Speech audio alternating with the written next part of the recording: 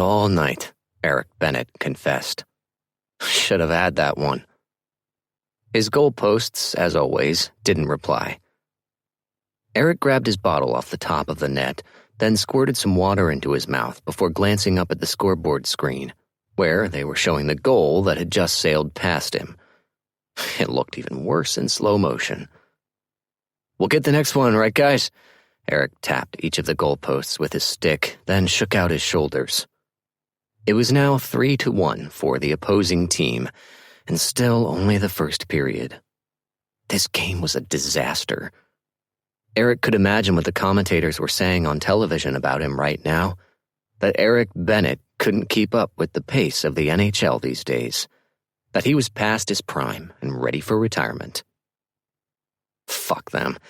They've been saying that about Eric for almost 10 years now. Every time he had an off game or a minor injury, it was time to put him out to pasture. As if Eric hadn't had off games when he'd been 26 and winning every goaltending award. As if he hadn't, at the tender age of 38, played a major part in winning the Stanley Cup with the New York Admirals 2 seasons ago. The Admirals' captain, Scott Hunter, skated up to him and tapped his pads. "Tough one, Benny. You good?" "I'm good. I'm shutting the door now. Think you've got a couple of goals in you?" "Absolutely." Eric crouched forward, ready for play to resume. "Nothing else is getting past me tonight," he promised himself. The promise lasted exactly 1 minute and 43 seconds.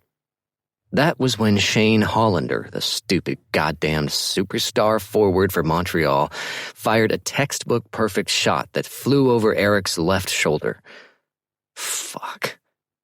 Eric glanced at the bench and was not at all surprised to see Coach Murdoch gesturing at him to come to the bench. He could also see New York's other goaltender, Tommy Anderson, putting on his mask. Fuck. "Sorry, guys," Eric told his posts. "I guess I'm watching the rest of this one. Be nice to Tommy." He skated toward the bench with his head down. He could hear the crowd's weak applause, which was maybe a showing of support for Eric, or maybe relief that he was being replaced. Tommy tapped Eric's pads as he passed him. "Don't worry about it, Benny." Eric didn't reply because of course he was going to worry about it. Not just this game, but the whole rest of this season. Which could very well be the whole rest of Eric's career. Eric's teammates greeted him with cautious words of support as he plopped down on the bench. He hauled his mask off and gave it to the equipment manager, who handed Eric an Admiral's ball cap to wear instead. Eric hated wearing ball caps. They looked weird on his head. Play resumed and Tommy, barely warmed up, had to stop 2 quick shots. He stopped both, which earned him a roar of approval from the crowd. Tommy was a good goalie, too good to be Eric's backup, and everyone knew it. Eric was sure Tommy had only stuck with the Admirals this long because he was waiting for Eric to retire. Maybe this entire team was waiting for Eric to retire. His wife hadn't waited. Eric frowned. It wasn't a fair thing to say or even think. Holly had had plenty of reasons for ending their marriage, and he understood all of them. He had known for years that their marriage hadn't been working. The spark that had been there in their youth had died a long time ago. Eric had told himself that his schedule was to blame, and that he and Holly would have a chance to fall back in love once he retired. Maybe she had hoped for that too for a while, but the truth they both eventually acknowledged was that they probably never were going to fall back in love. Their best years as a couple were behind them, and it was time to move on. Eric knew their divorce was the best thing for them both. Knowing it didn't make him feel any less lonely, though. His teammates didn't talk to him much for the rest of the game, even during the intermissions in the locker room. They knew he preferred to be left alone for now. Tommy played a hell of a game, stopping all but one of Montreal's shots on goal, but the Admirals still lost by 2 goals in the end. Long after the game had ended and after Coach Murdoch had talked to the team, which included praising Tommy for his efforts, Eric was sitting in his stall, wearing half of his Navy Ted Baker suit. The shirt collar was unbuttoned, and his tie hung loose and open around his bent neck. He absently rotated his wedding ring, which he couldn't quite bring himself to stop wearing. "Hey." Eric didn't need to raise his head to know that Scott Hunter had sat himself next to him. "Hi. You doing okay? I mean, besides the game tonight. Anything bothering you?" "Nope. Being freshly divorced and staring down the barrel of my 41st birthday is awesome." "No, just an off game." Scott clapped him on the shoulder. "You'll be back on top in the next game." Eric nodded. He would make sure of it. "You're coming tomorrow night, right?" Scott asked. As much as Eric did not feel like going to an engagement party for Scott and his fiancée Kip, he forced a smile and said, "Definitely. Of course. Can't wait."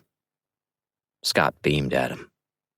Scott had been doing a lot of smiling in the past couple of years since he'd fallen in love with Kip Grady.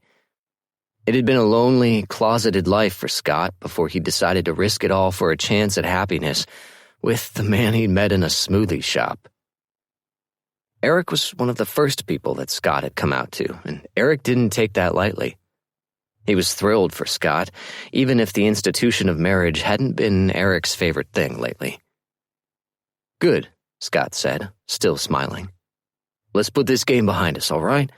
And we'll all have fun tomorrow night." Eric gave him a wry smile. "Even me?" Scott laughed. "Even you, Benny.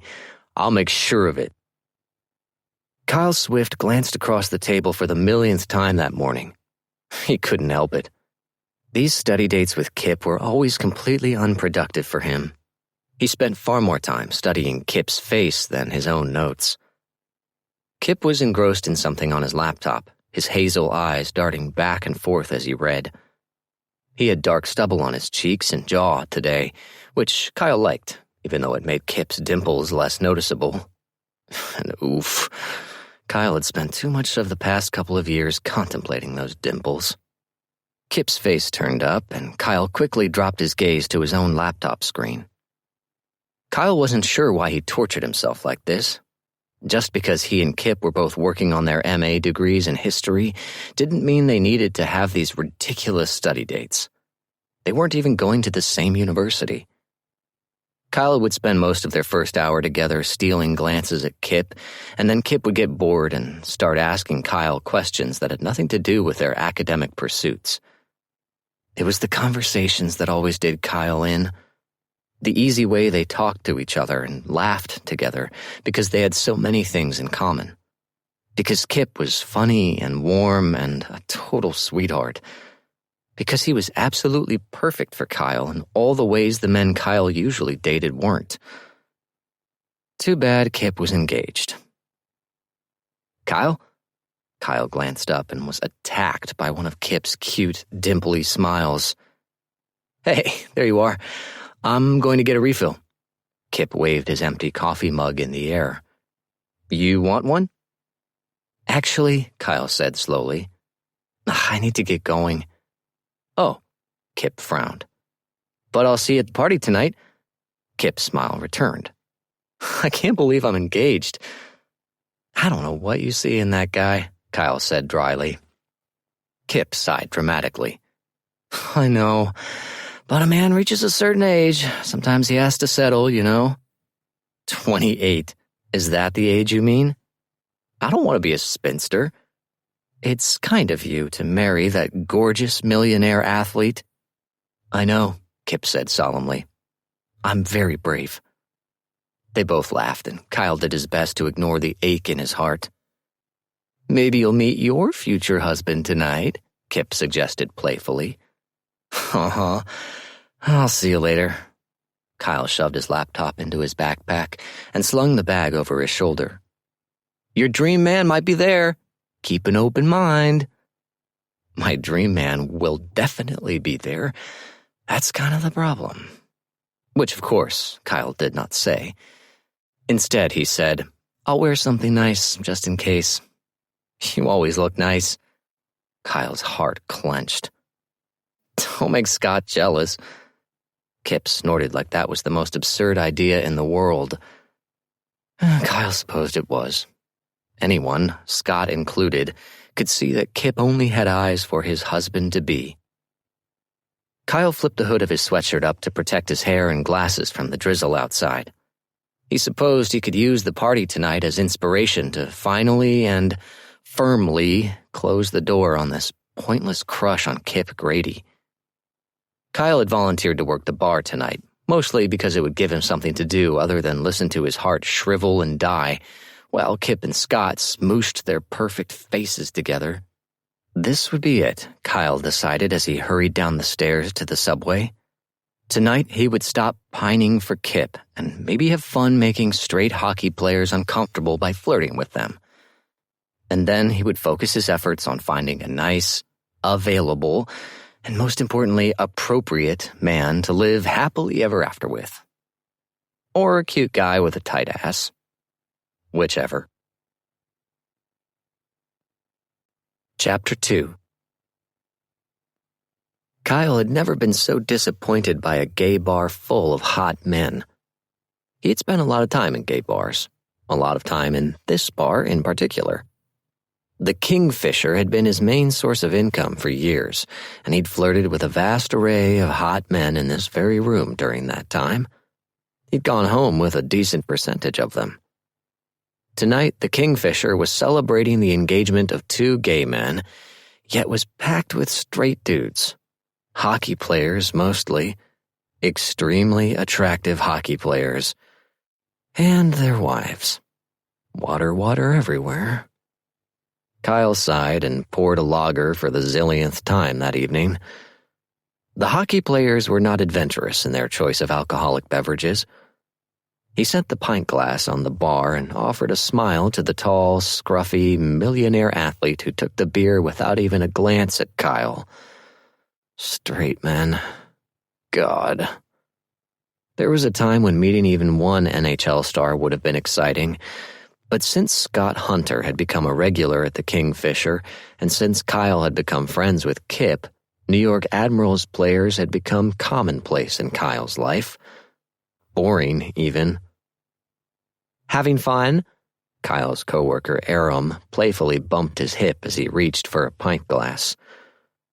Could be having more fun if any of these boys knew how to flirt, Kyle grumbled. I know, what a waste, right? This place is full of 10s and they're all worthless. Counterfeit 10s, Kyle agreed. Aram rested both of his massive arms on the bar and leaned forward, grinning at the rowdy and attractive crowd. Still, though, fun to look at. Have you seen Matty J-Lo up close? Not as close as I'd like to. Aram laughed as a man who was not the New York Admirals' gorgeous Finnish defenseman ambled up to the bar and asked them for a couple of pints of beer. Aram got to work pouring them while pointlessly flirting with the man. Kyle let his eyes roam the room. Ooh, Eric Bennett. The Admiral's star goaltender was leaning against the bar, seemingly taking in the party. Kyle didn't really know him, but he'd seen him in here before with Scott and Kip, and he was kind of exactly Kyle's type. Or rather, he was exactly the type of man Kyle wouldn't allow himself to fall for anymore. But it didn't hurt to look. Kyle had always loved Eric's dark, curly hair and well-groomed stubble, both of which were flecked with gray. He was tall and lean and always seemed so mature and elegant compared to the other Admirals players. Eric was alone now, and he was technically at the bar, so Kyle could technically ask if he wanted to order anything.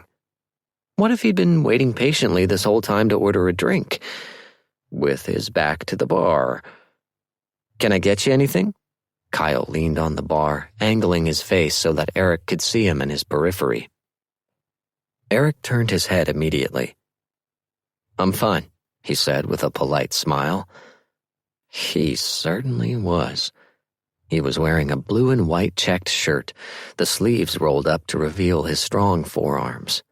His dark eyes fixed on Kyle's, his gaze confident and unwavering. Whew! If Kyle had one weakness, and he didn't, He had many. It was confident, attractive older men. Also confident, attractive younger men. Also men. "Kyle, right?" Eric asked. "You're friends with Kip?" "That's me. I'm Eric." He extended his hand and Kyle shook it. "I know who you are." Kyle's tone was teasing and flirty because it was pretty much always teasing and flirty. "You're the one who hides that handsome face behind a mask all the time." He expected Eric, the heterosexual goaltender, to lean away and make an excuse to leave, or maybe just leave. But instead, his lips quirked up and he said, "That's how it stays so handsome." Kyle let himself enjoy the playful sparkle in Eric's eyes for a moment. "Hey, Kyle, I need to get a fresh keg of the lager. You good here for a minute?" Kyle turned to Aram. "Of course. Go use those muscles." Aram blew him a kiss, then left for the back room. "It was nice of Scott to book this party at Kip's place of work," Eric said dryly. Kyle laughed. "I was thinking the exact same thing. Who does that, right?" Eric shook his head. "Scott Hunter, that's who. He likes this place and he's comfortable here. I'm sure that's all he was focused on." Kyle spotted Scott in the crowd. It wasn't hard because he was 6'4" and looked exactly how Kyle had always imagined Achilles. Scott was laughing with some friends and Kyle couldn't help but smile. 2 years ago, Scott had been firmly in the closet, lonely, and would have been terrified to enter a gay bar like the Kingfisher. Now he was a regular here. The bar had even named a drink after him, and hosting his big gay engagement party. Kyle was happy for him. He was happy for Kip, too, even if his feelings on that front were a little more complicated. "Are you sure I can't get you anything?" Kyle asked. "I've been pouring pints all night and I would love to show off my cocktail skills." "I don't drink." Oh, God, sorry. I shouldn't tempt you." Eric waved a hand. "It's not like that. I'm not tempted." "Ah." Kyle folded his arms on the bar and leaned forward. "You're just a very good boy, then." Eric smirked. "Most of the time." Wait, was Eric flirting with him? The conversation seemed flirtatious, but Kyle had a long history of clocking desire when there absolutely was none on the part of the other man. Straight men, another weakness of his. "You're in luck because I happen to make the most amazing mocktails in the world." Amusement sparkled in Eric's eyes. "Do you now?" Kyle winked. "You'll swear there's booze in them. They're that good." "I can't really compare." "Has it really been that long since you've had a drink?" Before Eric could answer, if he was going to answer, they were interrupted by an excited Kip Grady. "Eric!" Kip draped an arm over Eric's shoulders, then drunkenly lurched forward, pulling both men closer to where Kyle was standing behind the bar. Eric's nose almost brushed Kyle's cheek. "You're here!" "I am," Eric said, calmly sliding out from under Kip's arm. He straightened and took a step back, but his face was still relaxed and quietly amused. "Are you having a good time?" "I'm getting married." Kip's cheeks were flushed, and his eyes glowed with drunken ecstasy and love. Kyle looked away. "Congratulations," Eric said. He leaned on the bar, then brought his left hand up to clasp his wrist. That's when Kyle noticed the gold band on his ring finger. "Married. Right. Of course." He blinked when he realized that Kip was trying to get his attention. He dragged his gaze away from the wedding ring and up to Kip's beaming face. "This is Eric," Kip said sloppily. "He's like the best goalie ever." "I've heard. He's smart, too. He collects art." Kip's eyes widened in an expression of sudden realization. "Eric, Kyle is studying art." "Really?" Eric asked Kyle. "Art history?" Kyle clarified. "Ancient art, mostly. If your collection includes 3,000-year-old mosaics, I'm your expert." Eric's face split into a wide smile that nearly knocked Kyle on his ass. This man was gorgeous. While Kyle was losing himself in Eric's handsome face, Kip darted behind the bar, bumping up against Kyle. He grabbed a pint glass and started pouring himself a beer, but Kyle stopped him. "Get out of here. You're drunk." Kip rolled his eyes dramatically. "Fine. You pour it." When Kyle handed him the beer that he absolutely did not need, Kip leaned in and kissed his cheek. "Love you." Kyle's shoulders stiffened. "Love you too," he said quietly. His gaze followed Kip helplessly as he walked away with his drink. "Where are you studying ancient art?" Eric asked, snapping Kyle's attention back to him. Kyle managed a small smile. "See, Kyle, there's no reason to be sad. You have a beautiful, married, straight man to keep you company." "Columbia? I'm working on my master's degree." "Impressive. Well, before you get too dazzled by me, I'll clarify that I am very slowly working on my master's degree. I'm only taking one class right now." "Still impressive. I don't think I've ever met anyone who was studying ancient art before. What made you choose that field?" Eric's eyes were warm and attentive. Kyle believed that he was truly interested in his answer. "I've always been interested in it since I was a kid. I had this illustrated children's book of Greek myths that I read a zillion times." He laughed. "When I got older, I learned that the real versions of those myths were a lot more violent and horny. More bestiality than you were expecting?" Kyle waved a hand. "That's the least of it. Anyway, obviously the R-rated versions only made me more interested in mythology, which grew into an interest in the people who created and believed those myths. The storytellers, you know?" Eric nodded thoughtfully. "Is your undergraduate degree in art history as well?" "I majored in ancient history and Latin, and then I decided on ancient art and architecture for my master's degree." "That sounds like a fascinating thing to study." Kyle shrugged. "I have no idea what I'm going to do with it, but I like learning." "Me too." Kyle leaned on the bar. "Oh yeah? Are you a reader?" Maybe Eric was one of those well-rounded athletes who took online college classes or listened to a lot of educational podcasts. "I like to read. I majored in English literature." Kyle was momentarily surprised, but when he considered the man in front of him, he decided that being a student of literature suited him more than being a hockey player. "Where did you study?" Eric's lips twisted in a way that suggested he was embarrassed by what he was about to say. "Harvard." Kyle blinked. "You have a Harvard degree?" "Yes." Kyle laughed. He couldn't help it. He quickly covered his mouth, cringing at how rude that reaction had been. "Sorry, I just wasn't expecting that." Eric, thankfully, wasn't offended. "You're not the first person to be surprised by it, but you can check my Wikipedia page if you don't believe me." "I believe you." What Kyle couldn't believe was how cruel the universe was for placing this absurdly perfect, absolutely forbidden man in front of him. An older, athletic, confident man with a Harvard degree in English. Ugh, come the fuck on. Kyle was so tempted to say something very flirtatious right now, just to see if he could shake Eric's calm veneer. Just to see if his dark eyes would show discomfort or desire. A stunning woman with blonde hair and impeccable timing saved Kyle from conducting any inappropriate experiments. Regardless, Kyle felt Eric's gaze on him the entire time he made the customer her vodka soda. "You're working at your friend's engagement party," Eric said after the woman left with her drink. "Yeah, you noticed that, huh?" Eric seemed to consider Kyle for a moment, as if he was trying to puzzle him out. There was something about the way Eric looked at him that had Kyle feeling very exposed. He nearly shivered.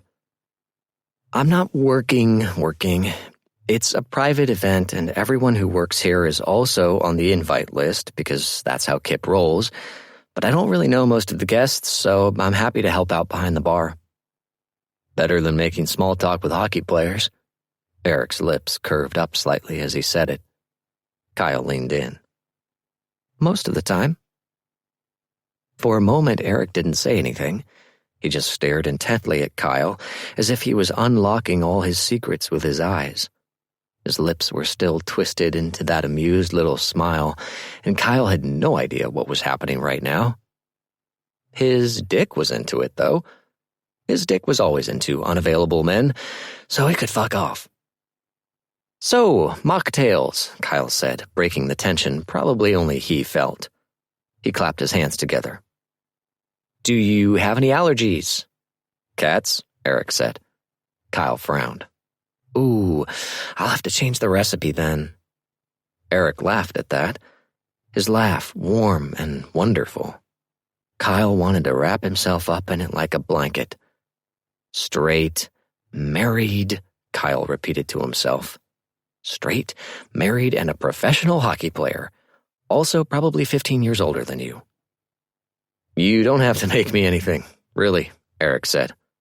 "I need to leave soon anyway." Kyle shouldn't have felt as disappointed as he did by that. "You sure?" "Yeah, Eric lowered his voice. "Between you and me, I love Scott and Kip, but I feel like I've been celebrating their relationship for going on 3 years now." Kyle grinned in delight. "I know, right? Like, we get it. You're perfect and in love." "Disgusting," Eric agreed. They both laughed. "Seriously, though," Eric said, looking a little ashamed of what he'd said about his friends. "I'm thrilled for them, especially Scott. I've known him a long time, and he's definitely earned his happiness." Kyle spotted Kip and Scott in the crowd. Scott had his arm wrapped firmly around Kip's shoulders, and both men were beaming. "He got a good man," Kyle said wistfully. When his gaze returned to Eric, he found sympathy in the other man's eyes. It was startling. "He did," Eric agreed. Kyle rolled his eyes, which was the immature thing he did when he didn't want to deal with feelings. "Anyway, I should gather up some of the empties." He grabbed a tray and gave Eric a parting wink before entering the drunken fray. Eric watched Kyle maneuver his way through the crowded bar. He watched his slim hips sliding this way and that, avoiding tables and people. He watched his long fingers plucking bottles and empty glasses from tables. He watched the way Kyle's lips would stretch into a playful smile whenever anyone spoke to him. He watched him for probably far too long, until a hand on Eric's shoulder broke him out of his trance. "Who do you have your eye on?" Eric's teammate and friend Carter Vaughn had managed to sneak up on him, which wasn't easy. "There aren't a lot of single women here tonight, but I wouldn't rule Maddie out as a possibility." "What are you ever talking about?" "Like, I'm straight, 1,000%, and I'm committed to Gloria 1,000,000%. But I'll admit it, Maddie J-Lo turns my head sometimes." "I'm not looking at anyone," Eric lied. "I just zoned out for a minute." "Well, that I believe, as long as you're not thinking about last night's game. This is a party, Benny." "I'm not." Carter raised both eyebrows, then took a sip of his beer. "I'm not," Eric insisted. "Okay. You having fun at all?" Eric shrugged. "Sure. I'm glad they're finally getting married, you know. It should have happened a year ago. I think it's smart to wait. You should know for sure it's the person you want to spend the rest of your life with." "I'm pretty sure Scotty knew within a week." Eric couldn't argue with that. His own marriage had taught him that rushing into a commitment to someone was a bad idea, but even he saw the hearts in Scott's and Kip's eyes when they looked at each other. "How are you holding up?" Carter asked. The playful glint in his eyes softened to something more like concern. "Is this hard for you?" Eric took a moment to consider his question. He liked to consider every question before answering. "A little, maybe. Not that I'm not happy for Scott, but I've been thinking about my own wedding, I guess." The teasing sparkle was back in Carter's eyes. You can remember back that far? Shut it. I forget, was Holly a war bride? Was she your nurse after the Germans shot you? All right, I'm going home. Carter nudged him. Seriously, though, I'm sorry if this is rough for you. It's been a year, almost. I'm over it, really. I don't miss Holly, but I do miss... Eric shook his head. Regular sex, Carter guessed. Companionship, Eric finished with a glare at Carter. Holly and I didn't spend much quality time together the last few years, but it was still nice to have someone to talk to at night when we were both home. I'll bet we can find someone who wouldn't mind being your companion, Carter said, making the word sound dirty. Eric's gaze found Kyle again, his tray now heaving under the weight of empty beer bottles and pint glasses. Eric could see the bulge of his bicep straining the fabric of his white t-shirt. He had an athletic figure, not jacked like the other bartender, but slim and toned. Eric wondered if he played any sports or if he just worked out a lot. I think I'll head home, Eric said, because checking out the very young man tending bar was definitely a sign that it was time to leave.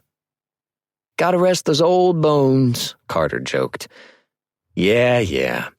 Eric retrieved his long black wool coat and olive green cashmere scarf from the back of a bar stool.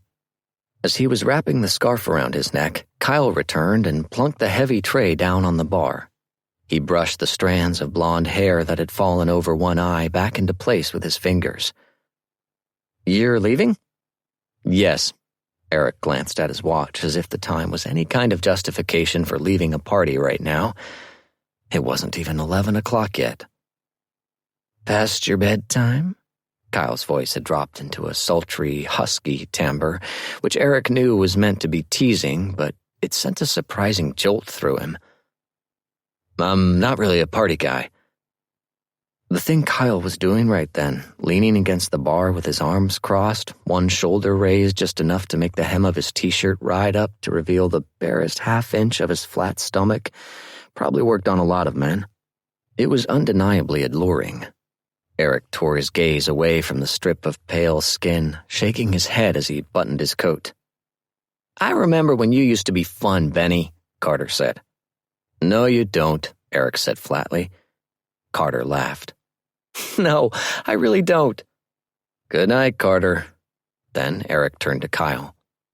It was nice talking to you, Kyle. Likewise. The words slid out of Kyle's mouth, rich and bordering on ridiculous.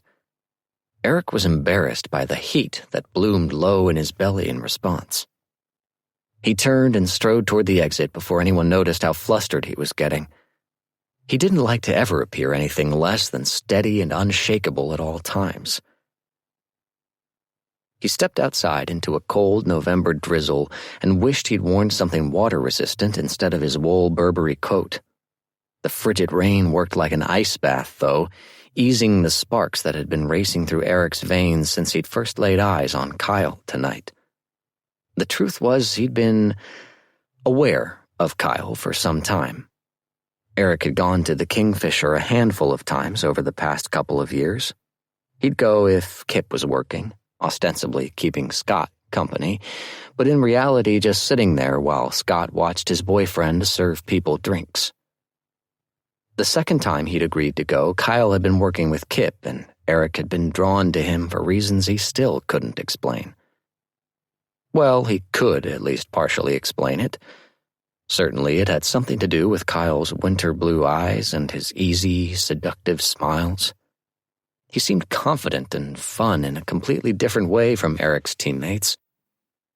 It was alluring. Eric noticed people. He always had.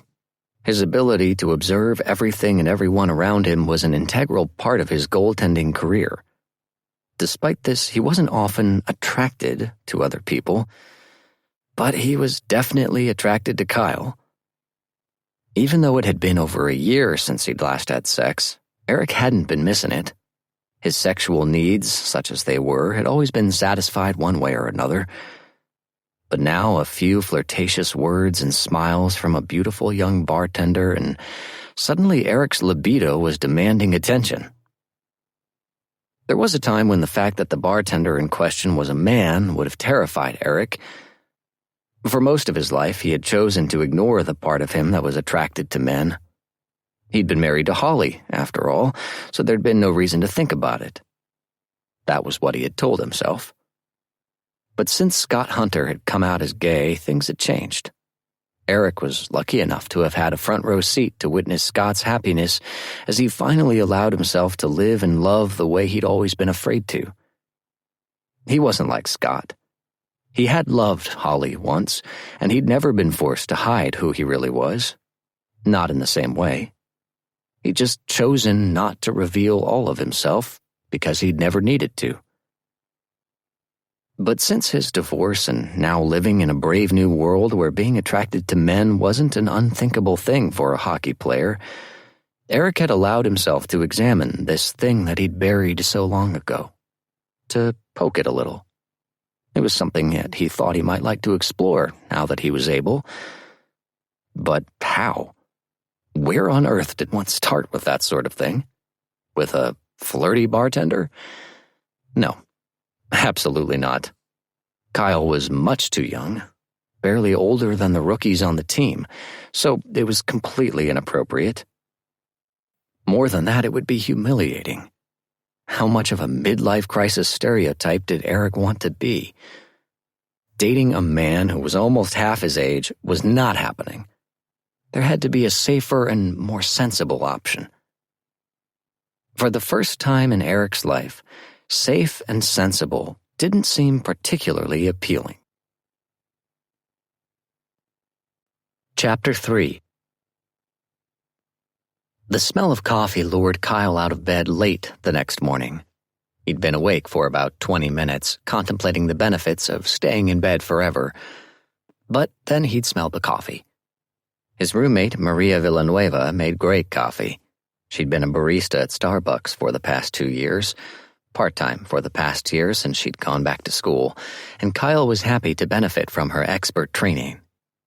"Sit," Maria instructed, looking less than intimidating in her fluffy purple housecoat and panda bear slippers. Kyle obeyed her anyway.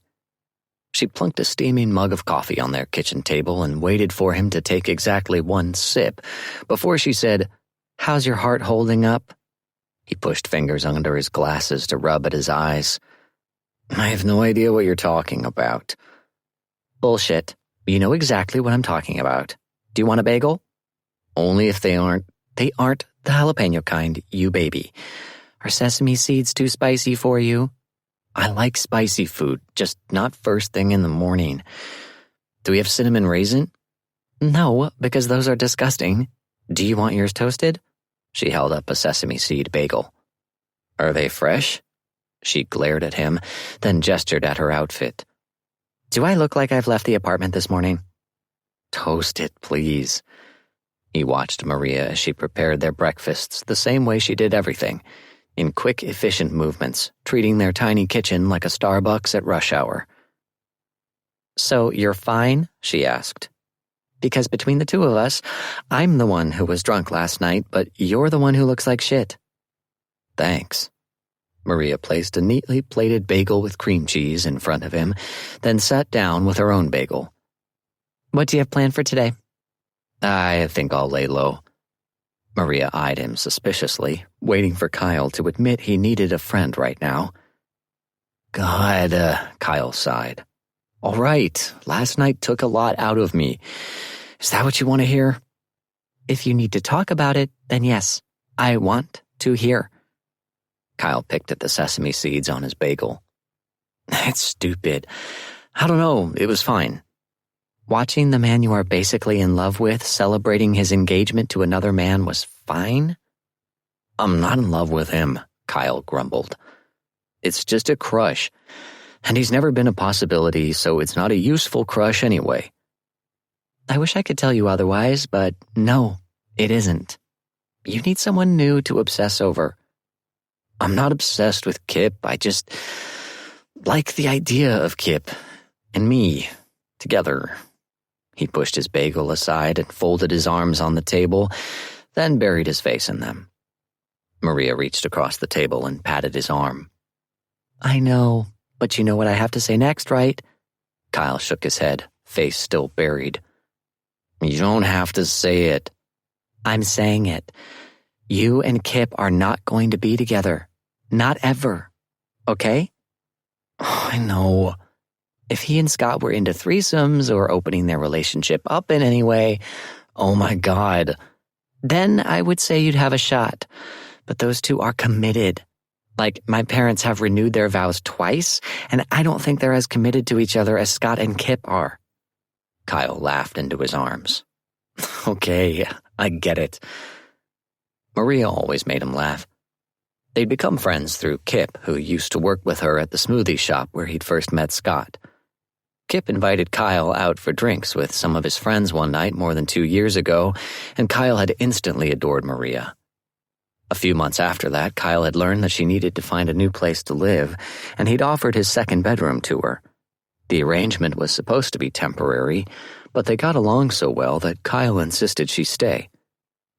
Can you imagine, Maria mused, getting in the middle of that sandwich? I could probably write a thesis about it. I've imagined it so much.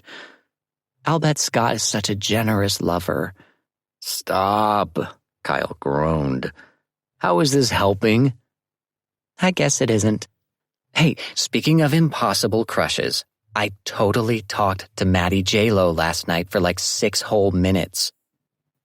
Alone? Kyle gasped. You're compromised. He'll have to offer to marry you now. I wish. Oh my God. Like, I understand that he is several leagues above me, but damn, a girl can dream, can't she? He's not out of your league. You are completely awesome and beautiful. He's just a big old hockey player. With perfect genes and millions of dollars. Yeah, well, he'd be lucky to have you. Speaking of hockey players, Maria sucked a gob of cream cheese off her finger, releasing it with a pop. I saw you talking to Eric Dream Daddy Bennett last night. Oh, you mean the straight man with a wedding ring on his finger? Yes, it was very promising. I expect him to call on me any moment now. Straight, old, and married. Isn't that exactly your type? Kyle flicked a sesame seed at her. I also like them gay, young, and engaged. I'm very open-minded. Why don't you go for Aram? He's a sweetheart and he's smoking hot. Because he's one of my best friends and he works with me. You just exactly described Kip. Yeah, but... Kyle wasn't sure how to elegantly finish that sentence, so instead he sputtered out some nonsense. Kip was a crush first. Like, I saw him one night at the Kingfisher with his friends and I was smitten. We flirted a bit and I really thought I'd be taking him home that night, but then he left. The next time he came back, you were there. I think it was his birthday. Oh yeah, I was super drunk that night. You all were, and once again I thought I'd be leaving with him at the end of the night. Turns out, of course, he was secretly dating Scott at the time. And then there was that time you kissed him. Kyle dropped his head back on his folded arms. And then there was that time I kissed him. He raised his head. But in my defense, he really led me to believe that he wanted it. He showed up alone, sat at the bar, and flirted with me all night. Getting drunk alone, always a sign of emotional stability. I know.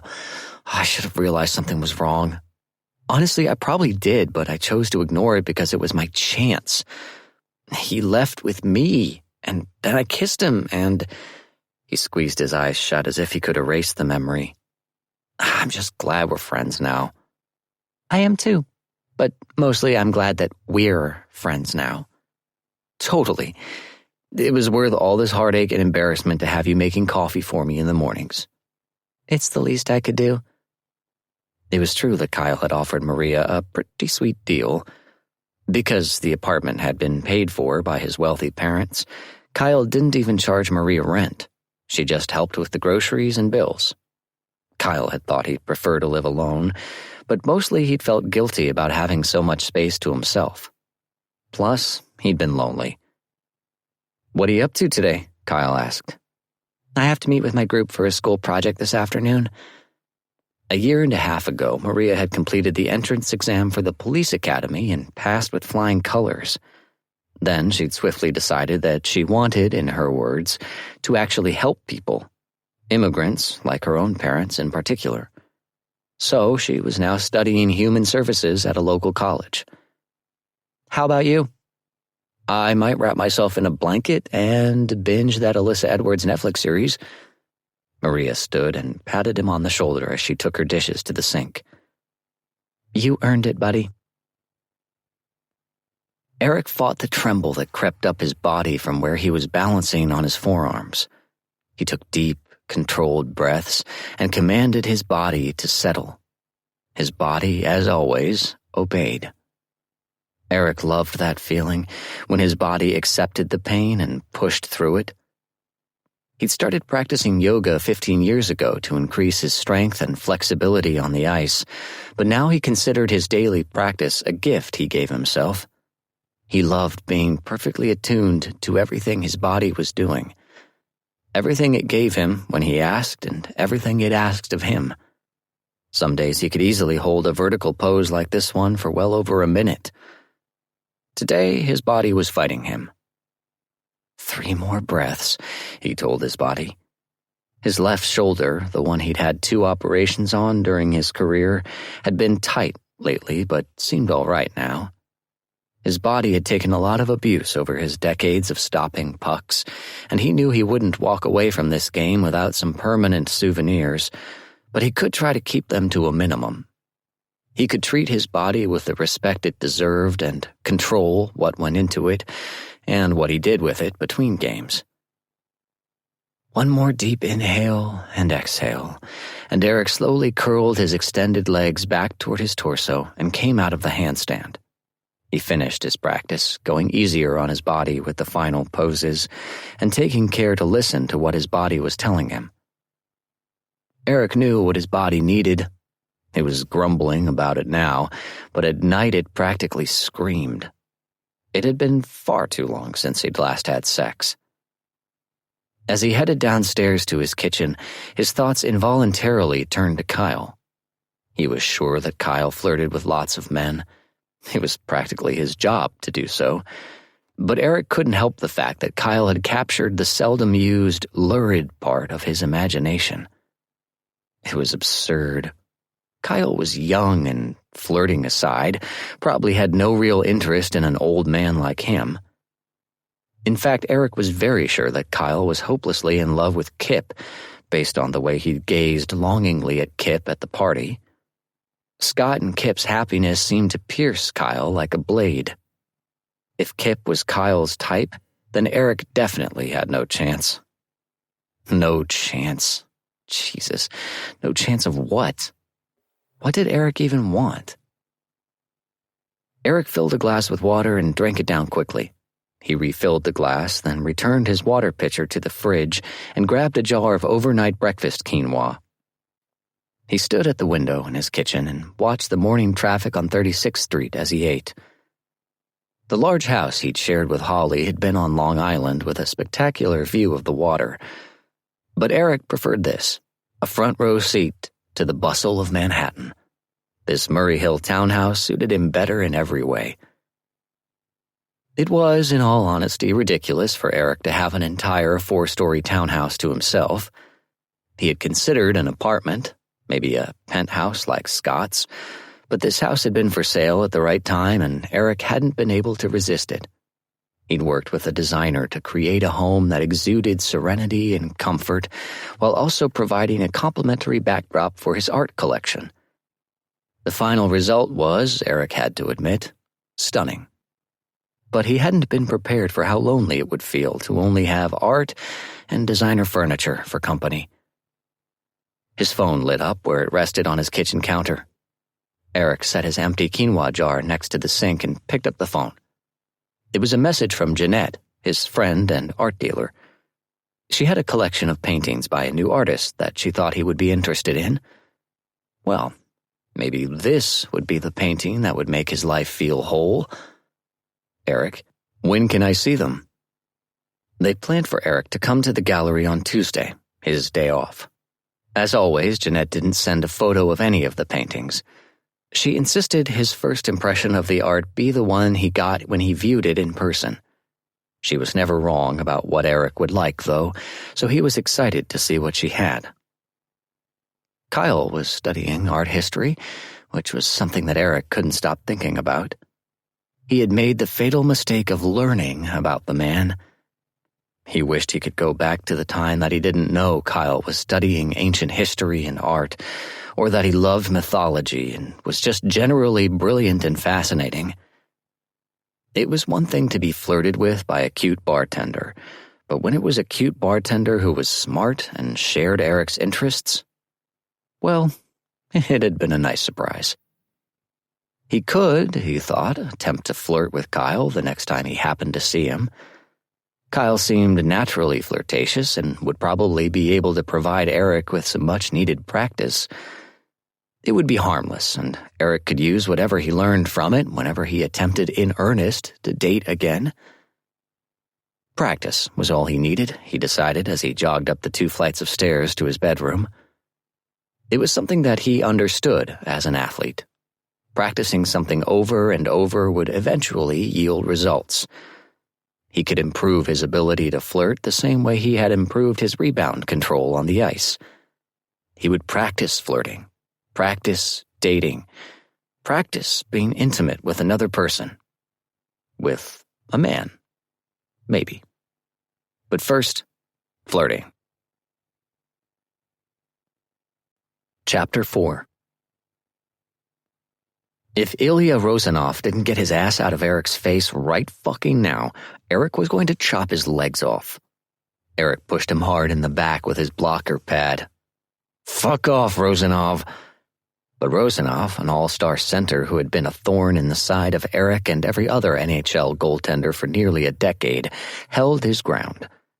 I swear to fuck, Rozanov, Eric growled as he stretched his neck to try to see over Rozanov's shoulder. I heard Hunter's getting married, Rozanov said conversationally, as if they were having lunch together and not in the middle of a 1-1 hockey game. Looking for an invite? Eric asked, shoving him again. To the most boring event of the century? No. Rozanov was a big guy, not easy to move. But Matty J-Lo was bigger, and he finally came to Eric's rescue. Took you long enough, Eric grumbled. But J-Lo was already gone, chasing after Rozanov. A few seconds later, Rozanov was racing toward the net with the puck. Instead of sinking back into the net, Eric moved to the top of the crease, fearless and challenging. Try me, motherfucker. Rozanov let off a lightning-quick wrist shot that sailed toward the top corner of the net. The puck was fast, but Eric was faster, gloving it down with probably a little more flourish than was necessary. He only had so many chances left to make a highlight reel. Nice save, Rozanov said calmly as he skated by. Plenty more where that came from. Rozanov turned back and grinned. I doubt it. You are 100 years old. I could hear your bones creak. That's not what your girlfriend said. Eric was instantly embarrassed by his immature comeback, but Rozanov was laughing. I'll have to ask her about it, he said.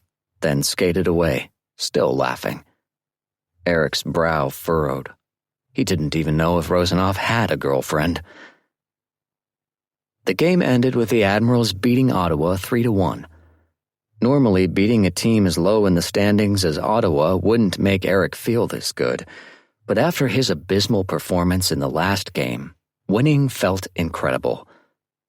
When the siren sounded to end the game, he raised both arms over his head as first J-Lo and then the other defenseman on the ice, Brisebois, engulfed him in jubilant hugs. Carter skated down the ice and butted the front of his helmet against the forehead of Eric's mask. You put on a fucking clinic tonight, Benny. Send them crying back to Ottawa.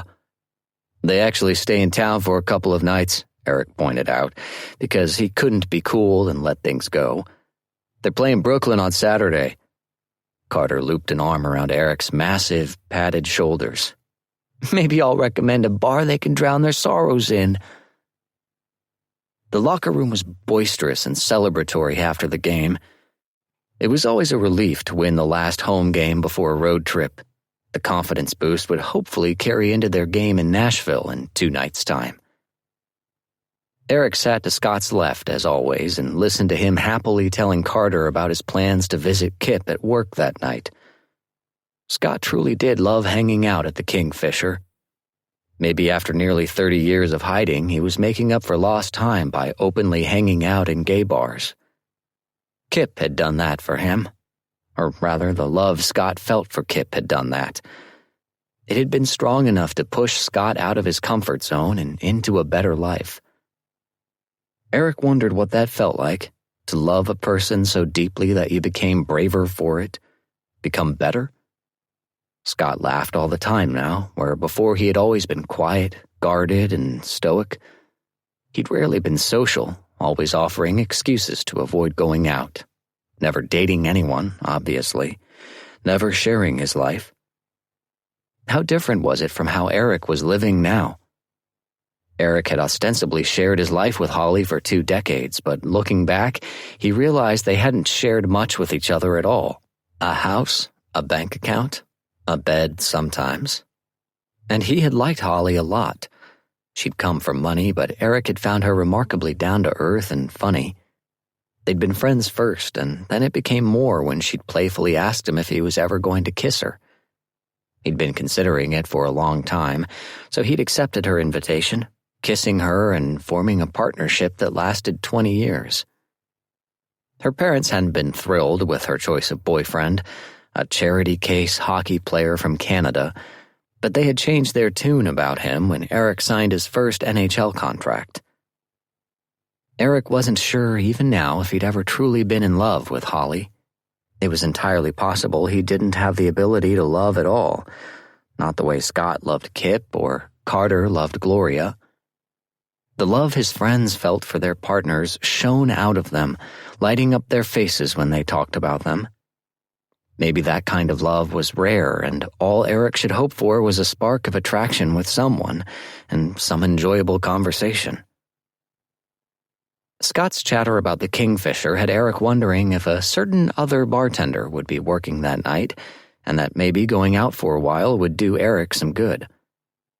"Are you heading to the bar right from here?" Eric asked. "Yeah, it's closer to the arena than to my place." Eric considered this. He would be wearing a suit when he left the arena, but so would Scott. He supposed he could remove the jacket and tie before entering the bar. "Maybe I'll go with you," Eric said. "If that's okay." Scott looked surprised, then grinned broadly, his blue eyes sparkling. "That would be awesome." It was probably a terrible idea. Kyle had pretty clearly rejected Eric last week and probably wouldn't be excited to see him at his place of work. But Eric wasn't going to bother Kyle. He wasn't that stupid. He would enjoy an evening hanging out with Scott, and if he stole a few furtive glances at Kyle, no harm done. Eric and Scott shared a car from the chauffeur service they both liked. As soon as the car started moving, Scott began removing clothing. First his jacket, then his tie, and Eric did the same.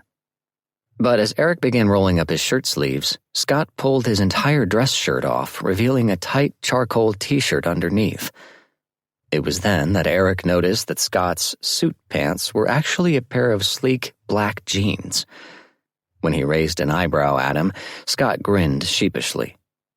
"The dress code is a stupid rule anyway." Eric shook his head, smiling. "When did you turn into such a rebel?" "Probably when Kip ranted for 20 minutes once about how professional athletes are only required to wear traditional men's suits as a way of repressing creativity and of enforcing gender norms." "Right." Eric kept his shirt on, but he unfastened a couple of the top buttons. "Funny how we never talk about stuff like that in the locker room." "We're getting there," Scott said confidently. Eric knew that Scott truly believed there was a not-too-distant future where hockey would be every bit as inclusive and welcoming as the bars that Scott now frequented. Eric wasn't sure if the future of their sport was quite that rosy, but if hockey culture changed at all, it would be largely due to this man sitting beside him. Eric was proud to be his friend. He would be prouder still to stand beside him on Scott's wedding day. But tonight, Eric was nervous because he was secretly hoping that Kyle was working, and he wasn't sure what that meant, or what exactly he was hoping for. For right now, all Eric knew for sure was that he wanted to look at Kyle, to enjoy the way his blood fizzed a little when Kyle smiled at him. Maybe it was sad that Eric's sex life had gotten so dire that he was surviving on flirtatious winks from a man who had no actual interest in him. But at least it was something. So, the unease in Scott's voice got Eric's attention. I think someone else might be joining us tonight. Oh, who? Rosenoff. He texted me after the game, asked what I was doing tonight, and I told him. Eric was stunned. Ilya Rosenoff wants to hang out with you tonight? At a gay bar? Scott shrugged. Apparently. That guy is so weird. Scott laughed. He's mysterious for sure, but I think he's maybe a decent guy. Remember when he showed up at that gay club in Vegas to hang out with us? Eric did remember. A nightclub had been holding a Scott Hunter night to celebrate Scott publicly coming out. The party had been the same night as the NHL awards, after the ceremony. Scott had extended the invitation to the entire audience at the awards, but other than the handful of Scott's teammates who had been in town, Rosenoff was the only one who'd shown up. Eric had been as surprised as Scott had been to see Rosenoff, a man who had gleefully taunted Scott as often as possible for years, who had a well-earned reputation as a ladies' man, who was a famous hockey player from Russia, for fuck's sake, calmly approaching them in a gay nightclub. To this day, Eric couldn't wrap his head around it. So he's in New York City, home of some of the best nightlife in the world, and he wants to hang out with you? Yeah, because I'm very cool and fun now. Haven't you heard? Scott nudged him playfully. Eric forced a smile, but having Rosenoff there would complicate things. Eric wasn't quite ready to tell Scott his true reason for joining him tonight, let alone Ilya Rosenoff. Eric wanted to come out to Scott. He thought he might want to come out to everyone, but he didn't like to do anything until he had all of his ducks in a row. For whatever reason, it made sense to Eric to try out flirting with a man first. Maybe going on a date or two, or kissing a man. Anything that might make his bisexuality seem real. If he did that, he might be able to tell his best friend, with confidence, that he was bisexual. The ridiculous thing was that he could hear Scott's voice in his head, scolding him for believing he needed to prove his own sexuality to himself. But still, Eric wanted to be sure, and he didn't want Scott to guess that Eric was at the bar to ogle Kyle. Unfortunately, Rosenoff seemed a lot more observant, a lot more into giving people shit, too. The car pulled in front of the bar, and Scott and Eric thanked the driver as they slid out of luxurious leather seats and into the bracing cold of late November. They hurried inside with backpacks crammed full of their discarded clothing slung over their shoulders. The Kingfisher was, as always, warm and lively, despite being noticeably rough around the edges. Most of the chairs and tables had patches where the wood stain had worn off. The wallpaper was torn and peeling in places. The speakers in the corners that pumped pop music into the bar were in desperate need of dusting. The large television in one corner showing a West Coast NBA game was an older model. It was a bit of a dump, but there was something comforting and inviting about the place. Most of the tables were full, but Kip dashed over as soon as he spotted Scott and gestured to an empty table near the bar. It had a little reserved sign on it, which Eric was sure was only ever used for Scott's visits. Kip greeted Scott with a kiss, which went on long enough that Eric had to look away. "You were amazing tonight, sweetheart," Kip said, his arm still looped around Scott's neck. "We had the game on in here. You were awesome too, Eric." "Thanks." Eric scanned the room and spotted a familiar, trim body in faded jeans and a form-fitting white t-shirt. He was at a table across the room, standing with his back to Eric, but Eric had no problem recognizing him. "Have a seat," Kip said cheerfully. "I'll bring you boys a lager and a soda water with lime?" He glanced at Eric with raised eyebrows, silently checking to make sure he'd remembered Eric's usual correctly. "Soda with lime, yes. Thank you." Kip left to get their drinks, and Scott never took his eyes off him. Eric carefully turned his gaze on Kyle, letting his eyes linger for a few seconds and then looking away.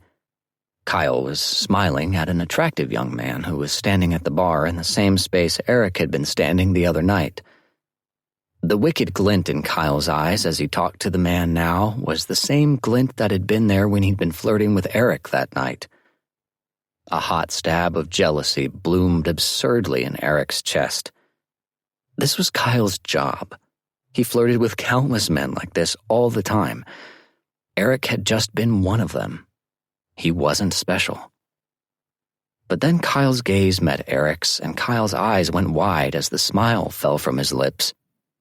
It was only for a second, and then Kyle snapped out of it and turned his attention back to his customer, lips turned up in a seductive smile once again. Oh no, what was he doing here again? Kyle could accept that Eric Bennett was here at the Kingfisher to keep his friend company. It probably had nothing to do with Kyle, but that would mean ignoring the way Eric's gaze kept landing on Kyle as he worked, the way he frowned when Kyle flirted with other customers, even as Eric fiddled with his fucking wedding ring. Kyle was all too familiar with men like Eric, men who like to spend their evenings away from their wives so they could scratch an itch they would never dare speak a word about to any of the people in their lives who actually mattered to them. Men who were happy to get off with Kyle, men who maybe even claimed to want more than secret hookups with him someday. But those men were all the same. As soon as there was even a chance the secret might get out, that their desire for men might be known by anyone important to them, they bolted. Fuck men like that. Kyle had wasted too much of his life, of his heart, on them. Eric could ogle him all he liked with those gorgeous dark eyes. Kyle wasn't biting. I hate it when Scott comes here, Aram grumbled as he filled a couple of pint glasses. All eyes are on him until he leaves. Aw, Kyle said. I think at least one pair of eyes is on you, babe. He nodded at a tall, muscular man who was definitely trying to get Aram's attention for reasons beyond wanting to order a drink. Aram perked up. Well, hello. Let me go see what he's thirsty for. Kyle laughed. Aram finished loading his tray with full pints, then winked at him. Hey, I see Scott brought his hot dad tonight. Kyle followed Aram's gaze to where Eric was sitting. As soon as Kyle's eyes landed on him, Eric turned his head quickly away. Busted. Oh, you mean husband of the year over there? No, thank you. Aram wrinkled his nose. Right, I forgot. Ick. He left with his tray of drinks, and Kyle took a cute, chubby, bearded guy's order. That's Scott Hunter, right? The man asked as Kyle prepared his gin and tonic. The one and only. He's even more gorgeous in person. Damn. Oh, I know. The guy who's sitting with him is hot too, in a sexy professor kind of way. Kyle had to fight to keep himself from rolling his eyes. When the bearded guy left with his drink, he was immediately replaced by Kip. You should come over to the table to say hi. I'm busy. Busy with that handsome lumberjack? Kyle narrowed his eyes at him. The handsome lumberjack who has a giant crush on your fiancé? For a moment, Kip looked outraged, but then he grinned and said, Well, I can't blame him. I mean, just look at Scott. Sometimes I can't believe he's really mine. Ugh. Lucky you. You're in a mood tonight. I'm fine, I'm just hungry, and I probably need to get laid. Good thing you work in a bar that has both food and horny men. Kyle couldn't help but laugh at that, which made Kip beam. His horrible dimples arrived on the scene to torment Kyle. Let me check on my tables, Kyle said, and then I'll go say hi to Scott, and Eric, and... Wait, who's that guy? Kip turned to glance at Scott's table and his eyes went wide. Holy shit. Is that... Ilya Rozanov? Kip blew out a breath. This night just got a lot more interesting. Why? Is he your third or something? Hell no. Rozanov is definitely into women, and he kind of hates Scott. Is he in a committed relationship? Not that I know of. Then maybe I'll see if any part of it might be into men. Kyle smiled coyly at Kip, then zipped away with an empty tray. Kyle was definitely avoiding their table.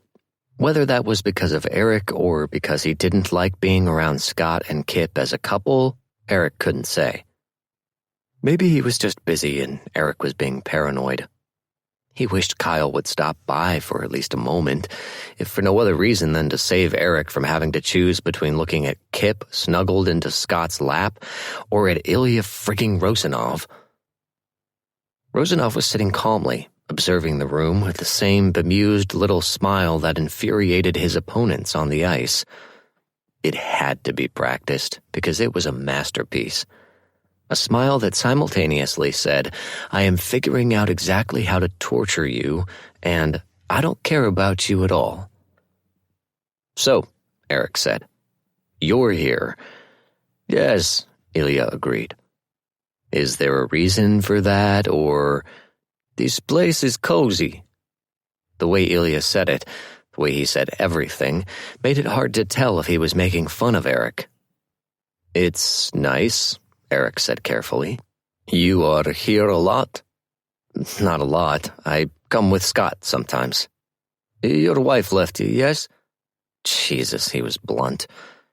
"We separated." Ilya smirked. "Okay. But she divorced you?" "It was mutual." "Yes, and now you hang out here?" Eric almost never blushed, but he came dangerously close just then. "To keep Scott company, like I said." Ilya nodded in the direction of Kyle, who was now behind the bar. "Lots to look at." Eric clenched his jaw. How the fuck was Rosanov so perceptive? He really seemed like he didn't give a shit about anyone around him, but his powers of observation were sharper even than Eric's. "I guess." Unfortunately, Kyle chose that moment to finally visit their table. "Good evening, boys. Kip, when you've finished the lap dance, your booth in the corner needs another round." Kip slid out of Scott's lap, cheeks pink. "It wasn't a lap dance." "Hunter probably thought it was," Ilya quipped. Scott glared at him. "Fuck off, Rosanov. I know what a lap dance is." Kip hurried away to check on his table, and Kyle turned his attention to Rosanov. "I don't believe I've had the pleasure." Eric didn't like the glimmer in Kyle's eyes as he drank in Ilya's admittedly attractive face and body. "Kyle," Scott said, "this is Ilya Rosanov. Ilya, this is my friend Kyle." Ilya reached across the table and shook Kyle's hand. "Kyle?" He held his hand for, Eric felt, longer than necessary. "What can I get you, sexy?"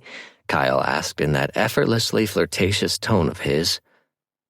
Ilya pointed at a chalkboard beside the bar that advertised the drink special that hadn't changed in over 2 years.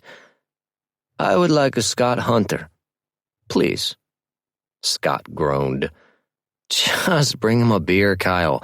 He's being an asshole." "Have you had it?" Ilya asked Eric. "No. I want to try it. And bring one for Bennett." Eric caught Kyle's gaze and shook his head. "I can make one without alcohol," Kyle offered. Ilya looked delighted. "Yes, a virgin Scott Hunter." "Jesus fucking Christ," Scott grumbled. "You don't have to," Eric said. "I'm fine." "I never got to make you that mocktail the other night." Kyle placed a hand on Eric's shoulder. "I was watching you show off on television earlier. Let me show you what I'm good at." Eric swallowed so hard the rest of the table must have heard it. There was that fizzy feeling he'd been chasing. "Okay." Kyle grabbed their empty glasses, then left with a wink at Ilya. Eric hated how jealous he was of that wink. Ilya didn't even react beyond his usual infuriating half-smile. Scott stood up. "I'm gonna hit the men's room." He lingered a moment before leaving, which left him vulnerable for a Rosanov attack. "Are you hoping for company?" Scott scowled. "No." He turned and left, and Eric had to bite his cheek to keep from laughing. His amusement didn't last, because as soon as Scott was gone, Ilya started on Eric. "Kyle seems nice." Eric kept his expression as neutral as possible. "He is?" For a long moment, Ilya didn't say anything. He just quietly studied Eric as if searching for a weak spot. "He is attractive, I suppose. He looks like Hunter a bit, but younger." He paused and grinned. "Much younger." Eric's expression got a whole lot less neutral. He didn't reply, so Ilya kept going. "He's like if Scott Hunter had a younger brother, and that brother had a son." Eric did not like anything that Ilya was implying. "He seems to like you," he volleyed back, hating that it was true. Ilya shook his head. "This table is a mess." "What do you mean?" Ilya leaned forward, uncomfortably close to Eric. "You want to fuck Kyle. Kyle wants to fuck Hunter's boyfriend, but maybe also you, since Hunter and his boyfriend do not see anyone but each other." "I do not," Eric sputtered, even though he was pretty sure everything Rozanov had just said was true. Jesus, this asshole was perceptive. "I barely even know him, and I'm just here with Scott." "Yes." Ilya's eyes darted to where Eric's left hand rested on the table. "Also, you are wearing a wedding ring but have no wife." Eric covered his left hand protectively with his right. "I like wearing it. I've worn it my entire NHL career, and it doesn't feel right to take it off. Not when I only—" He stopped himself just in time. Or at least he'd thought he had. "Not when you only have this season left," Ilya finished for him. God, Eric hadn't told anyone that yet. He was planning to announce it after the Christmas break, maybe. "Don't say a word to anyone, Rozanov." Ilya leaned back in his chair. "He's not going to shock people, Bennett. You are very old." "Thanks. Tommy Anderson will be happy." Eric spotted Scott coming back from the bathroom. "Shush, I mean it." Ilya pressed his lips together, but his eyes danced, and Eric really wasn't sure if he was going to keep quiet or not. His stomach clenched at the possibility of having his two biggest secrets revealed right now by Ilya goddamned Rozanov. But Ilya didn't say a word, and shortly after Scott sat down, Kyle returned with their drinks. "One naughty Scott Hunter," he said as he placed a blue cocktail in front of Ilya, "and one nice Scott Hunter." He placed an identical drink in front of Eric, then darted away before Eric could even thank him. Ilya lifted his glass. "Should we drink to Scott Hunter and his future husband?" "I think we drank enough to that last week," Scott said sheepishly.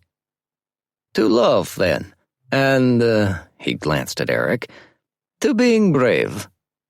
They all clinked their glasses, and Ilya winked at him in a gesture that Eric translated as, "Your secret is safe with me." Ilya took a sip of his drink, and his face scrunched up. "Ugh, tastes like Scott Hunter. Too sweet." Eric thought the drink was remarkably well-balanced, but his obviously had different ingredients. "Kyle!" Ilya called out. "Help!" Eric saw Kyle pause on his way from the bar to a table. He was carrying a tray loaded with drinks. "Leave him alone. He's working." "I'm a customer," Ilya argued, "and I need a beer or something to get this taste out of my mouth." "I once watched you drink 3 cherry Cokes at an all-star weekend lunch, so don't pretend you don't like sweet drinks." Ilya looked a little stunned by Eric's snark. Then he grinned. "I did not know you were so interested in me." "I'm not. At all." It was a shocking amount of cherry Coke for a pro athlete to consume. It was memorable. You know," Ilya said with a weird little smile, "you were not the only one to think so that day." He took another sip of his drink and made a disgusted face. "Where is Kyle? Or the other one, Hunter's guy?" Eric sighed. "Stay here. I'll get you a beer." Ilya's smirk was far too knowing. Yes, you go talk to Kyle. Would you like me to hold your wedding ring? Eric didn't answer him. He turned and strode toward the bar before Ilya could see his cheeks darken. Kyle was just returning to the bar when Eric got there. Oh, hey, Kyle said. It definitely wasn't warm. Ilya wants a beer, and I wanted to stretch my legs, Eric said. Uh-huh. What kind of beer? This conversation wasn't going at all the way Eric wanted it to. He tried for flirtatious. He leaned forward a bit, resting an elbow on the bar top. I might need to rely on your expert opinion for that. Kyle stared at him, his expression so unfriendly that Eric slid his elbow off the bar and let his arm hang at his side. Then Kyle said with a huff of irritation, I like the red ale. Okay, I'll go with that then. Kyle grabbed a glass and wordlessly filled it with ale. Eric awkwardly accepted it, but didn't move to return to the table. He should leave. He knew that. But he also desperately wanted Kyle's attention, if only for a moment. Why is he still here? Kyle was starting to wish Eric would outright proposition him so he could turn him down and be done with it. Maybe he doesn't want to proposition you. There was definitely a possibility. Kip had said that Eric could use a friend, someone to talk about art and history and other non-hockey things with. In fact, it was extremely possible that Kyle was being an asshole because he was projecting his past heartbreak onto a perfectly innocent, attractive, older man. An attractive older man who looked completely lost right now, holding someone else's beer and seemingly trying to think of something to say that would make Kyle be nice to him. Kyle decided to throw him a bone. Do you have the day off tomorrow? Eric's face lit up, and Kyle flooded with shame. I do. Kyle pretended to be busy wiping down the bar. And how does Eric Bennett spend his days off? Eric seemed to think about it for a moment. I do a more intensive yoga practice at home on days when I don't have a game or practice. Wow, Kyle laughed. Is that how you kick back and unwind? Intensive yoga? Yes. There was nothing playful in Eric's tone, so Kyle let it drop. Maybe the yoga was enjoyable for Eric. Maybe intensive yoga turned into intensive, flexible morning sex with his wife. I'm also going to visit my friend's gallery, Eric said. She's preparing a new exhibit and wants to show me the paintings in advance. I'll be on the road for the opening. Oh, that's right. You're a patron of the arts. Kyle said it as if he'd completely forgotten that Eric collected art. It was one of many enchanting things about Eric Bennett that Kyle was trying not to think about. I buy art that I like, Eric corrected. It's mostly selfish. Is that something a lot of hockey players do? Collect art? Kyle already guessed that it wasn't. Not many that I've met. Nothing against my teammates. Some of them are my best friends, but they aren't the most cultured bunch.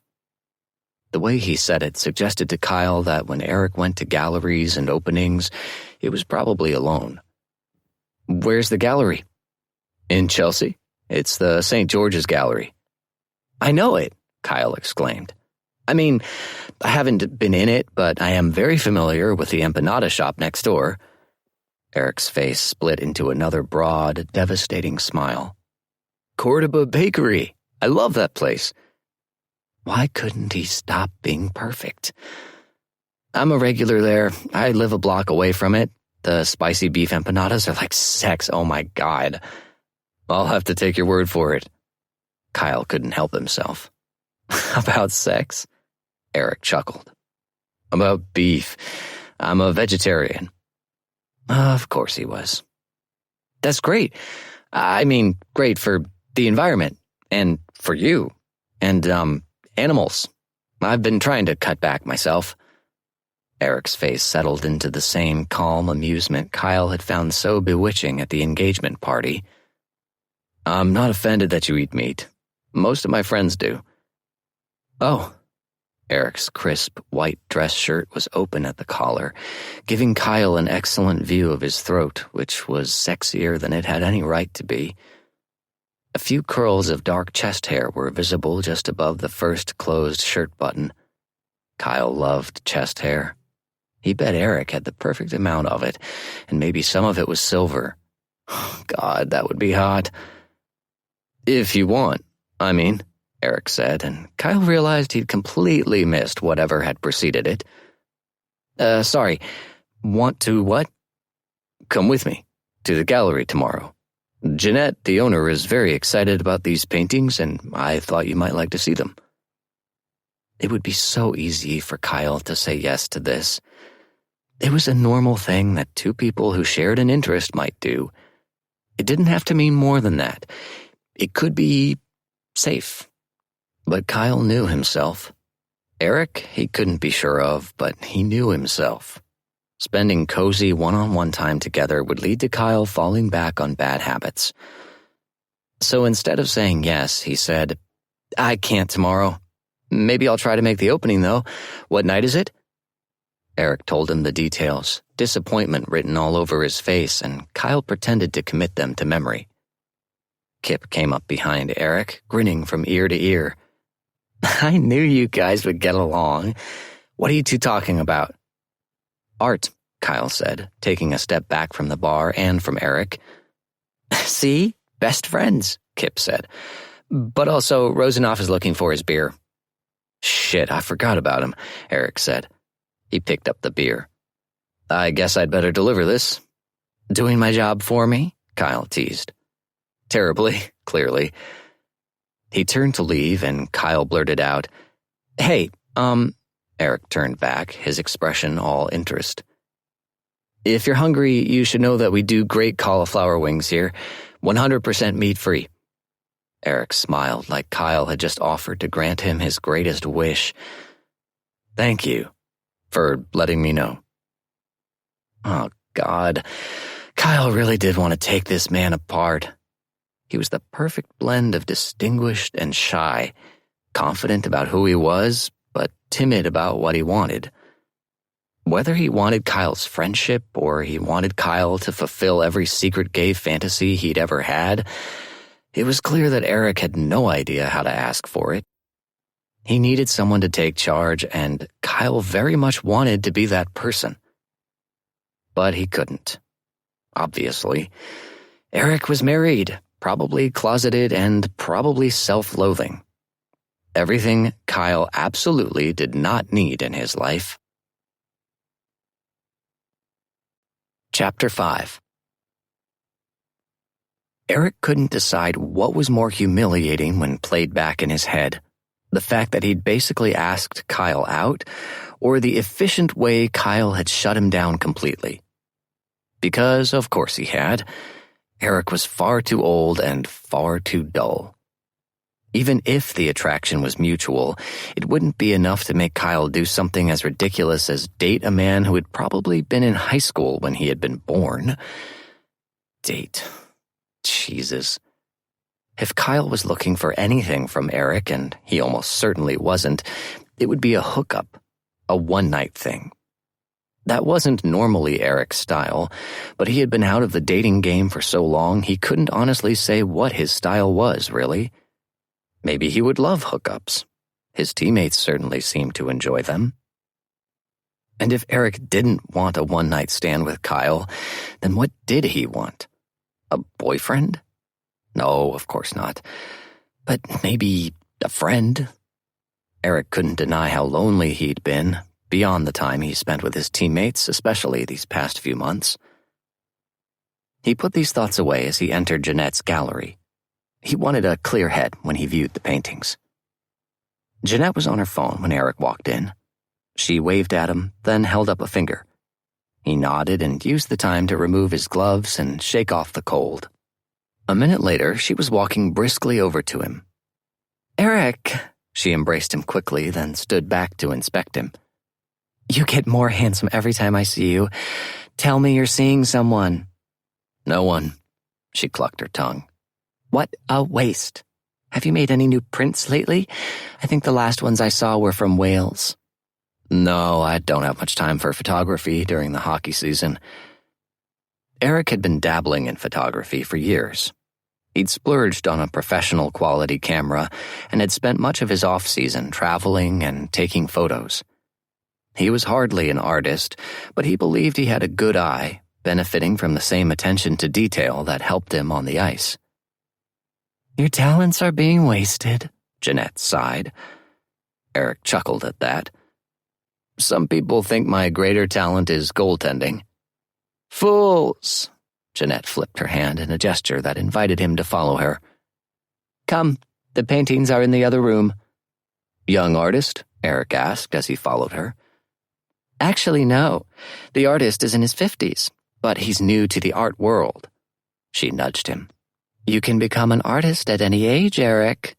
"Noted." "He was a power line technician, if you can believe it." "That would give you a different perspective of the world, I guess. Is he American?" "Swedish." They entered the second room, which had some canvases tilted against walls waiting to be hung. But Jeanette led him to the far wall, which had 4 smaller paintings installed. "He does abstract landscapes, and I know you're going to see right away how special his work is." Eric studied the 4 paintings. They were stunning, mostly dark tones with pops of lighter colors like yellow and green.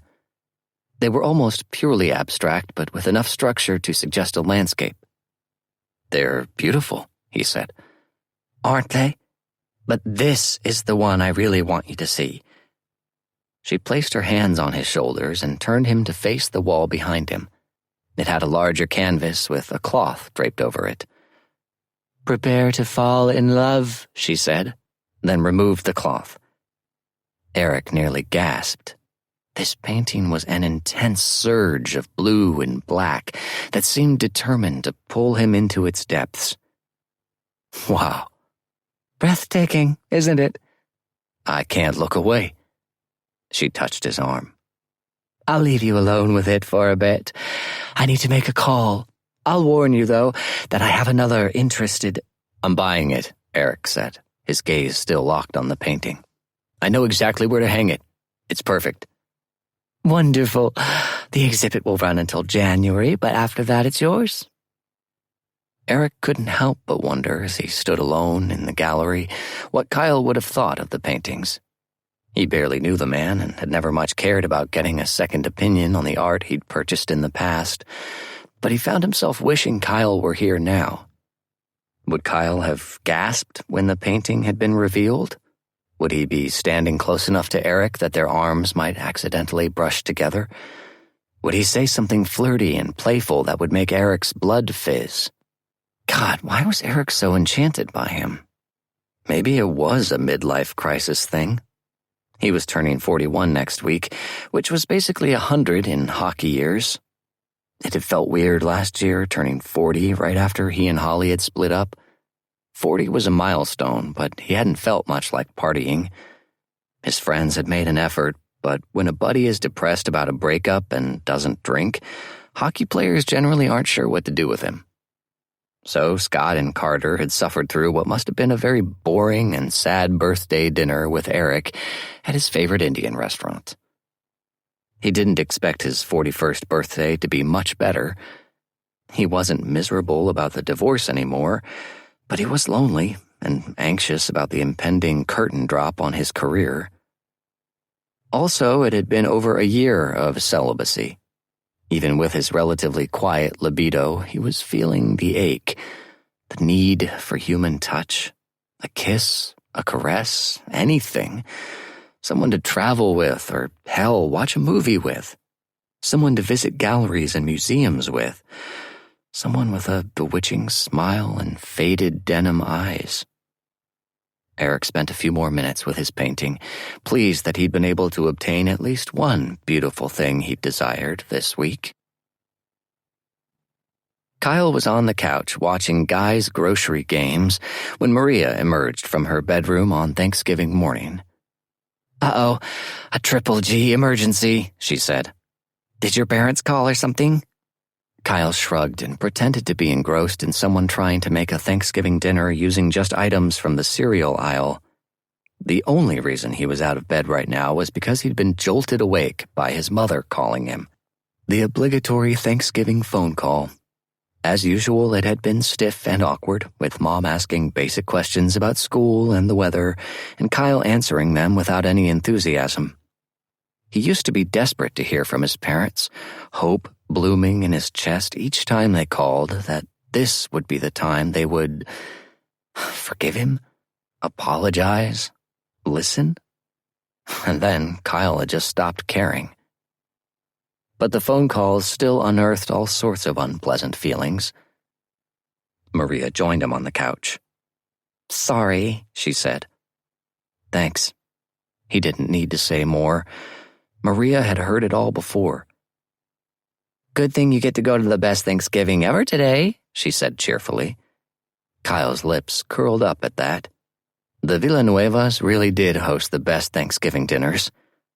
"I'm going to eat until I explode." "That's the spirit." He snuggled into her and they watched the rest of the show together. When it was over, Kyle said, "I want to change my whole life." "Wow, I know Guy's Grocery Games is inspiring, but I'm serious. What even is my life? I'm working on a degree I don't even want. I have a crush on my unavailable best friend. I haven't been in a good relationship ever." "Okay, but let's look at the positives." "Like what? I work in a bar?" "I mean, sure. You have a job you don't hate. That's a big deal." "I kind of hate it. Sometimes." He actually loved his job. It was easily his favorite thing about his life. He just got so frustrated at how the Kingfisher was run sometimes. "Still better than most people, and you have great friends, including a dream roommate." Kyle smiled. "True. Continue. You hang out with NHL players." "Sure, okay. You may be relying on your parents' generosity, but you have a 2-bedroom apartment in Chelsea, dude. That's pretty sweet." "I know. Fuck, I know. I'm really fucking privileged, and it's horrible for me to complain." God, it was gross for Kyle to whine about his life to someone who was in school to learn how to help some of the most disadvantaged people in New York. Maria was a better person than he'd ever be. "It's okay to complain, but we're being positive right now. Which brings me to my next point. You're totally hot. You just need to focus that hotness on the right man." "Great. If someone wants to tell me who the right man is, I will happily ensnare him." She put both hands on his shoulders and stared hard into his eyes. "Not Kip." "I'm trying, okay? I'm almost over him." "You know what would help? A man who isn't Kip." "I know." She poked his arm. "You know, Raphael is going to be at my parents' today. I think he's still single." "Uh-huh. Is he still exclusively into bears?" Her brows pinched. "Rafa's into bears?" "Yes. Remember the last time you tried to set me up with him? Was it your dad's birthday party? You let me down easy, but I am not going to be trying that again." It was too bad. Maria's cousin was hot. "Okay, so not Raph. But maybe Raph has a friend who—" "Stop, please. Thanksgiving is not a time for seduction anyway. It's a time to eat a ridiculous amount of food and then collapse on the couch." Maria snapped her waistband. "I've got my stretchiest pants on. I'm ready." Hot. A new episode of Guy's Grocery Games had started. They watched in silence for a moment, and then Maria said, "Oh no." "What?" "I watched a minute of this episode." Kyle grinned, realizing the problem. "Well, we're invested now." "Yep, gotta watch the whole thing." She leaned against him, curling her legs on the couch. "Should I get snacks?" "No, it's Thanksgiving. You can't pregame Thanksgiving." Kyle laughed and decided to be thankful for the family he'd found in New York, rather than dwell on the shame and anger he felt whenever he talked to his parents. "I don't know what I was thinking." "I'm having a party." Eric's announcement was met by stunned silence. He had expected as much, so he hurried to explain. "It's my birthday on Thursday. We have Friday off, and I want to have a party. At my house on Thursday night." The idea had struck him when he'd woken up that morning.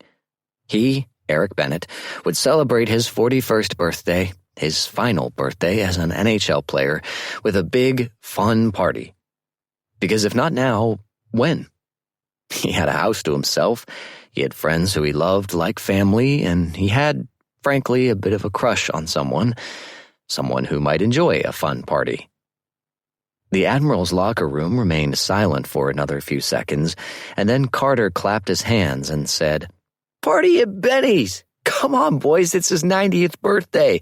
Let's go hard!" The room erupted into laughter, cheering and teasing. "All right, Benny. You still gonna be alive next week? What time is the party? 5 until 7?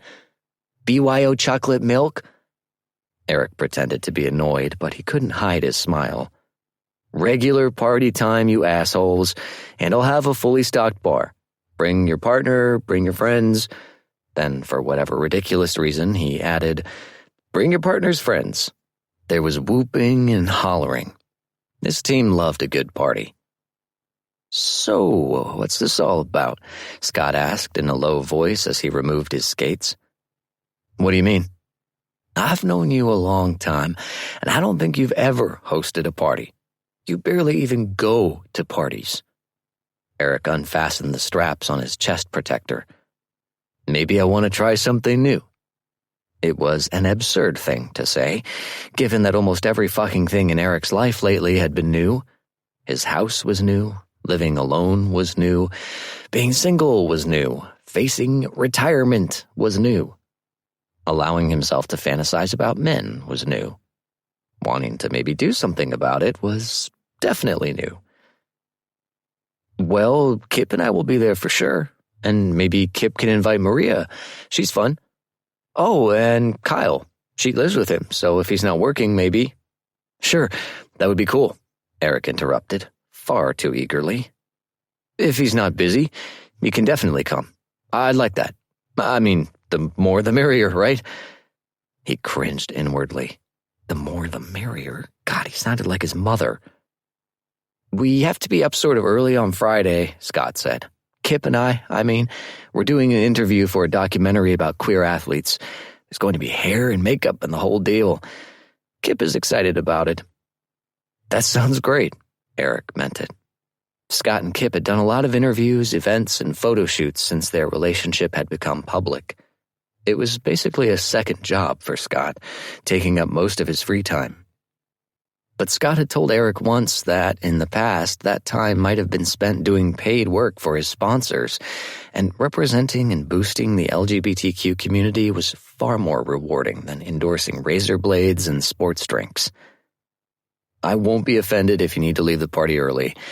I've left plenty of parties early for no reason at all, so..." Scott smiled. "I wasn't exactly a party animal myself before I met Kip. I mean, I'm still not, but at least I go out without feeling terrified that I'll let the mask slip, you know?" Oh, Eric knew. His situation wasn't the same as Scott's, but he understood how it felt to live with a secret. To love playing hockey, but hate having to endure the endless homophobic slurs. To have to pretend you didn't take them personally. At least Eric had been with Holly for most of his career. He hadn't denied himself love or companionship out of fear. He just hadn't been completely honest about who he was. Scott had never had that luxury. By the time Scott had finally come out to his friends, Eric had already suspected that Scott might be gay. It wasn't just that he'd never shown any interest in dating or hooking up with women. It was the unease that Scott always carried with him into social situations, into locker room conversations about women. It was the sadness that had always lurked under his steady, heroic exterior. Most of the guys probably hadn't noticed, but Eric had seen it for years. He'd never asked Scott about it beyond a perfunctory, "Are you all right?" which probably made Eric a bad friend.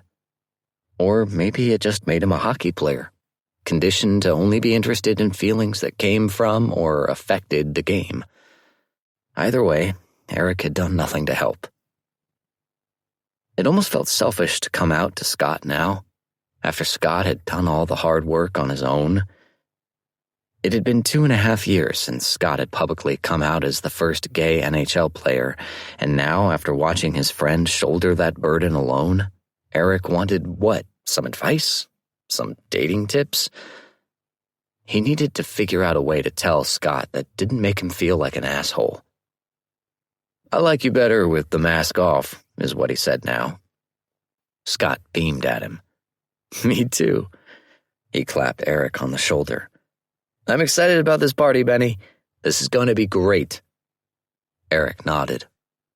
Maybe he could be a little more adventurous. The kind of guy who hosted fun parties and who maybe opened the door, just a crack, to let a little chaos into his life. Chapter 6. Going to the gym with Aram was like going to karaoke night with Jennifer Hudson. Kyle felt absolutely outclassed and ridiculous every time he agreed to work out with his Atlas-like coworker. Aram was maybe 3 inches taller than Kyle, but he had to have at least 30 or 40 extra pounds of muscle on him. His arms were like balloon arches.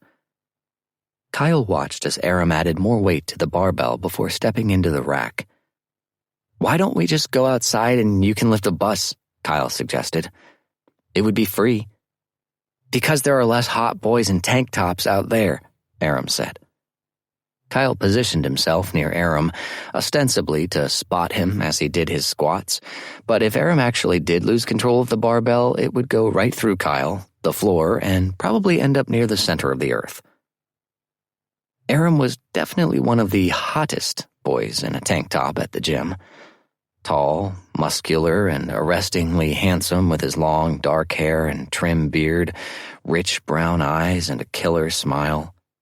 It was kind of shocking that he and Kyle had never hooked up, but Kyle figured if it hadn't happened by now, it wasn't going to. And despite Aram's good looks, Kyle didn't think of him that way. Kyle's gaze had mostly been drifting toward one of the treadmills where an older, distinguished-looking man had been running for the past half hour. His hair was silver, but he was probably only in his 40s. He looked like an executive, a man who was used to getting what he wanted. Kyle allowed himself a moment to fantasize about having that man underneath him, begging for Kyle's cock. Whew. Anyway, Aram finished his set and led Kyle to some mats where they could do some stretching before hitting the locker room. "Is Kip really going to keep working at the Kingfisher?" Aram asked as he settled himself on his back. "It's not like he needs the money now that he's locking Scott down." Kyle lay down beside him, and they both turned toward each other to do identical thoracic rotation stretches. "I don't know," Kyle said honestly. "Maybe not. If I was marrying a millionaire, I sure as fuck wouldn't be working there anymore," Aram said. "He's proud, you know? He doesn't want to be a kept man." "God, I do. I would be very happy spending my husband's money for a living, I think." Kyle shook his head. He had a taste of what it was like to spend money that wasn't his own. His parents had given him a lot of money over the years, money he knew they could easily afford, but still. He definitely appreciated how lucky he was, but he couldn't be proud of it either. In a lot of ways, it made him feel like he'd never truly grown up. "Someday your prince will come, Aram." "Well, he can take his time," Aram said with a grin. "I'm having fun enjoying all the city has to offer for now." As if on cue, a young, fit man with a full sleeve of tattoos strolled by their mats, causing Aram to sit up and smile at him. "Maybe he's a millionaire," Kyle teased. "I should probably go find out." Aram wrapped one sweaty, beefy arm around Kyle's shoulders and squeezed. "See you later, all right?" "Good luck." Kyle headed to the fountain to refill his water bottle. As he walked, he pulled his phone out of his pocket. There was a text from Kip. "Kip, Eric Bennett is having a party on Thursday. You should come." Oh, absolutely the fuck not. The last thing Kyle needed to be doing was going to a party hosted by the unavailable man he'd been lusting after as the guest of the unavailable man he'd been low-key in love with for 2 years. That sounded like torture. "Kyle, I'm busy." "Kip, Doing what? I know you're not working. Kyle frowned at his phone. What excuse would work? Not that he even owed Kip one. Kyle. I have a date. Well, that was a giant lie, but it felt good, which was probably not healthy. Kip. OMG, really? That's awesome. Kip. Impress him by bringing him to an NHL player's house party. Kyle shoved his phone back in his pocket. By the time Kyle returned home, there were 4 more texts from Kip. Kip. Who was your date with? Do I know him? Kip. Did you meet him at work? Kip. Maybe if the date doesn't go well, you can bail and come to the party. Kip. Maria is going. I think Eric would really like you to go too. Kyle sighed and wrote back. Maybe next time. 1 minute later, his phone rang. There isn't going to be a next time, Kip said. Do you know how often Eric throws a party? It's basically never happened before. That's what Scott said anyway. Then I guess I'll have to miss the event of the century. Sorry. He has an amazing art collection. You should see it. Scott and I were at his new house like a month ago. Holy shit, Kyle. His house is incredible. It's so fancy, but not like gross. It's very minimal and beautiful. It really suits his personality. I only went to his old house once, and it was like a mansion on Long Island. It was so wrong for him. He paused, probably because he needed oxygen, then said, I guess his wife was wrong for him too. His wife? Yeah, they split up a year or so ago. He's divorced now. That's why I think this party is so important. He's probably lonely. Eric was divorced. Huh. Well, that was something. And, Kip continued, I'm not kidding about him wanting you there. I think he really likes you. You guys have some things in common. Right. Eric was divorced. I know he's like old, but he mostly hangs out with 20-something-year-old hockey players. He's cool. He's divorced, Kyle asked to make sure. Totally. It wasn't even messy. I think they just grew apart. But Eric is a great guy. Not the life of the party, but a good person for sure. He still wears his wedding ring. Huh? He does? Yes, he was wearing it at the bar the other night, and at your engagement party. Really? That's weird. Maybe Scott knows why. Don't ask him. Why? Because it's none of my business. Kyle sighed. Why am I even invited to this? Is it going to be all hockey players? No. I mean, mostly, yeah, but Maria is going. So she can look at Maddie J-Lo? Look, we're all going to be looking at Maddie J-Lo. Let's get real here. I'm not, because I'm not going. Oh, right. So, who's your date with? Just a guy. You don't know him. Whatever. He probably won't even show up. There was silence, and then Kip said, You don't have a date, do you? Of course I do. Why is that so hard to believe? I'm a catch. Kip laughed. I know. Honestly, I hope you do have a date, and that it's with the most amazing man on earth. Thanks. But if you don't have a date, God, would you stop? Put Scott on the phone. I'd rather talk to him. I can't. He's in St. Louis. Oh. Hey, do you want to come over? I'm super bored and totally alone, and we could watch a movie or something. Holy shit, no. I can't. Sorry. Another date? Yeah, I'm on his dick right now, actually, so I should probably go. That's awkward, Kip agreed. Especially since we were just talking about your next date. Kyle snorted, then pretended to whisper to his non-existent sex partner. Sorry if I was being rude earlier. Then he pitched his voice comically low and said, I didn't even notice you were on the phone, baby, because you're so good at riding me. Kip howled. Why is his voice so much deeper than yours? Kyle cracked up too, then pulled himself together enough to say in the same deep voice, Because I'm a fucking beast. He sounds like Groot. After that, neither of them could speak for a full minute. In the middle of that minute, Maria returned home. Jesus, what's so funny? She asked. Is that Maria? Kip asked, still laughing. Holy shit, has she been in your bedroom this whole time? Hey, I put on a great show. I'll bet you do. Kip was joking, but his words made Kyle's dick twitch. Give the phone to Maria. I want to talk to her. No, you're just going to tell her to convince me to go to the party. Eric's party? Maria asked as she pulled her boots off. You're totally going. Tell her about your date, Kip said. No. Come on, I want to hear you tell Maria to her face that you have an actual for-real date on Thursday night. Bye, Kip. Kip was still laughing when Kyle ended the call.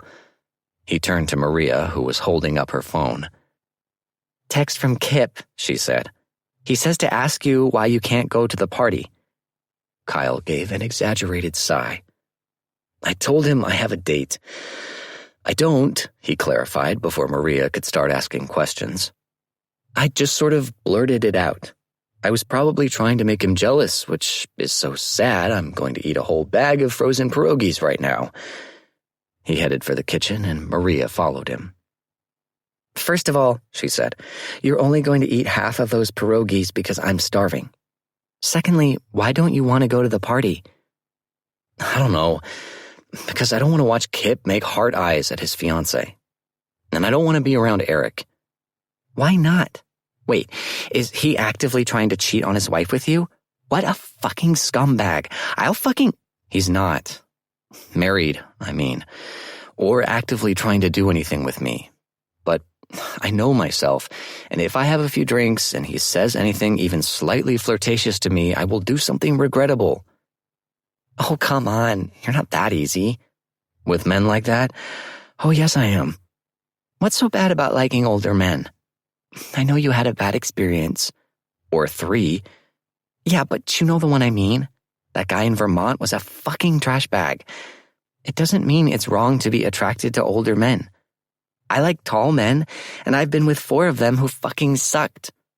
Doesn't mean I'm not going to keep trying to find that perfect, tall, probably Finnish prince who may or may not play for the New York Admirals. Kyle smiled at that. Ian was a trash bag, but I made my own choices, and those choices are always bad when it comes to a certain type of man. Maria gave him a hard look. Kyle, you were 18. Cut yourself some slack. Why? No one else did. Fuck, he shouldn't have said that. He put on a smile that probably didn't look any more real than it felt. Anyway, it all worked out for the best, right? We get this sweet, free Manhattan apartment, and I get to live my best gay life away from the gossip mill of Shaw, Vermont. Maria had heard the story shortly after she'd moved in with them. During Kyle's senior year of high school, his dad had gotten him a job in the offices of the Shaw Area Business and Tourism Association. The director of the association, Ian, was in his mid-30s at the time, married with 2 kids, and was a very well-liked and respected member of the community. He was also, in virginal teenage Kyle's eyes, extremely hot. Kyle had been working with him for about a month when Ian had asked him to stay late and help him brainstorm new festival ideas. He'd kept moving his chair closer to Kyle's, and he'd kept finding innocent ways to touch him. And then the touches had turned less innocent. Kyle had known it was wrong, but he'd never had any kind of sex with anyone, and he'd been too horny and too flattered to care. He'd allowed their secret relationship to continue into the summer because he'd believed everything Ian told him, that he was unhappy in his marriage, that he was in love with Kyle, that he would leave his family for him, that it would be the best for everyone because Ian was living a lie. Kyle, young and naive as he was, believed that this was a fairy tale romance, that their love was so strong it would endure anything. The secrecy only made their relationship seem more important, like no one else got to know because no one else would understand how perfect they were together. Ian had let him believe that Kyle was the one in control, that Ian was helpless around him, and Kyle had loved that. He'd wanted to be irresistible. He'd wanted to be Helen of Troy and have important men fall over themselves to win his favor. It had all come crumbling down when Ian's wife had found out. She had hired a private investigator because, of course, she had suspected. Being the director of the business association of a tiny town was not a job that demanded a lot of late nights. The investigator had set up a hidden camera in Ian's office, and Kyle and Ian had given it plenty to record. Ian had been confronted with the most explicit stills from the recordings, along with the news that his wife had left with the kids. The gossip spread around town like wildfire. It was the most interesting thing to happen in Shaw in forever, a gay affair with a teenager. And that was how Kyle had been outed as gay. To the town, to his friends, and most devastatingly, to his family. His parents had assured him repeatedly that they had no problem with him being gay, but he had embarrassed them by causing a scandal, and they'd felt it was best that he leave town. Kyle had always been an exceptional student, and he had been accepted to a few prestigious universities. He decided to go to Columbia because New York City seemed like the quintessential place to reinvent yourself, or to just get swallowed up. Both sounded good to Kyle at the time. His parents found and paid for an apartment in Chelsea, and Kyle found a part-time job as a server at a Chelsea restaurant to cover his expenses. He never saw or heard from Ian again, and he only saw his parents the rare times they visited him in New York. "I want to fuck that guy up so bad," Maria said, bringing Kyle back to the present. "He should be in jail for what he did to you." "I was legal," Kyle argued for some reason. "Barely. I mean, there should be a law against that kind of manipulation, you know? Plus, he was your boss. That's not okay." "I know." She hugged him suddenly, which was an unusual gesture from Maria. "You deserved better." Kyle hugged her back. "I just think," he said carefully, "that heartache and temptation are a dangerous mix. If I go to that party, I know what might happen." Maria pulled back to look at him. "What exactly is the worst that can happen, though? If Eric isn't interested in you, you're not going to, trick him into making out with you. I'm more worried about the scenario where he is interested in me."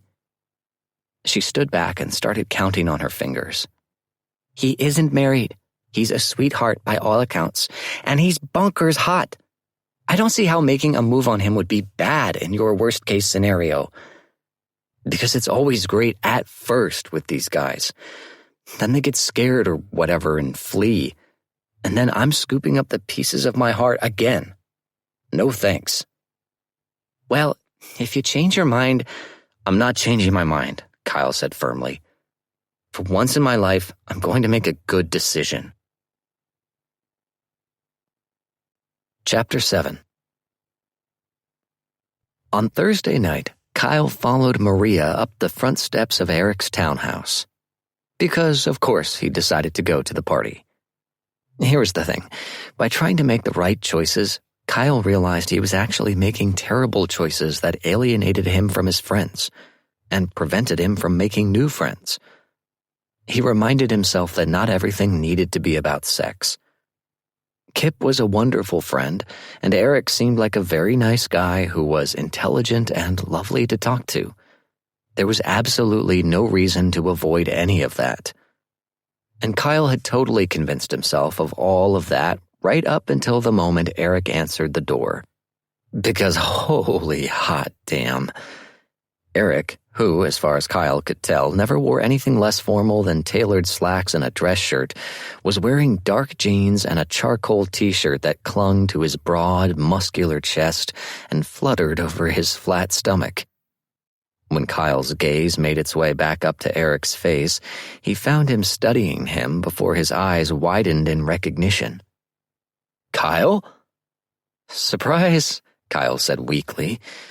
It looked like Eric was letting his beard fill in a bit, which was definitely a good look on him. "I almost didn't recognize you." Kyle grinned. "I know. I look different when I'm not at work." "You do. It took me a moment." Eric tapped his own eyebrow. "Glasses." "Yeah, I never wear them when I'm at the bar, but this is basically what I look like most of the time." Eric was staring at his face as if he couldn't quite believe Kyle was the same person who served him sodas with lime. "You look good," he finally said. "In glasses, I mean." Kyle enjoyed Eric's brief and bashful smile. "Thank you. I can take that bag for you," Eric said. "And your coat?" Kyle set the heavy bag he'd been carrying on the floor and removed his jacket. "Nice try, but the bag has a surprise in it." He'd vowed to be playful, pleasant, and not overtly flirtatious tonight. "I don't normally like surprises, but I'll admit I'm intrigued." He held Kyle's gaze as he took his coat and draped it over his arm. His eyes danced even as the rest of his face stayed neutral. It was unfairly sexy. "Hi," Maria said. "Maria is here." That made Eric's cheeks turn pink. "I'm sorry. Nice to see you again, Maria. Let me take your coat."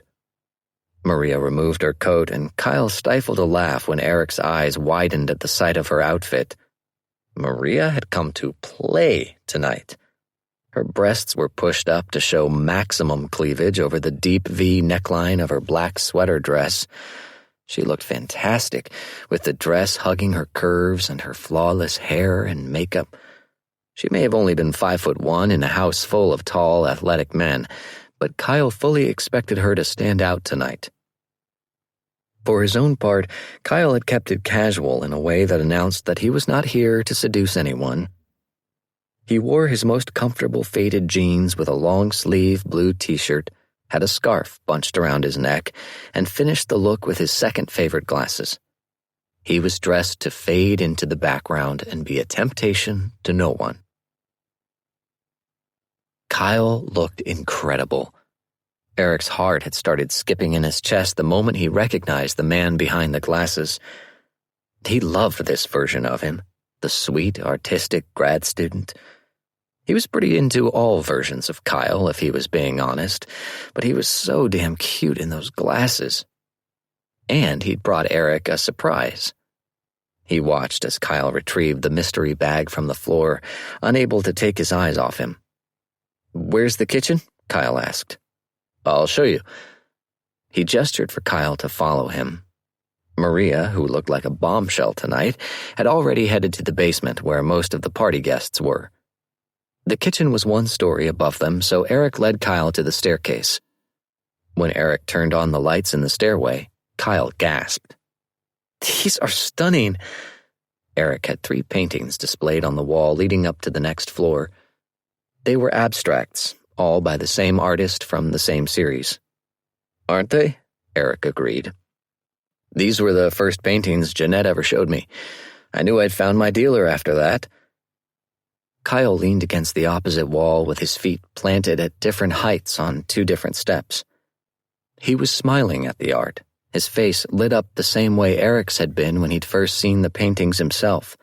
The way Eric's face was probably lit up right now watching Kyle. "I love the orange in this one," Kyle said, pointing to the one Eric had hung in the middle.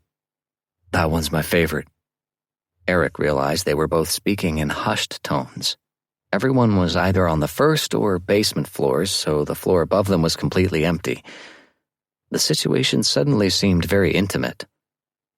Kyle turned to face him, and his face changed. It was like the light had suddenly gone out. The corners of his mouth turned down, and his eyes looked almost scared. Eric shifted, so he wasn't leaning quite so close. "So," Kyle said. It wasn't the husky whisper he'd been using a moment ago. This was bright and loud and jarring. "Where's the kitchen?" Without waiting for an answer, he turned and headed up the rest of the stairs. Of course. Eric's attraction to Kyle was probably written all over his face, his old, divorced, boring face. Kyle couldn't be blamed for being uncomfortable. "Be cool," Eric instructed himself. "You are in control of your feelings, your body, and your libido."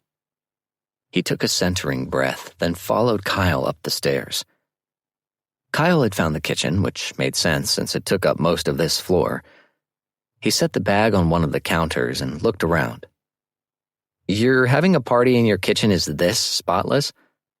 The food is catered. I ordered from a barbecue restaurant the guys like. Uh-huh. And what are you going to eat? They have a kale salad I like. Kyle smiled, but didn't say anything about that as he began pulling bottles out of the bag and setting them on the counter. The last thing he pulled out was a cocktail shaker. I wasn't sure you'd own one yourself, he said, holding it up. I do, but what is all this? A birthday present. Just wait. Eric got a hit of that fizzing sensation in his blood when Kyle winked at him then. Do you need ice? Yes, please. Kyle set everything up on the kitchen island like it was a bar, so Eric filled a bowl with ice and then sat himself at one of the stools on the other side. I have a friend who makes incredible fermented juices and sodas, Kyle said as he cracked open a tall glass bottle full of vibrant yellow liquid. Here, smell this. He held out the bottle and Eric sniffed. It was warm and spicy and familiar. Ginger? He asked. Kyle nodded. It's a fermented ginger and turmeric tonic. Delicious, healthy, and the main component of your birthday mocktail. Birthday mocktail? Eric was touched. He'd planned on drinking soda water tonight. I figured you might like fermented juice. You seem, like a health nut. Like someone who takes care of himself, Kyle said with another wink as he measured out a small amount of a syrupy, light brown liquid from a second bottle. It was weird, having bartender Kyle and daytime Kyle blend into this single person in Eric's kitchen. Eric missed the short sleeves of the tight white t-shirts that Kyle normally wore at work. He'd be able to see the slight bulge of Kyle's biceps right now as he shook the cocktail shaker. Kyle held up a finger and went to Eric's cupboards, opening doors until he found what he wanted. He came back to the island with a rocks glass, then tossed some ice cubes into it. I hope you like this. I made a test one for myself earlier today. You didn't have to go to so much trouble. It's not trouble. I love inventing cocktails, with or without alcohol. I'm trying to convince my boss Gus to introduce an artisanal cocktail menu at the Kingfisher. He's pretty happy just serving beer and basic bitch mixed drinks, though. What about the Scott Hunter cocktail? Kyle smiled as he strained the contents of the shaker into the glass. That was my creation. I put it on the chalkboard one night, and it's been there ever since. Gus is terrible at marketing, but even he had to see the value of promoting the bar's connection to New York's favorite gay hockey star. Did Kip know about the cocktail? Before you put it on the board, I mean? I ran it by him. He was pretty thrilled about the idea. He suggested making it with blueberry juice. I think it's an inside thing with those two. He slid the glass toward Eric. Maybe we can call this one the Eric Bennett. Eric lifted the glass and admired the cloudy yellow color of the liquid inside. He took a sip and tasted the sharp bite of the ginger, the warmth of the turmeric, and something sweet that balanced it all out. It was delicious. That's incredible, Eric said. Is there something sweet in there, or is that the tonic? It's a pineapple syrup that I made. You like it? Eric took another sip, closing his eyes this time and savoring the perfect blend of flavors. He swallowed and said, I really do. Thank you. Kyle beamed. I can make a few more with the supplies I brought. I'll keep you plied with them all night if you like. You don't have to, but if one finds its way into my hand, I'll definitely drink it.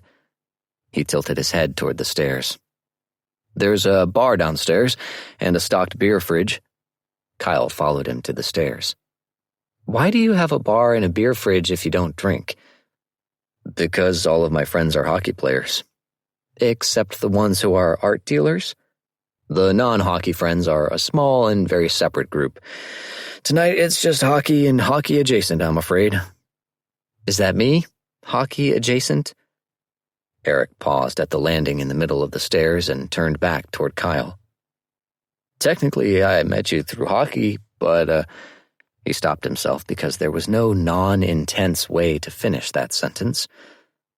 If he was answering as honestly as possible, the sentence would have ended with something like, "I think I might be able to be my whole self with you." "But," Kyle asked. His pale blue eyes sparkled under his glasses. Eric shook his head, trying to appear calm and collected even as his heart rate accelerated. "Nothing. Let's get you a drink. Do you like barbecue?"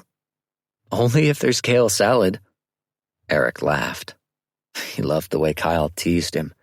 It was playful and almost fond, as if they were old friends. "I'm sure there's plenty of salad left over." Kyle really had no idea what he was doing at this party, but the stolen time alone with Eric in the kitchen was nice. He'd felt sort of warm and buzzy since they'd joined the party in the basement, even though Eric had been pulled away from him immediately by a couple of women who were probably wives or girlfriends of his teammates. Kyle was now sitting on a sectional sofa with Scott, Kip, Carter, and an attractive Swedish hockey player whose name Kyle kept forgetting. He looked about Kyle's age. Kyle knew Carter Vaughn because he often accompanied Scott when he'd visit Kip at the Kingfisher. Carter and Eric were Scott's best friends on the team, but the two men couldn't be more different. Carter was loud and fun, always the life of the party.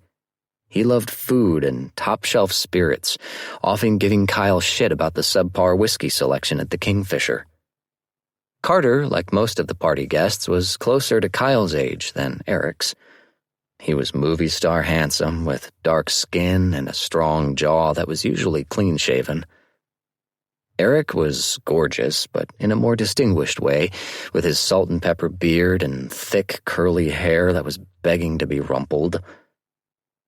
What they had in common was that Carter and Eric were both good people, and they fully supported and loved Scott. Kyle liked them both. "When are you and Gloria getting engaged, Carter?" Kip asked. "Whenever she wants," Carter said, which made everyone laugh. "I'm serious. She knows I'm ready when she is. It's just hectic right now. We're both traveling constantly." Carter was dating a very famous actress, Gloria Gray. She wasn't here tonight, but she'd come to the Kingfisher a few times, and she was super cool. "Where is she tonight?" Kyle asked. "Atlanta. She's filming an action movie with Rose Landry where Gloria is an assassin and Rose is the special agent trying to stop her. Then they end up working together." "Ooh, spoilers," Kip complained jokingly. "It sounds badass," Carter said. "Do they fall in love?" Kyle asked. "The assassin and the special agent?" "Not officially," Carter grinned mischievously. "But Gloria said she and Rose are going to play it like they're totally hot for each other. See if anyone notices." "I love it," Kip said. Carter stood. "I'm hitting the bar. Anyone need anything?" He turned to Kyle. "Can I get you a beer for a change?" Kyle laughed. "I'm okay." It was probably silly, but knowing Eric didn't drink made Kyle not want to drink either. "I might try to get a peek at some more of Eric's art collection." "It's nice, right? I need to get that classy son of a bitch to teach me about that shit someday." "It won't help," joked the mystery Swedish guy. "Fuck you, Tommy." Tommy, right. Kip and Scott were clearly lost in each other's eyes at the moment, so Kyle turned his attention to Tommy. "I don't think we've met. I'm Kyle." He held out his hand, and Tommy shook it. "Tommy, Henderson." "Right, you're the other goalie. Sorry, I didn't recognize you." Tommy smiled. He was really goddamn handsome. He looked like a Skarsgård. "Don't worry about it." There was nothing flirtatious about the way Tommy spoke to or looked at Kyle, but it occurred to Kyle that it was pretty cool that this probably straight hockey player was calmly sharing a sectional sofa with 3 gay men. Like, he shouldn't get a trophy for it or anything, but from what Kyle knew about team sports, especially hockey, it wasn't an insignificant gesture. He wondered how big an impact Scott had made on the way his teammates viewed queer people. "So, you like getting hit by pucks too, huh?" "Most of the time, yes." He was so much younger than Eric. Kyle wondered if he was Eric's competition or if Eric was more like his mentor. Maybe it was a bit of both. "Do you like New York?" Kyle asked. It was maybe the most boring question he could ask, but at least it filled the silence. Tommy, thankfully, seemed enthusiastic when he answered. "Yes, I am very lucky. Not only because it's New York, but because I get to play with Benny. Eric, I mean. He was my hero growing up." "Whoa, really? That's nuts." Kyle couldn't imagine what that was like for Eric. Must make him feel old. "Yes," Tommy said seriously. "He is one of the best ever. He has been a great teacher." Kyle knew that Eric was considered to be one of the greatest goaltenders to ever play the game, but he kind of forgot about it when he was talking to him. He couldn't quite reconcile the man behind the mask and the quietly intense man who collected art. At that moment, Maria dropped on the couch next to Kyle, and a very tall and beautiful blonde woman snuggled up to Tommy. They began speaking to each other in Swedish, so Kyle assumed this was Tommy's girlfriend or wife. "How's it going?" Kyle asked Maria. "How's Operation Finland?" Maria exhaled with enough force to blow the tendrils of hair that fell in her face straight out. "Terrible. Have you seen the women at this party?" She subtly nodded in the direction of the woman Tommy was now kissing. "How am I supposed to have a chance?" Kyle's gaze dropped to her chest. "You could try more cleavage." Instead of telling him to fuck off like he'd expected, she laughed and then curled into him. "God, I look ridiculous and desperate." Kyle kissed the top of her head. "You look gorgeous." "So, was J-Lo a dick to you? I can beat him up. It might take a few days of punching him, but eventually he would feel it, I think." "I haven't even tried to talk to him," Maria said into his shoulder. "I don't know what I was expecting to happen." "Well, what should have happened was that he spotted you across the room and then parted the crowd with his massive shoulders and thighs so he could get to you. Then he should have swept you off your feet and carried you back to his place for 6 days and 7 nights of lovemaking." "Like, would that have been so hard? Man, honestly," she sighed. "I'm going to die alone." "You're not. You're going to die during a threesome with Oscar Isaac and Michael B. Jordan." "That's really nice of you to say. Do you want to look at art with me?" She lifted her head. "I think I'd rather look at that bar over there." "Pace yourself, girl." "Fuck yourself, boy." She playfully punched his arm before standing and heading for the bar. He turned his attention to Kip, who was actually for real booping Scott on the nose, so Kyle stood up and got the fuck out of there. He headed out of the crowded basement and upstairs to the front entrance area. He'd noticed some paintings and sculptures on display there that he hadn't had a chance to inspect earlier. He figured he could poke around a bit, maybe mix Eric another drink, and then hit the road. He wasn't in much of a party mood tonight. Eric's house was undeniably beautiful, but Kyle wondered what it looked like when it wasn't full of lively party guests.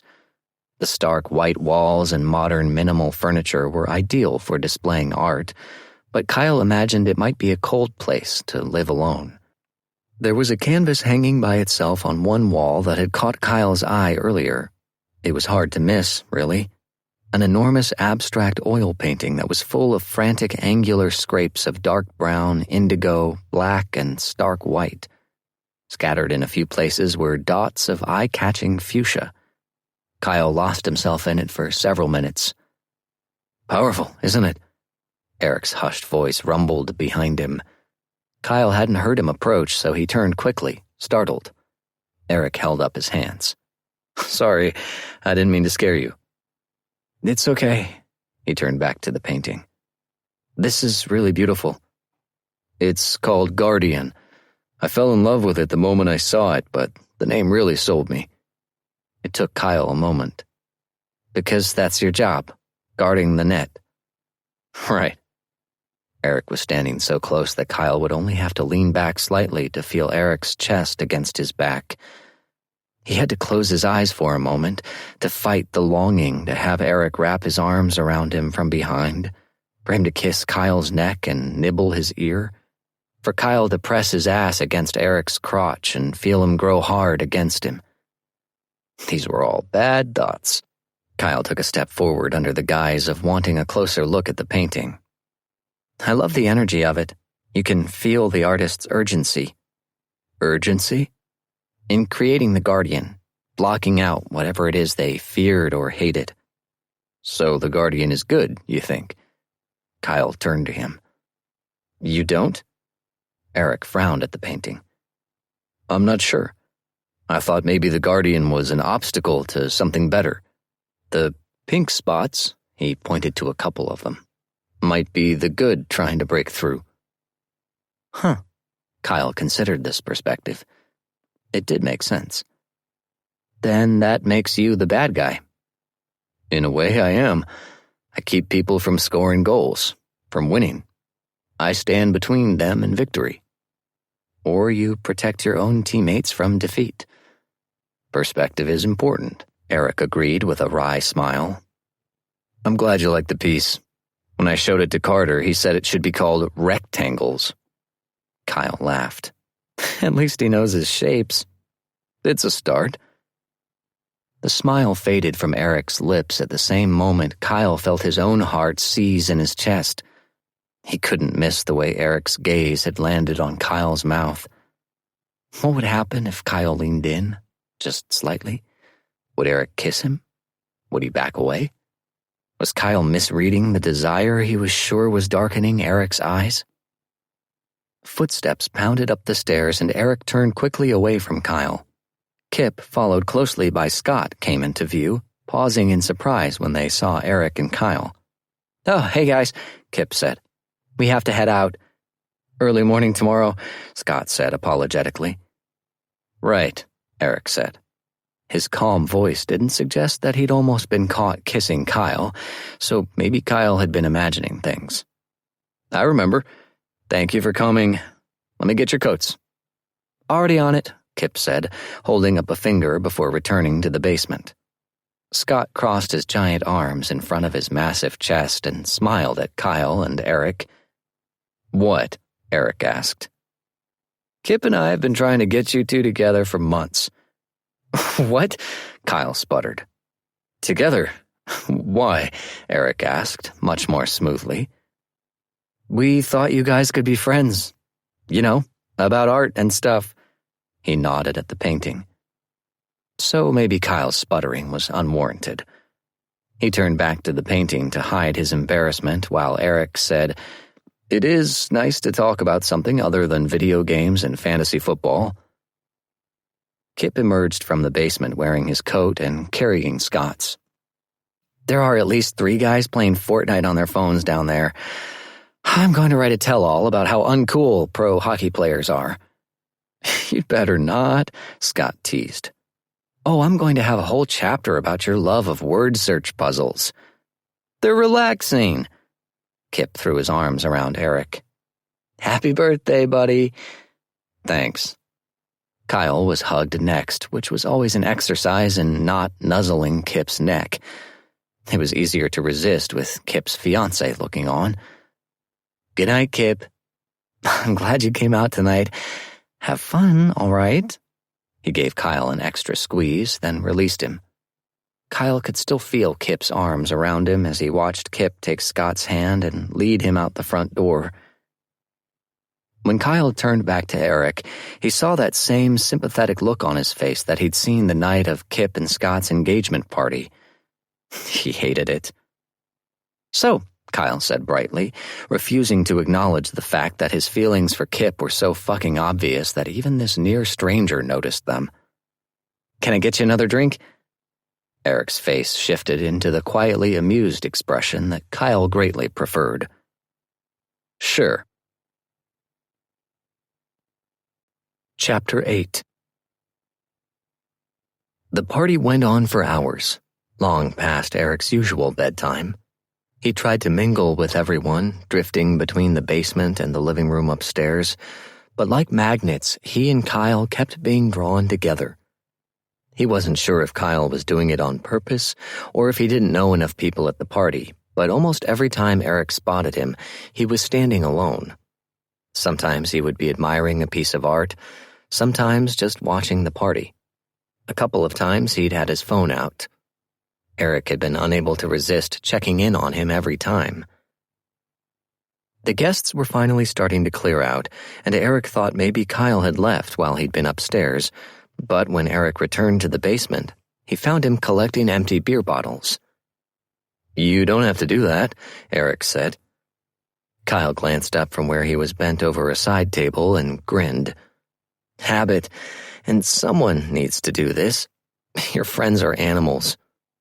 Kyle had removed his scarf, and now Eric could admire the long lines of his neck. "They're not the most considerate bunch," Eric agreed as he helped Kyle gather up the bottles. He heard the front door open and close a couple of times above them as they worked, and soon he couldn't hear evidence of anyone else in the house besides the two of them. "Where's Maria?" Eric asked. "She left over an hour ago. One of the couples offered to drop her off at home. I can't remember their names, but the wife is pregnant." "That's Breezy and Martine." "Decent, non-murderous people, I assume?" "They're great, and they're from Montreal, so they have no problem driving in Manhattan." "Good to know. Should these go to the kitchen?" Kyle had his arms full of about a dozen empty bottles. He was obviously well practiced in the art of carrying large numbers of glass containers. "Yeah, we can rinse them out up there. Or I can. You can go home." Eric laughed nervously. "You are under no obligation to help me clean up." "I really don't mind." Kyle headed for the stairs, then paused and looked back over his shoulder. "You're the birthday boy. You shouldn't have to clean." He winked, and Eric really wished he'd stopped doing that. "I have cleaners coming tomorrow," Eric said as he followed him up the stairs, trying but failing to not admire Kyle's ass as it swayed in front of his face. "So you were just planning to go to bed with this mess of bottles everywhere?" It was a question, but it sounded like Kyle already knew the answer. "No," Eric admitted. He would have at least rinsed out the empties like Kyle was doing. He hated mess. It was something his teammates had been teasing him about for years, but Eric wondered why Kyle had been able to guess it so quickly about him. Probably from seeing his kitchen. Or maybe Eric obviously presented as the fussy neat freak he was. "By the way," Kyle said as they entered the kitchen, "if I haven't mentioned it already, your house is incredible." "Thank you. I'm very happy with it." "Is there a rooftop terrace?" "Yes." "God damn you." Eric laughed. "Sorry.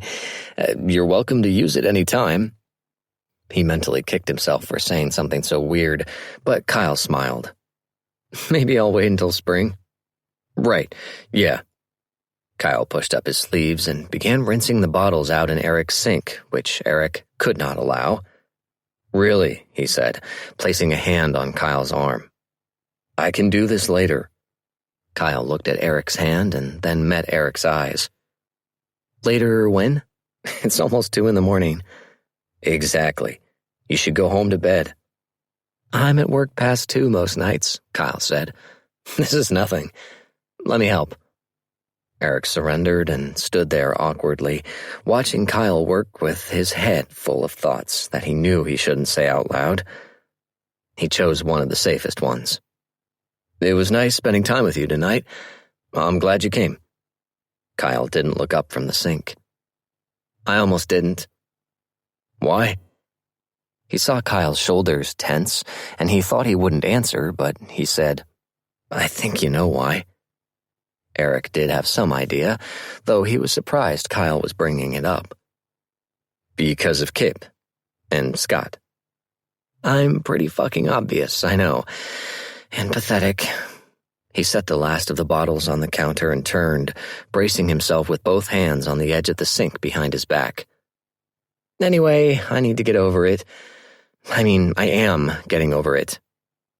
"I'm sorry." Kyle laughed without any humor. "You know what the most ridiculous part is? Kip was supposed to be the end of me having crushes on inappropriate men. He was supposed to be a good choice." "Inappropriate men?" He shook his head. "I shouldn't be talking about this with you, Or anyone. It's fine. Forget I said anything. No, Eric's hand found itself back on Kyle's arm. I want to listen, if you want to talk. I'm way too sober for that. Eric studied his face. You are sober, aren't you? You didn't drink tonight? Kyle shrugged. Didn't feel like it. The possibility that Kyle had abstained because Eric didn't drink warmed him, but maybe Kyle truly hadn't felt like it and Eric shouldn't read any more into it. Why don't I get us both some water and we can sit in the living room for a bit? Okay. A few minutes later, Kyle was wedged into the corner of a sectional sofa, and Eric was sitting a safe, platonic distance away. Kyle took a sip of his water and said, So, what do you want to know? There were a lot of careful, easy questions Eric could have asked, ones that wouldn't have been completely selfish. But what he asked was, is Kip not the type of man you're normally attracted to? Kyle's eyebrows raised over the frames of his glasses, and his lips quirked up. No, not usually. I mean, I don't have a strict type, but... Eric shifted to the edge of his sofa cushion. But I have a bit of a weakness for older men. He swallowed. How much older? Oh, I don't know, maybe 40 or... Kyle smiled mischievously at him. 41? Eric's dick arrived to the party at that moment. Late, but very keen to celebrate his birthday. He knew he should reply to Kyle, but his head had gone fuzzy. Kyle waved a hand. Don't take me too seriously when I flirt. It's basically a defense mechanism for me. Defense, Eric repeated thickly. Right. He shook away some of the haze of lust. Of course, I know you're not serious. Good, but let me know if I ever make you uncomfortable, please. I really don't want to do that. I'll tell you. Uncomfortable was one way of putting it, although whether he was uncomfortable from being unsure of how to respond to Kyle's suggestive remarks, or if it was from the sudden tightness of his jeans, it was hard to say. Did Kyle know that Eric was attracted to men? Was it as obvious to him as Eric's inability to leave his basement a mess? You are gorgeous, though, Kyle said easily. If you didn't know that. Thank you. Return the compliment, Eric. Or should he? Would that only make things more weird? It was probably safer if the flirting was only one-sided. But he had to say something, so he said, I like your glasses. Kyle laughed. As in you want to buy a pair for yourself, or as in you want to see me wearing nothing but them? Before Eric could respond, Kyle quickly said, Sorry, that was too much. Eric crossed his legs as casually as possible as he fought to banish the mental image of Kyle wearing only his glasses. Maybe he would be stretched elegantly across Eric's bed, his back arching as Eric trailed kisses up the inside of his thigh. I'm trying to be, anyway, Kyle said. Trying to be? Trying to be what? Oh, God, Eric had completely missed everything that Kyle had just said. Trying to be, pardon? Eric said elegantly. Kyle grinned. Good. Or smart. Trying not to date creeps. Creeps? Anger flared inside of Eric at the thought of a man hurting Kyle. How do you mean? Oh, you know, secretly married, closeted and staying there, manipulative and selfish. Any combination of those things. That's my type, apparently. That didn't sound like the sort of man Kyle should be with at all. Kyle should be with someone who cherished every one of his playful smiles and devilish winks, who appreciated how smart Kyle was and how easy he was to talk to. Those guys sound like assholes. Yeah, well, Kyle pulled his knees up and rested his tilted head on them. You want to hear something funny? I thought you were going to be one of them. One of them? What do you mean? I thought you were married because of the ring, and I thought you were, well, it doesn't matter. Thought I was what? Damn it, the ring. Carter was right. He should have taken it off ages ago. I probably projected on every handsome older man now, but I thought you were another closeted married man who was looking to have a little secret fun with the gay boy. Eric's stomach clenched at the thought. I would never. I know, I was wrong, I get it. Like I said, I project, but you really do seem like a great guy, and I'd like to be friends. Friends. I'd like that too. It wasn't a lie. Eric did like talking to Kyle, and he'd love to go to some galleries with him, maybe share some meals, maybe... Kyle yawned then, and Eric was reminded of the late hour, and of the fact that Kyle lived all the way in Chelsea. You should stay here tonight, Eric said. It was an obvious offer, and he should have made it before now. Oh, no, I can get a cab. Stay. I have 2 guest rooms. I'll even make coffee in the morning. Kyle lifted his head off his knees. That is very tempting. I've got extra toothbrushes and everything. I have nowhere to be in the morning. You can sleep as late as you like. Kyle yawned again, then laughed. All right, you win. Eric beamed, far too happy about this development. He stood and offered Kyle his hand, a natural gesture that he would offer one of his teammates on the ice or at the gym. But when Kyle took his hand, suddenly nothing about it seemed natural or familiar. Kyle's fingers were cold, probably from rinsing out the beer bottles, and his skin was rougher than Eric had been expecting. He pulled Kyle to his feet, and then Kyle's face was inches away from Eric's own. Their chests were almost brushing against each other as Kyle gazed at him with sleepy blue eyes. Eric was still holding his hand. I'll show you your room. I can lend you some pajama pants if you like. Kyle brushed his thumb over Eric's knuckles, then released his hand. Thanks. Eric turned away before he did something unforgivable like invite Kyle to share his own bed. He led Kyle to the bedroom that was on the same floor as the kitchen. It was Eric's favorite of the 2 guest rooms. Oh, wow, Kyle said when Eric turned on the bedside lamp. The room was at the front of the house, and there was a large window that looked to the street. The wall with the window was exposed brick, which Eric loved, and the rest of the walls were stark white, as was the bedding, the armchair in the corner, and the rug. Above the bed's light-stained maple headboard hung a large, framed black-and-white photograph of a fog-laden rocky beach. There's a white noise machine, Eric said, gesturing to the small device that sat beside the lamp. If you need it. I might, Kyle said. I've been in the city for over 6 years, and I still can't quite block out the noise at night. Where's home? Vermont. Or it was home, anyway. Eric didn't like the sound of that, but he also knew that 3 a.m. wasn't the time to be getting into sad stories. So he just said, I love Vermont. Me too. This photograph is beautiful. Do you know where this is? Wales. Eric hesitated a moment, then said, I took it. Kyle's head whipped around, his eyes wide under his glasses. You took that? I dabble. I'm not a professional by any stretch. You could be. Holy shit. He winked.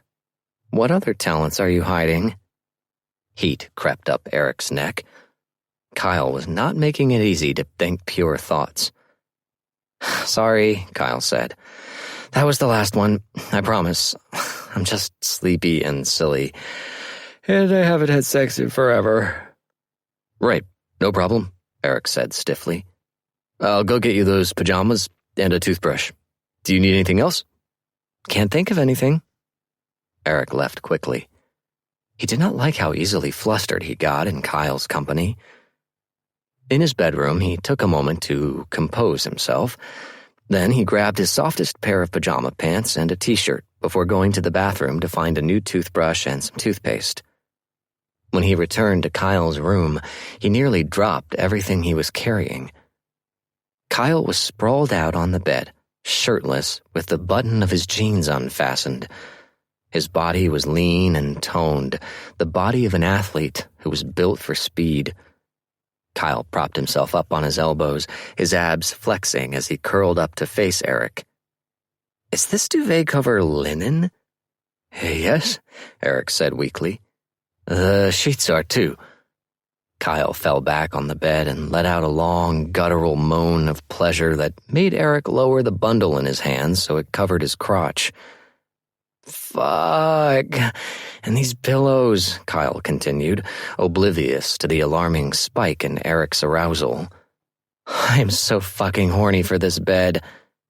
Oh, come on, universe. Not fair. I have pajamas and a toothbrush. I'll just... Well, Eric couldn't hand them to him.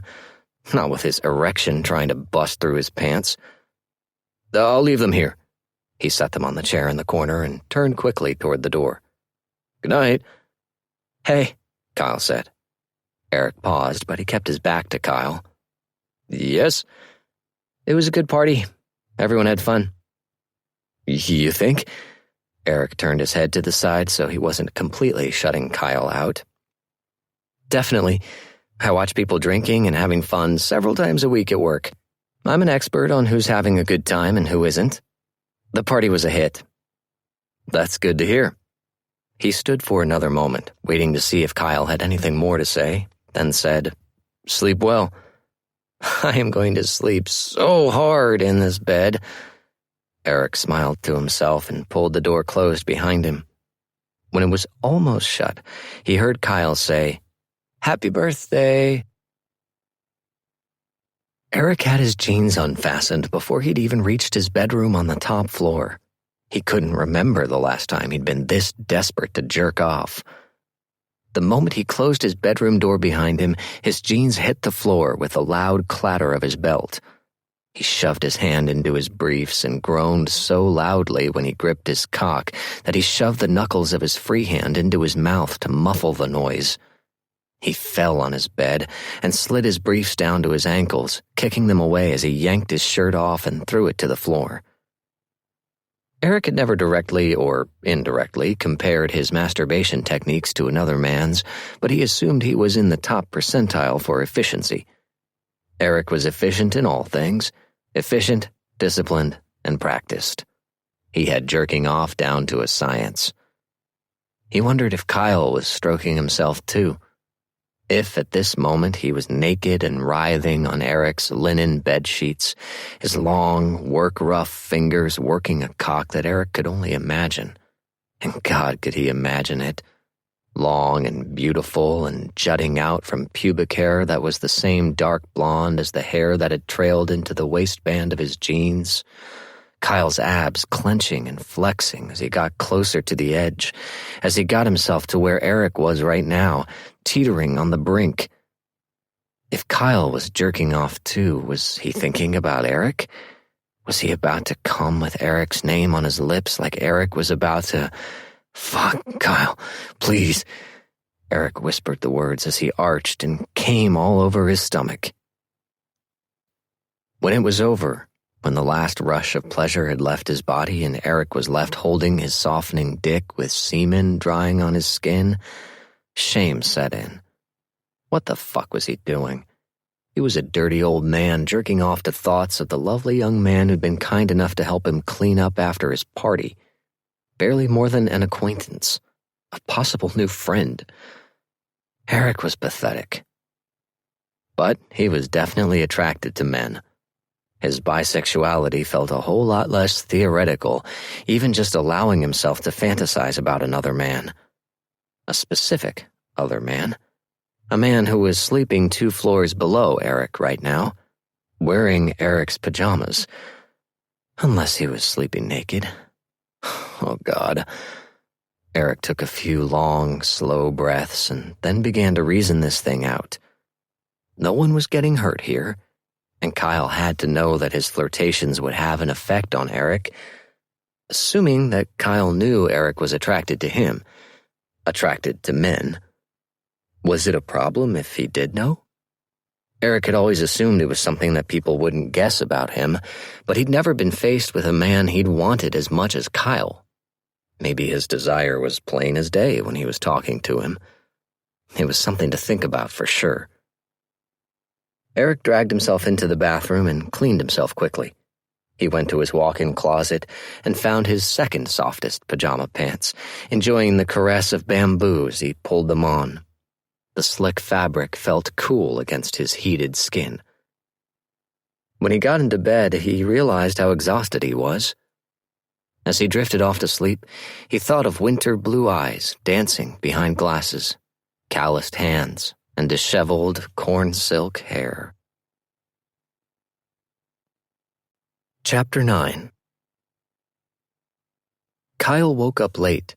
He stretched languidly, sliding his limbs inside the butter-soft layers of Eric's expensive bedding. The sheets felt so wonderful he had left the pajamas Eric had brought him on the chair and slept in his underwear. The luxurious caress of the fabric had done nothing to quell Kyle's raging arousal, but he'd resisted jerking off last night. It seemed wrong to do that in Eric's house. Kyle didn't want to be rude. But now his dick was screaming for attention. Kyle did his best to ignore it, flipping to his stomach and burying his face in a perfectly soft pillow.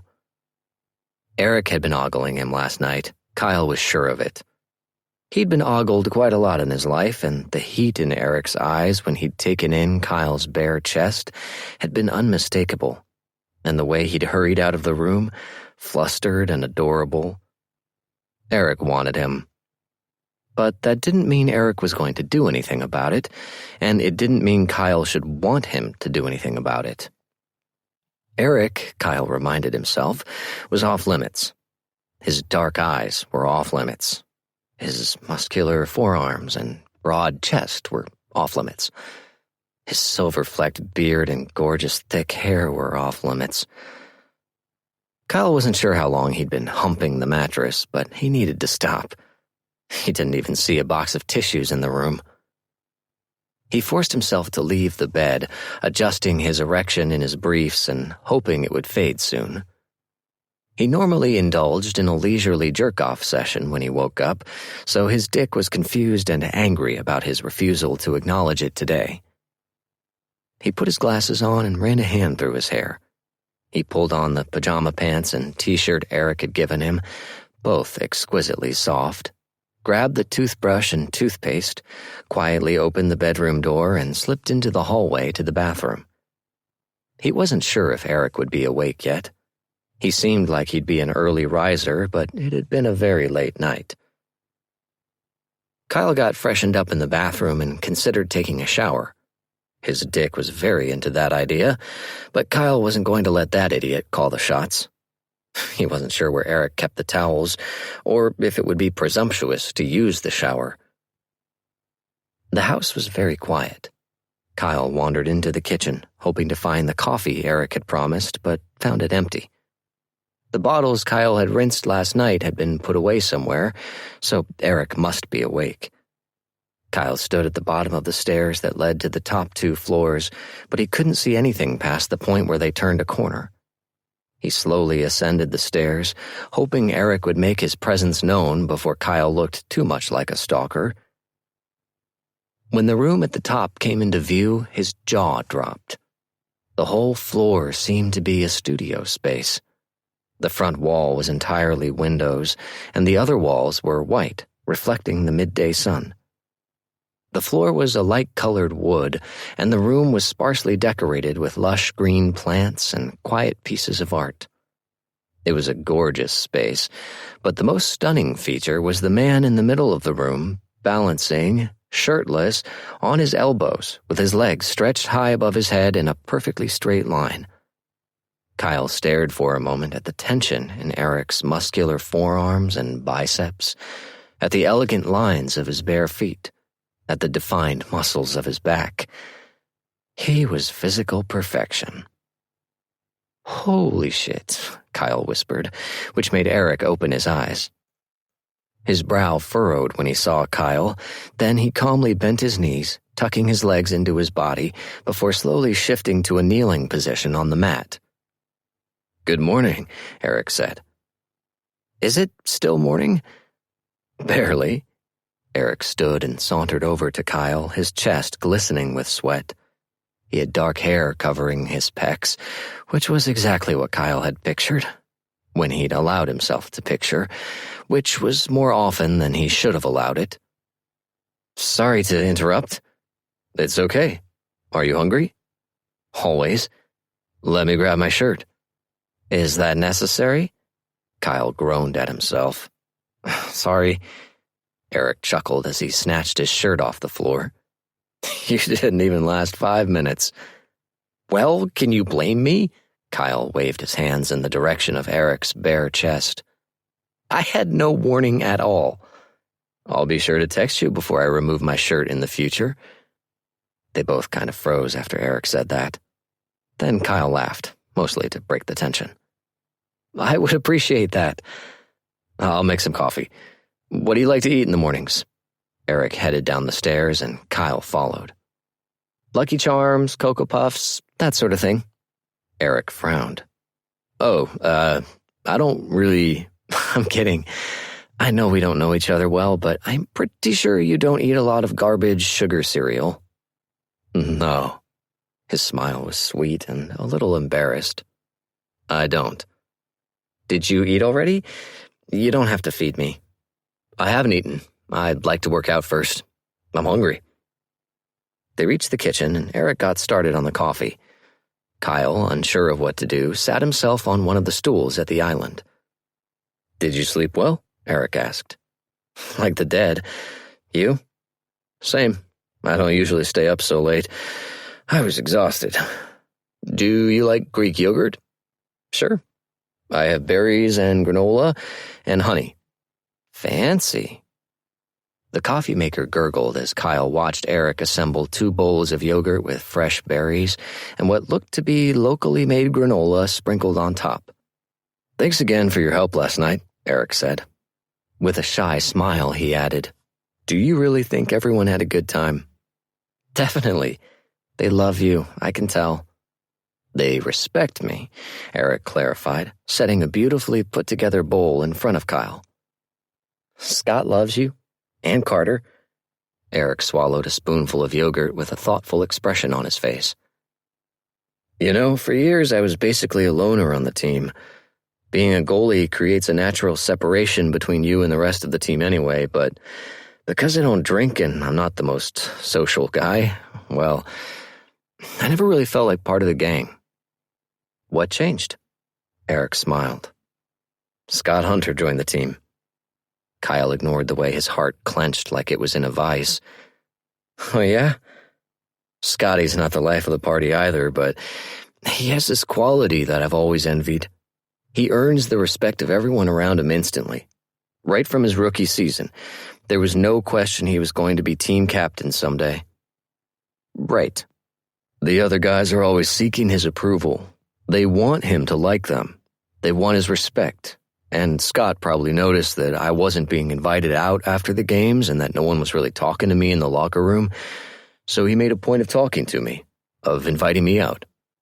Kyle sighed. "He really is perfect, isn't he?" "I'm afraid so. Sorry."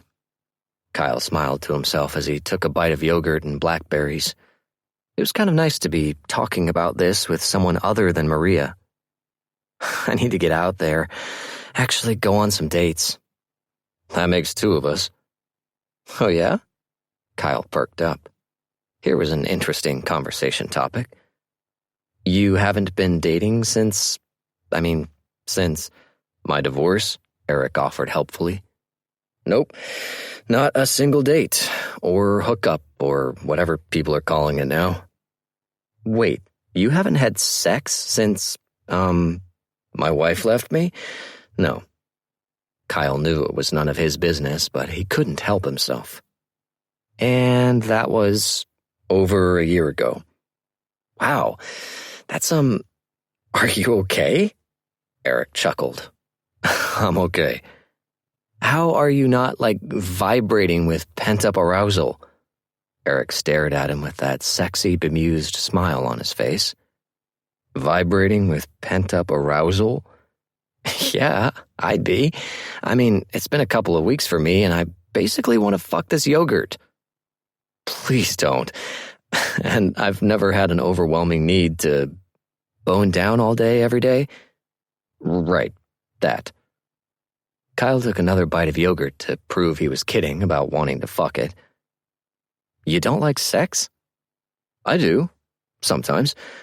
Sometimes I like it a lot. It just doesn't consume me. Usually. Kyle lifted his brow. Usually? I can be distracted by sexual thoughts sometimes. God, Eric was blushing a little, and Kyle was in heaven. Maybe next time you're distracted by sexual thoughts about someone, you should see if they're interested. Eric froze, spoon halfway to his mouth. Kyle mentally kicked himself. Is the coffee ready? Kyle asked as he practically leaped off his seat to put some distance between himself and Eric. Yes, I think.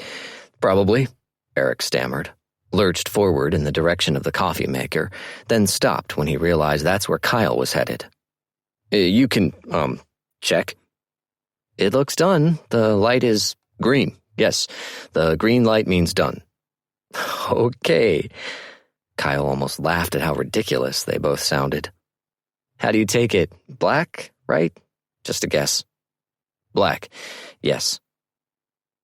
Kyle promised himself to stop being flirty with poor Eric. It wasn't doing either of them any good. He found 2 clear glass coffee mugs. All of Eric's drinkware seemed to be clear glass, and filled them both with coffee. Another guess? You don't have cream. I have oat milk. Holy hell. All right, where's the oat milk? In the fridge. It's an unmarked glass bottle, but it's the only thing that looks like milk. It's beside the green juice. Kyle opened the fridge and stared for probably a full minute. It looked like a cold storage unit at a lab more than a fridge. It was immaculate, for one thing. One shelf held an array of unmarked glass bottles containing various colors of very healthy-looking liquids. Another shelf held jars full of what looked like some sort of oatmeal or wet grains. There were eggs, yogurt, berries, and a few condiments, all neatly organized. The crisper drawers appeared to be full of fresh produce. Kyle thought of the fridge in the apartment he shared with Maria. It was crammed full of God knows what. Definitely cheese, beer, and leftover takeout. There might be a vegetable in there. This looks like a magazine advertisement for refrigerators, Kyle said. This is what I imagine Gwyneth Paltrow's fridge looking like. There are no jokes you can make about my diet that my teammates haven't made 1,000,000 times. You're so healthy. How do you do that? It's important.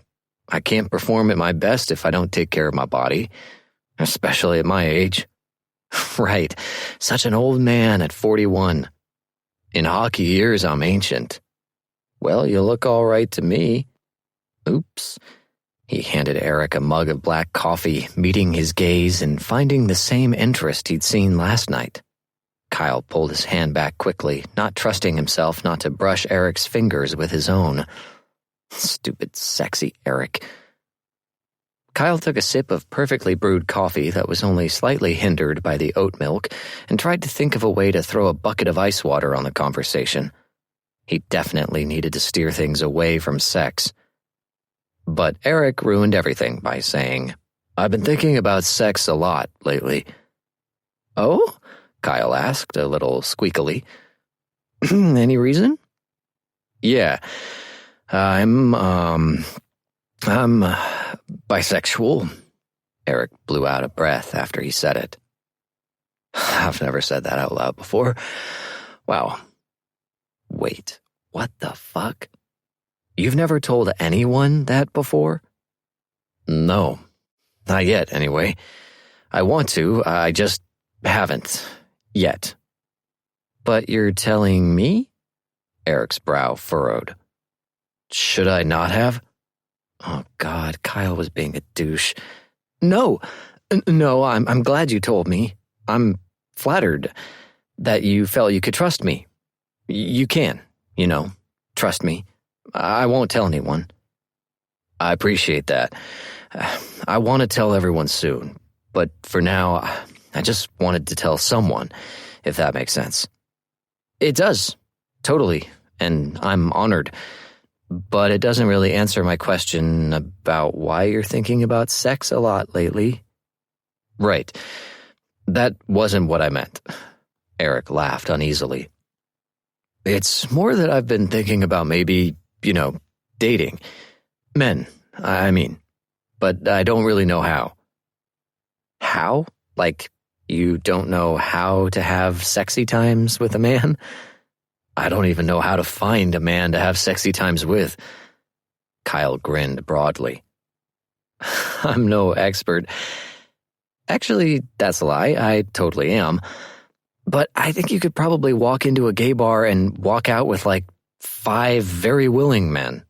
You've seen yourself, right? Eric shook his head, but he was smiling. Do I whistle or something to announce my presence? Yes, or if you can do one of those hog calls. Oh, God, Eric said, laughing. Yuck.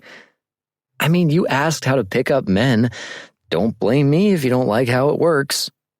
If, Eric said, still laughing, you think of any actual useful advice for the 41-year-old divorcee who's looking to meet a nice man, please let me know. Are you looking for someone to date or just, trade blowjobs? Eric's whole face turned pink, which was incredible to witness. I don't know, a date, I guess. Trading, that sounds so transactional. It is, I suppose, but it also kind of rules. I don't think I could do that. I've never been one for hookups. I like to know the person first. That's cool. You're not alone there. I'm sure we could find you a nice man to have dinner with. We? Yeah, sure. I want to help you.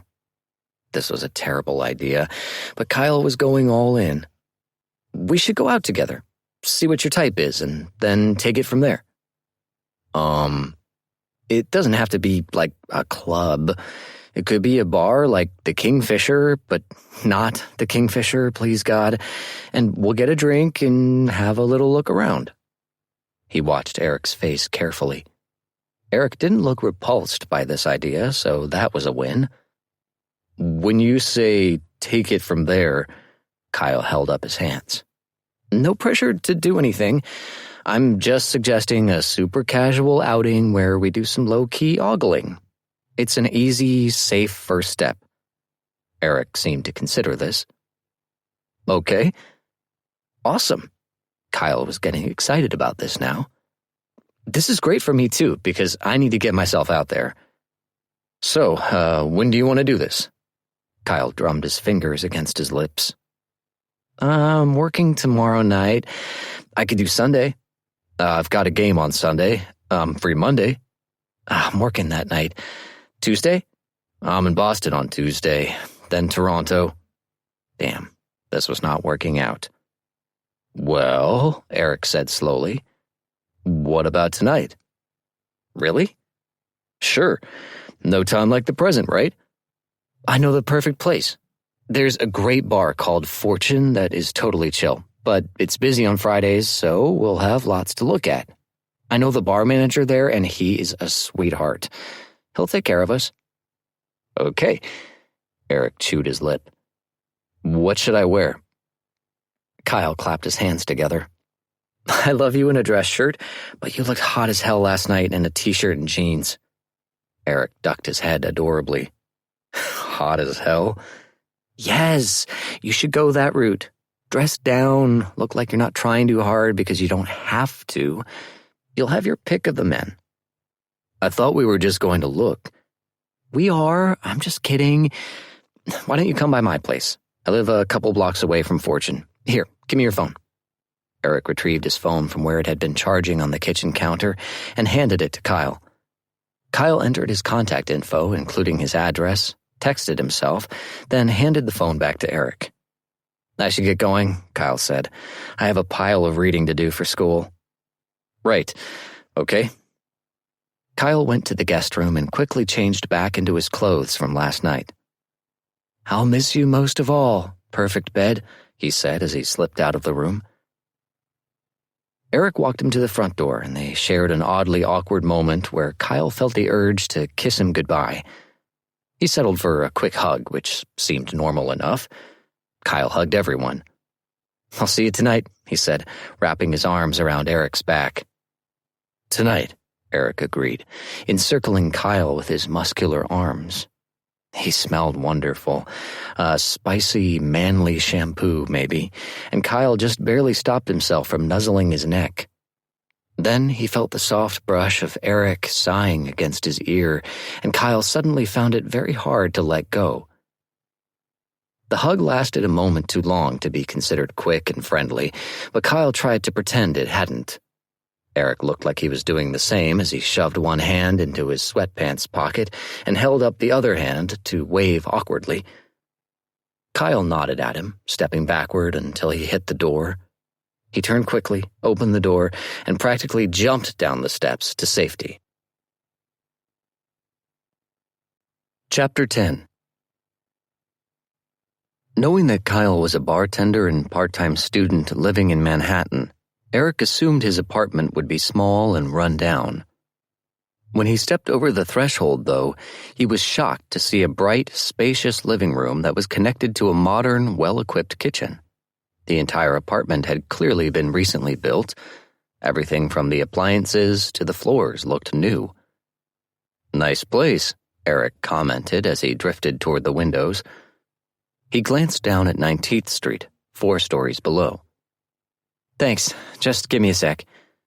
Kyle disappeared into what Eric presumed was his bedroom, so Eric poked around the living room a bit.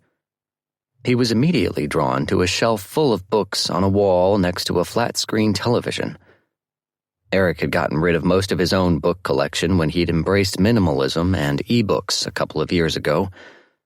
He'd found himself regretting his decision lately, wishing he had made room in his new house for a library. He loved looking at books, holding them. He missed the smell of paper. Kyle's collection was eclectic and horrifically disorganized. On one shelf there were graphic novels, history books about ancient Rome, South America, and World War I, celebrity autobiographies, cookbooks, and novels in English, Spanish, and French. Eric pulled one well-worn hardcover that was missing its dust jacket off the shelf and flipped it open. It was in Italian, which made him smile. He slid the book back where he'd gotten it, between a cocktail manual and a paperback copy of the Iliad. His fingers itched to reorganize the shelf, but instead he turned his attention to the top of the bookshelf, which was lined with framed photographs and knickknacks. There was a photo of Kyle and Maria, both laughing with elaborate cocktails in front of them. Next to it sat a snow globe with little ski hills inside that said Vermont on the base. Eric picked it up and turned it over, watching the snow fall over the little plastic skiers inside. "Almost like being there, huh?" Kyle's voice startled Eric, and he nearly dropped the snow globe. It was rare that someone was able to sneak up on him. "Sorry, I didn't mean to snoop." He placed the snow globe back on the shelf. When he turned to face Kyle, he noticed that Kyle looked extremely hot in a V-neck, purple t-shirt, and dark, slim-cut jeans. "It's okay," Kyle said easily. "You already know about my top-secret Vermont origins." "Do you go back there at all?" Eric couldn't stop himself from asking. The smile fell from Kyle's lips. "Haven't been back in years." "Oh. Mom and Dad send money. They paid for this place." He swept a hand around. "But no, I haven't been invited home." Eric couldn't understand why Kyle's parents wouldn't be eager to see him as much as possible. He was brilliant and lovely and working on a master's degree from Columbia. Surely his parents were proud of him. He opened his mouth to say something, but Kyle cut him off. "Are you ready to go?" Eric decided not to push it for right now. At least the mystery of the very nice apartment had been solved. "Sure." Kyle grabbed his jacket and scarf from where he'd tossed them over a chair. His smile was back, and he winked at Eric as he said, "Let's go turn some heads." They didn't speak until they reached the street, and then Eric thought of a question that had nothing to do with Kyle's family. "How many languages do you speak?" "How do you know I speak more than one?" "The books on your shelf. I saw a few different languages there."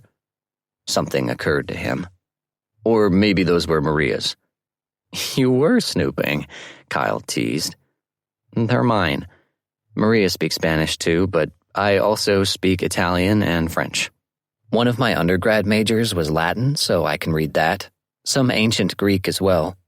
I'm working on modern Greek." "Holy shit." Kyle shrugged as if he'd just rattled off a list of movies he liked. "I'm a quick study when it comes to languages. Always have been." "You're lucky. I know enough French to get by, but languages definitely don't come easily to me." "We all have talents. I'm not much of a goaltender." Eric laughed.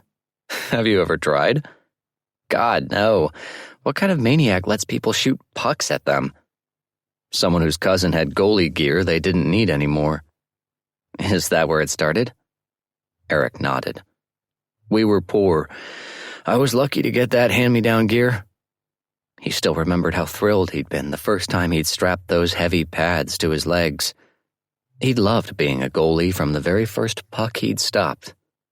He'd taken the game seriously because he took everything seriously, even as a child, and by the time he was a teenager, he saw it as a way of solving his family's financial struggles, of maybe having a chance to go to university. "Where are your parents now?" Kyle asked. Eric smiled.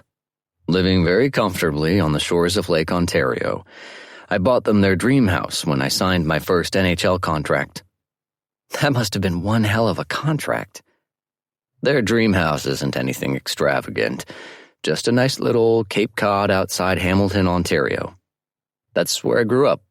Hamilton, I mean." "Are you their only child?" "I have a younger brother and an older sister. They both still live in Hamilton. I'm glad for it, because I rarely make it home. I'm a bad son."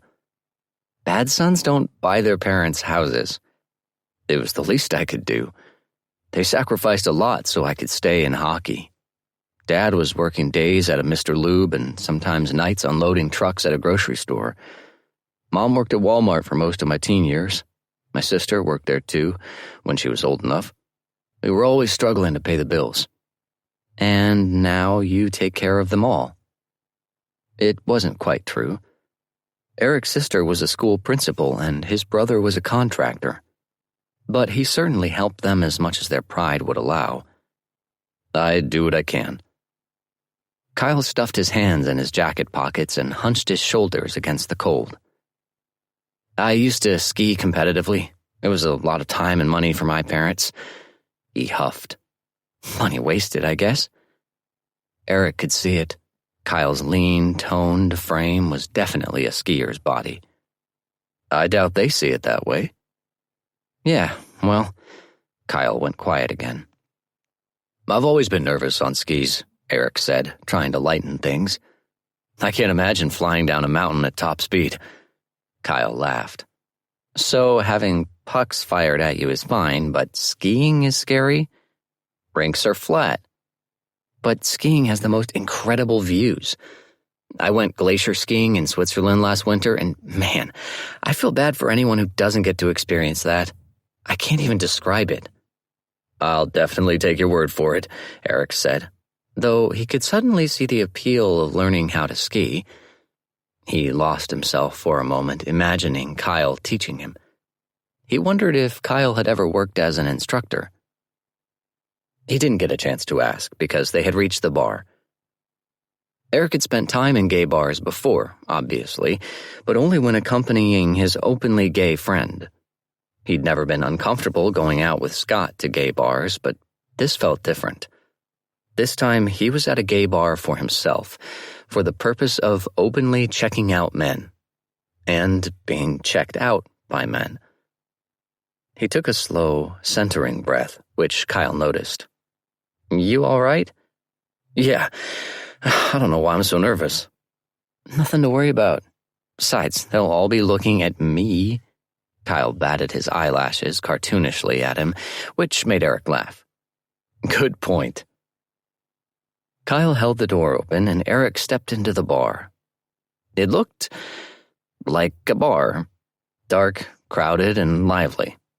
Pop music was playing, but not overly loud. The patrons were men and, mostly, Eric noticed right away, attractive. And younger than Eric. This was a mistake. I'm too old for this, Eric muttered. You are absolutely not. I see a table we can grab. You sit and I'll get us some drinks. You want a soda and lime? Sure. Thanks. Eric kind of wished he was the one going to the bar because at least that would give him something to do other than sit alone and vulnerable in a pickup bar. He removed his coat and draped it over the back of his chair, then tugged at his t-shirt a bit. He'd chosen a light gray one that was tighter than he normally wore, and he'd paired it with jeans that were identical to the ones he'd worn last night. When Eric found something that fit him well, he tended to buy multiples. He ran a hand over his hair and beard as he sat down, then picked up a drink special card so he'd have something to look at. He was terrified that if he glanced up, he'd inadvertently lock eyes with someone and give them the wrong idea. Kyle returned after what seemed like a very long time, carrying 2 drinks. Sorry, he said. Calvin was chatty. Is that the bar manager? Yeah, we used to work together at a shitty restaurant. Nice guy. Great kisser. Eric gave a startled laugh. Do you kiss all of your friends? Kyle narrowed his eyes as if he was thinking hard about it. Most of them, I think. Eric took a sip of his soda instead of replying. What? Hockey players kiss each other all the time. I've seen it, Kyle teased. Not on the mouths, usually. Shame. Eric shook his head, smiling. What are you drinking? It's something autumny and spicy that Calvin came up with. I'll switch to soda after this, though. Eric was touched that Kyle was willing to abstain for his benefit, but it really wasn't necessary. You don't have to. Kyle waved a hand. I don't mind. Besides, we're here on a mission. I need to keep a clear head. He leaned in. So, who do you like? Eric was caught off guard by the question, and by the answer that immediately popped into his head. He liked Kyle. He liked his clear, blue eyes and his carefully styled hair. He liked the peak of collarbone that jutted from the wide V of Kyle's neckline. I don't know, Eric lied. Everyone here is very attractive. Kyle turned to the side and observed the crowd for a moment before returning his gaze to Eric. It's a good bar for that. What about him? He nodded at someone over Eric's shoulder, which meant Eric would have to turn around to see him.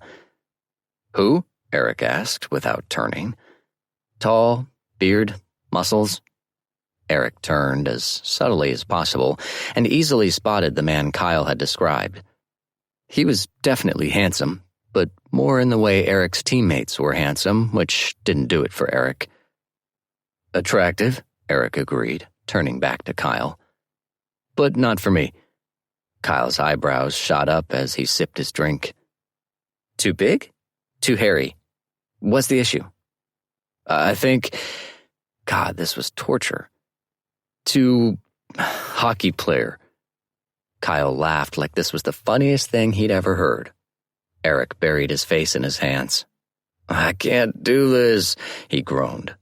You can. I get it. So we'll look for someone less macho and athletic. I didn't say not athletic, Eric argued. Just not that guy. I don't know. How about him? Kyle blatantly pointed a finger at the table next to theirs, and Eric batted it down. Don't point. Kyle crossed his arms. Sweetheart, we're all here for the same thing. Eric glanced in the direction Kyle had been pointing and found 3 men drinking cocktails. One of them was smiling at Eric. Eric quickly turned back to Kyle. He looks 19. Is that a no? That's an absolute no. Good to know. Eric glared at him. Was that a test? Not at all. First of all, he's older than 19. And secondly, I dated men about your age when I was younger than him. Eric did not like thinking about that. Well, I'm not interested in anyone that young. Kyle looked down at the table, frowning. What would be an appropriate age, do you think? I don't know, 30 at least. Eric had picked the number because it felt right. It was right, wasn't it? Got it, Kyle said. It sounded a little icy. Let's see. He glanced around the room. Okay, what about the cute accountant type over there? Eric found the man Kyle was looking at. He looked to be in his 30s, slim, blonde, and clean-cut with glasses and a V-neck sweater over a checked shirt. He was, indeed, cute. Oh, Eric said. He looked back to Kyle, who was smiling from ear to ear. Did I nail it this time? Almost. He's yes, I like him. He looks smart, but not pretentious, Kyle mused. Let's guess his name. Eric scoffed. You can't guess someone's name by looking at them. You can have fun trying, Kyle insisted. I'll bet it's Alex. This is ridiculous, Eric said. And besides, it's Justin. Kyle laughed. See? Fun. So, Justin, the accountant. Did we agree that he's an accountant? Yes, and he's from Wisconsin. Wisconsin? Little Justin left the farm for New York City to follow his big accounting dreams. And here he is. And here he is, about to take an NHL superstar to bed. Eric nearly choked on his soda. He is not. Kyle reached across the table and placed a hand on his forearm. I'm kidding. Eric's skin prickled under Kyle's fingertips. You'd better be. Kyle leaned back in his chair, removing his hand. You look hot, by the way. I like the shirt. Oh. Eric resisted the urge to pick at it. Thanks. You look good, too. On a scale of 1 to kill me, how uncomfortable are you right now? He smiled. Hovering near kill me? Relax. We're not going to do anything that you're not comfortable with. I promise. We're just talking and enjoying the scenery. How does it compare to glacier skiing in the Alps? Kyle grinned as his gaze followed a handsome, dark-haired man who walked past their table. Reasonably close. Eric chuckled and took a sip of his drink, but his heart clenched with something that felt embarrassingly close to jealousy. So you haven't told Scott that you're bi? Kyle asked, pulling Eric's attention away from his confusing feelings. No, not yet. I want to. Do you think he'll be surprised? It was more likely, he thought, that Scott would be hurt when Eric finally told him. I don't know. Probably. Were you surprised when he came out? Eric thought about his answer before he spoke. I was surprised that he came out, but less surprised that he was gay. I lost my mind when I saw him kissing Kip on television. It was on the big screen at work, and I nearly dropped a whole tray of glasses. I knew they were a couple, and I was still shocked. It was brave as fuck. It meant a lot, you know? The vibe in the bar that night after he did that, it was like we all won the Stanley Cup. It was a party for sure. Kyle snorted. And it made me feel pretty stupid for thinking I had a chance with Kip. Poor Kyle. Eric wanted to say something comforting, but no. Kyle truly did not have a chance with Kip. You weren't stupid. Scott and Kip did a good job of keeping their relationship a secret. No one knew. Yeah, well. So, how about you? Eric asked, changing the subject. Who's catching your eye in here tonight? Kyle pressed his lips together and looked oddly shy. For a wild second, Eric thought he was about to say that he was the one Kyle had his eye on. But then Kyle said, You're 4 o'clock, in the dark blue shirt. Eric turned, trying to appear as if he was fishing something out of his coat pocket, then glanced up to spot a tall man with silver-flecked hair wearing a crisp blue dress shirt unbuttoned at the collar. Eric turned back to Kyle, surprised.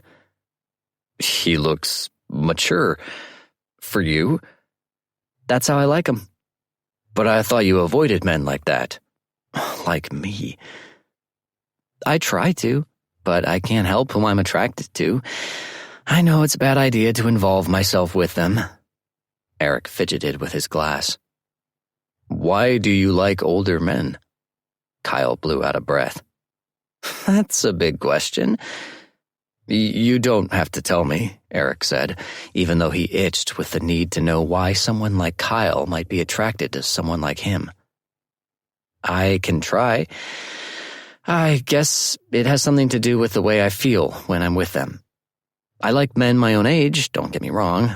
I've slept with plenty of them, and I've had a great time doing it. But older men, Kyle bit his lip. They make me feel powerful, like I'm irresistible and they would do anything to please me. He grinned, his gaze turning dreamy.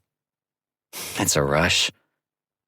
Eric exhaled shakily as blood rushed to his cock. Kyle had just described the vague fantasies that had been overwhelming Eric for months, and especially for the past couple of weeks.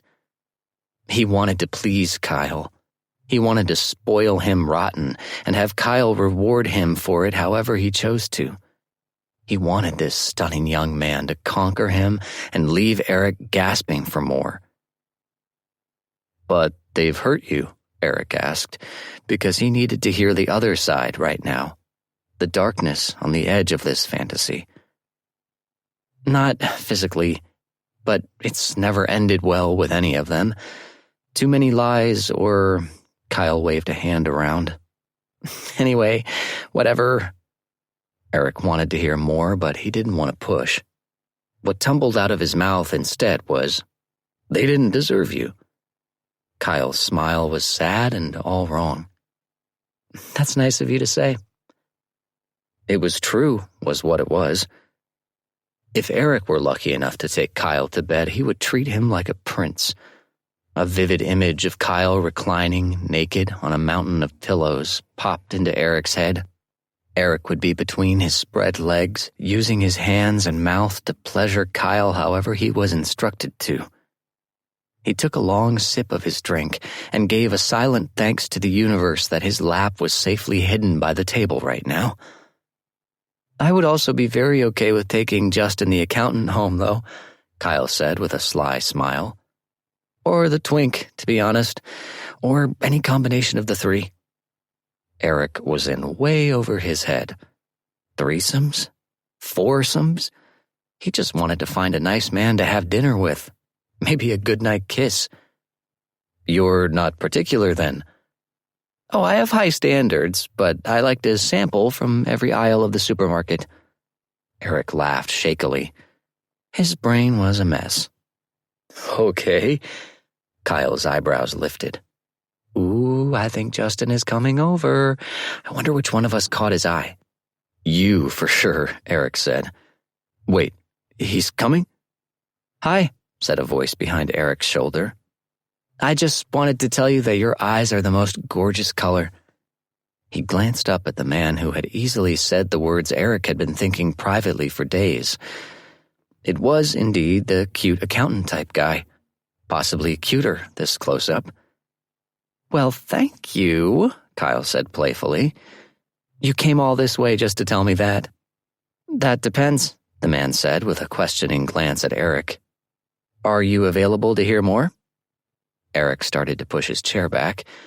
He would make an excuse, go to the bar or to the bathroom, maybe go home. He should let Kyle have this. Before he had a chance to make his exit, Kyle spoke. We're actually celebrating our anniversary tonight. He reached across the table and took Eric's hand. Eric's mouth fell open. Well, month-aversary, right, love? Kyle's eyes were full of mischief. Eric's must have shown his confusion, but he managed to say, right. I figured, the man sighed. I had to try, though. You're cute, Kyle said, still holding Eric's hand. What's your name? Alex? Kyle shot Eric a quick, victorious smile, then said, I'm Kyle, and this is Eric, my boyfriend. Alex nodded. Well, happy month-aversary. Thank you, Kyle said, Alex? Eric fought to keep himself from rolling his eyes. When Alex left, Kyle released Eric's hand and leaned back in his chair. He folded his arms over his chest, looking smug as hell. "Fine," Eric said. "You guessed his name. Congratulations." "I'm a genius." "You're lucky." "I could have been," Kyle said wistfully, gazing in the direction Alex had gone. "Why did you tell him we were a couple?" "Because I'm not going to abandon you tonight. I'm here to support you." "I could have gone home. It's fine. I have a practice in the morning anyway." "Do you want to go home?" No, Eric wanted to have this view of Kyle for as long as possible. "I can stay a bit longer." Kyle was having a great time. Okay, yes, he wouldn't have minded leaving with cute Alex, and yes, it was weird that he had spontaneously lied about being Eric's boyfriend, but still, he definitely wasn't bored. Eric had gone to the bar to get their second round, Kyle insisting that he wanted a soda and not another cocktail, which was the second lie he'd told that evening. He really did want to help Eric. He was probably more invested in the idea of guiding Eric to his first sexual encounter with a man than he should be. He wanted to make sure Eric's first time would be enjoyable, that it would be with someone patient and sweet and good, someone who understood how important this was. Normally, Kyle wouldn't think of this sort of thing as important. Hookups had been a way of life for him for so many years that he had a hard time thinking of sex as an event. Part of him wanted to gently push Eric into the arms of the first man who caught his eye, but he knew that wasn't what Eric wanted.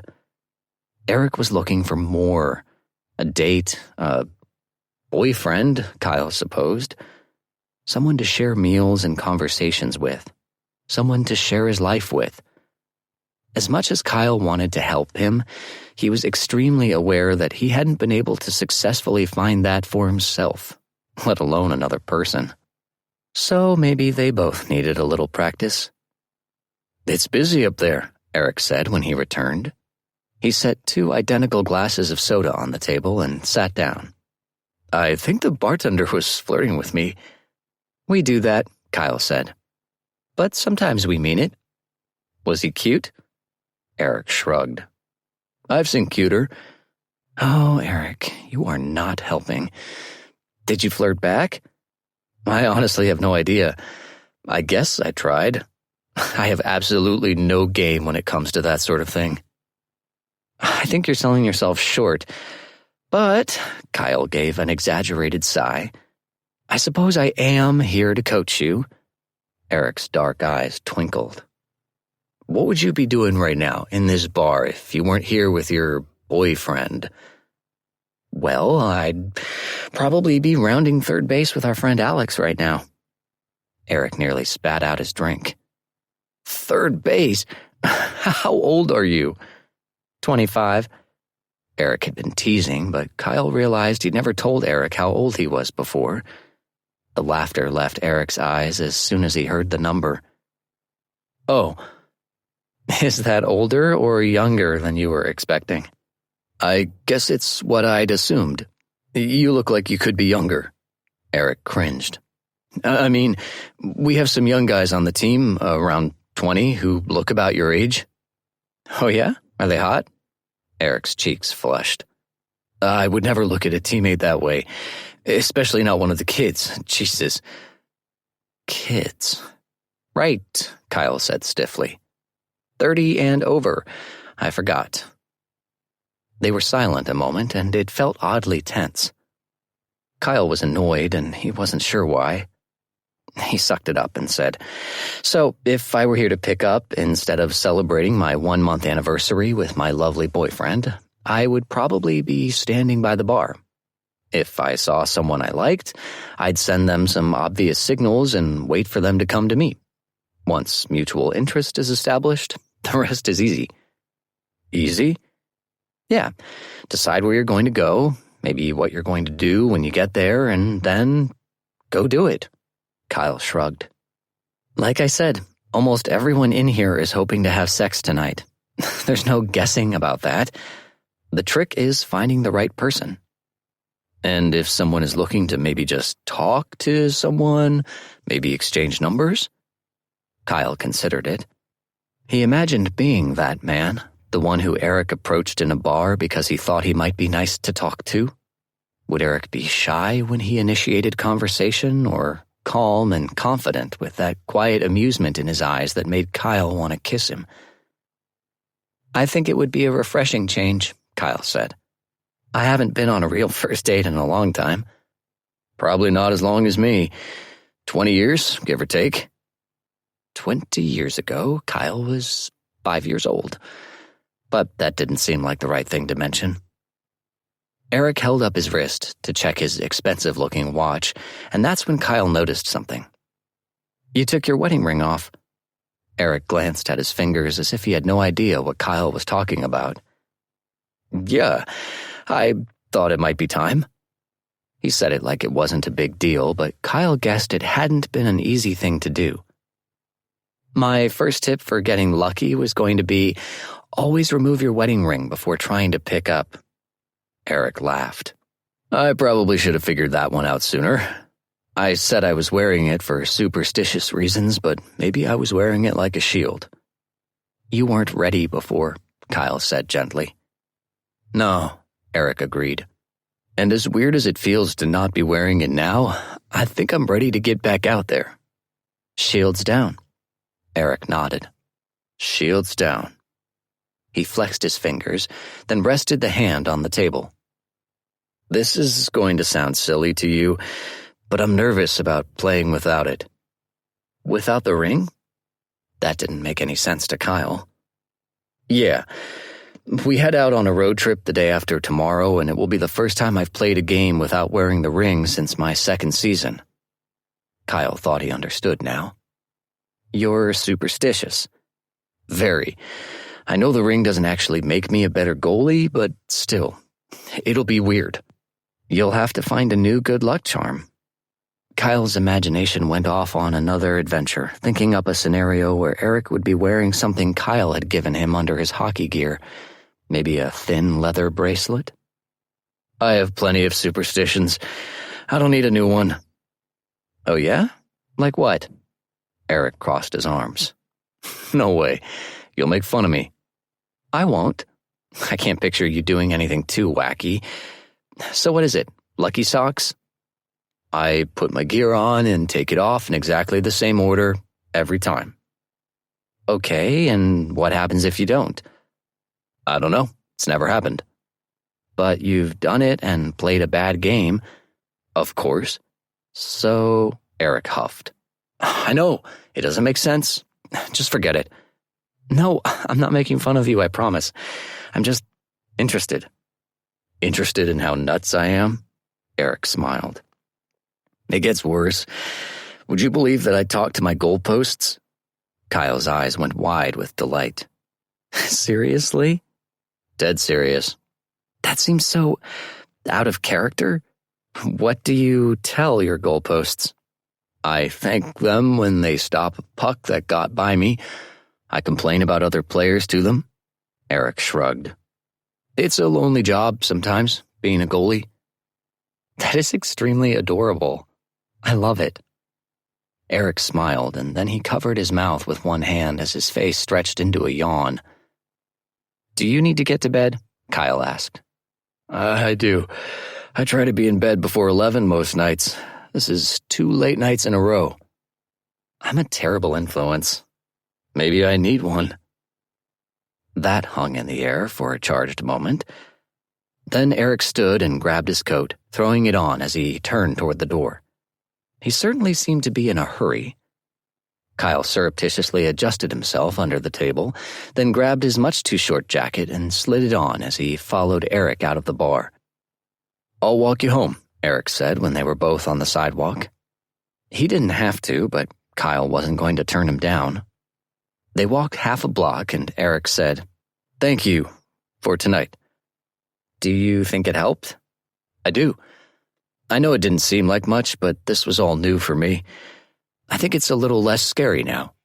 So, thanks. I'm glad. They walked another minute in silence. Then Eric huffed out a laugh. What? Kyle asked. Nothing. Nothing funny. Is it awful if I admit that a big part of me wants to stick to dating women because at least I have some familiarity with what to do there? It's not awful. That actually makes a lot of sense. But sex with a man isn't that different. Eric scoffed and Kyle admitted, Okay, it is different. I assume I've only been with men, but it doesn't have to be scary. Eric seemed to consider this. I want to see what it's like, being with a man. I know it's probably ridiculous to say, but I feel like something will click into place when I do it. Kyle understood what Eric was trying to say, but he wanted to make something clear. You know you're not any less bisexual if you never hook up with a man, right? Your sexuality is still completely valid and real, whether you have sex with one gender, multiple genders, or no one at all. Eric was silent a long time before answering. I know, but it still feels theoretical. It's not. You know who you are and who you're attracted to. You don't have to act on it to make it real. He glanced over to see Eric's furrowed brow and decided to add, but wanting to act on it is valid too. If doing this is important to you, then you should do it. Thank you, Eric said quietly. That was nice to hear. All of it. It's all true. They reached Kyle's building. He rocked up on his toes, then back on his heels, his hands stuffed firmly in his jacket pockets to keep from reaching out for Eric. Well, Eric said. He was facing Kyle, leaving maybe a foot of space between their chests. They were close in height, Eric an inch or so taller, and it would be so easy for Kyle to lean in a bit and help Eric check that kiss a man box. But he didn't, because he had no right to steal that first time from him. Even if Eric's eyes were a shade darker than they had been a moment ago. We could do this again, if you want, Kyle said. Maybe go to a club? Dancing? Sometimes it's easier when you can just let go. Eric held his gaze. I'm not good at letting go. Kyle's lips quirked up. I've noticed. But God, he wanted to help him. He wanted to absolutely unravel this man and have him desperate and uninhibited. It would be a challenge to get him there, but Kyle felt up to the task, which is not what he should be thinking. I'm going to be busy for a while, but maybe after that we can initiate phase 2 of Operation Get Eric a Man? Eric snorted. Yeah, but let's not call it that. I might call it that. So, we hit a club next week? Eric nodded at the sidewalk, then lifted his gaze. Maybe. Kyle did lean in then because he couldn't help it. He kissed Eric on the cheek. It was chaste, but his lips lingered greedily on Eric's skin. He pulled back enough to meet Eric's gaze. There was a question there, a silent request for permission. Kyle knew he should step away, but he could feel Eric's breath against his lips, and he just wanted this so much. So, instead of doing the right thing, Kyle tilted his head and let Eric close the distance. For a terrifying moment, Eric didn't react at all, and Kyle thought he'd misread the situation. Then, finally, Eric's lips touched his own, perfectly gentle and sweet. Kyle forced himself to stay still, to let Eric explore his lips with careful, tentative brushes that sent sparks shooting throughout Kyle's body. He pulled back just to make sure Eric was okay with this. Eric helplessly chased his mouth, which made Kyle laugh and kiss him properly.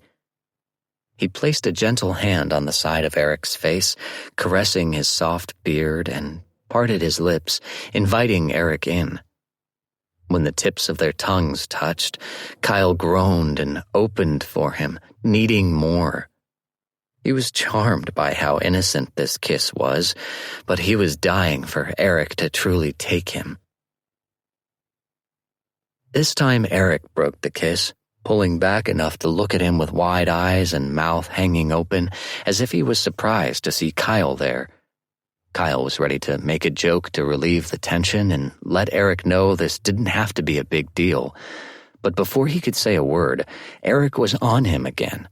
His arms wrapped around Kyle's back, pulling him tight against his body as he bent Kyle back slightly and kissed him hungrily. Kyle's stomach swooped with the overwhelming rightness of it as he kissed him back, swallowing the little moans Eric was making. Finally, they broke apart, and Eric leaned his forehead against Kyle's, the white clouds of their breath mingling as they both panted. "Wow," Kyle said. "We just did that." "Yeah," Eric agreed. "Was that okay?" Eric was still for a moment, and Kyle's stomach dropped. What if it hadn't been okay? What if Kyle had stolen Eric's first kiss with a man, something that was supposed to have been special? But then Eric nodded against Kyle's forehead. It was way more than okay. Kyle smiled, relieved. He was tempted to kiss Eric again, but he knew he needed to put up some walls before things got out of hand. Kyle took a step back. "So, you got that over with?" Eric frowned. "Over with?" "Your first kiss with a man.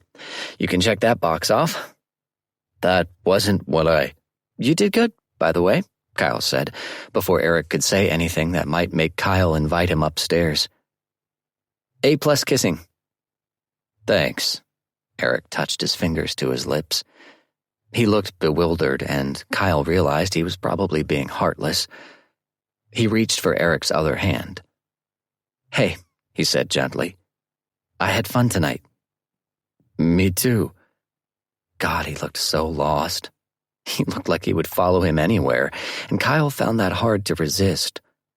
He wanted this man, wanted to bring him upstairs and teach him everything he knew about sex.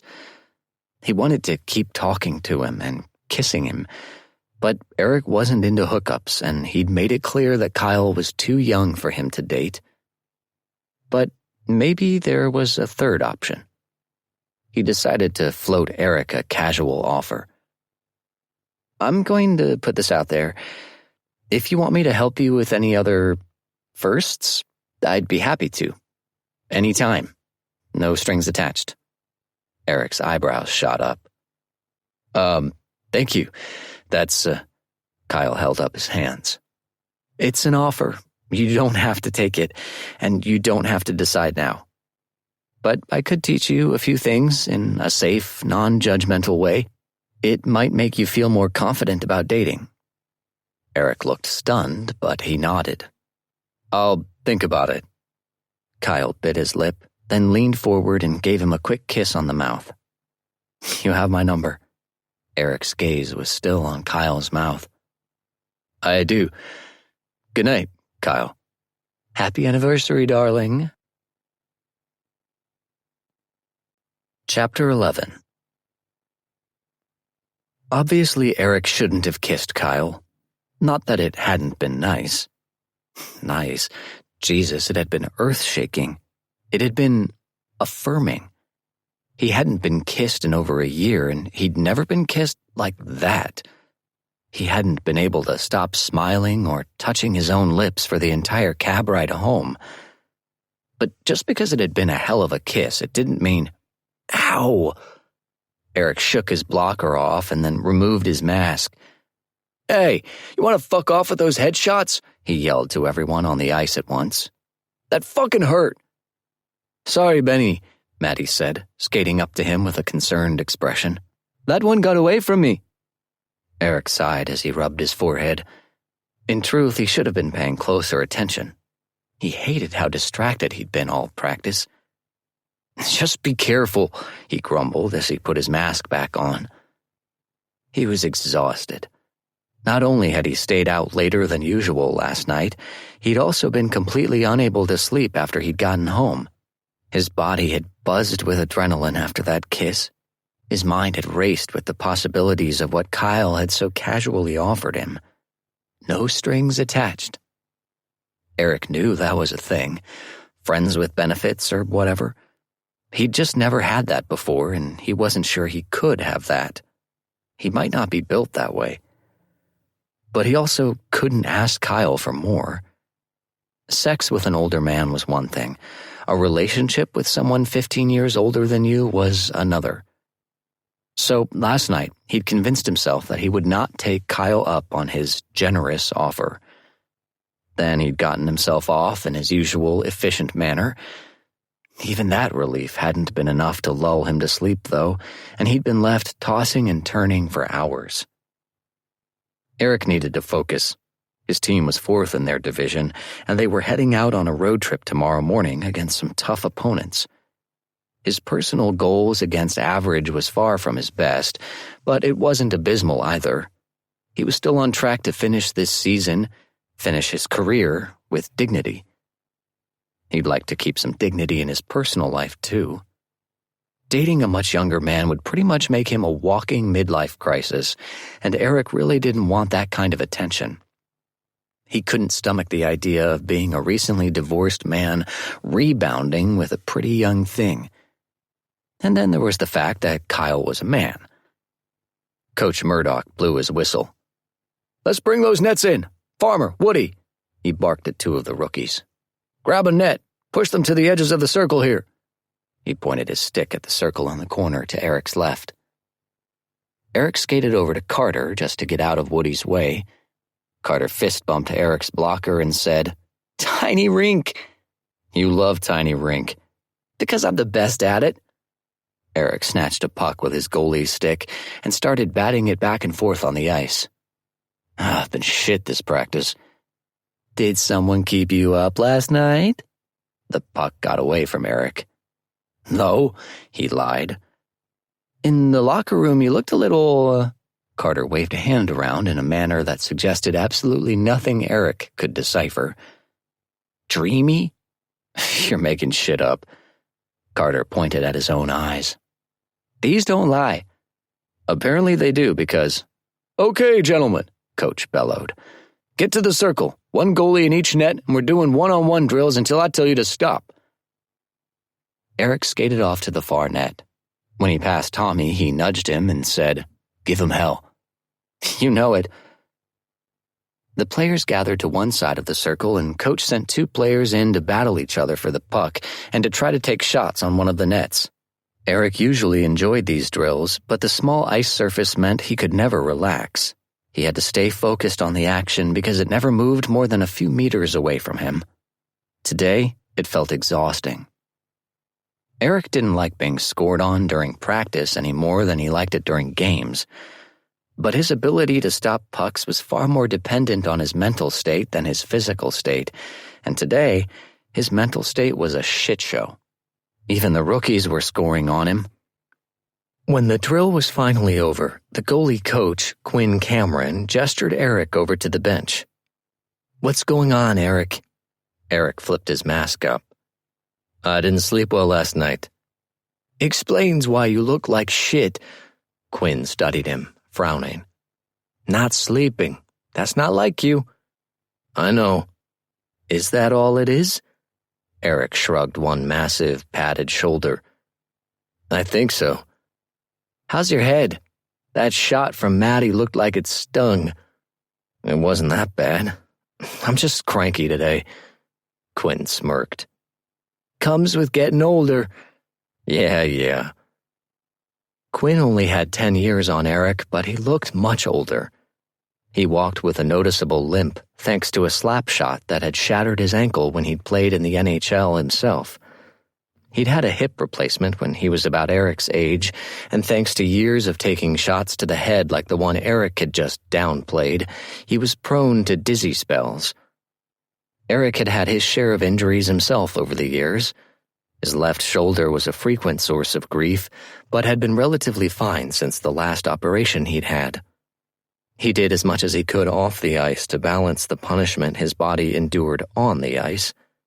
He was teased by his teammates for being a health nut, but Eric didn't want to end up like Quinn. If yoga, sleep, and eating clean even gave him a chance of avoiding that, he would keep it up. This was the fourth practice in a row that Eric had planned to tell his coaches that he would be retiring after this season. It would be so easy to ask Quinn, right now, to assemble the coaches so Eric could tell them. But he couldn't bring himself to form the words. The truth was, he was scared. Once he announced it, it would be real.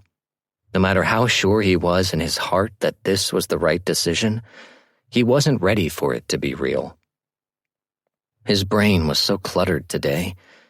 His fear of walking away from hockey warred with his fear of his desire for Kyle. These thoughts swirled with the stress of his poor performance in today's practice, the exhilaration of finally exploring his sexuality, and the terrifying uncertainty his future held. He really needed a nap.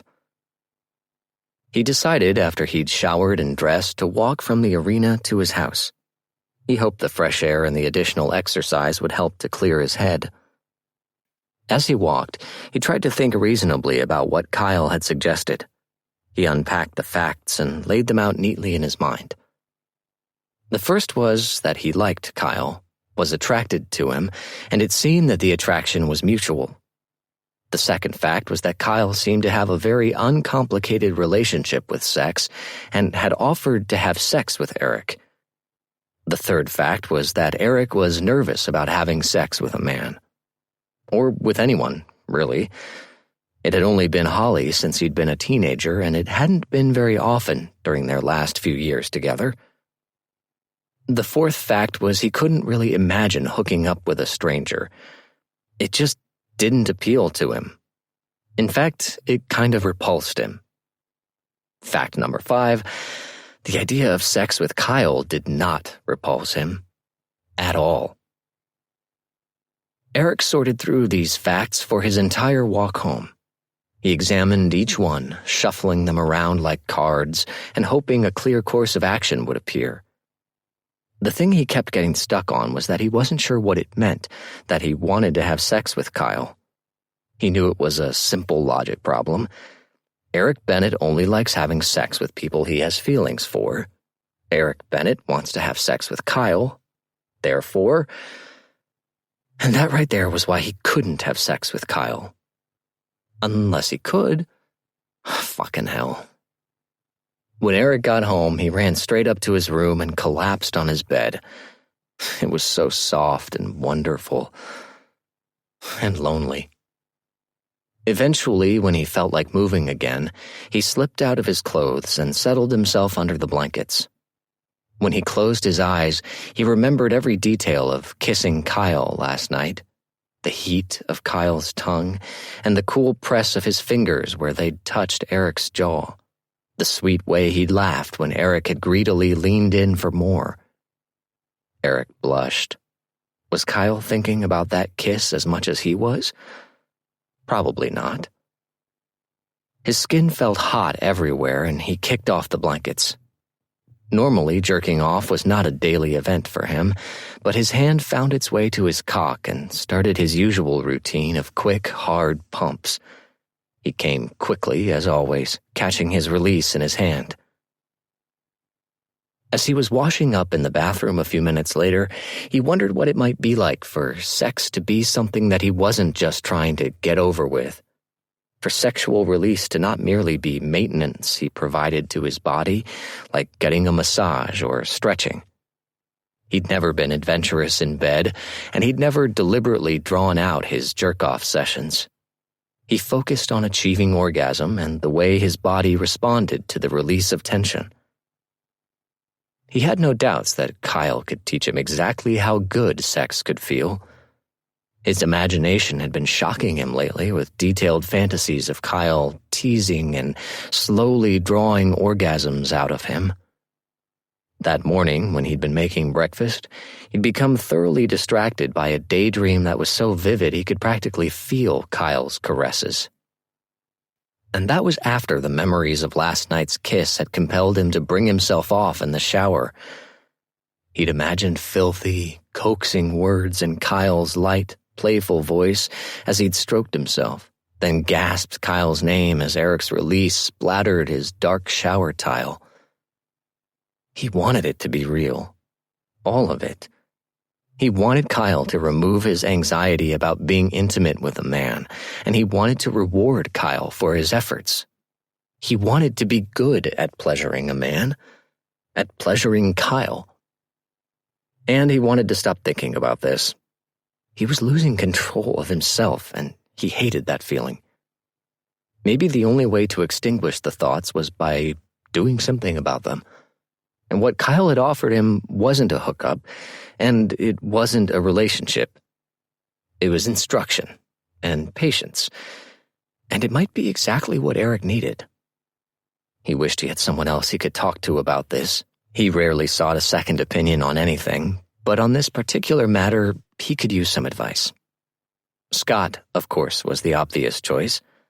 He had never been one to talk about sex. In fact, Scott tended to blush and stammer at the very mention of it, but he certainly knew about finding the courage to be your true self. He knew how important this would be to Eric, and it was well past time Eric came out to his best friend. Eric knocked on Scott's hotel room door. He could hear him talking to someone and thought about leaving, but the door opened before he could retreat. Scott smiled when he saw him, then held the door wide open with the hand that wasn't holding his phone to his ear. "It's Benny," Scott said to his phone as Eric brushed past him into the room. Then, to Eric, "Kip says hi." "Hi, Kip." At least they weren't having phone sex. Carter had once stolen one of Scott's room keys in an attempt to prank him. When he'd opened the door thinking Scott was out, he'd gotten an eyeful. Whenever Carter told the story, he looked haunted. Scott ended the call after 3 I love yous, then turned to Eric, his eyes bright and his cheeks touched with pink. He really was absurdly handsome. "What's up?" Scott asked. Scott's expression turned serious when Eric sat on the bed. He wheeled a desk chair over and sat, facing him. "Everything okay?" "Yeah, fine. There's just something I've been wanting to tell you." Scott's brow furrowed. "Okay, I'm listening." Eric took a breath. This was his moment. It shouldn't be hard to come out as bisexual to your openly gay best friend, but, well, I just wanted to tell you. Eric huffed and shook his head. "It's not even a big deal. I don't know why I'm—" "Eric." Scott placed a hand on Eric's wrist. He hardly ever called Eric by his first name. He didn't say anything else, just calmly waited for Eric to be ready to speak. Eric remembered when Scott had come out to him. It had been in a hotel room like this one, but Carter and their former teammate Greg Huff had also been there. Eric had thought about inviting Carter this time, but he decided this was less about Eric coming out to his friends and more about getting advice from Scott specifically. He would tell Carter soon. How had Scott managed to say the words at the time? Eric felt like they were lodged in his throat, thick and impossible to budge. He took a slow breath, jiggled the words loose, and said, "I'm not straight." Scott's eyebrows shot up. "You're gay?" "No, I'm bisexual, I guess. I've always assumed that's what I am, anyway." "Always?" Scott looked gobsmacked, and Eric didn't blame him.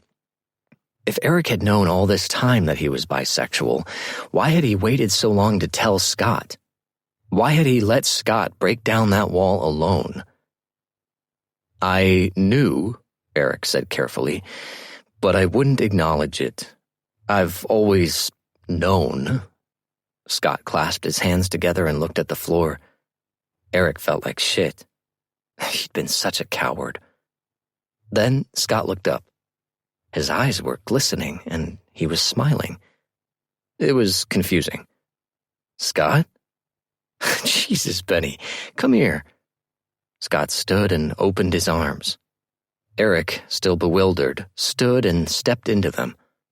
Scott wrapped him in a tight hug that Eric tried to reciprocate, but his arms were mostly pinned to his sides. He tapped the sides of Scott's waist with his fingertips in what he hoped was a show of affection. When Scott pulled back, he was beaming, and his eyes were still wet. "Thank you for telling me. I just needed to say it, you know?" "Oh, believe me, I know." Scott scrubbed a hand over his face. "Have you told anyone else?" "Wait." His eyes went wide. "Are you seeing someone?" "No," Eric said quickly. "I mean, yes. I've told one other person, but no, not because I'm dating him or anyone. I'm not dating anyone." Scott looked disappointed, then smiled sheepishly. "Sorry, I got a little excited there. So you have told someone else?" Eric sat back on the bed. For some reason, the idea of telling Scott that he had confided in Kyle felt more terrifying than announcing his sexuality. So instead, he asked, "When you and Kip—" He paused, unsure how to phrase this. "Was Kip the first man you'd—" God, why was this so hard? They were both adults. But Scott, predictably, blushed when he realized what Eric was asking. "No, he wasn't my first." He smiled shyly. "I wish he had been, but there were a few quick hookups before him." "Why?" Eric traced a fingertip over the hotel comforter. "I've been thinking that I'd like to try it. Being with a man, I mean." Scott's eyes went wide, and Eric realized suddenly how this might be misinterpreted. "Not with you. That's not why I'm here." Scott let out a shaky laugh. "Oh, good. Jesus, I was nervous there for a second." Eric shook his head. "With someone else, I promise." "The person you came out to already, maybe?" Eric averted his gaze, realizing too late that Scott would interpret it as the yes that it was. He had only planned to tell Scott that he was bisexual and maybe ask some vague questions about dating men. But now, with Scott grinning at him expectantly, Eric decided he wanted to share at least part of this with his best friend. "It's going to sound weird, but I actually told Kyle." "Kyle? Like Kyle who we wanted you to be friends with?" "Yes." "Kyle who I said you'd get along really well with?" "The same. Congratulations." Scott fist pumped, and Eric bit his lip to keep from smiling. "Are you guys, did you, Scott stammered. "We are friends. He's half my age." "He's not half your age, for fuck's sake. But yes, he's young." "Too young for me," Eric said. If he said it enough times, maybe his brain would start to listen. "But he's been helping me navigate this thing." Scott's expression turned thoughtful, and he said, "He'd be good at that. The last 2 years haven't been easy on Kip, and Kyle's been a good friend to him." "Haven't been easy?" Eric asked. As far as he could tell, Kip had found Prince Charming and was going to ride into the sunset with him. "He's suddenly in the spotlight. I know he's happy with me, but the rest hasn't been easy. He's lost friends and had to deal with being one half of a very public couple. We get tons of support, and that's awesome, but we also get the other stuff." Eric knew this, of course. He'd seen the comments posted at the end of articles online, and he'd heard the ignorant things yelled from the crowds when the team was on the road. Hell, he'd heard them yelled by people, he refused to call them fans, at their home games in New York. It always infuriated him. Oddly, he realized now he had only ever felt outrage on Scott's behalf when he'd heard the slurs, never for himself. "I'm sorry," he said, now. Scott waved a hand. "I spent my whole life worried about what they think. I'm done." Eric smiled at that. "So," Scott said, "you're getting yourself out there then? Dating?" "I mean, not yet, but I'd like to." "Men, huh?" "Maybe. I'm curious, I guess." Eric scoffed. That sounds so cliche. It's exciting is what it is. You should come out with us sometime. There's a fundraiser at a club next week that we're helping out at. It's a drag show, a Christmas thing, and there will be dancing after, of course. I'm going to be on stage for part of the show, so you can at least watch me being roasted by some drag queens. That is very tempting. It actually did sound ideal. It would be low pressure because Eric could just be there to support his friend, and he could leave before the dancing started. Maybe this could be the night out Kyle had suggested. He would like it if Kyle was there. For support. Seriously, Scott said gently as he sat back in the chair in front of Eric.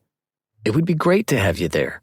And I'm glad Kyle is advising you on the actual, dating side of things. Honestly, I am terrible with that stuff. He's very enthusiastic, Eric said. He bit his cheek to suppress a smile he was sure would give away the fact that Kyle had offered to have sex with him. Scott beamed. I can't believe I've had a queer teammate this whole time. The words were said cheerfully, but Eric couldn't stop the guilt from creeping in again. I'm sorry I didn't tell you sooner, and that I wasn't brave enough to come out when you did. I should have been standing beside you. You were, Scott said simply. You've been supporting me since the moment I came out to you, and after I went public, you've always been right there with me, going to LGBTQ events, going to the Kingfisher with me. You think I don't know how much you hate going to bars? That made Eric smile. I like the Kingfisher. Me too, and it's always nice having teammates join me there. Hell, it was nice having Rosenoff there. Why was Rosenoff there anyway? I never really figured it out. Oh, he wanted to talk to me about his charity. You know, the one he started with Shane Hollander? I still can't believe that's a real thing, but yes. They have these summer hockey camps, and he asked if I might like to be a coach at one. Scott laughed. I could tell it killed him to ask me. Why you? I mean, I know why someone would want you to be a coach at a hockey camp, but why would Rosenoff want you there? I'm not sure exactly, but he mentioned that the camps are inclusive. He actually used the words safe space, which almost knocked me off my chair. How many hockey players do you know who use that term? You mean in a non-mocking way? Very few. Right, so they want the staff to be diverse.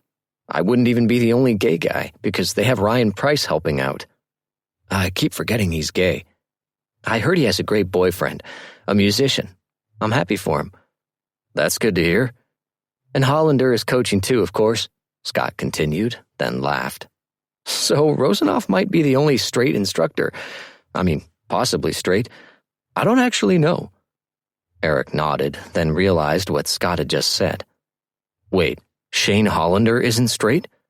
Scott stared at him. He's gay. You didn't know that? Did he come out?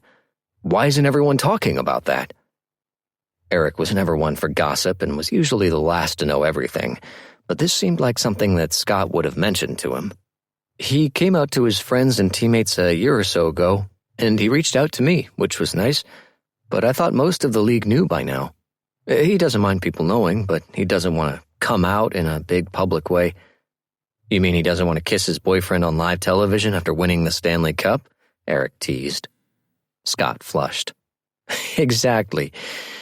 Anyway, I told Rosenoff I'd like to help, but this summer we'll be busy with the wedding and the honeymoon and the other obligations I already have. Maybe next year. That's what I said. I'm sure Kip would enjoy a week or two in Montreal. That's where one of the camps is. It seems like a good charity, Eric said. I was reading that they already provided the funds for a huge renovation of a youth home in Montreal. It's impressive, Scott agreed. I've been thinking about starting my own charity, but maybe I should talk to Rosenoff and Hollander about joining forces with them. Rosenoff and Hollander. The two rivals' names still sounded weird next to each other. Who knew Rosenoff had such a big heart? Eric said. Scott smiled. I had a hunch. I think he might secretly be a big softy. He does a damn good job of hiding it. He sure does. Anyway, why are we talking about Ilya Rosenoff? I'd rather talk about you. Eric held up a hand. No, thanks. I said everything I need to. Scott glanced at the clock on his nightstand. I guess it's getting late, and I'll be damned if I'm not in top form against Toronto tomorrow night. Yeah, but thanks for listening to me, Eric huffed. Sorry if it was a shock. Are you kidding? I'm thrilled. Scott pulled him into one of his signature hugs. Your secret is safe with me. I promise. Eric sighed against his shoulder. He'd missed these hugs after he retired. I know, but I don't know if it needs to be a secret.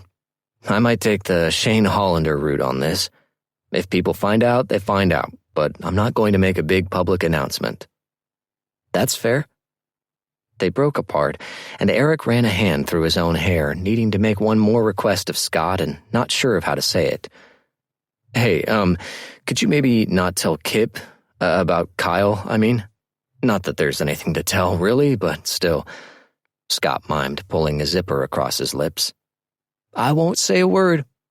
But, Benny. Yeah? For what it's worth, I think he'd be good for you. Even if it's just for... Scott palmed the back of his own neck, nervously. Instruction, or whatever.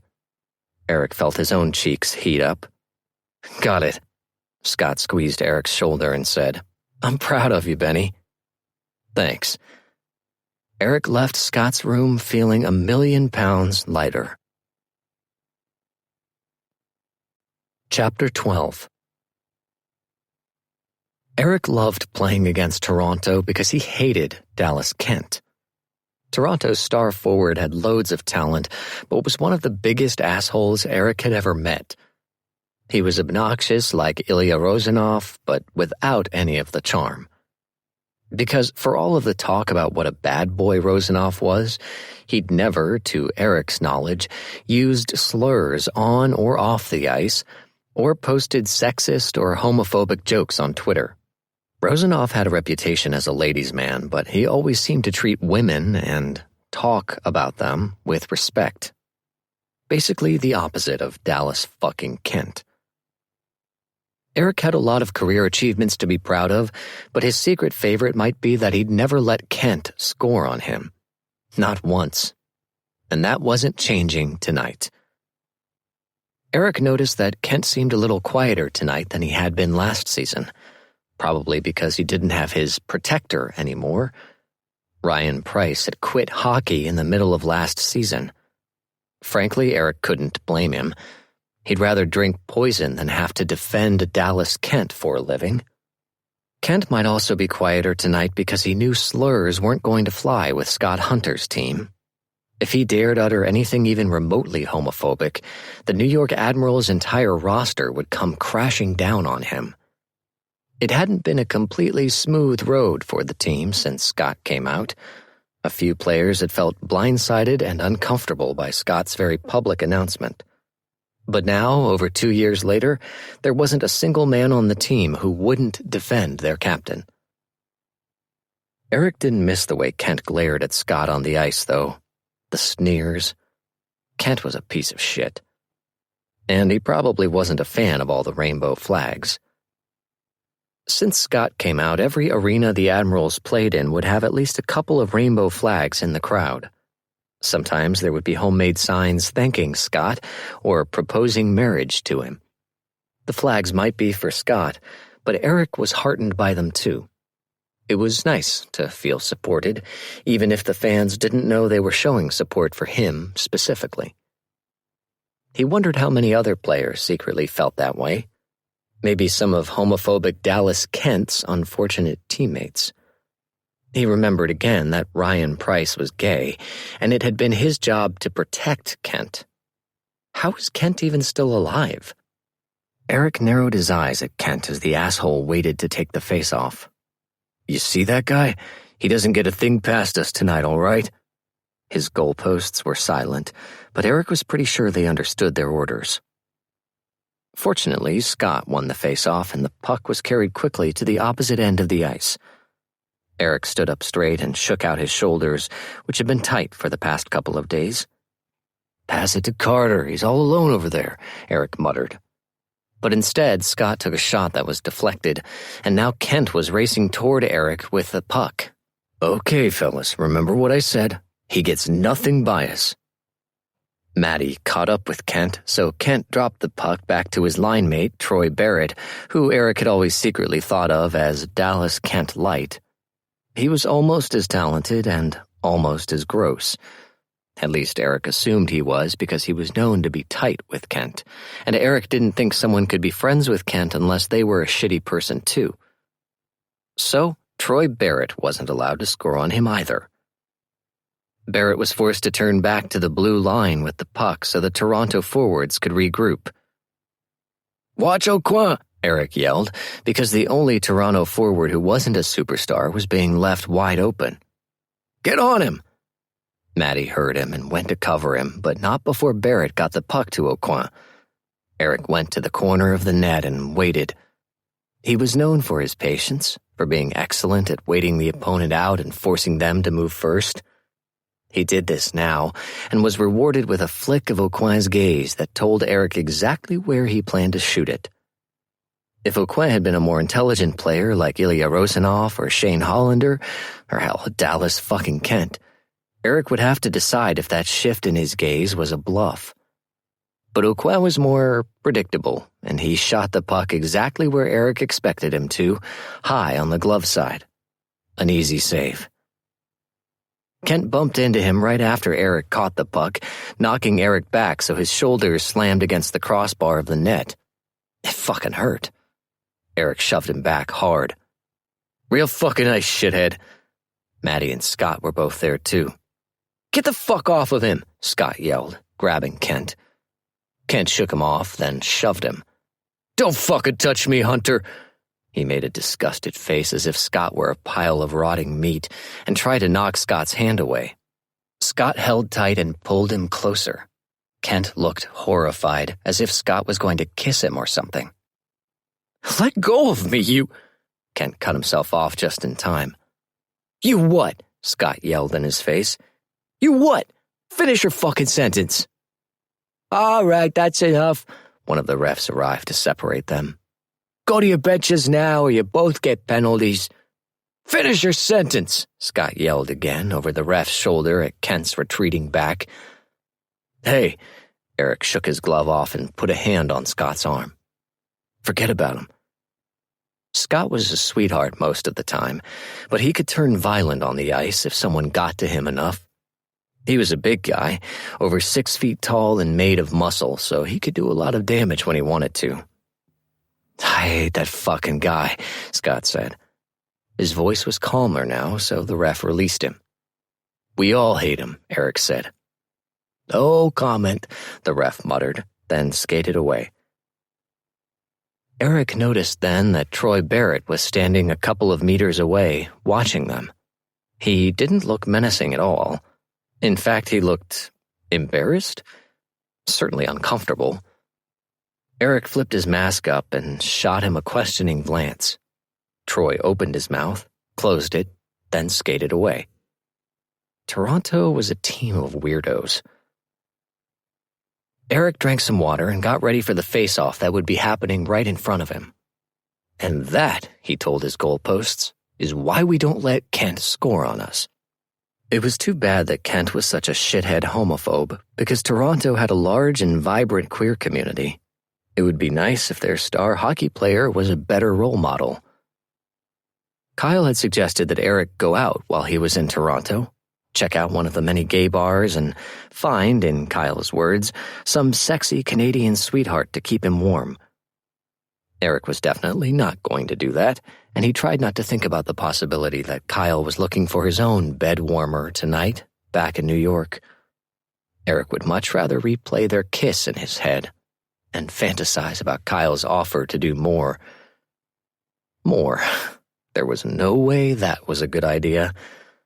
Also not a good idea, daydreaming about sex with Kyle while in the middle of a hockey game. The play had been at the other end, but Toronto was charging back toward Eric with the puck now. "Here we go, fellas," Eric told his posts. "I'll do my job, you do yours." The shot came from an unexpected angle. Eric had positioned himself to block a low shot from his right-hand side, but the puck was passed at the last second. Eric tried to slide over to stop it, but the shot was high and sailed over his blocker. Ping! That sound, that glorious sound, was Eric's favorite in the whole universe. The crisp chime of a puck hitting the post and deflecting away from the net was a chorus of angels to a goaltender. If Eric made it to old age, he wanted that sound playing on a loop next to his deathbed as he passed. The disappointed groan of the Toronto crowd that followed the ping was also a pretty excellent sound. "Thanks, pal," Eric said once the play had moved out of his end of the ice. He gave the post a loving pat. "Okay, focus, Eric." He couldn't count on the posts to save his ass a second time, so he needed to clear his head. "Win this game," he told himself, "and you can think about Kyle all you like when you're back in your hotel room." He didn't feel good about using something that pathetic as motivation, but it worked. Toronto didn't score again, and New York won the game. "Kyle, I found someone for you." Eric squinted at the message on his phone screen. Normally he'd be asleep at this hour, especially after a game, but he'd been restless tonight. He wondered if Kyle was at work right now. He wondered what made him text. Oh, right. He found someone. As in, someone for Eric to date who wasn't Kyle. Eric ignored the way his stomach clenched at that idea. Eric. "Who?" "Kyle. I don't know his name yet, but he's perfect for you." Eric laughed into the dark hotel room and pulled himself up a bit so he could lean on his elbow. Eric. "Sounds amazing." He hoped his sarcasm was clear. Kyle.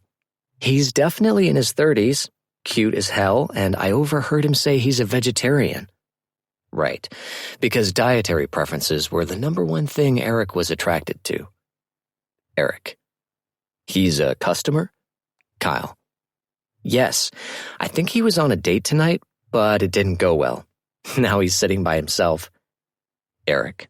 "You were spying on a customer while he was on a date?" Kyle. "I just bring the drinks. I can't control what I hear." There was a long pause, and then Kyle wrote, "I also took a pic of him." Eric groaned. It was week 1 of being a bisexual man on the prowl, and this was already getting way out of hand. Eric.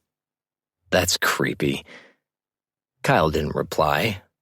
Eric sighed and wrote, "Send it." A few seconds later, Eric was looking at a dark and slightly blurry photo of a man sitting at a table, turned so he was in profile. It was hard to tell, but he did look like he might be handsome. Tidy, brown hair, nice clothes, and yes, he appeared to be reasonably close to Eric's age. Eric. "Shouldn't you be working?" Kyle. "I'm on my break." Oh. Eric couldn't help but be touched that Kyle was spending his break talking to him, and spending his evening trying to find Eric a date. Eric. "He does look nice." Kyle. "I wish you were in town. You could slide into that empty chair and ask him his name." The back of Eric's neck heated just thinking about that. Eric. "And then what would I say?" Kyle. "Normal stuff?" Eric had no idea what normal stuff was when it came to flirting. Kyle. "Let's practice. I'll be him, you be you." Eric. "That's not necessary." Kyle. "So you don't need the practice?" Eric grimaced. He definitely needed the practice. He sighed and wrote, "Fine. So I sit down and say, 'Hi, I'm Eric.'" Kyle. "Solid start. Okay, I'm shaking your hand and saying, 'I'm Neil. Nice to meet you, Eric.'" Eric. "Neil? Really?" Kyle. "Yes, why are you making fun of my name, dickbag?" Eric laughed, then wrote, "Sorry, Neil. It's a lovely name." Kyle. "I'm named after my grandfather." Wow, Kyle was going deep on this character. Eric. "Oh, that's neat." Kyle. "He was the first man to walk on the moon." Eric threw his head back on the pillow and barked out a loud laugh. He was relieved that Kyle wasn't taking this little exercise too seriously. Eric. "Wow, that's amazing." Kyle. "Anyway, what do you do, Eric?" You look familiar for some reason. Eric. I play hockey for the New York Admirals. Kyle. Holy shit. Do you know Scott Hunter? Eric. I'm afraid so. Kyle. He's really hot. Eric. Yes, he's wonderful. And engaged. If this was supposed to be helping Eric learn how to flirt, it wasn't working. He decided to take control. Eric. Are you here alone? Kyle. Not anymore. He punctuated it with a winky face emoji.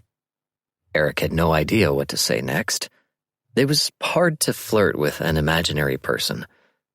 Maybe if he called the imaginary person Kyle in his head. Eric. You have beautiful eyes.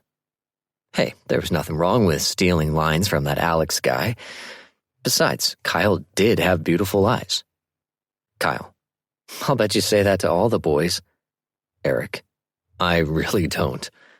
Kyle. I like your eyes too, and the way you're looking at me right now. Eric wasn't actually looking at anyone right now, but he still felt the urge to avert his gaze. He wrote, I've been looking at you all night. Kyle. I've been looking at you too. I was hoping you might notice me. Eric. Oh yeah? Why's that? Kyle. Because I think you might be a good kisser. I want to test that theory. Eric absently brushed a thumb over his lips as he considered his reply. Eric. I can help you with that. In this imagined scenario, there would be a table between himself and, Neil, not conducive to kissing. He was trying to figure out a smooth way to suggest leaving the table when Kyle wrote, I only live a couple of blocks away. Oh, okay. Well, this is where things would get awkward. It was where things were getting awkward right now. Eric. I'm not really into hookups. Kyle's reply seemed to take forever. Kyle. That's cool. Is there anything you might be into with me? Eric. Can I buy you another drink? Maybe we could talk for a bit? Kyle. I'd love that. Eric grinned at his phone, wondering if Neil would actually be this easygoing. He also wondered if Kyle was playing a part or just playing himself. Is that how he would truly react if a man suggested they have another drink instead of rushing off to have sex? Except now Eric wasn't sure what to write. Was he supposed to go to the bar and buy Neil a drink, or just keep talking? This was weird. Eric. So then what happens? Kyle. Are you asking me or Neil? Eric. You. Kyle. You buy Neil a drink and then you lose track of time talking to each other. It goes really well. You definitely want to see him again. Eric. Okay, so should I ask him to have dinner with me sometime? Kyle. You can try. Eric snorted and wrote, I'd love to see you again. Would you like to have dinner sometime? Kyle. Definitely. Let me give you my number. Well, that wasn't so hard. Eric found himself staring at those last two lines and how much it looked like he had just successfully asked Kyle on a date. Kyle. You still there? Eric. Yes, sorry. Wasn't sure what to say. Kyle. You must be awesome at sexting. Eric laughed and wrote, I have never even tried. Kyle. Well, if you ever want to practice. Practice. There was that offer again. Eric. I came out to Scott. Kyle. Yay! How'd it go? Eric. Great. He was very supportive, of course. Kyle. Of course. Eric steeled himself. It was time to bring up the thing he'd been obsessing over for days. Eric. I've been thinking about your offer. Kyle. Oh? Eric. I'm back in town on Wednesday night. I have Thursday off. He held his breath as he waited for a response. Kyle. Oh yeah? Eric. Come over for dinner? Kyle. Dinner or dinner? Eric's stomach fluttered. He wanted to be bold and confirm the latter, but he still wasn't sure he was ready. Eric, let's start with dinner. Kyle, and if we're still hungry after? Eric bit his lip and wrote, I'll text you when I'm back in town. Good night. Kyle sent a kissy face emoji. Eric didn't send anything back because emojis always felt silly to him. So, Eric had a possible date with Kyle, or rather, a possible scheduled platonic sex session. Ugh, that was a depressing way of thinking about it. He was maybe going to have sex with Kyle. Possibly anal sex, which was both thrilling and scary to think about. It was something he had never done with Holly, giving or receiving, but he'd done a bit of experimenting with his own fingers, enough to know that he wanted more. Eric wished Scott were the type of friend he could talk about sex with, because he'd like someone to relieve his anxiety about having sex with a man. Eric wondered if Scott's shyness about sex carried to the bedroom, or if he was secretly a sex god. Okay, that right there was proof that Eric needed this scheduled platonic sex session. He should definitely not be thinking about his best friend and captain's sexual personality. He let his thoughts drift back to Kyle, which wasn't difficult. His imagination supplied a vision of Kyle gazing down at him, his eyes hooded and his pink lips shiny and slack with desire as Eric took his cock into his mouth. Eric had never done that, but God, he wanted to. He jerked himself off quickly, as usual, and felt a lot more ready for sleep after he finished. He cleaned up in the bathroom, and when he returned to the bed, he saw his phone had a new message. Kyle. His name is Sebastian. I wasn't even close. Chapter 13. At 6 o'clock on Thursday evening, Kyle was at Eric's front door with a backpack and a serious appetite for both food and sex. Eric opened the door looking absurdly gorgeous. His white dress shirt was open at the collar and had the sleeves rolled up, and suddenly Kyle couldn't care less about food. Hey, Eric said, stepping aside to let Kyle in. Thanks for coming. I was probably going to be watching Guy's grocery games or something, so I appreciate the invitation. He kissed Eric's cheek as he walked past him into the house. Eric took his coat and gestured to the bag Kyle was holding. What did you bring this time? Ingredients for another mocktail. Eric smiled warmly as if he was immensely touched by this. That's very thoughtful. I do have some wine if you'd... Nope, I'm good. No way was Kyle going to be even slightly tipsy tonight if things turned to Eric trusting Kyle to take him to bed. I hope you don't mind vegetarian food, Eric said as they went up the stairs to the kitchen. Of course not.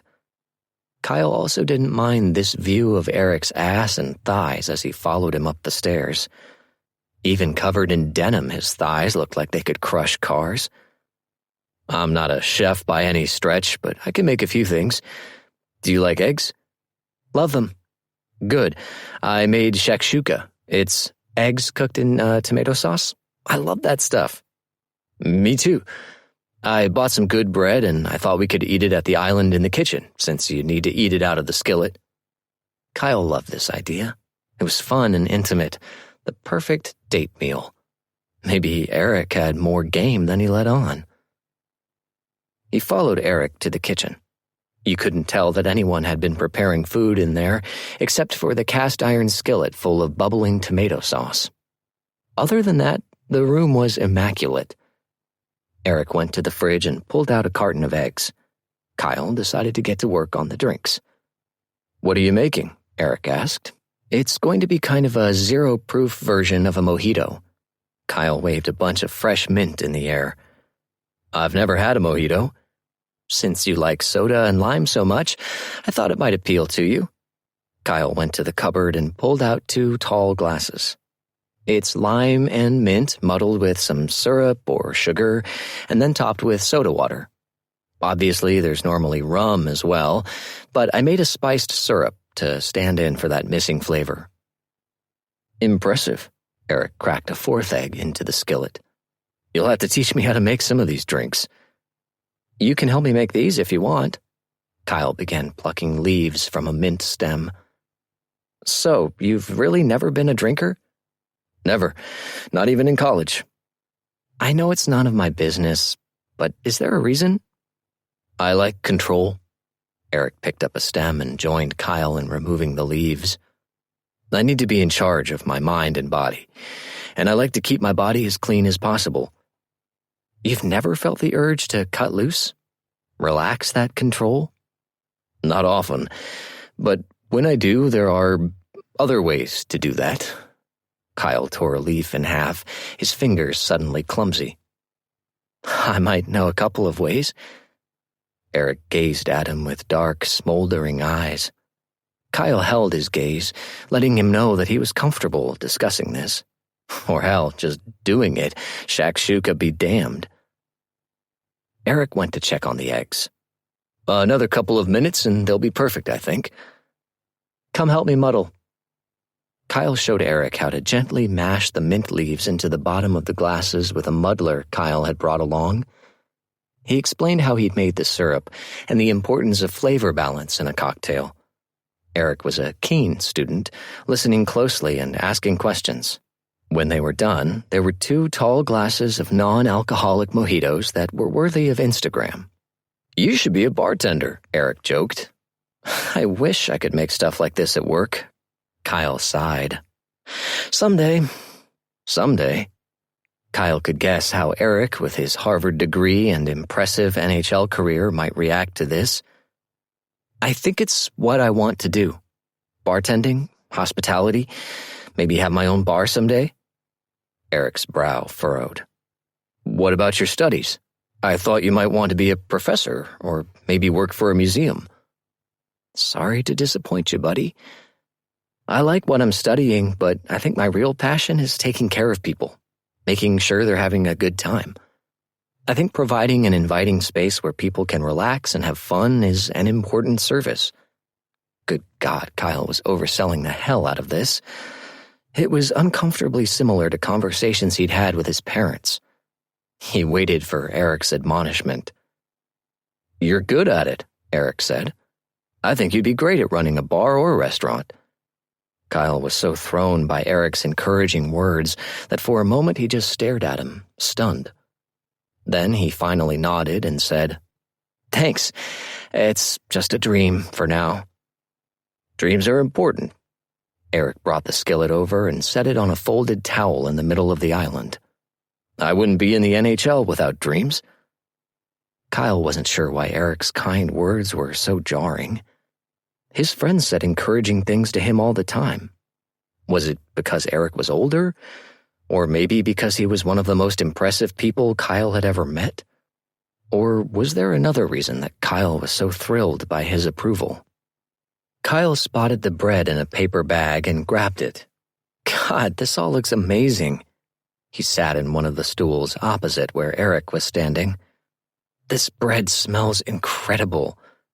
Bread is my weakness, Eric said sheepishly. I've tried to give it up, but, you've got to have some fun. Yeah, I can't quit bread. Kyle lifted his glass. To bread. Eric smiled and clinked his own glass against Kyle's. To bread. He took a sip and smiled. This is delicious. Refreshing, right? Very. We just need a beach instead of Manhattan in December. Eric stayed on the other side of the island, standing with one elbow resting on the countertop. They ate the first few bites in silence, ripping chunks off the loaf of bread and dragging them through the rich tomato sauce. This is a good move, by the way, Kyle said. The shakshuka. It would be a smart thing to serve if you have a real date over. I'm totally charmed by this. For a moment, Eric looked confused. Then he smiled in a way that didn't look entirely natural and said, I'll keep that in mind. They hadn't even made it through dinner, and Eric already felt vulnerable and stupid. Of course, he knew that Kyle wasn't his boyfriend or anything, but the reminder that this wasn't a real date still felt like a slap shot to the stomach. He needed to get over himself. Kyle was here to help, not fall in love. "I've been considering the best way to approach this," Eric said. It sounded like he was conducting a job interview. He tried again. I've been thinking about what we might do tonight." Kyle's blue eyes sparkled. Eric was glad he'd worn his glasses tonight. They made him seem softer. "Oh, yeah? What have you been thinking about?"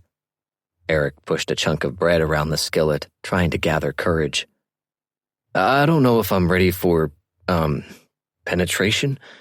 He glanced up to find Kyle shrugging easily. "Fine with me. I have about 1,000,000 ideas for things we could do that don't involve anal. I assume that's what you mean?" "Yeah, that." Kyle walked around the island until he was standing beside Eric. "We can do whatever you're comfortable with, even if that's me thanking you for a lovely meal and saying goodnight." "You came over here for more than that." "Doesn't matter." Kyle grabbed his hand. Lesson 1, Eric. You are never under any obligation to do anything.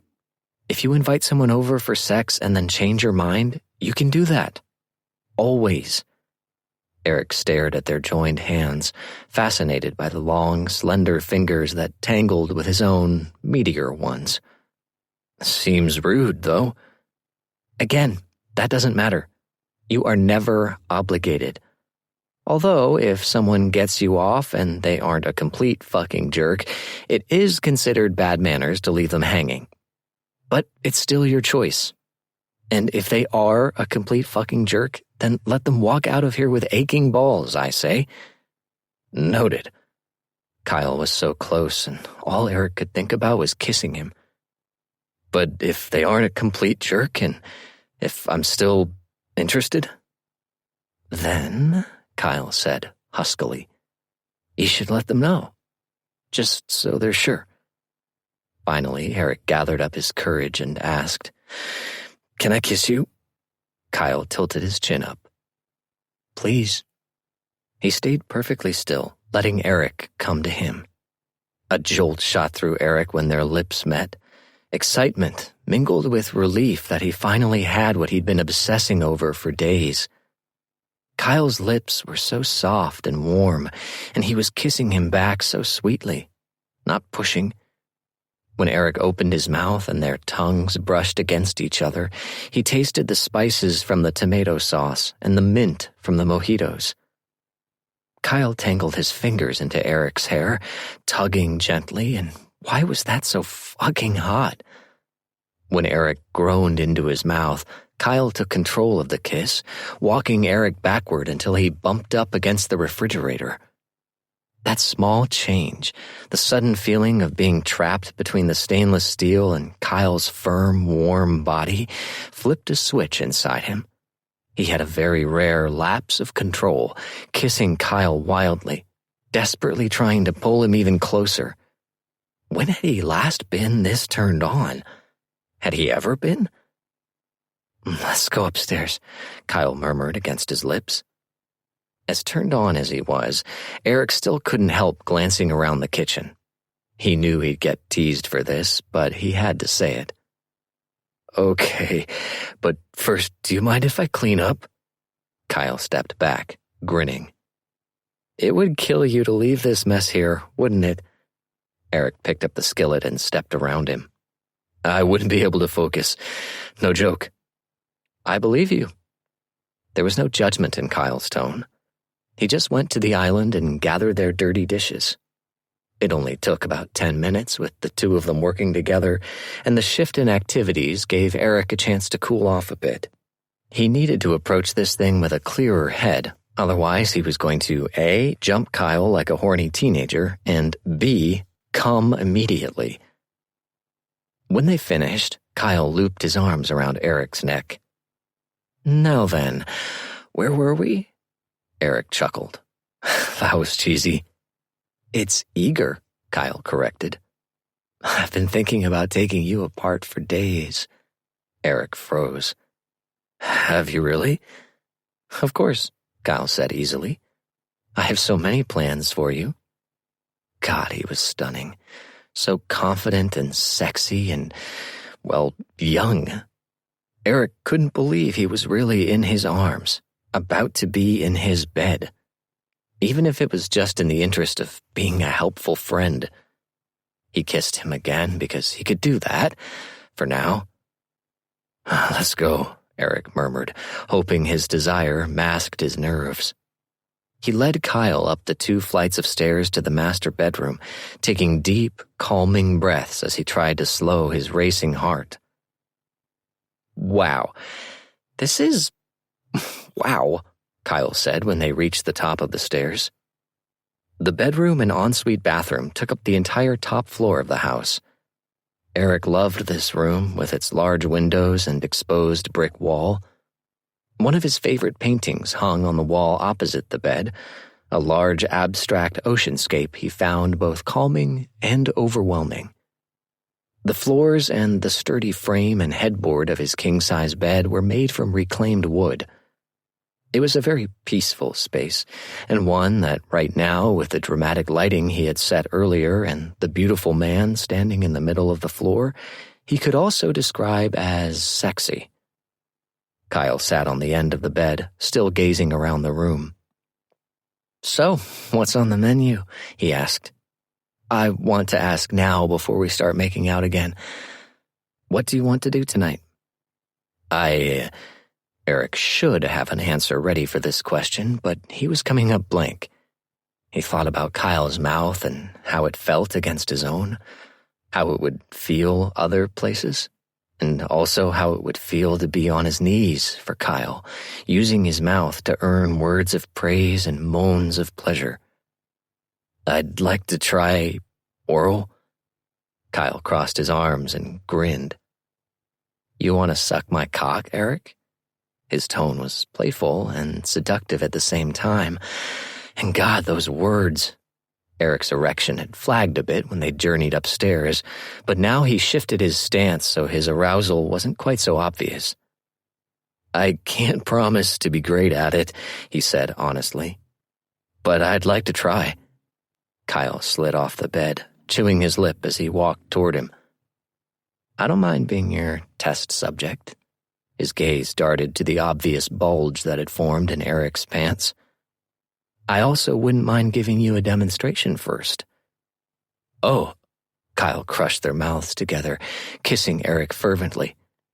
Eric's brain was sluggish with lust, a sensation he wasn't used to, but he did his best to keep up with the kiss. He wanted Kyle to take charge and do whatever he liked, but he didn't know how to ask. He didn't want to ask. For once in his life, Eric didn't want to be the one in control. Kyle dropped his hand to Eric's crotch and began caressing his rigid cock through his pants.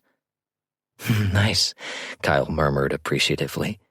He kissed Eric's jaw and then nipped his earlobe.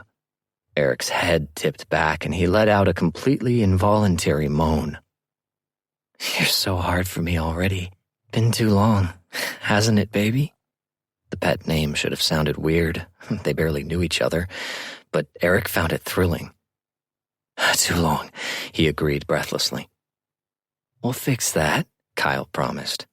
I'm going to wring you out tonight. God, that sounded wonderful. Eric kissed him again, which he hoped showed his approval of Kyle's plans. He stilled, his whole body buzzing with anticipation as Kyle unfastened Eric's pants and slipped his hand inside. His fingers wrapped around Eric's cock, making Eric whimper into Kyle's mouth. He knew he'd wanted this, but now that he had this beautiful man's hand wrapped around him and his slick tongue stroking his own, Eric didn't know how he'd ever lived without it. Kyle's grip was loose, his fingertips lightly brushing against Eric's shaft. Eric thrust his hips a couple of times, needing more. Kyle laughed and took his hand away. You're desperate for it.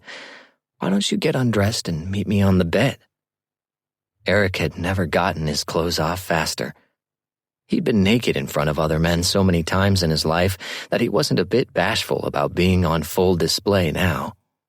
He gazed at Kyle, wanting his reaction, wanting his approval. Jesus, Kyle sounded horrified. It wasn't encouraging. But then Kyle lightly touched Eric's chest over a bruise that had formed after Eric had taken a slap shot there during the game in Toronto. "It's nothing," Eric said, not wanting any distractions. "There are so many," Kyle said quietly. He trailed his fingers over to another bruise, and another one. "Part of the job. I barely feel them anymore." Then Kyle was tracing the lines of his surgery scars on his shoulder. "I'll bet you felt this one." "Just some repairs. Everything is in working order now." Kyle kissed the scar tissue, which was shockingly sensual, and made Eric's eyes flutter closed and his mouth go slack. Kyle's lips lingered, gently tracing the thin line of the scar while Eric struggled to breathe. It was just a scar. It didn't even have an interesting story, but what Kyle was doing felt so intimate and adoring that Eric lost himself in it. Then Kyle's lips were gone, and when Eric opened his eyes, he saw that he had stepped back to pull his own t-shirt off. Kyle's body wasn't bruised and blemished.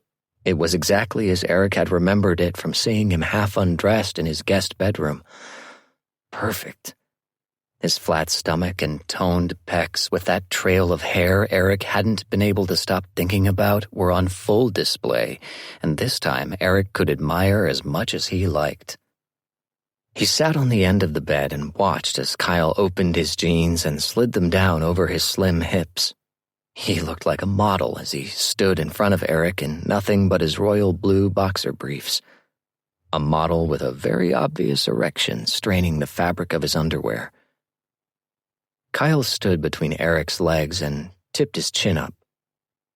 "Take them off," he instructed. In the hockey world, Eric was known for his steady hands and for generally remaining calm in the face of pressure. But he couldn't stop his hands from trembling a bit as he reached for Kyle now.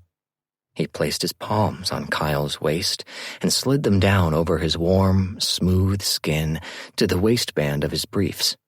He glanced up, and Kyle nodded his approval, so Eric hooked his thumbs into the waistband and tugged the briefs down an inch or so. Then he paused and leaned in so he could press his lips to Kyle's stomach. He kissed across his abdomen and then down to where the trail of dark blonde hair started. "That's good," Kyle murmured. "Take your time." Eric flicked his gaze back up and found Kyle watching him intently.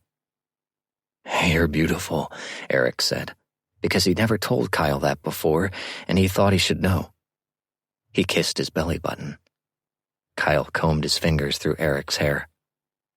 "Thank you." Eric pulled the briefs down until the tip of Kyle's cock was visible. He pinned it there against Kyle's belly with the waistband. For a few seconds he just stared at it, mesmerized. He was really about to touch another man's cock. "Having second thoughts?" Kyle asked. His tone was playful, but Eric suspected he was concerned. "No," Eric said. He met Kyle's eyes. "I just can't believe how lucky I am." They both smiled, and then Eric pulled Kyle's underwear down over his thighs and let it fall to the floor. Kyle's cock bobbed in front of his face, long and narrow with a distinct curve upward, like a ski jump. It was perfect, but Eric wasn't exactly sure what to do with it. "Anything you want, gorgeous," Kyle said, likely noticing the uncertainty on Eric's face. Heat crept up the back of Eric's neck. "Could you tell me what to do? I like it when, Kyle's smile was wicked. "You want me to be in charge?" Eric nodded. "We can play that way. I'll even go easy on you. Why don't you put your hands on my thighs and go back to kissing my stomach? I like that." Eric placed his palms above Kyle's knees and stroked, slowly, up toward his hips. He relished the feeling of soft hair and muscular flesh beneath his hands and the firmness of Kyle's belly against his lips. "Fuck, I love how your beard feels against my skin," Kyle said, so Eric rubbed his cheek against his stomach and then down toward the base of his cock. He could feel Kyle's abs flexing in response. Eric kept rubbing his palms up and down, and his thumbs stretched out to press into the crease of Kyle's thighs. "Play with my balls," Kyle instructed. "However you want. I fucking love that." There was something about being told what to do that made all of this easier. Eric carefully cupped Kyle's balls in one hand, rubbing a thumb over the tight, wrinkled skin that, he noticed, seemed to be meticulously waxed or shaved or something. Should Eric be waxing his own balls? It wasn't something he had considered doing before. "That's perfect," Kyle said, as Eric gently rolled and tugged at his heavy sack. "Love having my balls played with. I could spend hours fondling and sucking your balls, never even touch your cock. You'd love it." It sounded like torture, but it also sounded extremely hot. Kyle had to be exaggerating about taking hours, though, right? "I think I'd like that," Eric said. "I'd make sure you did." The head of Kyle's cock was still bobbing close to Eric's lips. Eric's gaze was locked on the slit, and without meaning to, he licked his lips. Kyle noticed. "Go ahead, baby, whenever you're ready." Eric parted his lips and leaned in. He kissed the tip, letting his tongue flick against the smooth, hot skin. When he heard Kyle's sharp intake of breath, he continued kissing around the head and then down the underside of his shaft. He opened his mouth wider as he went, using more tongue, and Kyle moaned his approval. Eric kissed his way back up to the tip, then wrapped his lips around the head and silently prayed to anyone who was listening that he wasn't about to give Kyle the worst blowjob in history. He closed his eyes, trying to shut off the very loud part of his brain that insisted he be perfect at anything he attempted. He'd wanted this for so long, and now he was here with this wonderful, patient young man. He wouldn't ruin it by second-guessing himself. He would just feel his way through it. He slid his lips down as far as he could, brushing his tongue over the velvety skin of Kyle's shaft and moaning at the relief of finally knowing what it felt like to take a man into his mouth.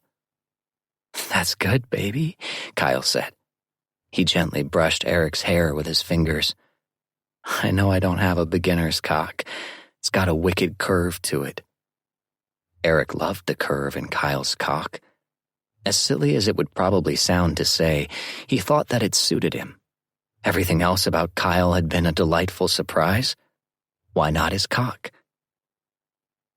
Kyle's encouraging words helped Eric relax, and he began to do whatever felt right, licking and sucking the shaft and head and flicking his tongue over the slit.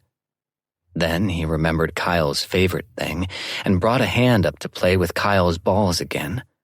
Kyle groaned and jerked his hips, thrusting once into Eric's mouth before stilling.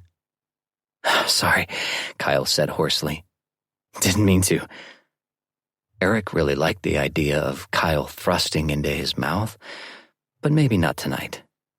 First, Eric needed to practice taking him, or someone, anyway, deeper. Tonight he would enjoy the sensation of having his mouth filled with warm, hard flesh and the weight of Kyle's full balls in his hands. The first taste of tangy pre-cum touched Eric's tongue, and he lapped at the slit, wanting more. "So sweet," Kyle panted. "You're so fucking eager. I love it. God, you're natural." There was no way this was a good blowjob, as much as Eric was enjoying it, but he still appreciated the praise. He kept going, his efforts earning him more salty drops of pre-cum, which he lapped up greedily. He wondered if he'd be able to tell when Kyle was close. He wanted to try to swallow Kyle's release, but wasn't sure if he'd be able to. Suddenly, Kyle was stepping back, and Eric nearly fell off the bed trying to chase him, trying to get his lips back around him. "That's enough, gorgeous." Kyle was half panting and half laughing. Eric must have looked ridiculous, naked and stretching forward for Kyle's cock like a baby bird. "Don't want to come yet. Why don't you get yourself comfortable?" Eric took that as an invitation to lie back on the bed, so he did. He piled pillows behind his head and stretched out on top of the duvet. He was, he realized, in the exact position he had always arranged Kyle in his fantasies, naked, sprawled on his back with his legs apart, his cock hard and flat against his stomach. "Jesus, look at you." Kyle grinned, then moved onto the bed until he was kneeling between Eric's calves. "Better than I even imagined." "You imagined?" "Fuck yeah. Don't pretend you haven't been thinking about me." Eric's heart raced with embarrassment and excitement. "I thought about you. Imagined you when—" He cut himself off, embarrassment winning the battle inside him. "When you were jerking off?" Eric nodded. "That's hot. What did you imagine?" Eric closed his eyes. He couldn't look at Kyle and say this at the same time. "You telling me how to please you?" He swallowed. "Commanding me?" Kyle sucked in a breath. "Fuck, Eric." Eric opened his eyes and found Kyle gripping the base of his own cock with an awestruck expression on his face. "Here's something else," Kyle said. "This is going to be even funner than I thought. How about you stroke that beautiful, thick cock of yours for me? Show me what you did when you thought of me." Exhibitionism was way out of Eric's usual comfort zone, but he didn't hesitate a second to comply with Kyle's command. His hand wrapped around his cock and gave it his usual firm, quick strokes. With Kyle watching and the visual of Kyle's naked body combined with the lingering taste of his pre-cum in Eric's mouth, Eric was close to coming in only a few tugs. He grunted and lifted his hips off the bed, bringing his other hand close to catch the impending mess. "Stop," Kyle said sternly. Eric did. He breathed through the shock to his system that came from the sudden loss of sensation. He'd never just stopped before. It was exhilarating, like catching a slap shot in his glove, awful pain mingled with a heady rush of power. "You were about to come, weren't you?" Kyle leaned down, stretching himself over Eric's body and kissed his mouth. "That's incredible. Why the hurry?" It's how I always do it." Kyle seemed to consider this. "Hard? Fast? Punishing?" "Efficient," Eric corrected. "Not punishing, just not leisurely." "Well," Kyle said, kissing his chin and then his neck and then his right shoulder. "Let's try another way." He sat back on his heels, returning to his place between Eric's widespread legs. "Start again," he instructed. Slowly this time. Any embarrassment Eric had felt at performing for Kyle was pushed out by an overwhelming desire to follow his instructions. When he took his cock in hand, he didn't hold back his moan of pleasure at the contact. He knew Kyle wanted to hear it, and Eric was determined to give Kyle whatever he wanted.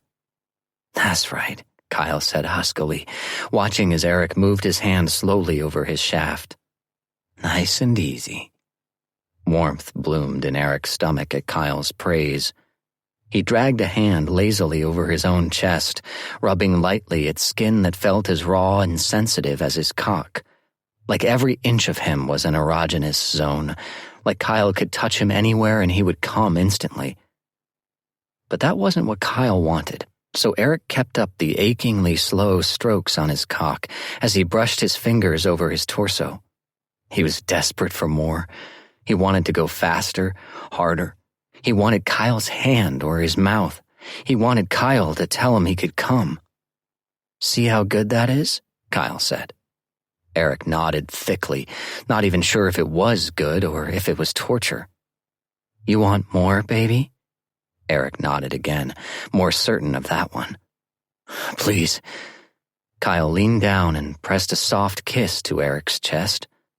The contact was barely anything, but it made Eric's back arch. Kyle laughed against his skin, then kissed down to Eric's belly button, each graze of his lips making Eric squirm and gasp. Finally, he hovered his mouth above Eric's straining cock.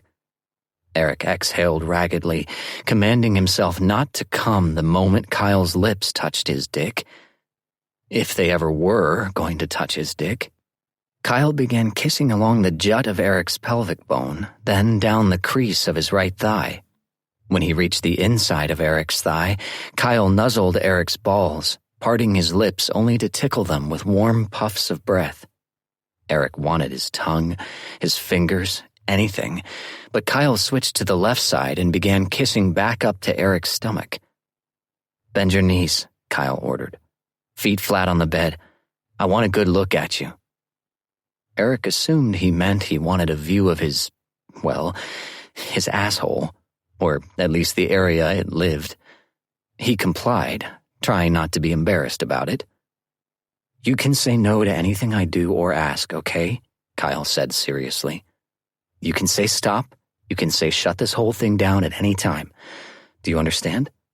Yes. Try it without the question mark. This is important. Yes, Eric said, more steadily this time. I'll tell you if I'm uncomfortable, with anything. Good. I'm going to suck your cock now, and if you don't mind, I'd like to play with your hole a bit while I'm doing it. Would you like that? I don't know, Eric said honestly. He'd liked it when he'd done it to himself, but would it be uncomfortable to have another person touch him there? I'll go slow, and I'll be gentle, and you can tell me to stop. Remember that.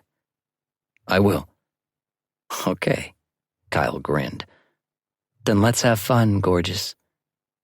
He licked up Eric's shaft slow and hard, and Eric's hips flew off the bed. Holy fuck. It wasn't like Eric had never been blown before, but it had been a damn long time. And Kyle really knew what he was doing. He suckled the head until Eric thought he might die, and then swallowed him down like a pro. Whoa, he gasped.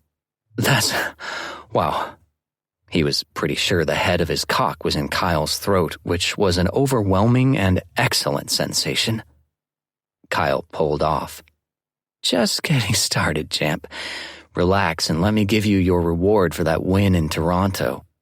Those words ignited something in Eric. He liked the idea of being rewarded for his accomplishments. He liked feeling like he had earned this pleasure. He propped himself on his elbow so he could watch Kyle take him deep again.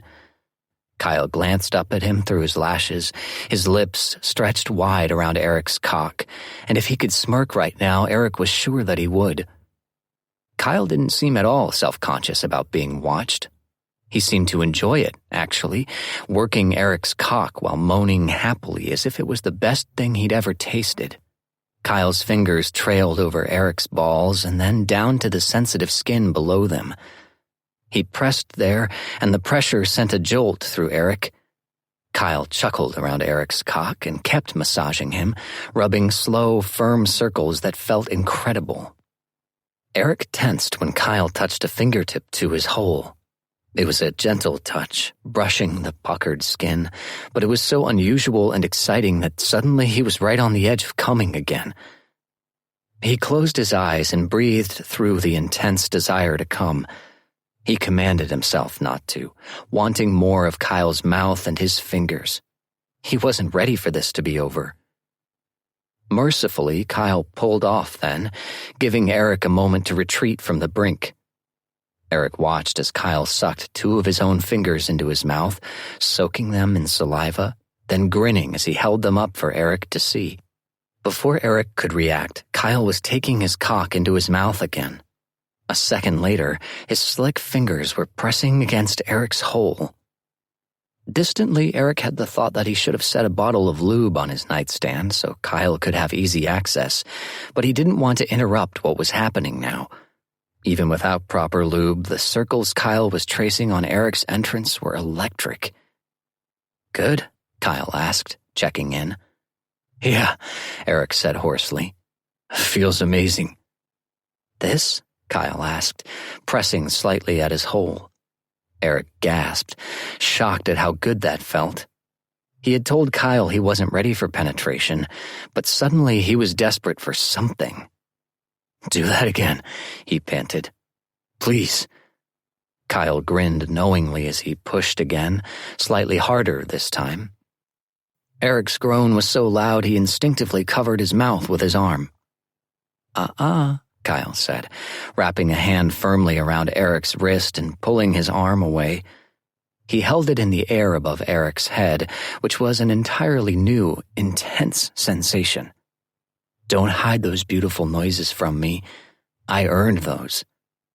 Eric's mouth spread into a wide, probably goofy smile as he gazed up at Kyle. One hand still held his wrist high in the air, and the other was rubbing careful fingers against his hole. In that moment, Eric felt perfectly happy and relaxed, and he enjoyed the view of the beautiful man who was taking care of him. Kyle's erection jutted out, dark and still shiny with Eric's spit.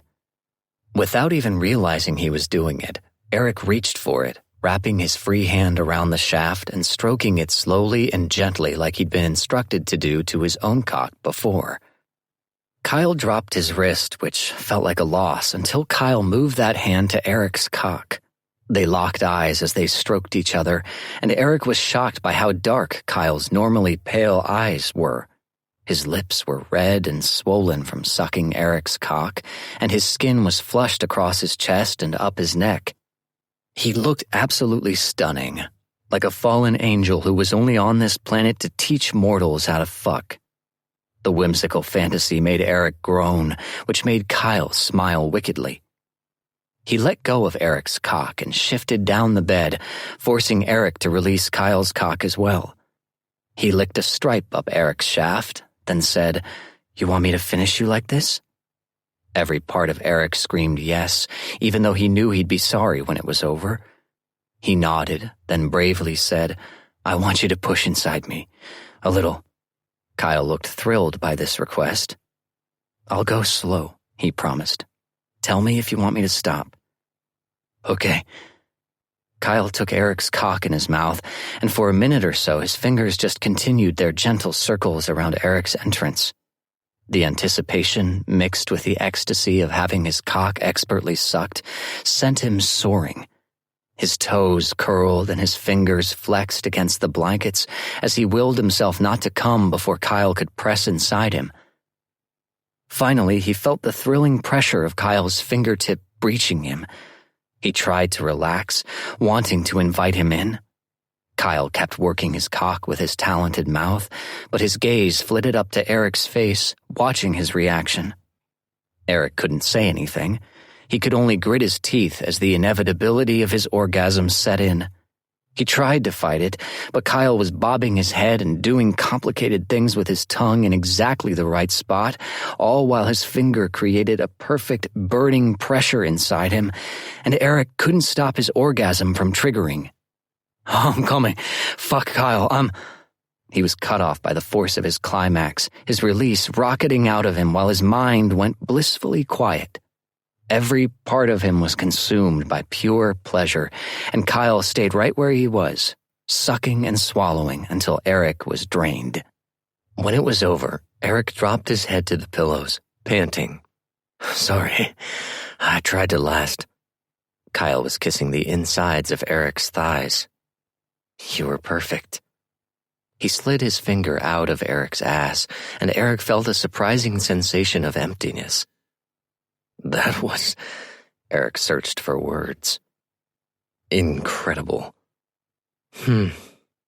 Then Kyle sat up and walked on his knees until he was straddling Eric's waist. He took his own cock in his hand and started stroking quickly. "I'll make sure it lasts next time. I want to edge you for ages until you're begging for release. You ever done that?" "Done what?"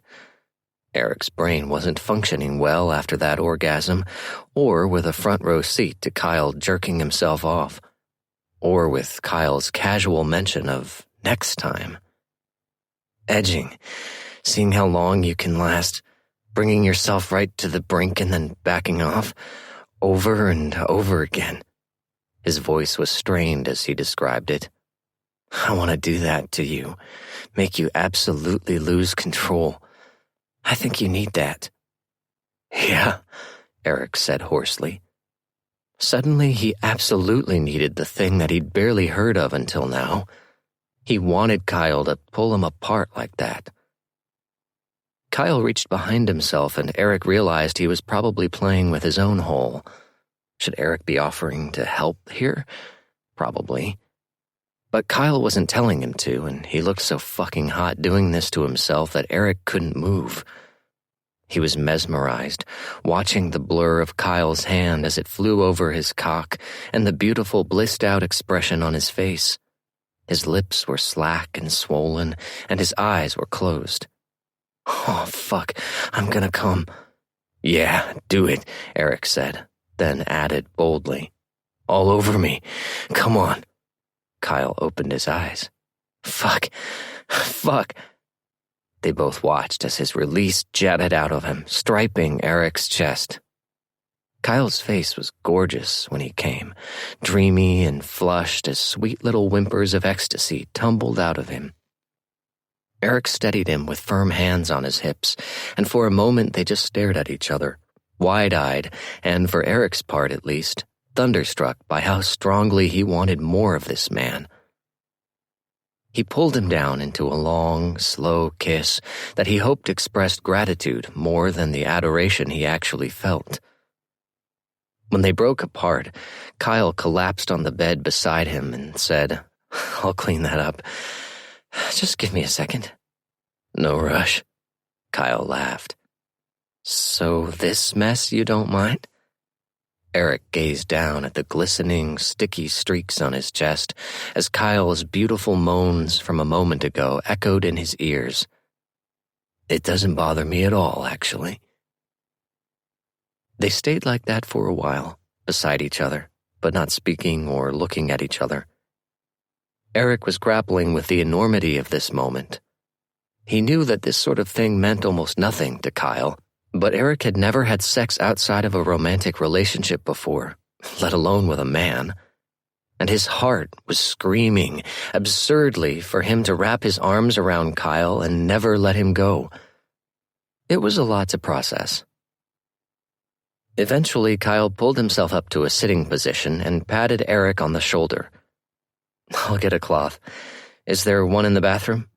Yeah, there's a shelf with some. Okay.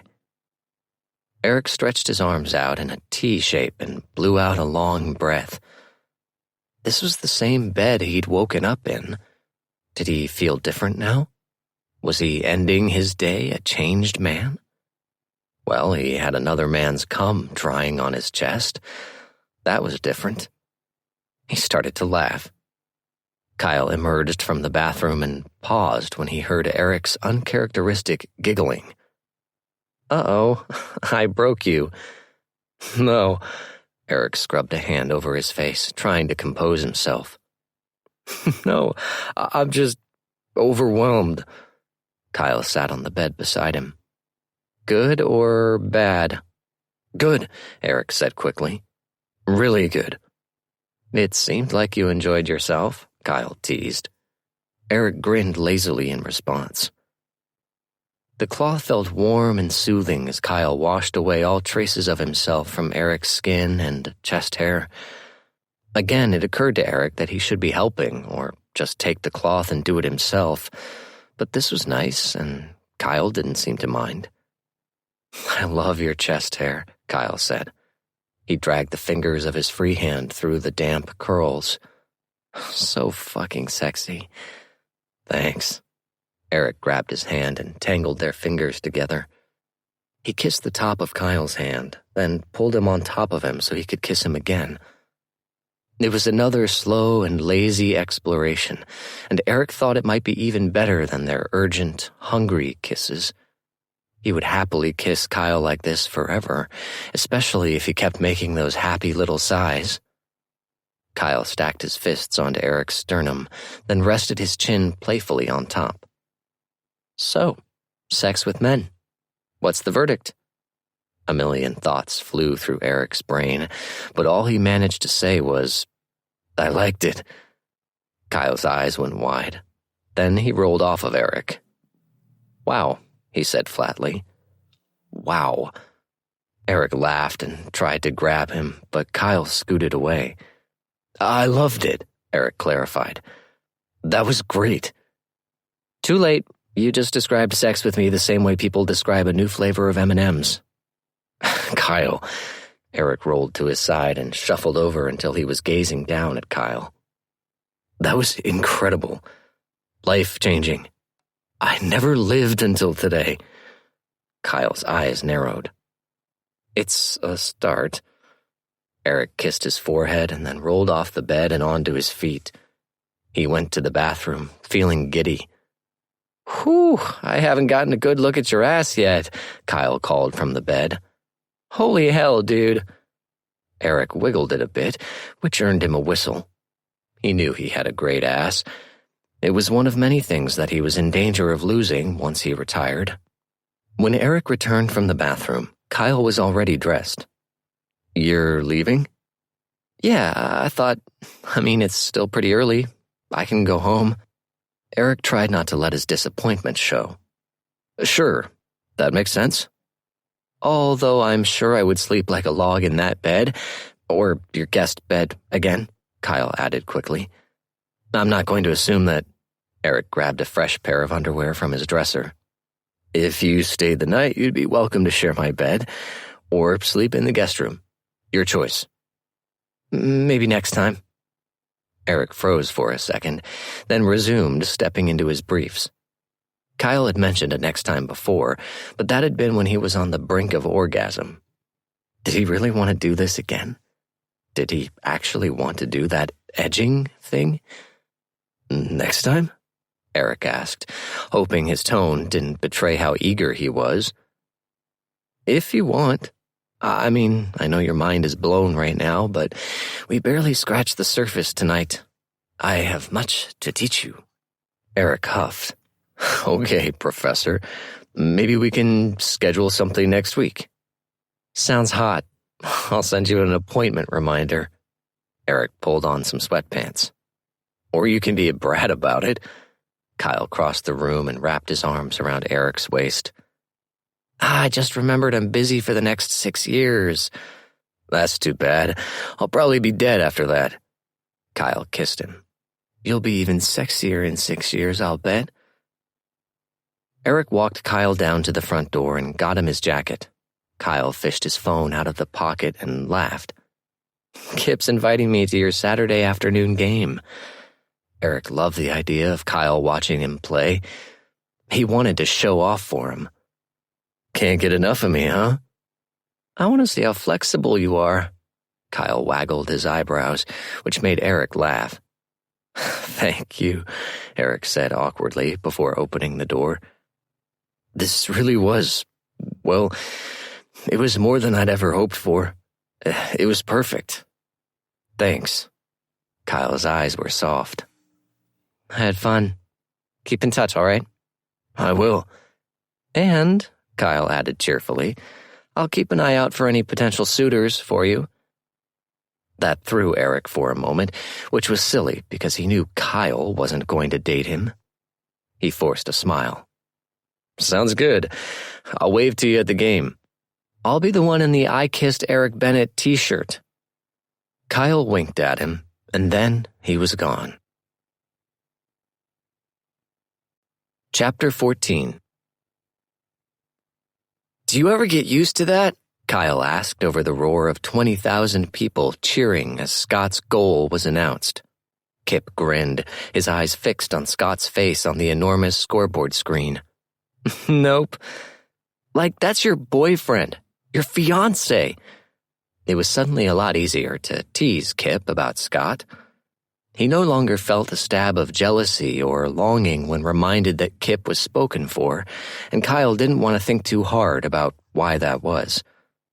"I know," Kip said. "We argued about coffee maker settings this morning." Kyle laughed, imagining it. He felt a surprising lurch in his own chest when Eric was announced at the beginning of the game as the starting goaltender. Eric wasn't his boyfriend, but their night together had been incredible, and Kyle had been obsessing over it ever since. And it wasn't just the sex that he couldn't stop thinking about. It was all of it. The dinner, the conversation, the way Eric hadn't dismissed him when Kyle had confessed that he was more passionate about bartending than academia. In fact, every moment they had spent together had been wonderful, starting with their brief conversations at Scott and Kip's engagement party. Eric had Kyle thoroughly smitten. And now he was on the ice in full hockey gear, looking like a gladiator as an arena full of fans cheered him on. It was hard to believe he was the same man who'd shyly asked Kyle to boss him around a bit in the bedroom. It was an afternoon game against New Jersey, so the building was rowdy. The score was now 2-0 for New York in the third period, thanks to some amazing saves by Eric. "I want him to get a shutout," Kyle said. Kip nudged him hard. "Don't say it out loud. You'll jinx him." "Wow, Scott has really rubbed off on you." Kyle regretted saying it immediately because he knew what was coming. "All the fucking time," Kip drawled. Kyle looked at the clock. 6.5 minutes left. "Come on, Eric. You've got this." He hadn't gone to a game with Kip in a while, and he'd never been this on edge watching one. His stomach twisted with nerves, not just because he wanted the Admirals to win, but because he didn't want Eric to get hurt. How did Kip deal with all this stress? "We picked a venue," Kip said, casually stealing a handful of Kyle's popcorn. "For the wedding." "Really? Where?" "We found an inn near Bayshore, more of a resort, with a main building and cottages around it. We booked the whole thing." "That sounds..." Expensive was the first word to pop into Kyle's head, but he finished with, "Awesome." Kip smiled. "I know. It's a total dream wedding. We wanted to do it out of the city, but not too far, and we wanted somewhere private. We're hoping we can do the ceremony outdoors, near the water." "So, no center ice wedding?" "Fuck no. Scott loves the fans, but this is for us." Kip gazed dreamily at the circle where Scott was now bending to take a face-off. Kyle's eyes locked on Eric, crouching at the top of his crease. Kyle indulged in a brief fantasy of dancing with Eric at the wedding. It could happen, even as friends. The crowd started yelling angrily, and his attention turned back to the game. One of the Admirals players had gotten a penalty. "Total bullshit," Kip grumbled. "That wasn't even close to slashing." Kyle hadn't seen it, but he agreed. "Fucking ridiculous." Now the Admirals would be short one player, and the face-off was happening in their zone, close to Eric. Kyle wondered if Eric was stressed about that. Or maybe this was fun for him. Maybe this was the hockey goalie equivalent of a skier standing on the rim of a head wall. Kyle had lived for that feeling once, and still loved it whenever he got the chance. New Jersey won the faceoff, and for the next 50 seconds or so, unleashed a barrage of hard shots at the Admiral's net. Eric was unbelievable, shutting down a scoring chance at one side of the net, then quickly sliding to the opposite side to stop the rebound shot. A slap shot came from the blue line that hit Eric so hard in the chest that Kyle could feel it. The crowd roared their approval. When the play finally stopped, they chanted, "Benny, Benny," and the DJ started playing Elton John's Benny and the Jets. "He's so fucking good," Kyle said, beaming with pride like he was somehow responsible for Eric's talent. "He's amazing," Kip said. "I'll bet he could play another 5 seasons at least." Kyle wondered. Eric seemed healthy and, based on his impressive upside-down yoga abilities, very fit. But how much longer could a body endure this level of punishment? On the ice, Eric seemed to be shaking off that last save, as if being hit with 100-mile-an-hour slap shot was the same as stubbing your toe. The jumbo screens showed a close-up of Eric's face as he flipped his mask up. He looked remarkably calm as he squirted water into his mouth, as if he was hanging out at a park instead of throwing himself in front of rocket-fast hockey pucks. There were now less than 4 minutes left in the game and 1 minute left in the penalty. Kyle handed Kip the rest of his popcorn because he was too nervous to eat anyway. Besides, he needed to clasp his hands together even though he didn't believe in prayer. It just felt right. He wanted Eric to get this shutout. He wanted Eric to invite him over to celebrate tonight. The possibility that Kyle might get to again have this man, the same man who was right now being loudly adored by an arena full of excited fans, was exhilarating. He wanted nothing more than the chance to take him over and then completely take him apart. He suddenly understood why Kip had been sexually obsessed with Scott for almost 3 years now. This was heady fucking stuff. The last minute of play was announced. The penalty was over, but New Jersey had pulled their goaltender for the extra attacker. Kyle resented them for it. It was so unlikely that they would score 2 goals in the next minute to tie the game that Kyle wished they wouldn't bother trying. Why ruin Eric's shutout for no reason? They had several good scoring chances during that final minute, but Eric stopped any pucks that made it through the defenseman. When the final 10 seconds were being counted down, Kyle was yelling out the numbers louder than anyone. Finally, the siren sounded to end the game, and Kyle leaped out of his seat. "Yeah, fuck yeah, Eric!" Kip laughed as he bent to gather his coat from his seat. "Looks like Benny's got a new #1 fan." "I'm happy for him," Kyle said, though what he was actually thinking was, "I want to fuck him." He watched as the Admirals hugged on the ice, then saluted the crowd with their sticks before leaving the ice. "This is the boring part," Kip said. "The post-game stuff takes forever, especially after a win. You want to go to Shake Shack?" Kyle blinked at him.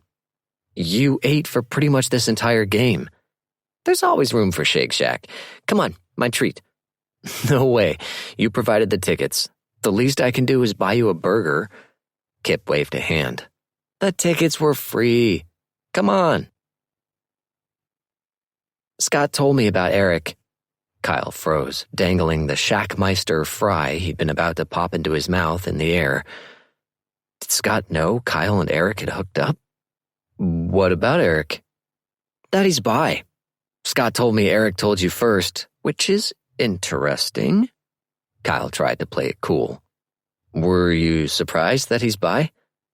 "Yes, I had no idea. Scott didn't even suspect, and he's one of his best friends." Kip laughed. "Scott's not really the best at clocking people, though. So, why did Eric tell you?" Kyle dropped his fry back into the container. "I don't know. We've been hanging out a bit. I guess he just wanted to tell someone who wasn't that close to him." "What, like he practiced coming out? With you?" Kyle bit his cheek to keep from grinning. Eric had practiced a lot of things with Kyle. "Yeah, something like that." Kip studied him, frowning. "What's going on with you two?" "Nothing." "Because I did the secret dating thing with an NHL star, and it wasn't—" "I'm not dating him," Kyle said truthfully, though he wished it were a lie.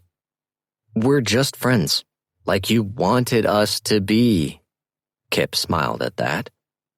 "That's cool. Scott told me Eric was in a great mood at practice yesterday.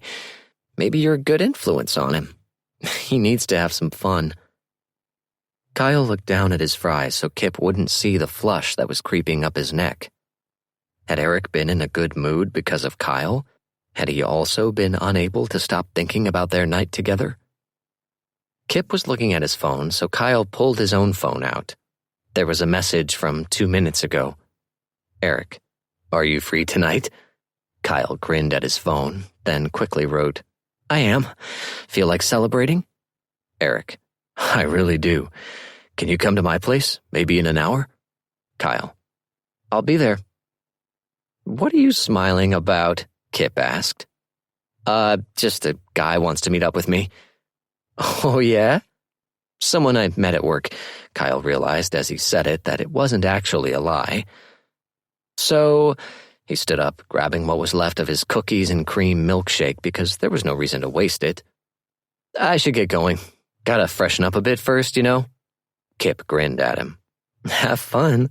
Scott's going to meet me here." Kyle quickly dipped and kissed him on the cheek. "Thanks for inviting me today." "Anytime. See you soon." Kyle rushed out of the restaurant and into the nearest subway station, giddy with realization that he was going to get his hands on Eric Bennett tonight. Eric felt invincible. He was always charged up after a win, especially a shutout, but tonight he felt confident and attractive and horny as fuck. This must be how his teammates felt when they talked about needing to get laid after a big win. He tried not to let any insecurities creep in and ruin this incredible high he was riding. He ran upstairs to his bedroom to make sure nothing was out of place, which, of course, nothing was. He checked his nightstand drawer and was relieved that he had plenty of lube left in the bottle. After a moment of worrying about appearing too forward, he set the bottle on top of the nightstand. There was no reason to be shy tonight. Eric found the simplicity of this arrangement exciting. He didn't have to guess or be subtle. He could see why hookups were appealing for a lot of people, as long as it was with someone he trusted. His doorbell rang, and Eric darted down the stairs, heart hammering with anticipation. He opened the door and found Kyle bundled into a scarf and hat, cheeks pink from the cold. "Hey," Kyle said. He was smiling, and for a moment Eric couldn't speak because he looked so beautiful. Then he finally snapped out of it and stepped aside to let Kyle in. Kyle set his backpack down and removed his outerwear, which Eric took from him to stow in the closet. Kyle was in bartender mode tonight, a white t-shirt, faded jeans, and no glasses. It was a look that was designed to tempt men, and it was probably what Kyle normally wore when he was meeting a hookup. Eric wasn't sure if he was disappointed that he wasn't getting the softer, grad student version of the man. "It was fucking hot watching you get that shutout," Kyle said, stepping close. "It was pretty hot getting that shutout," Eric said. He tilted his head, his lips hovering in front of Kyle's. "I feel like celebrating." "Yeah, let's do that." There was no caution in this kiss, no chaste warm-up. The moment their lips collided, they were devouring each other, Kyle's fingers gripping Eric's jaw and Eric palming the back of Kyle's head. Every nerve in Eric's body buzzed with need. He felt ravenous and ready to drink his fill of this gorgeous man. Kyle pushed him back against a wall, Eric's back thudding next to the painting they had been admiring together at the party. Kyle grabbed Eric's wrists and pinned his arms against the wall. The sudden vulnerability sent a jolt through him, and he gasped as Kyle kissed his throat. "You like that?" Kyle said against his skin. "Would you stay like that for me if I ask you to?" Eric groaned in response, then managed a strangled, "Yes." He would stay like this as long as Kyle wanted, sore muscles be damned. He would fight through the discomfort, like he did when practicing yoga, and command his body to endure it. For Kyle. He could feel the press of Kyle's teeth against the tender flesh near his Adam's apple, and he guessed that Kyle was smiling. "You seemed to like it when I was calling the shots last time." "I did." "Maybe we can play with that then, because I meant what I said last time. I'd love to introduce you to the wonderful world of edging. I have a feeling you'd love it." Eric nodded. "Okay, we can try that." Kyle stroked a gentle hand over Eric's beard, then gripped his jaw and kissed him fiercely. The force of it made Eric's legs wobble. He wanted Kyle to do whatever he had planned right here against this wall, but Kyle was the voice of reason. "Why don't we go upstairs so we don't knock that painting to the floor?" he murmured. Startlingly, in that moment, Eric couldn't give a fuck about the painting. But Kyle was right. They needed a bed. Yes, upstairs. Kyle stepped back. You go up, get naked, and wait for me on the bed. He chuckled, probably amused by the dazed expression on Eric's face. Go. Now. Kyle played 2 levels of Angry Birds Blast on his phone, which he felt was enough time for Eric to get undressed and ready for him. He walked up to the story below the master bedroom, the yoga studio. He took his time, taking a leisurely stroll around the dark studio space, making his footsteps heavy. He hoped Eric could hear him and that he was tense with anticipation. When he finally ascended the stairs to Eric's bedroom, he found him stretched out on the bed, naked, with his hands folded on his chest and his ankles crossed. His cock was thick but not quite hard and rested against one muscular thigh. Kyle gave himself a moment to drink that image in. God, there were so many things he wanted to do to this man. Kyle dropped his backpack on the bed. He considered removing his shirt, but decided to leave it for now. He liked the imbalance of being fully dressed while Eric was naked. Up close, he could admire the definition of Eric's finely honed muscles and the numerous dark bruises all over his body. What this man put himself through every day was astonishing. He could tell Eric was trying to appear comfortable and relaxed, but the tightness in his knuckles and the way his abs were clenching and releasing gave him away. Kyle wrapped a hand around Eric's ankle and squeezed, then released him and trailed the backs of his fingers up Eric's leg until he reached the top of his thigh. Eric sucked in a breath when the hand got close to his crotch, but Kyle pulled it away. You are absolutely stunning, he said. Look at all that muscle. I exercise. How much tension do you carry in those muscles? Kyle asked, squeezing one of Eric's biceps. How much pressure is on these shoulders? In response, Eric closed his eyes and sighed out a long breath. Kyle played with his hair, gently combing through the thick curls. He wanted to soothe him and pamper him, and then he wanted to wring him out. You can let it all go, Kyle said softly. Your only job tonight is to feel good, and it's my job to make sure you do. Yes, Eric whispered, keeping his eyes closed. Kyle bent down to kiss him. Eric opened eagerly, pulling himself up to get a better angle to deepen the kiss.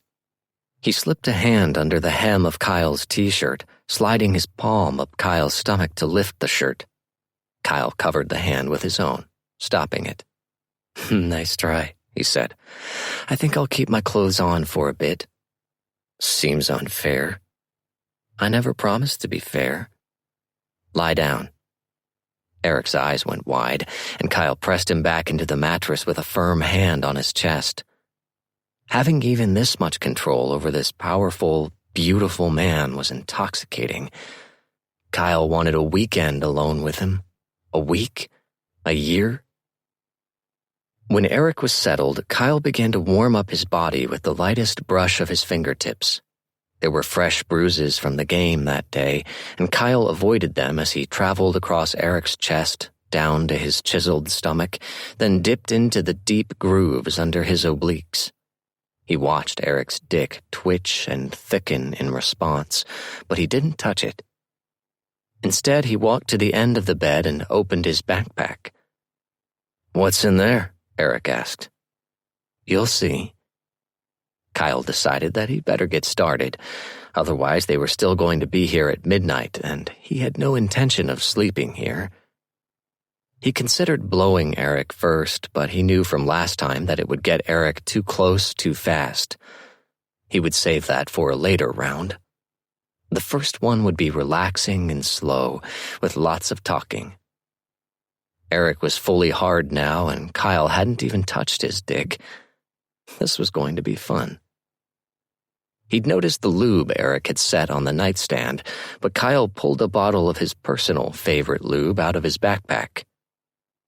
Did you jerk off today? Kyle asked as he drizzled some lube into his palm. No. Good. Yesterday? Eric furrowed his brow, as if he needed to think about it. No. Kyle wrapped his slick hand around Eric's cock, which made Eric hiss and clench his abs. You must be dying to come, then. I can go a while, Eric said hoarsely. Really? Kyle asked conversationally as he slowly pumped Eric's cock. Not me. I need to come at least once a day, usually. You're young, and you're not old. Kyle kept stroking him, closely watching Eric's face. He was grimacing and his brow was still furrowed, far too tense. I think you're going to like this. You say that to everyone you torture? I don't do this for just anyone. This is premium service you're getting here. He added a twist on the downstrokes as he continued to stroke Eric, keeping his grip loose. This is going to be the best orgasm you've ever had. I promise. Eric grunted in response. Kyle picked up the pace a bit. I love edging myself, he continued. This morning I got myself close 3 or 4 times before I let myself come. Eric swore quietly, and Kyle knew he was picturing it. Good. He wanted Eric to imagine it, the way he'd been sprawled out naked on his bed, cock swollen and glistening, and his skin flushed and slick with sweat. God, Kyle had never taken a dirty photo of himself, not after what had happened with Ian. But maybe he would, if Eric wanted one. If Eric wanted to see what Kyle looked like when he was fantasizing about him, when Kyle was worn out and desperate to come. Kyle gripped a little harder and kept talking, wanting to make it clear. You know what I was thinking about when I was doing that? What? I was imagining this. You laid out for me to play with for as long as I wanted. It wasn't a lie at all. Kyle had been fantasizing about exactly this when he'd brought himself to the brink repeatedly that morning. Well, almost exactly this. In my fantasy, you had a vibrating butt plug in, but we can work up to that. Fuck. Kyle wasn't kidding. He knew exactly which plug he wanted to fill Eric with. He could control it with an app on his phone. Tell me when you're close. That's my only rule. What happens? Eric sucked in a breath. What happens if I don't? Then the fun will be over, and I don't think you want that. I know I don't. Kyle was no sadist, and he'd never been into mixing pain with pleasure. He had no interest in adding to the bruises that covered Eric's body. What Kyle really loved was having impressive, confident men surrender control to him, and he'd never had anyone as impressive as Eric Bennett. Eric didn't reply, but he did open his eyes. They locked gazes as Kyle started stroking him harder, faster. He used his free hand to fondle Eric's heavy balls. Eric was racing toward climax already, Kyle could tell. He wondered if Eric would follow his instructions and tell him when he was about to come. How much did he trust Kyle? I'm close, Eric warned, and Kyle bit his lip to stop a delighted, goofy grin from taking over his face. He was trying to look commanding here. He gave Eric a couple more strokes, then released his cock, but kept caressing his balls. Fuck, Eric half groaned, half laughed the word. You do this for fun, huh? Just wait. Kyle stretched over Eric's body and kissed him slow and deep for a minute or two. He stopped when he realized that Eric was humping him. Kyle swatted his thigh.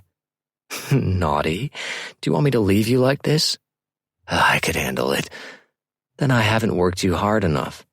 Let's try again. In one fluid move, Kyle slid down Eric's body and took his cock deep into his mouth. Ah, fuck. It was the loudest sound Kyle had ever heard Eric make. If he hadn't had his mouth full, he would have smiled about it. Kyle was in love with Eric's cock. It was the thickest one Kyle had ever seen in person, and it was decently long as well. Kyle usually preferred to top, but damn, he wanted to know what that monster cock would feel like inside him. He relaxed his throat, taking Eric as deep as he could.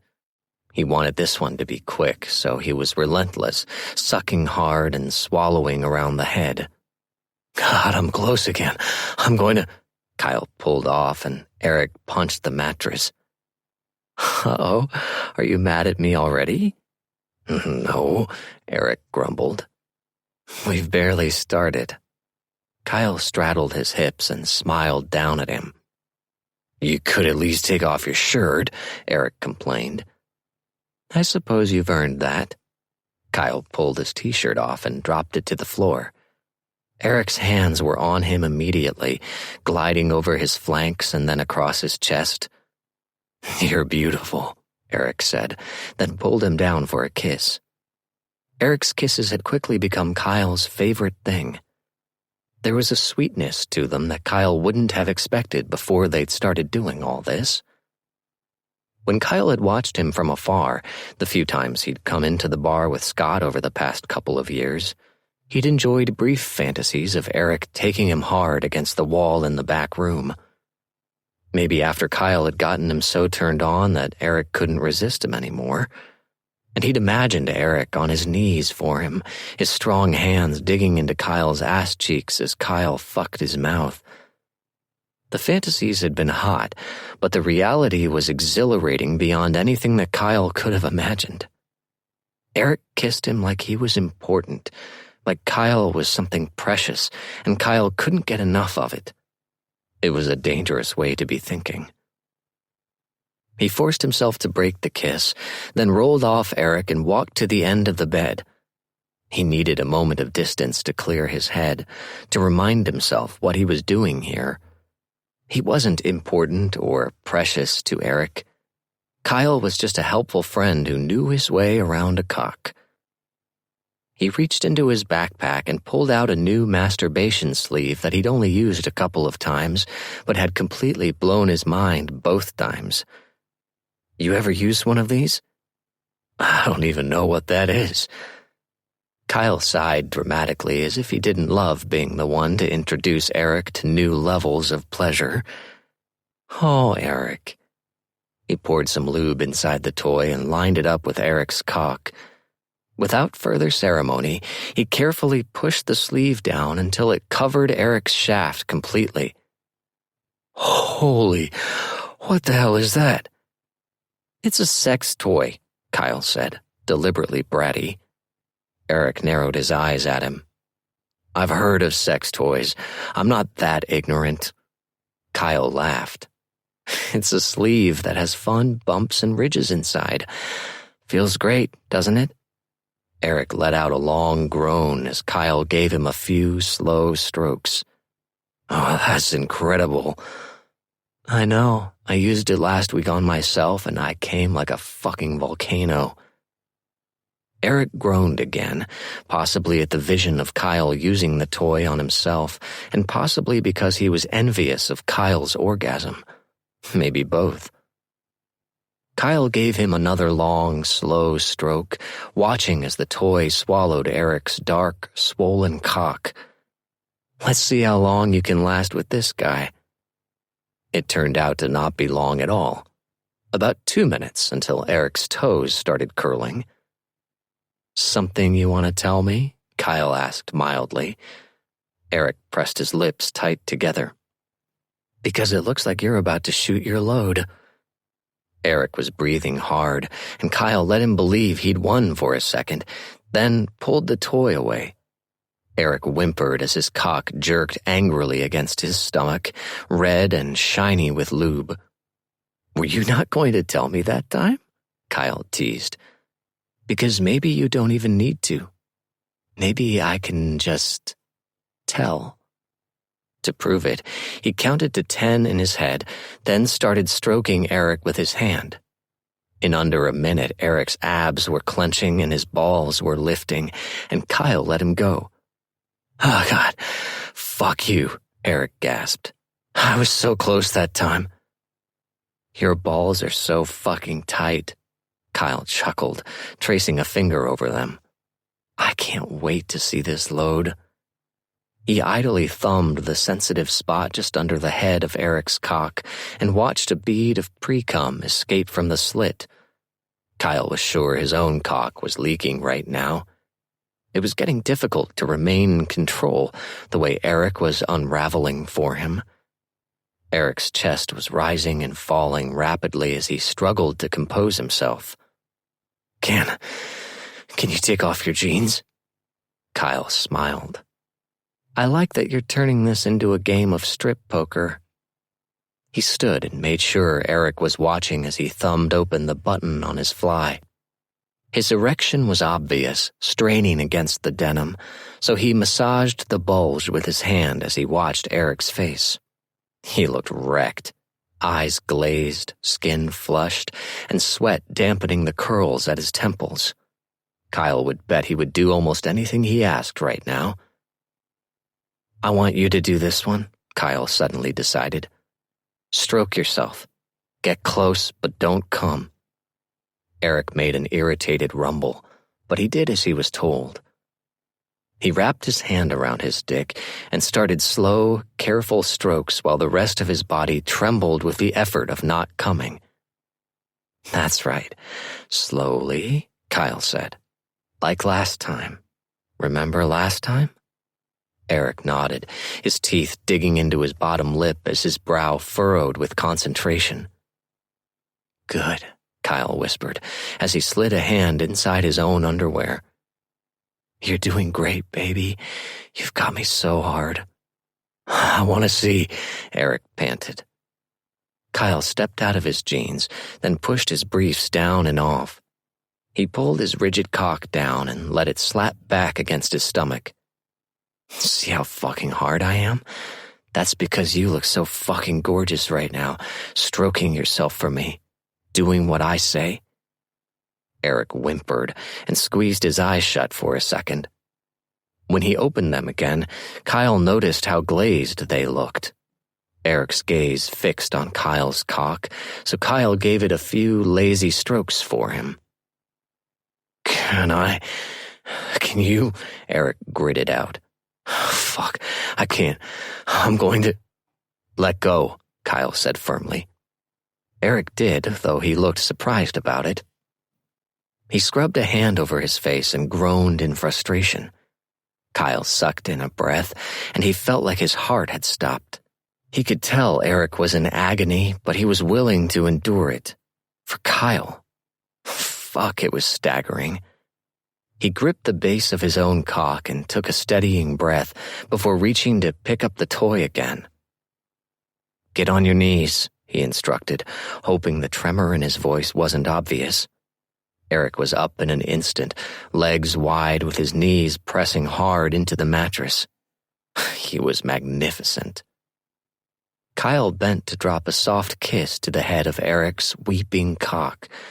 It was an apology and a promise. And a thank you. He straightened, then slipped the toy over the head and held it still. You're doing the work this time. I want you to fuck it. Eric didn't need to be asked twice.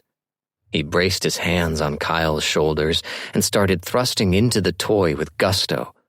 Kyle let out a whimper of his own as he watched him, imagining what it would be like to be fucked by this man. I wish that toy was me, he said, daringly. He didn't want to pressure Eric, but his head was full of awesome, dirty thoughts, and he wanted to share them. I'd love to feel that thick cock of yours inside me. Fuck, I'll bet you'd tear me apart with that thing. Eric grunted and thrust faster. He was so strong and so fit. Kyle bet he could go for hours if he could hold off on coming. He could hold Kyle down and just pound into him. You picturing it? Kyle asked. You pretending this toy is me? That you're stretching me and filling me and... Eric's nostrils flared as he squeezed his eyes shut. Kyle yanked the toy away, and Eric screamed in frustration, humping the air uselessly. Okay, maybe it was time. Lie down, Kyle said gently. On your back. Please, Eric whimpered. As soon as Eric was arranged how Kyle wanted him, Kyle settled between his spread thighs. He took a moment to admire the results of all his hard work. Eric Bennett, flushed and glistening with sweat and lube, his eyes wild and pleading, and his hair damp and tangled against the pillow. Kyle slid a hand up one of Eric's thighs and watched Eric's desperate cock twitch. His balls looked huge, full to bursting, and Kyle wanted to open the floodgate. He started jerking him off. There was no teasing this time. He stroked hard and fast, cupping his loaded balls with the other hand. Eric begged him with his eyes, and Kyle nodded. Yeah, gorgeous. Let's see it. 2 more pumps, and Eric erupted. He arched off the bed, howling with relief as the first spray of his release hit his chest. Kyle moaned along with him as his own cock jerked and released pre-cum, eager for his own release. Kyle stroked Eric through his epic orgasm, watching in amazement as he kept spurting. He didn't let him go until he was drained, his cock managing one last dribble to join the impressive amount of cum that coated Eric's stomach and chest. Oh my God, Eric gasped. That was... holy shit. Yeah, Kyle agreed breathlessly. I've never come like that. Fuck. Kyle pulled himself together, then chuckled. Good, right? Amazing. I didn't know. Stick with me, babe. Kyle leaned down and kissed him. I know all sorts of stuff. Both men rested beside each other while Eric caught his breath. He was so wrecked that it took him several minutes to notice that Kyle was calmly stroking himself. Eric rolled on his side to watch him. Can I help with that? Kyle smiled lazily at him. I have a feeling you'd rather clean yourself up. Eric ducked his head, embarrassed by how accurate Kyle's words were, but also touched by how well he knew him already, and by how considerate he was. I'll just be a second, he promised. Take your time. He watched Kyle for another moment. He truly looked like he was in no hurry at all to finish, despite the fact that his cock was rock hard and glistening with pre-cum, then went quickly to the bathroom. He figured being drunk had to feel a bit like this. His legs were like jelly and his head was floaty. Every part of him was loose and relaxed and happy. He felt so damn happy. Eric had never experienced anything like what Kyle had just done to him, not even close. He would definitely play with edging the next time he was jerking off. He knew it wouldn't be the same as having Kyle do it for him, of giving that control to somebody else, but it would be an exercise in discipline, and Eric was no stranger to that. He cleaned himself off and examined himself in the mirror.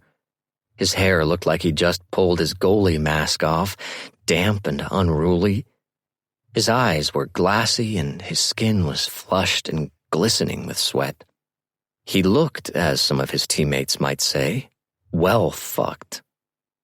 And Kyle was in his bed right now, stroking himself and possibly thinking about Eric and the way he'd made him lose control. Eric was surprised he wasn't ashamed of how unrestrained he'd been.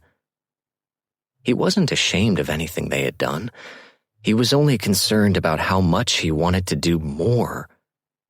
He wanted Kyle to show him everything he knew, and Eric wanted to give him whatever he had to give in return.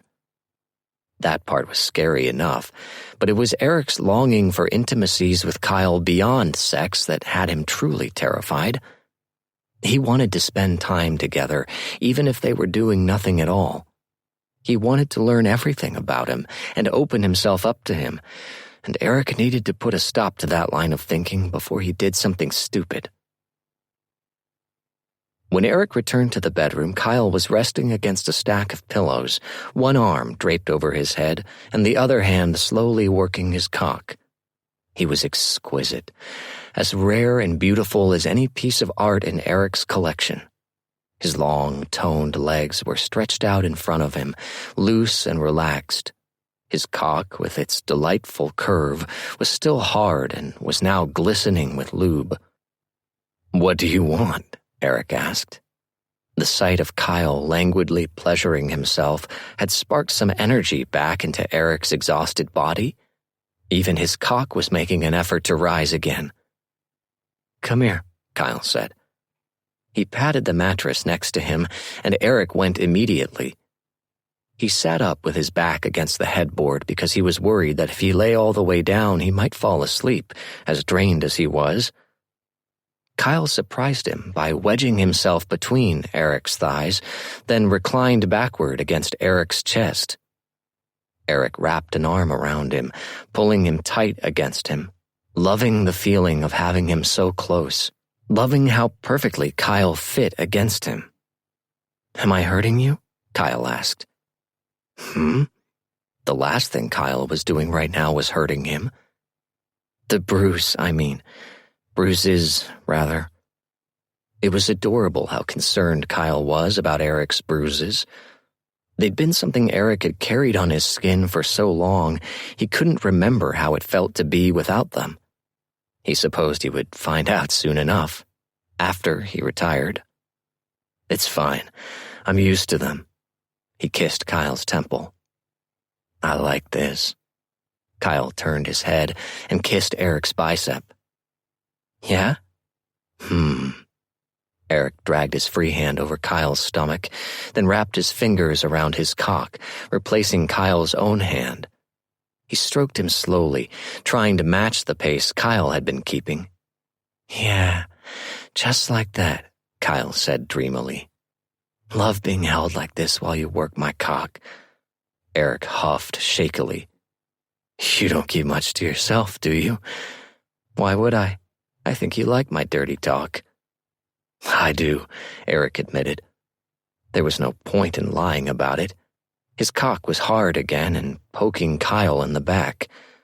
He liked so much about this man, but he knew he needed to keep most of it to himself. He watched the glistening head of Kyle's cock peek in and out of the tunnel of his hand as he stroked him faster.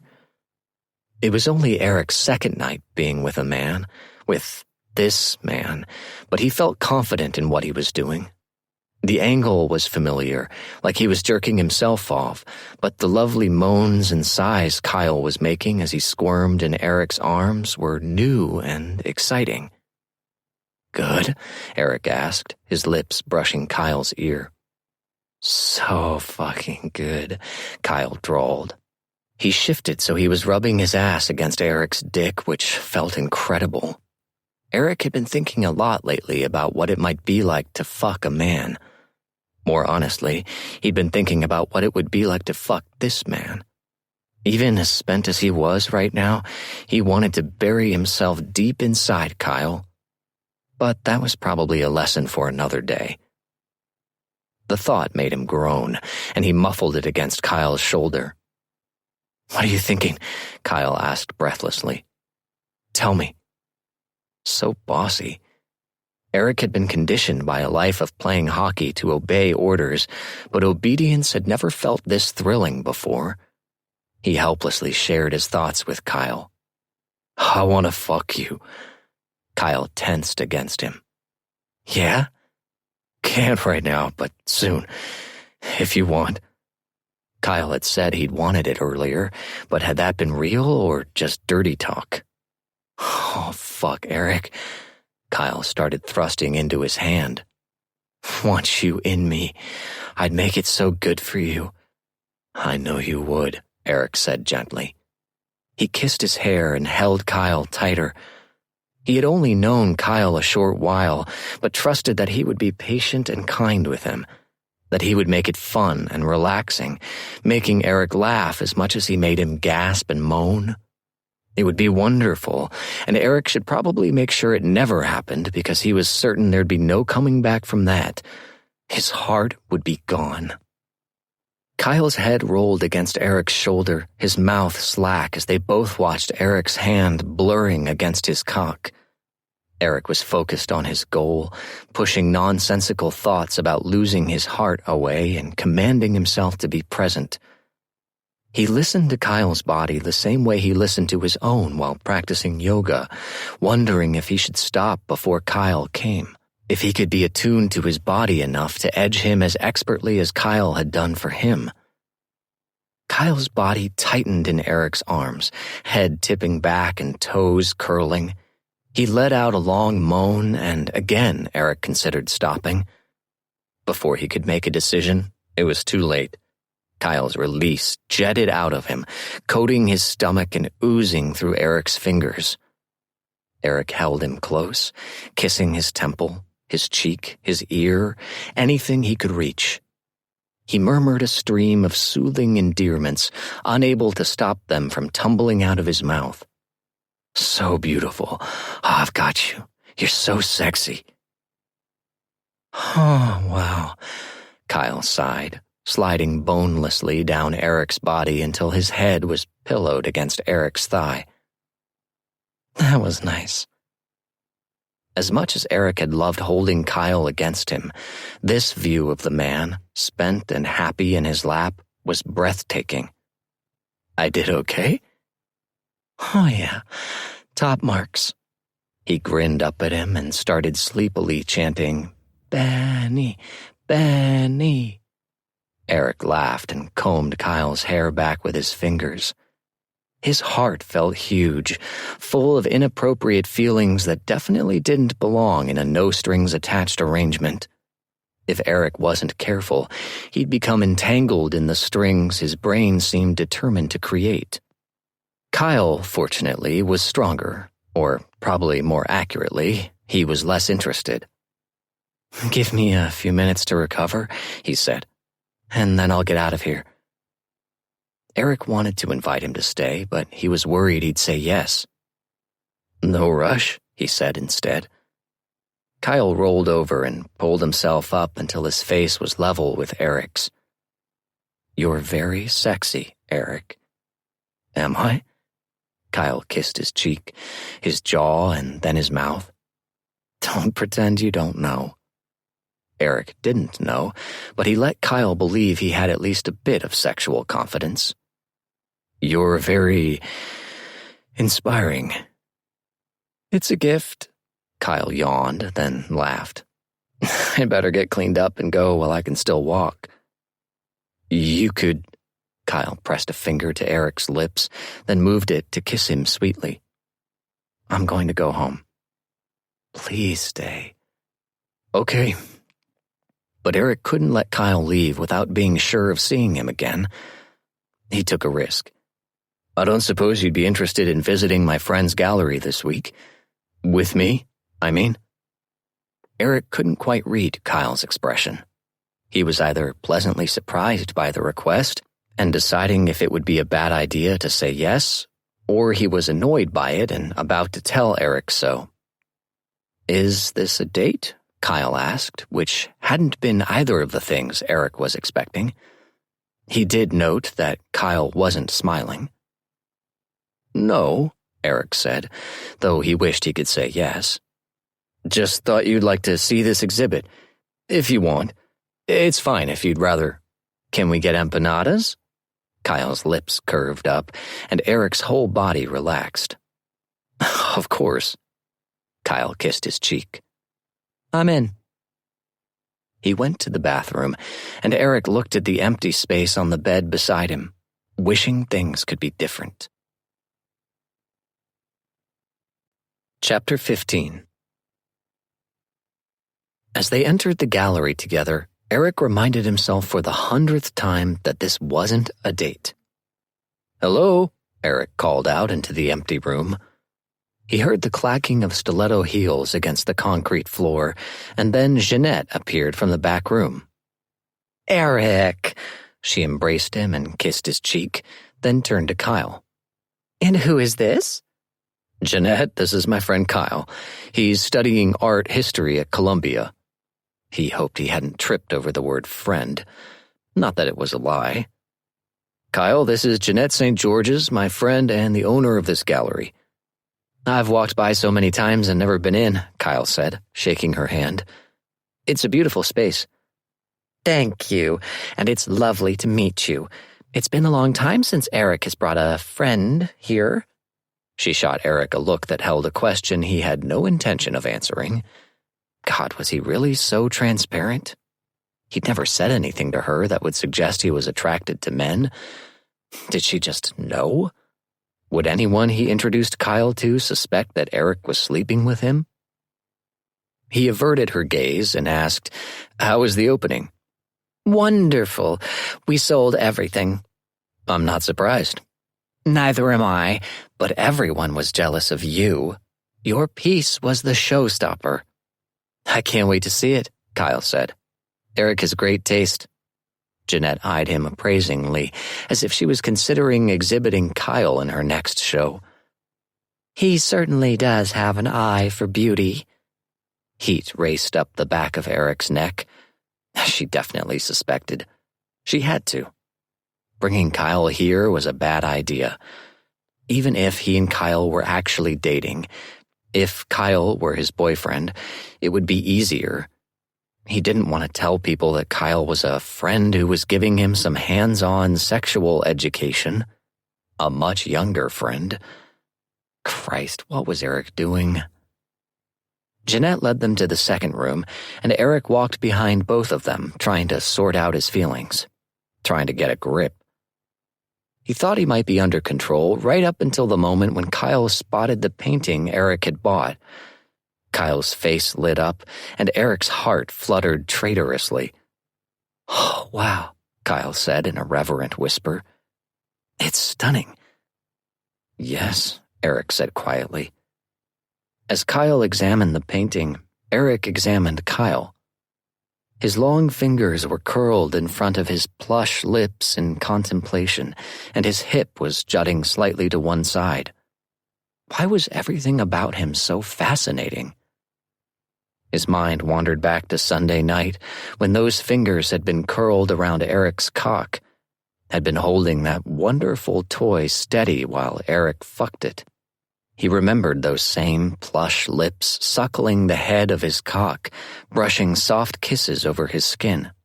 Those same hips writhing in his lap as Kyle climaxed while Eric held him close. Then he noticed that Jeanette and Kyle were both looking at him, and it was clear by their expressions that they were waiting for him to respond to something. "Pardon?" "I asked Kyle if you've shown him any of your photography." "I said just one piece, but I'd love to see more," Kyle said. "Oh." Eric felt uncomfortable having his hobby discussed as if he were a great talent, especially in the presence of such exquisite, actual art. "It's more of the same. I'm a tourist with a camera. Sometimes I get lucky." "Luck has nothing to do with it," Jeanette scoffed. "Well," Eric said slowly, "if I have any talent at all, it's patience. I suppose that's useful when it comes to photography." "Patience and attention to detail," Jeanette said. She nudged Kyle. "This one doesn't miss a thing, you know." Kyle didn't say anything, but he held Eric's gaze while his lips curved into a slow, sexy smile. Eric quickly turned his attention to the painting because it was safer territory. After that smile, however, the colors on the canvas seemed drab. Kyle moved to stand right next to Eric, and they both studied the painting in silence. After a minute, Eric turned and was surprised to see that Jeanette had left at some point. "Where are you going to hang it?" Kyle asked. His voice was hushed even though they were alone. "My living room. I want to rearrange the space so this will be the focal point." "You're going to spoil it rotten." "It deserves it." Kyle laughed quietly. "Thank you for showing it to me." Eric wanted to show him so much. Everything. He wanted to see his face light up in every gallery in the world, every museum, every historic site and breathtaking view. "I'm glad you came. You should look at the rest." They spent another 20 minutes or so examining the art and discussing each piece. Finally, Kyle grinned at him and said, Is it empanada time?" "Definitely." They thanked Jeanette, and she hugged both of them before they left. When they were outside, Kyle said, "That was nice." "The gallery?" "Yes, but I meant the overall experience of going to a gallery with you." Eric's heart flipped. "I liked it too. I liked spending time with you." Kyle smiled at him, and Eric considered kissing him. But Kyle stepped back and said, "Empanadas! Let's go!" Kyle smelled the delicious aroma of spiced meat and fresh-baked dough before he even opened the door of the Cordoba bakery. He stepped into the welcome warmth of the cramped, brightly colored Argentinian bakery, holding the door for Eric. As Eric brushed past him, Kyle reminded himself again that this wasn't a date. Valentina, who owned the bakery with her husband, greeted Kyle in Spanish, and they made small talk for a minute in her native tongue. He hadn't been kidding when he told Eric he came here all the time. He ordered as usual, 4 spicy beef empanadas, 2 to eat now, 1 to give to Maria, and 1 for later. He assumed he'd be heading home after this. He and Eric hadn't made plans to do other stuff. And if Maria heard he went here and didn't bring her back an empanada, she would be furious. "Siempre tan predecible," Valentina teased him. "Es una para Maria. Si tiene suerte." She glanced at Eric over his shoulder, seemingly recognizing him, and switched to English. "Grilled vegetable, right?" "Right," Eric confirmed. A grilled vegetable empanada sounded like a waste of dough to Kyle, but it was probably the least healthy thing that Eric allowed himself to eat. "Do you know each other?" Valentina asked. "I see you both all the time, but not together." "We're friends," Kyle said, throwing Eric a grin over his shoulder. Valentina handed Kyle a paper bag that was stuffed with piping hot empanadas. As always, she had secretly added 2 free dessert empanadas to his order. Kyle, as always, was pretty happy about it. Eric got his order, and they moved out of the way for the next customer. Cordoba was a popular spot. Kyle gestured to a miraculously empty table. "Should we sit?" Eric nodded. "Yeah, okay." He seemed uncharacteristically nervous. Kyle had noticed it at the gallery as well. Was it because Jeanette had been subtly teasing him about Kyle? Was Eric embarrassed to be seen with him? Stressed out about people suspecting? Kyle wanted to tell him not to worry about any of that, but a cramped bakery wasn't the place to discuss it, especially not since 4 more customers had just walked in, filling most of the middle of the shop. He wasn't sure what exactly Eric wanted. Their last time together had been hot as fuck, and Kyle was pretty sure they'd both thought so. But that wasn't what had been making Kyle's head spin for days. It was how hard it had been for Kyle to leave that night. How he'd been dying to stay in Eric's bed, not for sex, but because he wanted to be held by him. He wanted to fall asleep in his arms and wake up to his tender kisses. He wanted to talk as they ate breakfast and planned their day together. And all of that was exactly why Kyle should be putting some distance between himself and Eric. He was in danger of falling for this man, and that was a mistake Kyle wasn't willing to make. For one thing, Eric didn't seem quite ready to be in a public relationship with a man. For another, he clearly wasn't comfortable with the age gap between them. He probably managed to convince himself that it wasn't a big deal when they were in Eric's bed or when they were visiting a gallery together, but Kyle knew how fragile it was. Eric could decide at any time that Kyle was too young, too male, too ridiculous for Eric to be in a relationship of any kind with. Kyle would rather not have his heart invested when that happened. He watched Eric pull one of the empanadas out of his paper bag and take a bite. He closed his eyes and sighed happily around his mouthful of grilled vegetables. He had flakes of pastry clinging to his lips that Kyle couldn't look away from. Eric swallowed and said, "God, that's good." The tip of his tongue darted out to remove the crumbs from his lips. Yeah, Kyle agreed, even though he hadn't even taken his empanada out of the bag yet. Are you going to eat? Eric asked before taking a second bite. Kyle snapped out of it and reached into his own paper bag. He was, in fact, starving, but he was apprehensive about digging into his lunch in front of Eric. It seemed rude to cram his mouth full of beef in front of a vegetarian. I don't mind, Eric said, as if reading his mind. Eat, please. Kyle obeyed, sinking his teeth into the warm, buttery crust and then into the spicy, cheesy deliciousness within. He groaned a little more orgasmically than he'd meant to, but fuck, those empanadas were good. He grabbed a napkin from the dispenser on the table and dabbed delicately at his lips. I love these empanadas, Kyle said sheepishly. I liked listening to you order them. Eric's eyes looked a shade darker than they'd been a moment ago. Kyle shifted in his seat. Yeah? It was impressive. I speak very little Spanish. Well, you know, I was young and had dreams of marrying Diego Luna. Eric studied him a moment with those sharp espresso eyes, as if he wasn't sure if Kyle was kidding or not. Then his lips curved up into that sexy hint of a smile he liked to torture Kyle with, and Kyle turned his attention to the last bite of his empanada. His safe, uncomplicated empanada.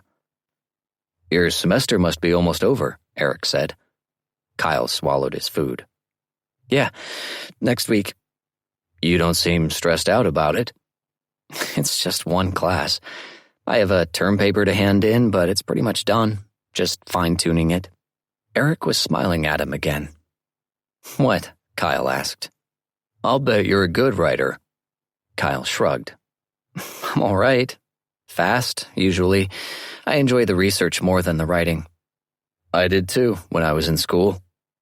I think you're the first Harvard grad I've met who says school instead of Harvard, Kyle teased. Eric grabbed a napkin and wiped his fingers. I went there for hockey, not because I'm a genius. Kyle huffed. Right. And did all of your teammates at Harvard graduate?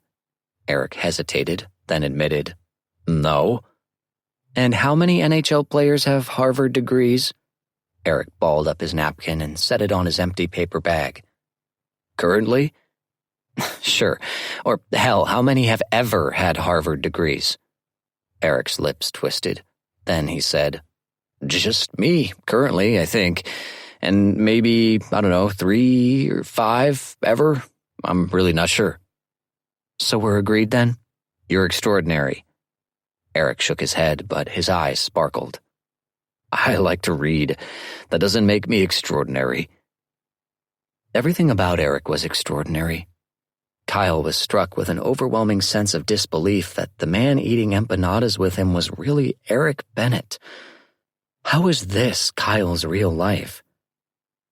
They'd both finished eating, and Kyle found himself clamoring to come up with a reason to prolong their time together. There's a great cafe on the next block, he said. Eric gave him a warm smile that turned Kyle's heart to mush. I could go for a coffee. They decided to take the coffee to go and walk on the High Line. As they strolled along the trail, Kyle sipped his latte and hunched his shoulders against the cold. He'd been out of Vermont for too long for the cold to be bothering him this much. So why aren't you dating Jeanette? Kyle asked. She seems amazing. She is, Eric agreed. But her wife wouldn't like that. Ah, Kyle found he wasn't too sad about that. Did your ex get some of your art collection in the divorce? We split everything fairly.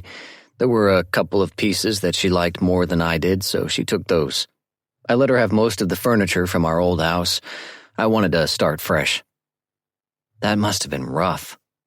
Kyle had never been part of a breakup that had stuff involved. He couldn't imagine having that stress heaped on top of heartbreak. It wasn't so bad.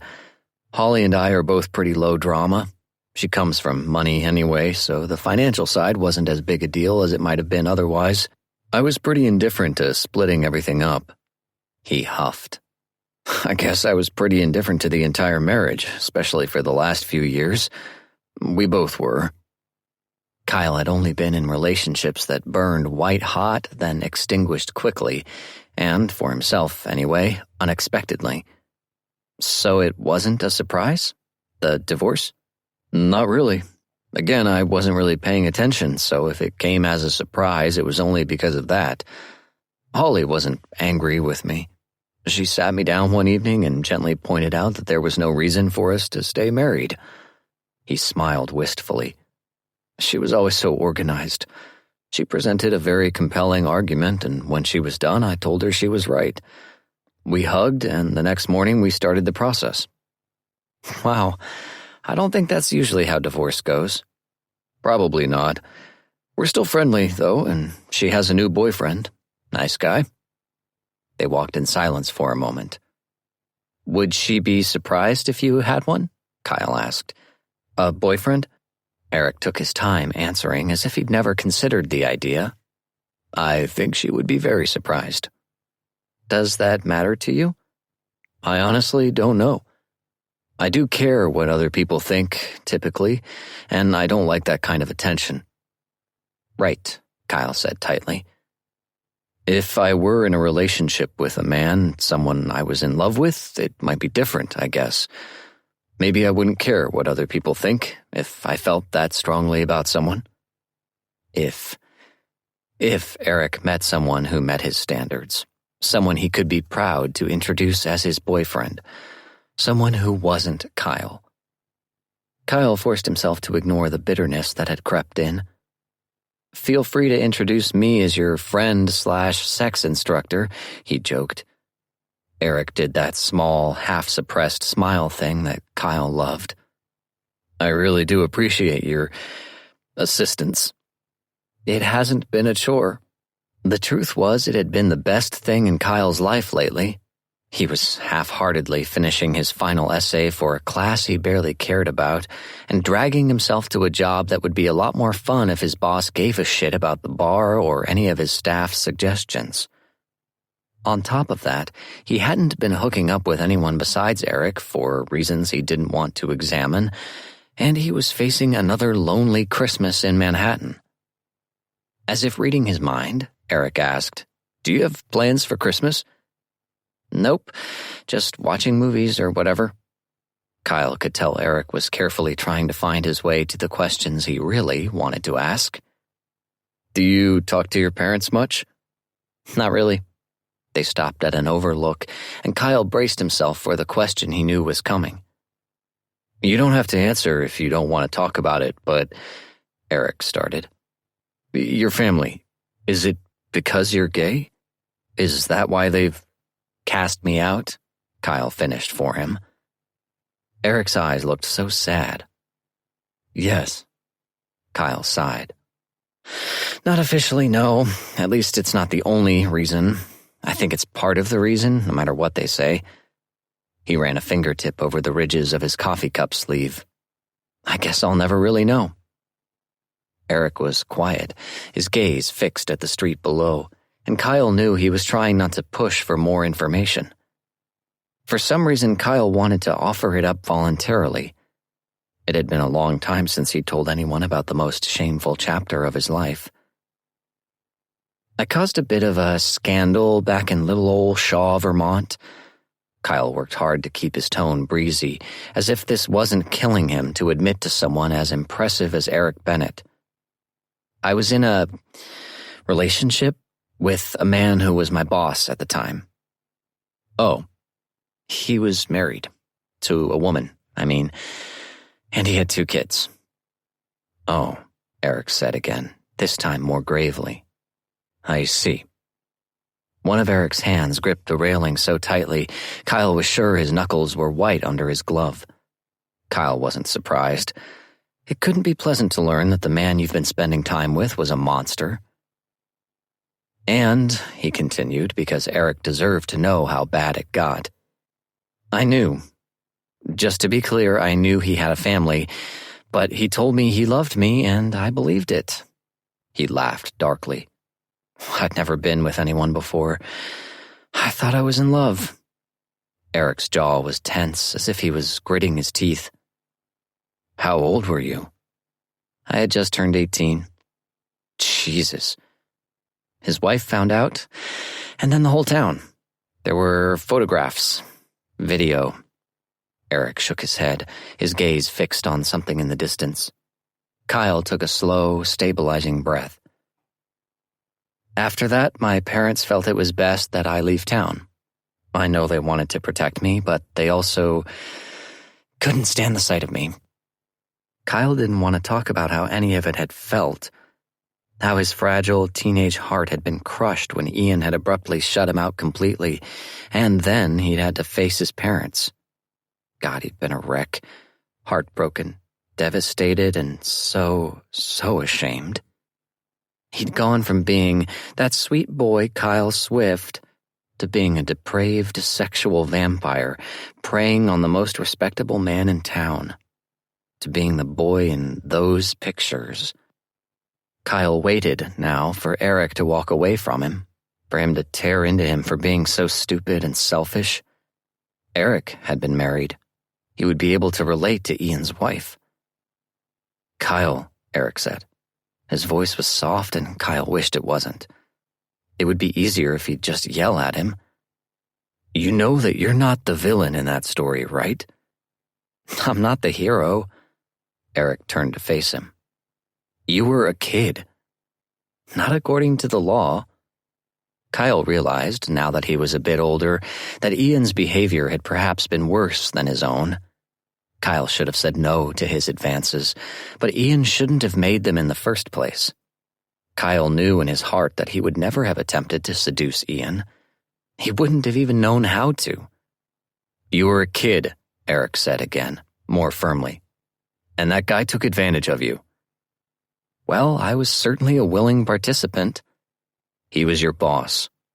I think it's normal for younger people to develop crushes on older people who they admire, authority figures even. But it's up to the older people to not indulge it.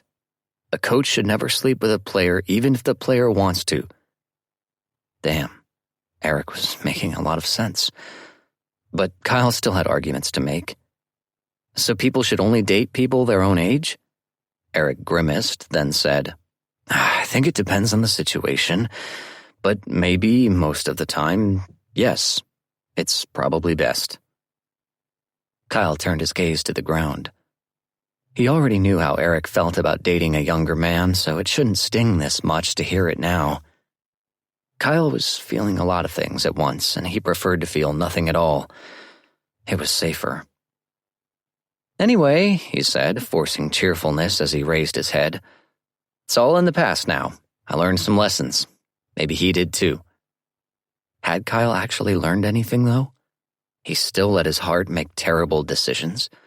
He still lusted over older men. God, Eric should run as far as he could from Kyle. But Eric wasn't running. In fact, he was setting his coffee cup down on a bench and approaching Kyle with open arms.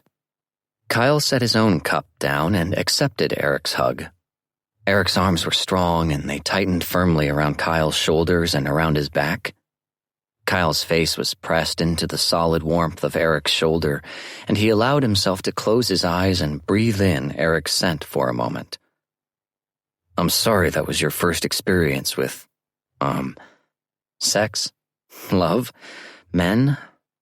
It was. All of that. I'm sorry. Kyle blinked rapidly against the burning behind his eyes. It's not like no one had been sympathetic about this before. Maria had said all of this to him and more. Kip didn't know about it because Kyle had never been able to bring himself to tell him. He probably assumed that Kyle's parents were homophobes. Maybe they were. Let's keep walking. Kyle was glad his voice was so steady. He felt like he was crumbling apart inside. Okay.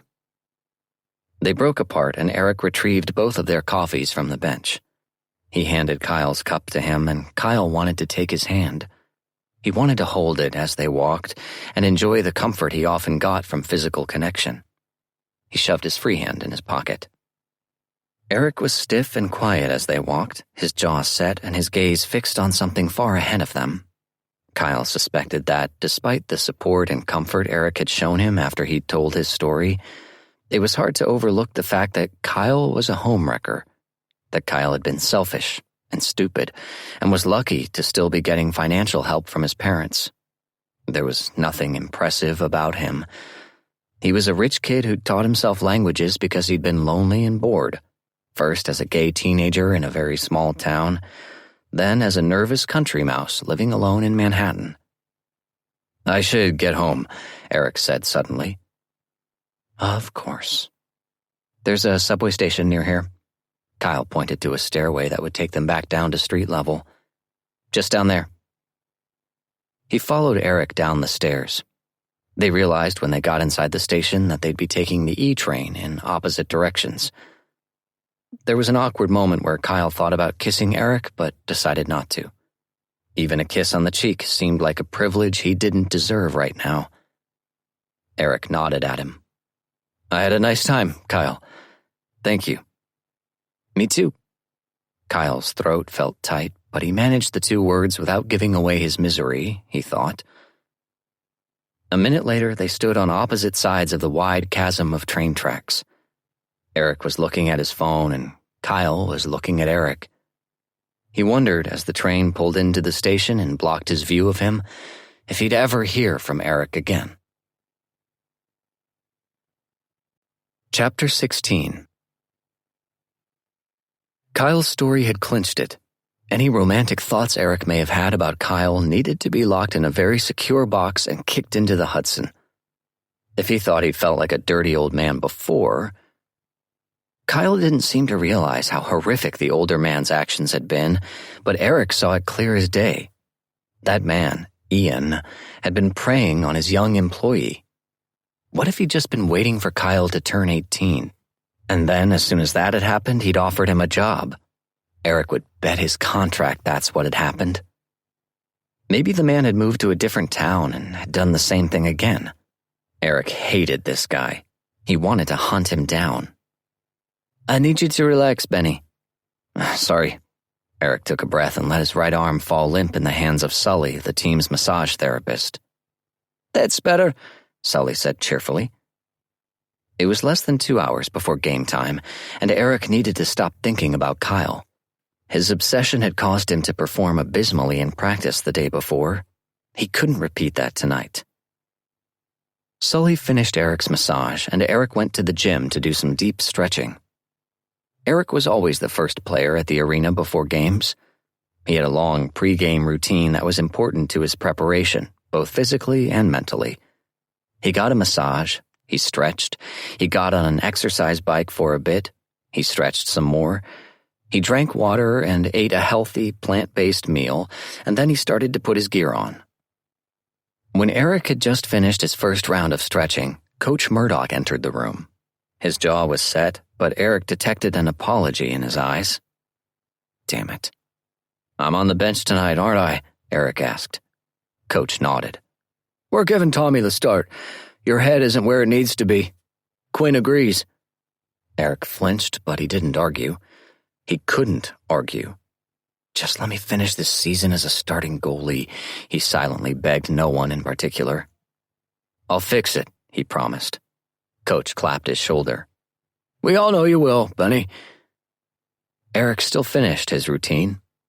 By the time he was done, the locker room had filled up with his teammates. Tommy gave Eric a nod when he walked by, and Eric nodded back. He was happy for the kid, really. He'd be starting every night next season, and the coaches probably knew it. Kid. Tommy was the same age as Kyle. The thought made Eric's stomach clench. What the fuck had he been thinking? Kyle was too young for him. It didn't matter that he was one of the brightest and most charming people Eric had ever met. It didn't matter that Eric's heart raced at the thought of kissing him. It didn't matter that in the bedroom when Kyle was the one in charge, Eric didn't feel older at all. In fact, the age gap only seemed to exist when Eric was away from Kyle. That was when he had time to think about it and feel uncomfortable about it. When he was with Kyle, he was barely aware of it. But it did exist, and so did Eric's feelings for Kyle. And that was a dangerous combination. Hey, that thing is tomorrow night, Scott said, breaking Eric out of his vortex of confusing thoughts. The drag show I told you about? Oh, Eric blinked and focused on his friend. Right, the charity one. Yeah, you still want to go? He wondered if Kyle would be there. He wondered if he wanted him to be. Fuck, of course he wanted him to be there, and that was why he couldn't go. I don't think I can. Scott frowned at him, and Eric knew he wanted to argue that he probably wasn't busy at all. But instead, Scott just sighed and said, No problem. It was the long, suffering sigh of a man who was friends with a wet blanket. Eric felt bad, but he knew it was the right decision. He couldn't think clearly around Kyle, so it was best to stay away. It had been days since Kyle had heard from Eric. They had gone longer without communicating before, but this stretch felt endless and significant. Kyle had handed in his term paper and found himself with a lot of free time on his hands. He'd thrown himself into practicing Greek and was now sitting on his couch, casually looking into study abroad programs in Greece. Manhattan was starting to feel suffocating. The thought of traveling alone didn't appeal to him as much as it usually did. He kept getting unwanted visions of exploring ruins with Eric. He imagined long days of hiking together along the coast and swimming in the Mediterranean. Eric probably looked spectacular in a bathing suit. What were these thoughts? Kyle had hooked up with roughly 1 billion men, and none of them had him daydreaming about European getaways together. Not since, well, Ian. He regretted telling Eric about Ian, but he also knew that Eric deserved to know. Eric had been nice about it, but Kyle wasn't going to kid himself about getting any more invites to his beautiful house. His phone lit up with a message from Kip. Drag show tonight. Don't forget. Kyle had forgotten. He didn't feel like going out, but he would do this because he was a good friend. Kyle. Right, I'll be there. It would have been an ideal thing for Eric to go to, he thought miserably. God, that would have been fun. Another message, which he expected was a thumbs up from Kip. Kyle made a weird squeak of excitement when he saw that it was from Eric. Eric. Are you going to the drag show thing tonight? Kyle wasn't sure what to say. Did Eric want him to say no, so it would be safe for Eric to go? Did he want Kyle to say yes for the same reason? Kyle. I was planning to. Eric. Scott wants me to go. Okay, what was Kyle supposed to say to that? Kyle. Do you want to go? Eric. Maybe. Lord God, what the hell was this? Kyle. I think it could be a good intro to the gay club scene for you. Eric's reply seemed to take forever, but Kyle's screen finally lit up with, You know there's a really good chance I'm never going to be into the gay club scene, right? Kyle laughed into his empty living room. Kyle. But it's fun. Eric. I'm too old. Kyle. Nope. Eric. I can't dance. Kyle. As if. Eric. I can prove it. Kyle grinned and wrote, So you're coming tonight? He wondered if Eric would make a dirty joke.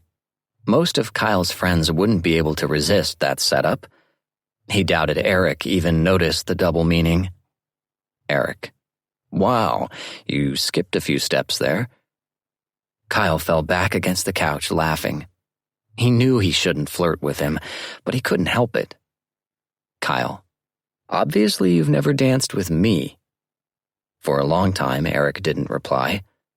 There weren't even dots indicating that Eric was writing anything. Kyle cursed himself for being so stupid. Eric. Can I call you? Oh, God, that sounded... Well, Kyle wasn't sure, actually. Ominous? Exciting? Kyle. Sure. A moment later, his phone rang. He bit his lip, staring at the screen, then answered, Hi. Hi. Even that one simple word sent a spark racing through Kyle's body. He'd missed Eric. It had been days, and Kyle had missed him. What's up? I wanted to talk about...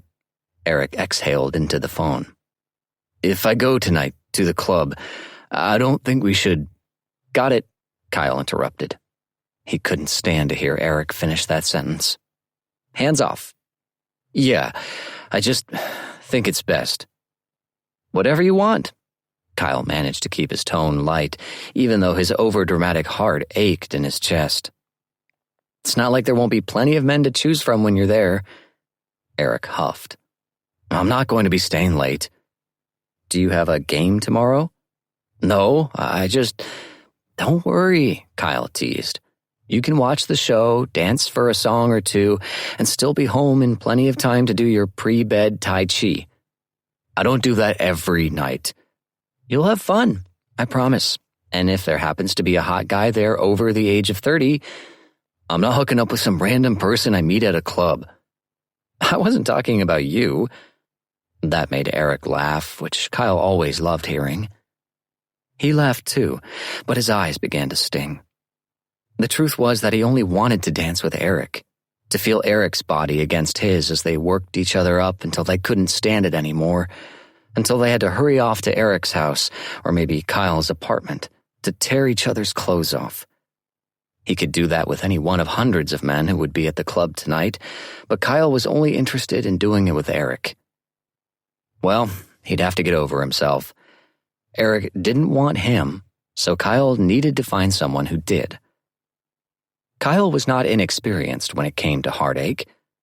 The best thing to do was to move on as quickly as possible. I'll see you tonight then, Eric said. If you're lucky. He heard Eric sigh. It sounded wistful, not annoyed, or maybe tired. Eric cut himself off. I want to be friends, Kyle. I like you. We are friends, Kyle assured him. We can be the kind of friends who don't have sex. I've heard some friendships work that way. Seems weird, but I'm willing to try. Eric chuckled. See you later. Later. They ended the call, and Kyle pledged to himself that he could find a cute boy tonight who would make him forget all about Eric Bennett. Chapter 17. Eric was worried that Carter might die from laughing so hard. Scott Hunter was center stage, wearing a very revealing elf costume. It consisted of tight green shorts, a red vest worn open over his bare chest, a pointy hat, and curly-toed shoes with little bells on them. Holy shit, Maria yelled. That's a lot of Scott. It was definitely more skin than Eric had ever seen Scott flash outside of a locker room. He'd done some shirtless photo shoots, but the shorts he was wearing now were obscene. The drag queen who'd been hosting the evening's entertainment, Helen St. Mount, had just stuck a candy cane into the waistband of Scott's shorts, which made Scott blush and Carter howl. I heard you're getting married, Helen said. Yes, I am. Well, that fucking sucks, Helen quipped. Scott laughed and the audience cheered. Sorry, Scott said. The crowd was eating up the bashful sweetheart thing that Eric knew for a fact wasn't an act. Once again, he was amazed by how far Scott had come in a couple of years. From being terrified that someone would figure out that he's gay, to participating half-naked in a drag show and making jokes about marrying his boyfriend. While Carter couldn't stop laughing, Eric felt his own throat tighten a bit. He really fills out those shorts nicely, doesn't he? Kyle said into Eric's ear. Eric tried not to react to the soft flutter of breath against his skin. It wasn't easy. Just seeing Kyle again had nearly knocked Eric on his ass. He looked especially stunning tonight, dressed for the club in a tight, dark blue t-shirt with tighter black jeans, and his skin glistening a bit from the heat of the packed room. I have no idea what you're talking about, he replied as evenly as possible. The hell you don't. I see that guy naked more days than not, Eric reminded him. He's not going to turn my head. Kyle winked at him, and Eric's stupid heart did a backflip. He really did want to be just friends with Kyle, but it was hard to remember that when every part of him was aching to touch the man. "Is your lucky fiancé here tonight?" Helen asked Scott. "Yes, he's backstage." Helen rolled her eyes and slumped over dramatically. "Fine. Bring him out, I guess." Kip walked out wearing a very baggy Santa costume, complete with a fluffy white beard. The crowd whistled and cheered. "Hey," Scott said, doing his best attempt at acting. "I think that was supposed to be my costume." "Oh, no," Helen said innocently. "Someone must have switched the names on the costumes." She did an exaggerated shrug. "Oops." "You're on the naughty list now," Kip teased. "Darling, I was born on the naughty list." She turned to the audience with a game show host smile. "Isn't it wonderful to have—" She glanced over her shoulder at Kip. "Kip," he told her, laughing. "Kip." Her face fell into a scowl, and she said in a dark tone, "Kip."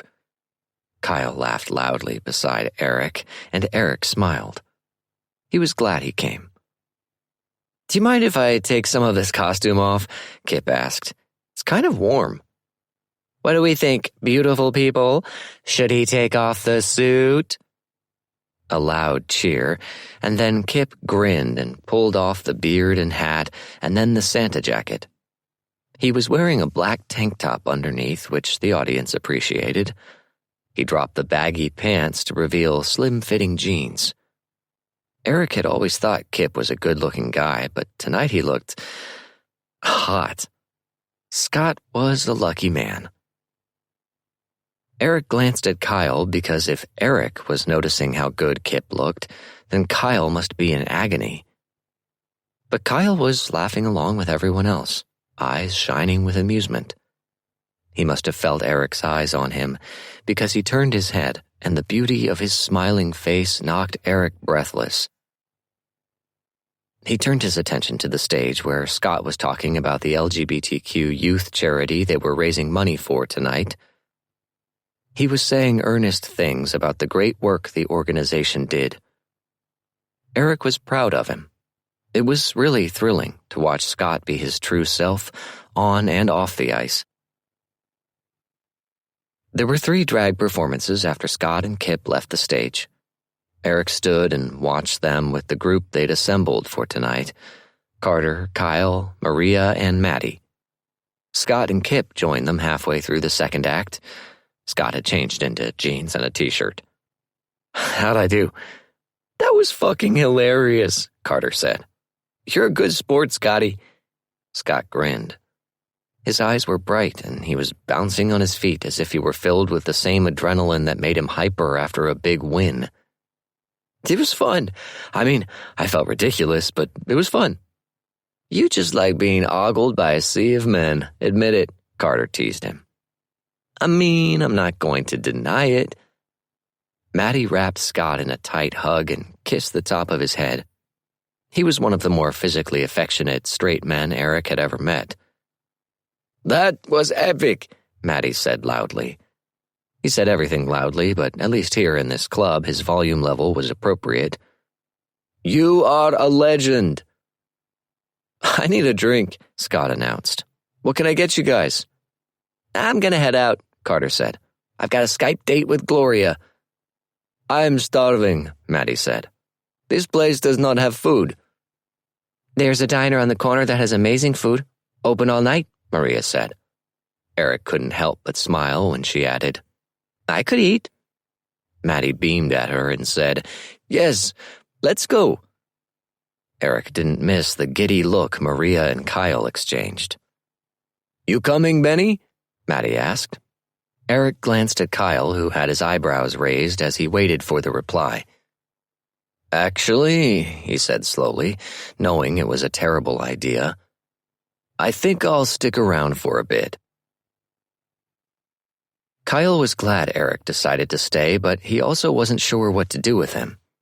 He'd thought this event would be the perfect place for Eric to cut loose a bit and maybe try to pick someone up. But now that they were here, Kyle realized that Eric was probably never going to do either of those things. Eric was talking to Scott at the moment, sipping a soda with lime. Kyle was watching the dance floor, which had gotten very busy over the last hour. "I'm bored," Kip complained in his ear. "Let's go dance." "Scott won't dance with you?" "I think I need to lure him over. Come on, I haven't danced with you in forever." Kyle smiled at his friend. It had been too long. "Sure. Okay." Kip grabbed his hand and pulled him into the throng of dancers.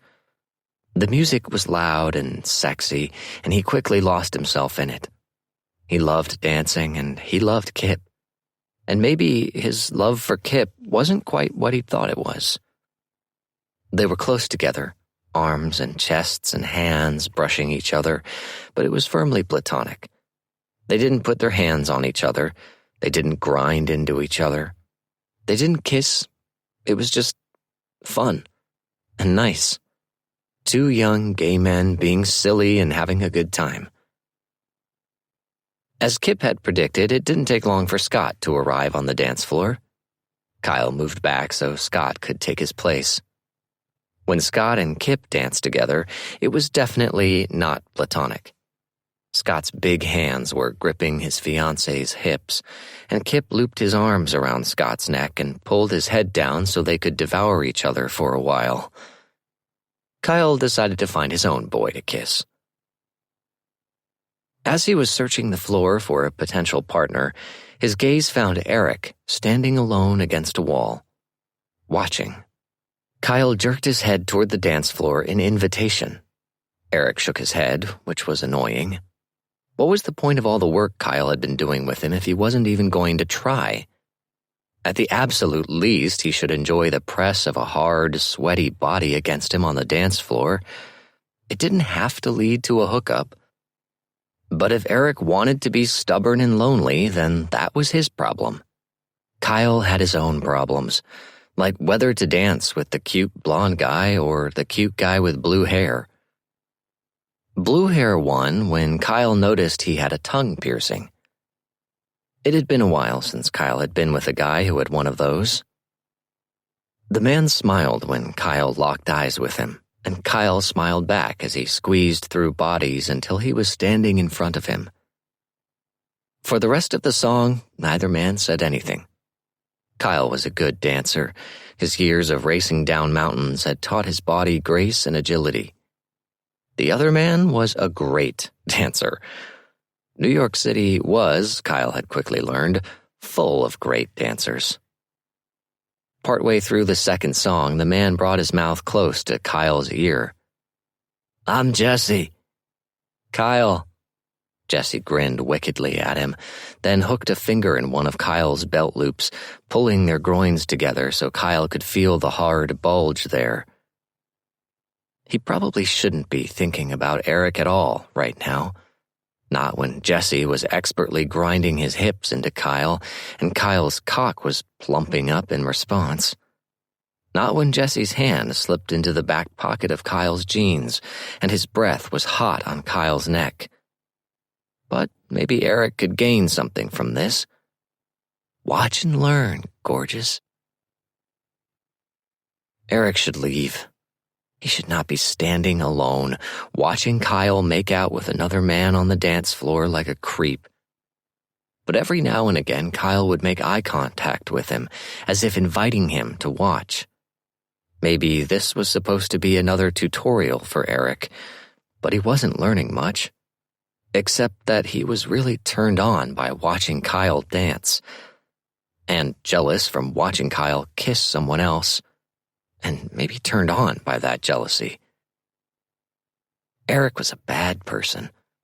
Kyle just wanted him to relax and have fun, and instead Eric was standing alone, half hard, and staring daggers at a kid with blue hair, as if he were Eric's competition or something, when Eric had explicitly told Kyle that he wanted to end the benefits part of their friendship. This was ridiculous. Eric should have been in bed hours ago. He was sure Kyle wouldn't mind if he slipped out. He knew Scott would be leaving soon. There was no way he was going to stay out all night when they had a practice the next morning. All he needed to do was leave. Just tear his gaze away from Kyle's beautiful body moving against the other man's, and leave. Even though his instincts were terrifyingly to march onto the dance floor and yank Kyle away from Little Boy Blue, pull Kyle's body against his own and let Kyle feel his arousal, kiss him the way he'd been dying to for days. Jesus, Eric was obviously way too horny to be thinking clearly. He inhaled deeply, commanding his libido to heal. This friendship with Kyle had become a bright light in Eric's life, something to offset the upheaval of his divorce and the anxiety he felt about his impending retirement.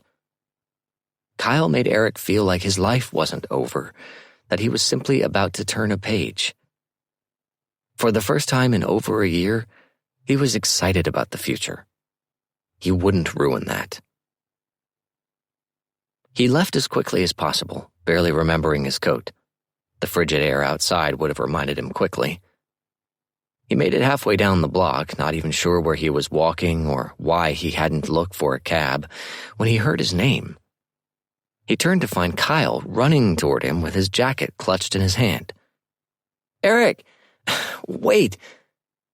Kyle caught up to him, his cheeks flushed and his breath huffing out in white clouds. Eric took his jacket from his hands and held it open for him to put his arms in the sleeves. It was way too cold to be outside in a t-shirt. "Didn't you have a scarf?" Eric asked, heart hammering against his ribs. Kyle had come after him. "What? Oh, yeah, I did. I guess it's gone now." Eric took his own scarf off and looped it around Kyle's neck. He flipped the collar up on his coat, which was much warmer than Kyle's corduroy jacket. "Why'd you follow me out?" "Why did you leave?" "I'm tired and you seemed busy." "I thought you were going to dance." Kyle's bottom lip jutted out petulantly. Eric wanted to capture it between his teeth. "You should go back in," Eric said, arranging his scarf so it covered more of Kyle's exposed neck and chin. "You're young and he sighed. "Not. You should be having fun with that guy with the blue hair, not worrying about me."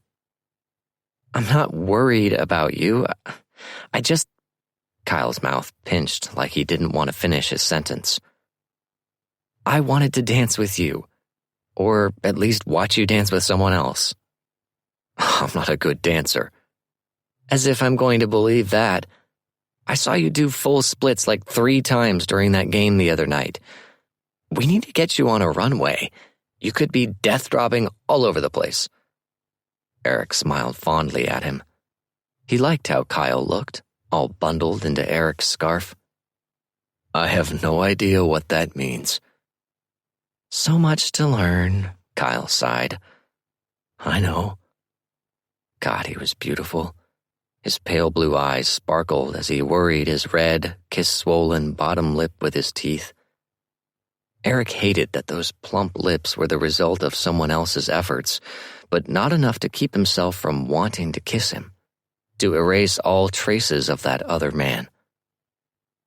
Without even realizing what he was doing, Eric bunched the ends of the scarf in his fist and tugged Kyle to him, walking backward until Eric was against a wall.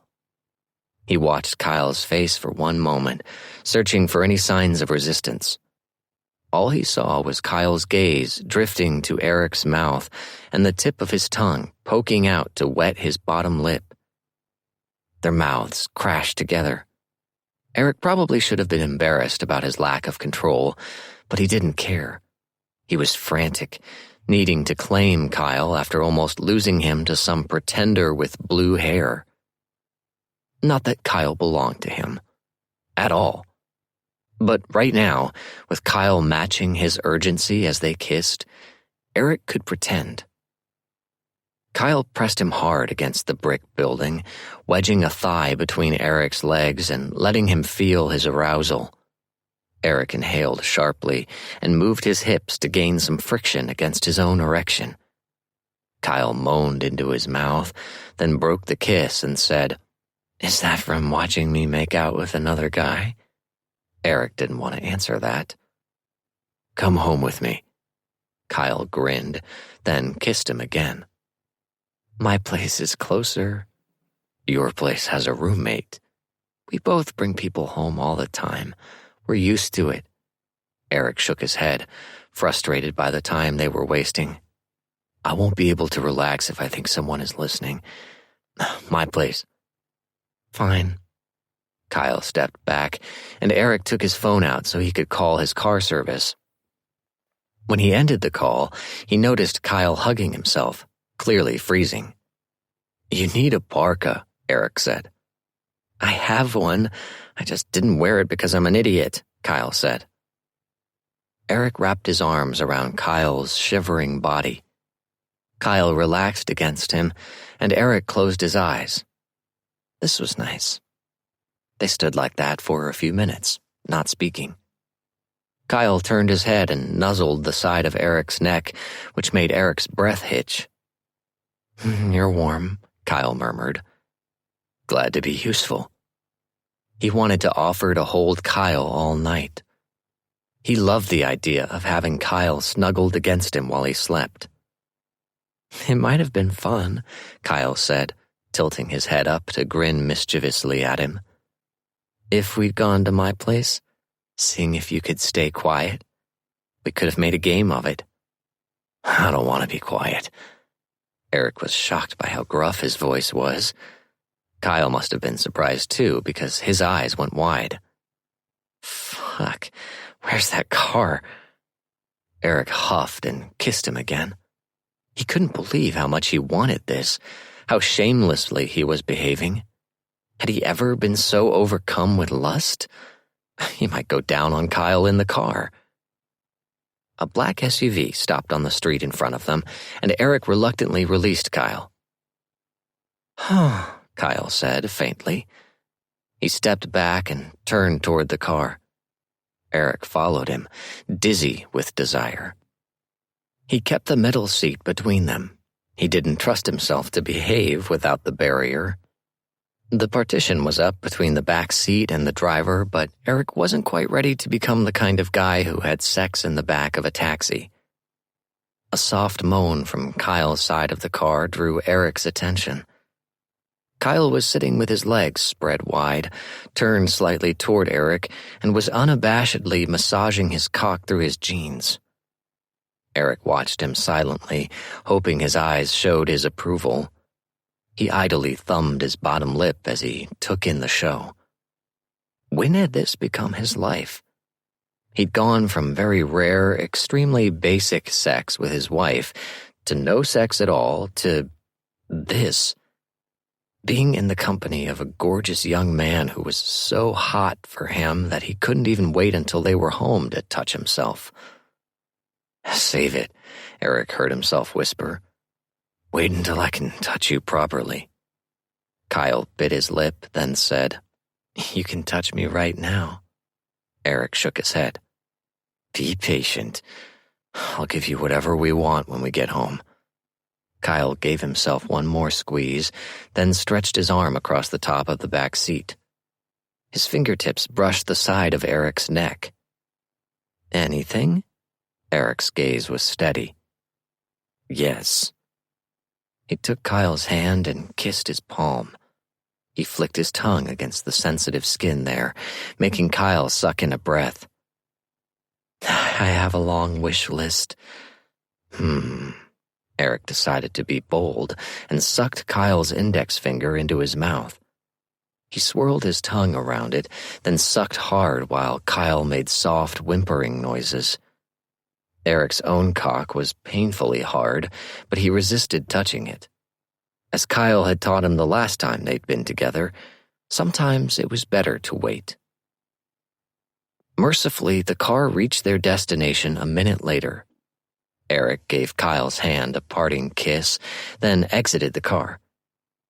As soon as they were in the house, Eric threw his coat off, then pinned Kyle against a wall. "Hi," Kyle said with a wicked grin. "Hi." Eric dropped to his knees. He practically ripped Kyle's fly open, desperate to get his mouth on his cock. "Whoa, shit," Kyle said hoarsely. "Can't wait." Eric yanked Kyle's jeans and underwear down to his knees. "Fuck, I love how fired up you are. Did I make you mad, kissing that boy?" "Let's stop talking about him," Eric growled before filling his mouth with Kyle's cock. "I did, didn't I?" Kyle said, though his voice hitched in the middle. "You were jealous." Eric answered by bobbing his head, sucking him hard and fast. Yeah, he was fucking jealous. He didn't like the idea of Kyle being with other men, and he didn't want to examine that too closely. He just wanted to make Kyle scream. "That's so fucking good. Holy fuck." Kyle gripped Eric's shoulder, and Eric could tell he was fighting to keep still. "Love your mouth, Eric." Eric grunted, loving the sound of his name in Kyle's sex-ravaged voice. He wanted Kyle to say it when he came. There was still a distant voice in Eric's head that was reminding him that this was a terrible idea.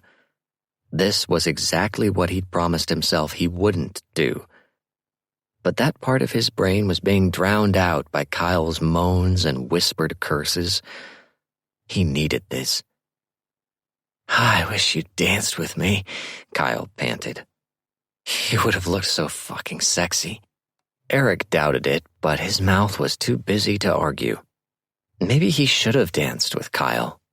Maybe he should have kissed him on the dance floor, in front of their friends and whoever else wanted to watch. Show everyone that this stunning man was his. He isn't yours. Eric pushed the thought away. For tonight, at least, Kyle was his. He'd worry about the rest later. He worked Kyle harder, sliding a hand up his thigh to play with his balls.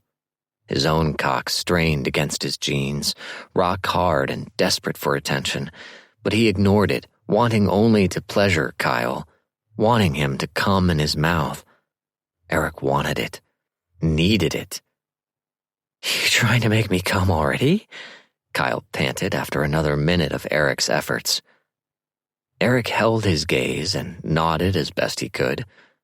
He tried to relax his jaw so he could take him deeper. He was far from being able to deep throat, but he managed to work a little more of Kyle's shaft into his mouth. "Oh, shit. That's incredible. Fuck. I want to last, but it's too fucking much." Eric could taste salty drops of pre-cum on his tongue. Kyle's balls were heavy and tight between his fingers. He didn't want Kyle to last. He wanted him to shatter. "I can't. Eric, fuck. I'm gonna..." Eric stayed on him and hoped he wasn't about to make a fool of himself. The first burst of Kyle's release flooded his mouth, but Eric managed to swallow, even as Kyle kept spurting. Beyond the momentary panic of feeling like he couldn't breathe, Eric loved how powerful he felt. When Kyle's orgasm subsided, he slumped against the wall as Eric released him from his mouth. "Wow," Kyle said breathlessly. "I am a very good teacher." Eric chuckled and stood up. He wiped his lips with the back of his hand. His mouth was still full of Kyle's lingering taste. "You are." "Well," Kyle drawled, "how will I ever repay you?" Eric planted a hand on the wall beside Kyle's head and leaned in. "Teach me how to fuck you." Kyle's eyes went wide. "Holy shit. Really?" "Really." Kyle kissed him, and for a moment Eric thought he'd maybe forgotten that he'd very recently shot his load in Eric's mouth, but Kyle moaned happily when their tongues brushed each other. Eric was still painfully hard, but he lost himself in the kiss, pressing Kyle into the wall and grinding his cock against Kyle's hip. The bedroom suddenly seemed too far away. When they broke apart, both men were panting. Eric moved in for another kiss, hating having the barest distance between their mouths, but Kyle licked his lips and said, "Upstairs, sexy. I promise it will be worth the trip." Eric covered Kyle's naked body with his own as they made out like teenagers on the bed.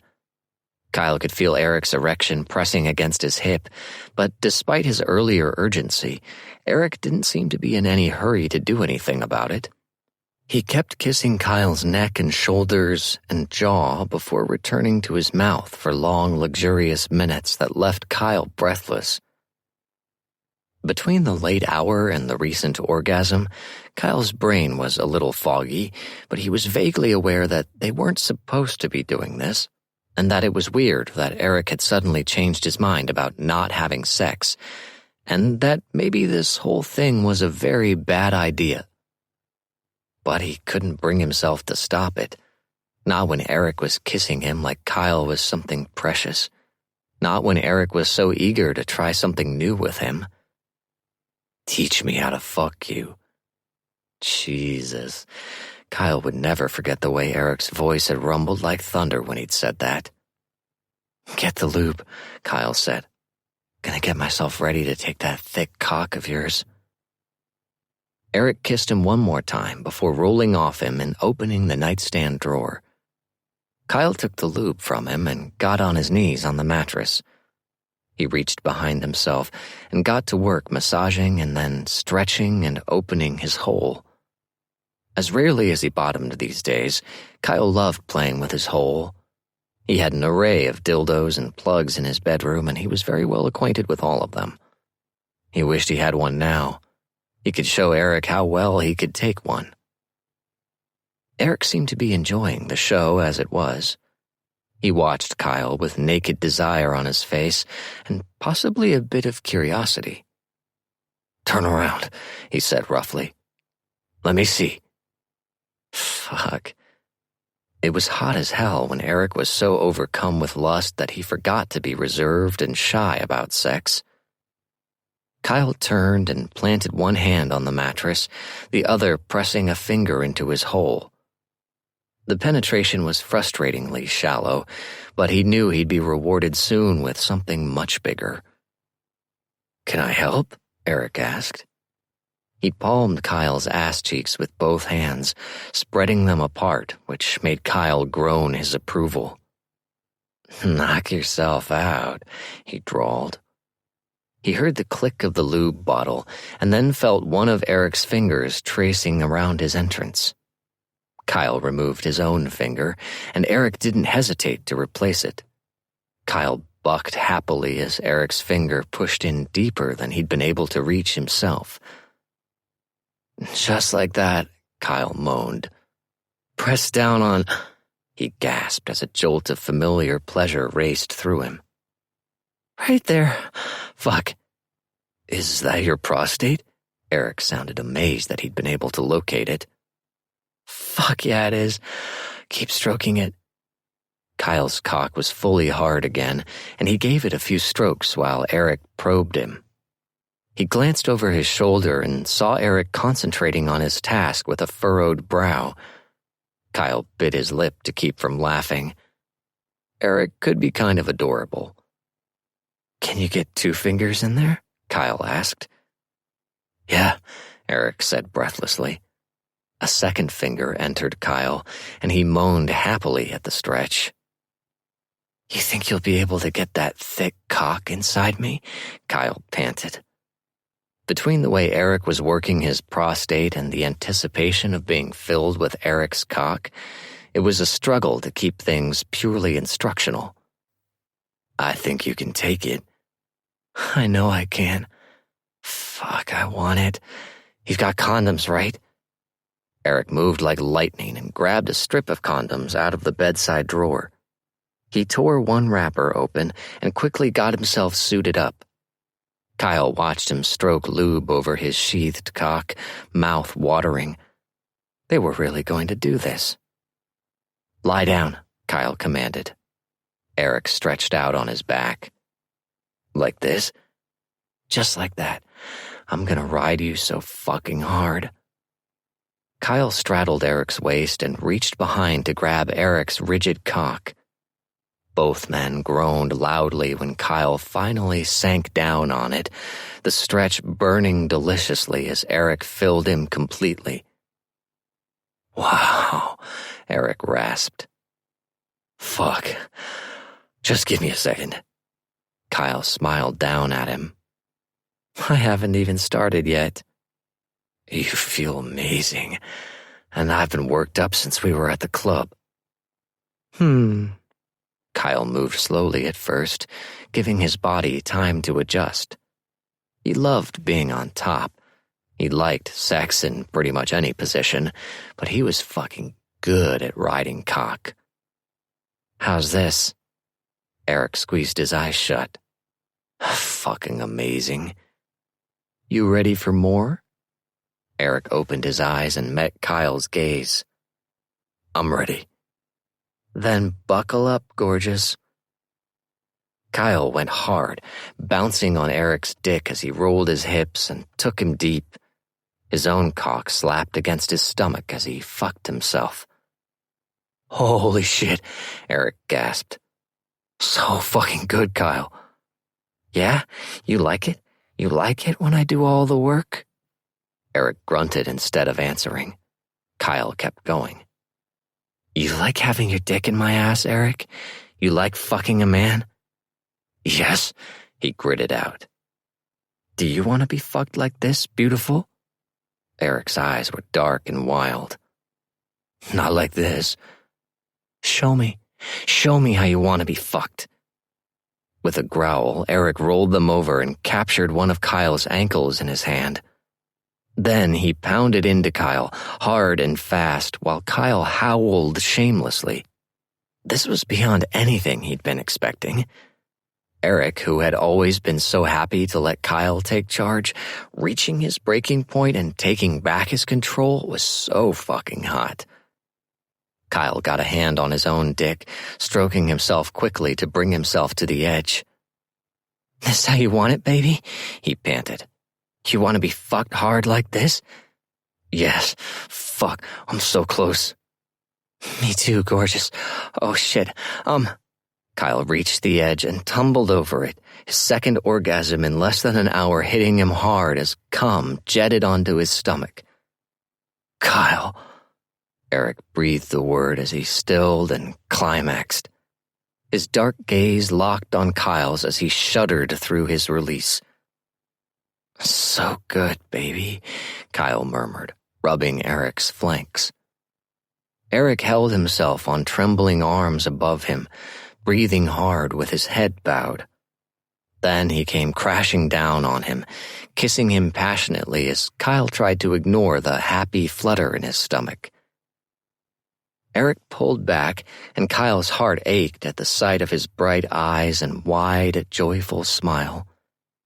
He leaned up to kiss Eric's smile so he wouldn't have to look at it anymore. You'll stay tonight, right? Eric said in a low, scratchy voice. Kyle's first instinct was to say no, but it was very late. I can sleep in the guest room if you'd rather. Stay, Eric interrupted. Here, please. He held Kyle's gaze, even though his eyes looked uneasy. Okay, Kyle said. It was a terrible idea, the worst idea. Tomorrow Eric would regret this lapse of discipline, and Kyle knew it would be harder to be rejected after he'd spent a night in Eric's arms. They got cleaned up and Eric put underwear on, which seemed like an arbitrary bit of modesty, but Kyle did the same. For the first minute back in bed together, both men were silent and staring awkwardly up at the ceiling. Then Eric broke the silence by huffing out a laugh. What?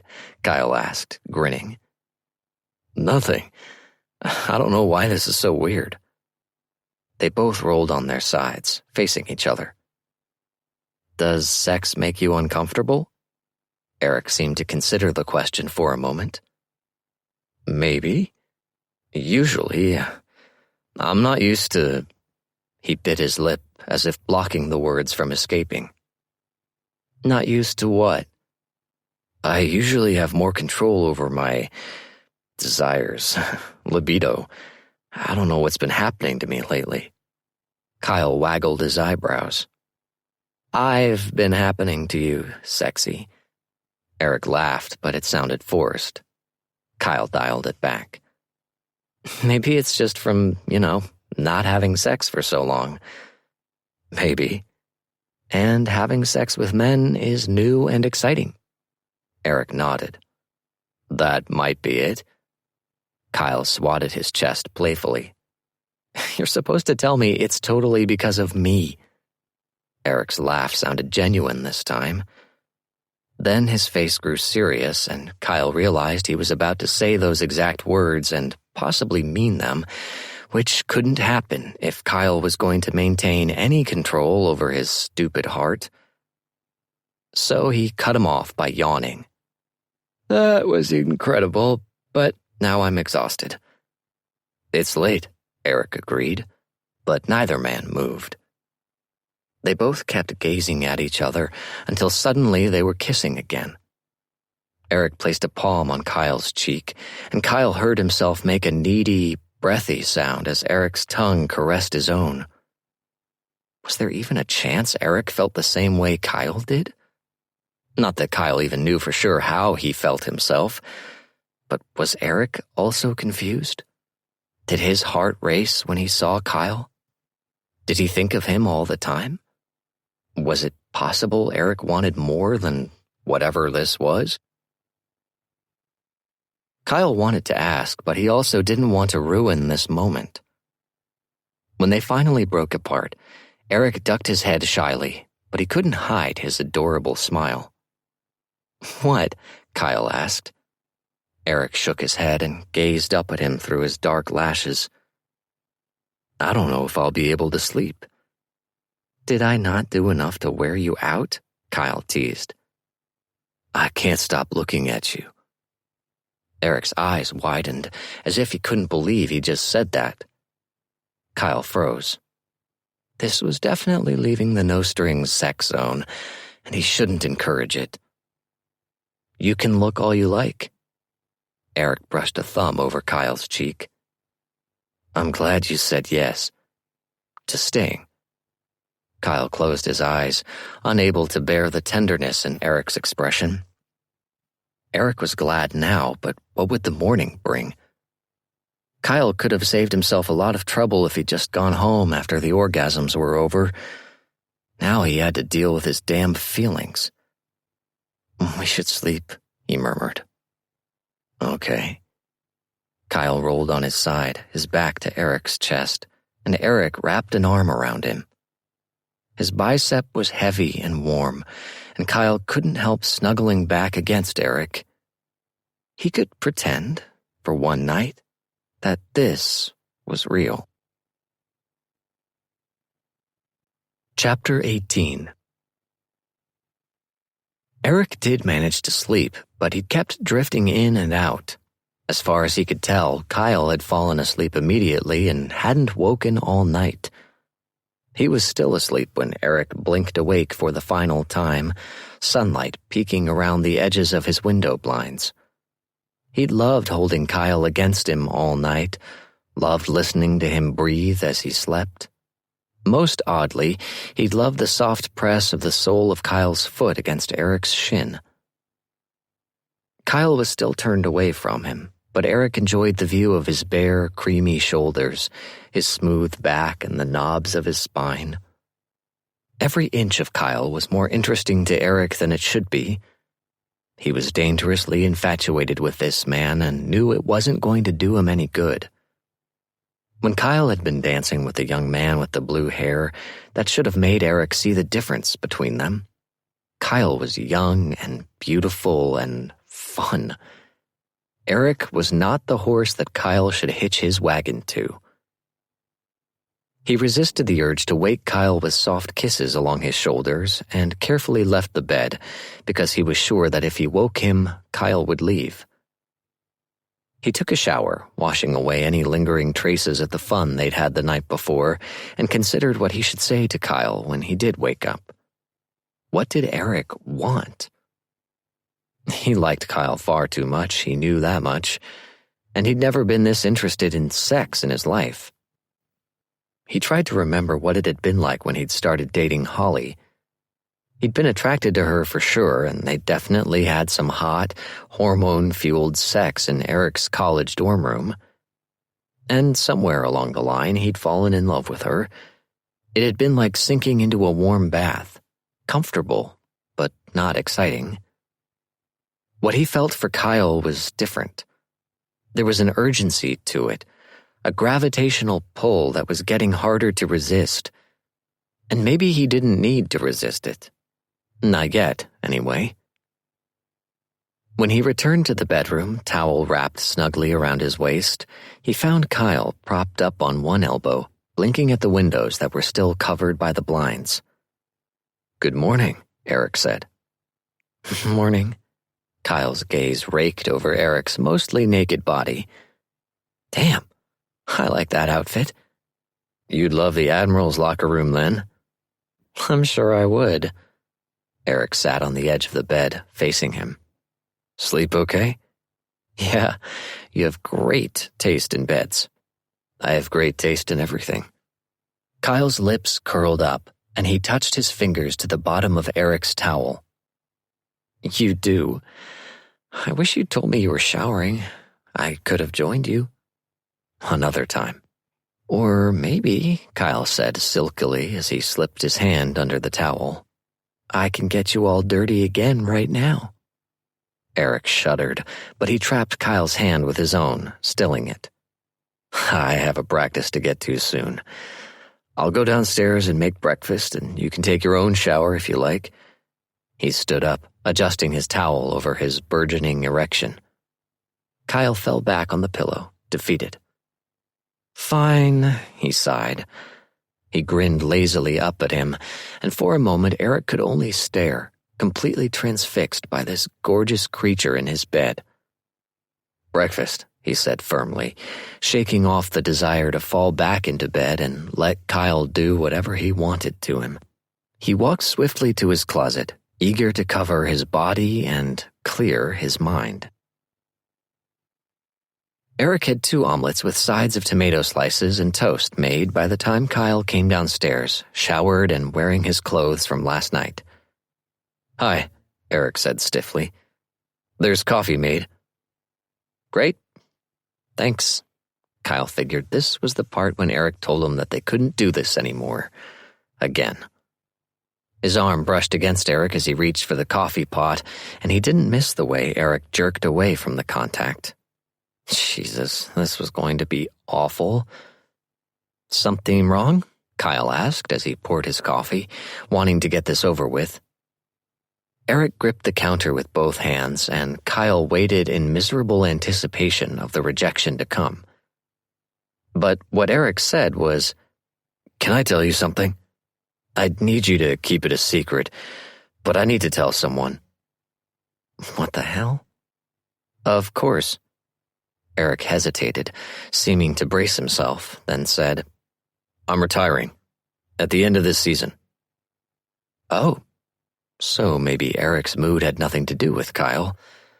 And also, wow. Eric's chin fell to his chest. "Yeah, it's going to be hard." "Are you unsure about it?" "No, I know it's time. I just don't want to pull the trigger, you know? Everyone is going to make a big thing about it." Kyle placed a hand on Eric's forearm. His muscles were tense from gripping the counter. "They'll miss you," Kyle said gently. Eric sighed and rubbed his other hand over his face. "I'll miss them too. I'll miss everything. I don't know what I'm going to do after this season." He turned his head to look at Kyle and found sadness in his eyes. "My whole life has been hockey. I'm not sure how I'm going to cope when that's taken away." Hey, come here. Kyle pulled him into his arms. Eric pressed his face into the side of Kyle's neck, and they both just breathed for a minute. Kyle was surprised to hear that Eric didn't know what he was going to do after hockey, because Eric always seemed so capable and in control. He figured if Eric was retiring, it was because he had a solid plan for what comes next. "You haven't told anyone yet?" he asked. "No hockey people?" No one." Kyle tried to ignore the way his heart swelled with knowing Eric had confided in him with something this huge. Again. Eric lifted his head and Kyle released him. "I'm going to make an announcement soon," Eric said. "After Christmas, I think. Or maybe after the All-Star break. I don't want to do a press conference or anything, just a written statement. But I'll have to tell my teammates first, and that won't be easy." "You guys seem like a close bunch." "We are. It's like walking away from your family, you know?" Eric grimaced. "Sorry, I shouldn't have said that to you. I didn't mean—" Kyle waved a hand. "Don't worry about it." He really didn't want the conversation to turn toward his issues with his parents. "And you'll still see those guys, right? You're staying in New York?" "I plan to, but it won't be the same. And last night at the club with Scott and Carter and Maddie, it just got me thinking about it. I love those guys, especially Scott. Scott isn't going anywhere, and you know he's still going to hang out with you all the time." "I know." Eric straightened his shoulders. "We should eat. It's probably cold now." They sat at the kitchen island next to each other. As they ate, their legs kept brushing together, and Kyle kept stealing glances at Eric. Even when he was melancholy, he was still so sexy. "If you need someone to talk to, I'm here, okay? Anytime." Kyle grinned. "I mean it. I keep late hours." Eric caught his gaze, and for a fleeting moment Kyle thought he saw the same longing he was trying to hide from his own expression. But then it faded, and Eric simply said, "Thank you. And if you need any distractions, I'll be happy to help." Eric laughed at that. "I'll let you know." Kyle decided to take that as a good sign, and happily ate his omelet, already daydreaming about how he'd like to distract Eric. "I'm going to be busy for a while," Eric said after a minute of quiet eating. "We hit the road tomorrow morning for a week, then I'm in Hamilton for a couple of days for Christmas, then gone again on the 28th for 4 more days." Kyle wasn't sure if Eric was telling him this for a reason or if he was just making conversation, but it almost sounded apologetic. "Sounds hectic," Kyle said mildly. Truthfully, he did feel a pang of disappointment that Eric wouldn't be around. He had even been considering inviting him over to watch movies on Christmas Day. But of course Eric was spending Christmas with his family, because that's what people whose parents weren't grossed out by them did on Christmas. "It will be," Eric agreed. "But we have a week off at the end of January. I've been looking forward to it more than usual this year." "Why is that?" Kyle didn't want to hope that he had anything to do with it. Eric huffed. "Because I'm old. I've been feeling this season more than others. That's why I've decided it's definitely time to retire." "Are you going anywhere for the break?" "No, I'm just going to relax at home. I can't wait." Kyle bit the inside of his cheek. Relaxing at home could include a whole lot of things that he wouldn't mind participating in, if Eric asked. There was also the very real possibility that 2 weeks or so on the road would be enough time for Eric to lose interest in whatever he and Kyle were doing. Maybe Eric would become reacquainted with an old high school crush back in his Canadian hometown at Christmas time, like a fucking Hallmark movie. It was annoying how much Kyle wanted some assurance that Eric would want to continue to spend time with him. Even if it wasn't sex, Kyle would love to go for another walk, another meal, visit another gallery. It was rare for Kyle to want to spend this much time with someone, But if he had his way, he'd stay for the rest of the day and all night. Eric had taken their dirty plates to the sink and started washing them by the time Kyle managed to stop his runaway thought train. He stood and awkwardly walked to the sink, hovering next to Eric uselessly. "Can I help?" "It's okay. I have to leave in a minute." "Right. I'll get going then." He took a step toward the stairs, then hesitated. "I'll walk you down," Eric said, drying his hands. At the door, the two men stood facing each other for a tense, silent moment. Finally, Kyle gave Eric a quick hug. "Have a good road trip. Or two, I guess. And a Merry Christmas." "Thanks." When Kyle pulled back, he found Eric gazing longingly at his mouth. It was an opportunity he couldn't ignore. He leaned in and murmured, "How about a farewell kiss?" Eric answered by bringing their lips together. The kiss was soft and sweet, and Kyle regretted asking for it. It was too tender, too heartbreaking. "Thank you again," Eric said quietly. "Last night was incredible." Kyle switched on his flirty, carefree shield. "Of course it was." Eric's warm laughter was the last thing Kyle heard as he opened the door and made his escape from the man he was in danger of falling for. Chapter 19. "If either of you fuckers opts out of the All-Star game, I will personally kill you," Carter said. They were in the locker room, getting dressed for their first home game in 2 weeks. "Why?" Scott asked. "Because Gloria and I booked a week in Grand Cayman, and if one of you bails, they are going to replace you with me." "Carter," Eric said calmly, "I'm a goalie." "Right. Okay, well, Scotty has to go then." "I am going," Scott said. "I love the All-Star game." "You're the only one," Carter grumbled. "I have a long list of things I'd rather do during my week off than play a shit show of a game in fucking Buffalo." "Hey," Scott said, "I'm from near Buffalo." "And I'm from North Dakota, but I don't want to spend my vacation time there either," Carter quipped. Eric had no plans to skip the All-Star game. The lineup had been announced yesterday, and he'd been surprised and touched to be named to the team this year, since there were some really excellent younger goaltenders who deserved the spot as much as he did. He appreciated having one last opportunity to show off in the skills competition and to secretly say goodbye to his colleagues. Christmas had come and gone, and Eric still hadn't told anyone that he was retiring at the end of this season. He just couldn't bring himself to say the words. Every week he'd have a new reason to justify waiting. He'd now decided to wait until February, after the All-Stars game. He didn't want the attention that he'd get from the media and the other players if they knew it was definitely his last All-Star appearance.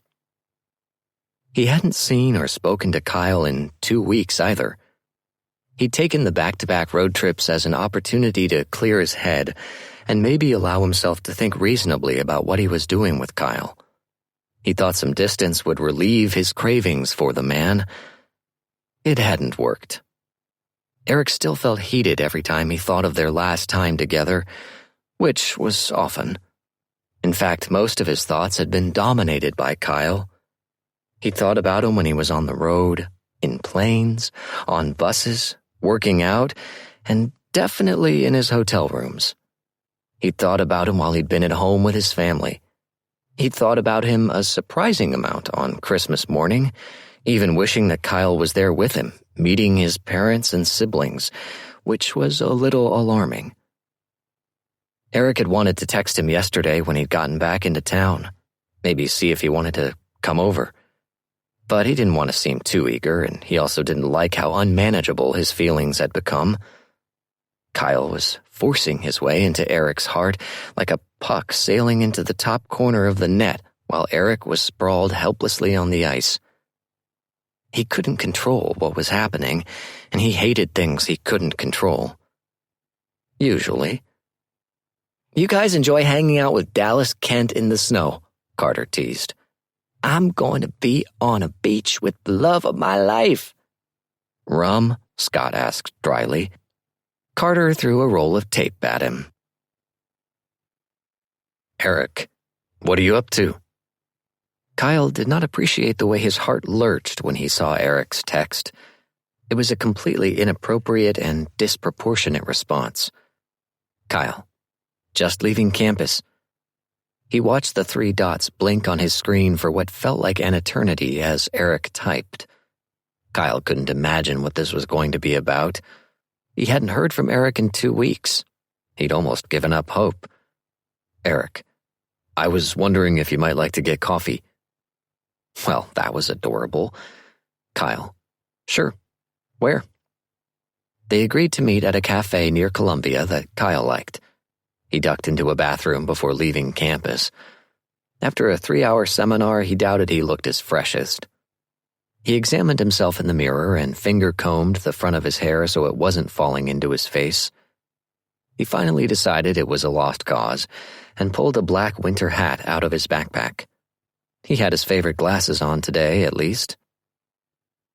Maybe it was sad that he was so excited about a coffee with a friend, but he'd been having a hard time not obsessing over Eric Bennett lately. Every shift he worked at the Kingfisher, he hoped Eric would walk through the doors, even when Kyle knew he was out of town. He'd watched most of the Admiral's road games, some on the televisions at work, and some at home. His heart had fluttered every time the broadcasts showed Eric's face, even if it was behind a mask. Kyle could have texted him. He knew this and had been tempted to do it several times. On Christmas morning, he'd had a message all typed out, just a simple Merry Christmas, but he deleted it. For whatever reason, he'd made a deal with himself that he would let Eric make contact next. And if Eric never did, well, that was that then. It wasn't like Kyle had never been ghosted before. It wasn't like Eric had ever promised him anything. So, getting a text, an invitation from Eric now, after a long and particularly tedious seminar class, was extremely welcome. When Eric entered the cafe, Kyle's stomach flipped. Somehow he'd forgotten how gorgeous the man was in person, tall and elegantly dressed in a long wool coat that was dusted in snowflakes. When he spotted Kyle, he smiled warmly, and Kyle silently commanded himself to be cool. "Hi," Eric said. "Hi." They stood near the counter, facing each other. Kyle's hand twitched with the desire to touch him, but he didn't. From here, he could see the snowflakes that were melting into Eric's hair, making it glisten. "It's, nice to see you," Eric said. "It's been a while." Had it seemed like a long time to Eric? Had he missed Kyle? "It has. Did you have a nice Christmas?" "It was short, but good. It's always nice to go home." Eric's smile fell. It's fine," Kyle said quickly. "Mom called me on Christmas. We talked for 10 whole minutes. It was very festive. Apparently my older brothers are both doing wonderful things, and my parents are very proud of them." God, why had he just said all of that? He saw unwanted sympathy in Eric's eyes, so he changed the subject. "Let's order. I need caffeine after that class." A few minutes later, they brought their coffees to a small table in one corner. "I heard that you made the All-Star team. Congratulations." "Thank you. It was a bit of a surprise, to be honest." "Why? You've been playing well this season, haven't you?" Eric gently removed the lid to his coffee cup and set it on the table. "Other goalies have been better. Younger goalies." This. "Eric," Kyle said carefully, "did you text me because you're feeling old?" Eric's eyes went wide. "What? No, of course not." But his brow furrowed in a way that suggested he was considering the possibility. "I've enjoyed everything we've done together and, honestly, all of the time we've spent together. But if you're here because I make you feel young or something—" "It's not that," Eric said quickly. "You are young, but when we're together, He cut himself off. Kyle needed him to finish that sentence. You what? I don't think about our age difference. I think about it when we're apart sometimes, but whenever I'm with you, I just forget. There was definitely something romantic about that admission, but Kyle did his best to ignore it. It was probably unintentional. I must not be doing as good a job moisturizing as I thought, he said dryly. Eric chuckled. That's not what I meant. And I'm not here to feed off your youth. I'm around plenty of young men when I'm at work. That makes two of us. Kyle sipped his latte. Is something on your mind, though?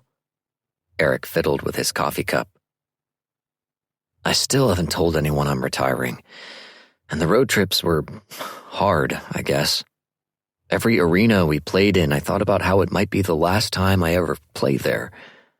This might be the last time I'm flying from San Jose to Colorado with my teammates. He shook his head. I don't know why those thoughts bothered me so much. It's silly. It's not. You're about to end an enormous chapter of your life. I know. Eric blew out a breath and said, Anyway, I didn't invite you here to unload on you. Kyle waggled his eyebrows suggestively. When Eric noticed, he ducked his head to hide his embarrassed smile. Why did you invite me? Kyle asked. Eric glanced up. I found myself missing you. Kyle's mouth fell open, then curved up in a giddy smile that he tried but failed to get under control. I may have missed you too. He lowered his voice.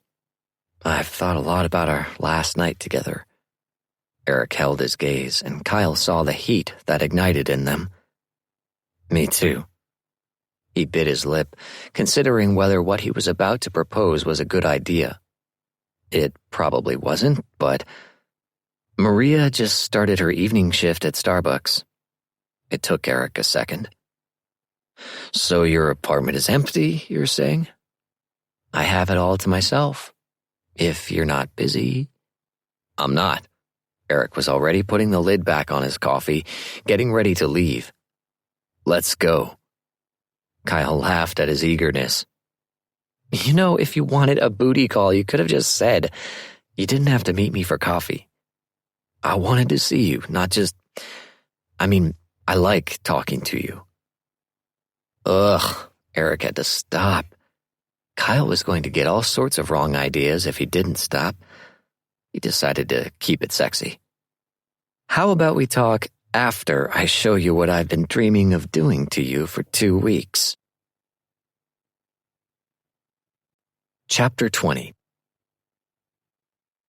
Eric was writhing on Kyle's bed, out of his mind with lust. Kyle had brought him to the edge 3 times already without letting him come, and Eric wasn't sure if he'd survive a 4th time. Please, he begged.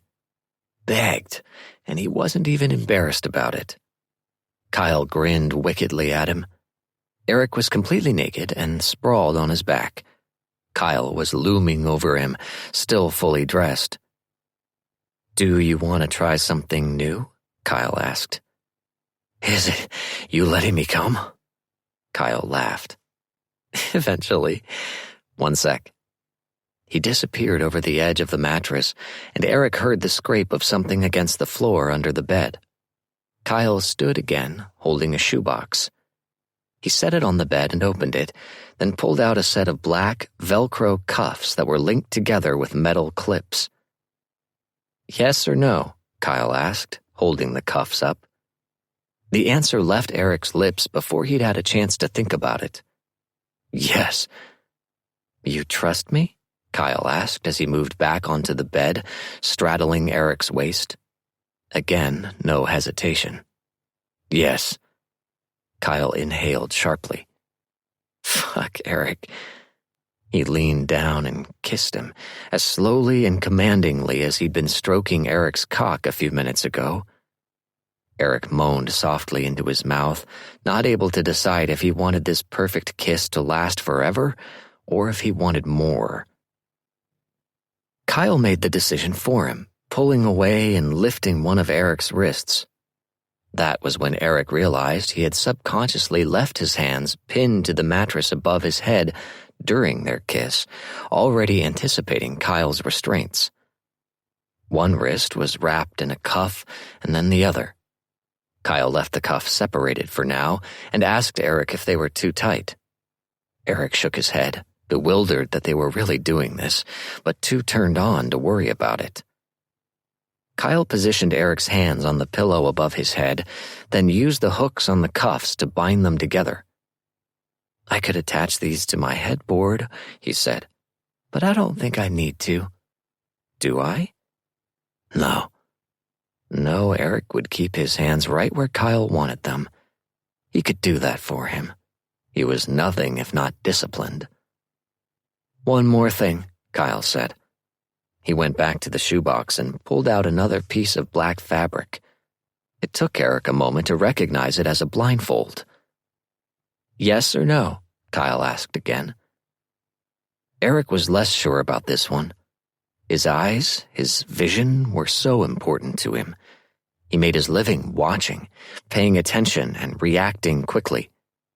Having that taken away from him, even for a minute, was terrifying, but also thrilling. "I want to try," Eric said. "Yes." Kyle's smile was warmer this time, less mischief in it and more affection. "Tell me right away if you hate it. Promise?" "I promise."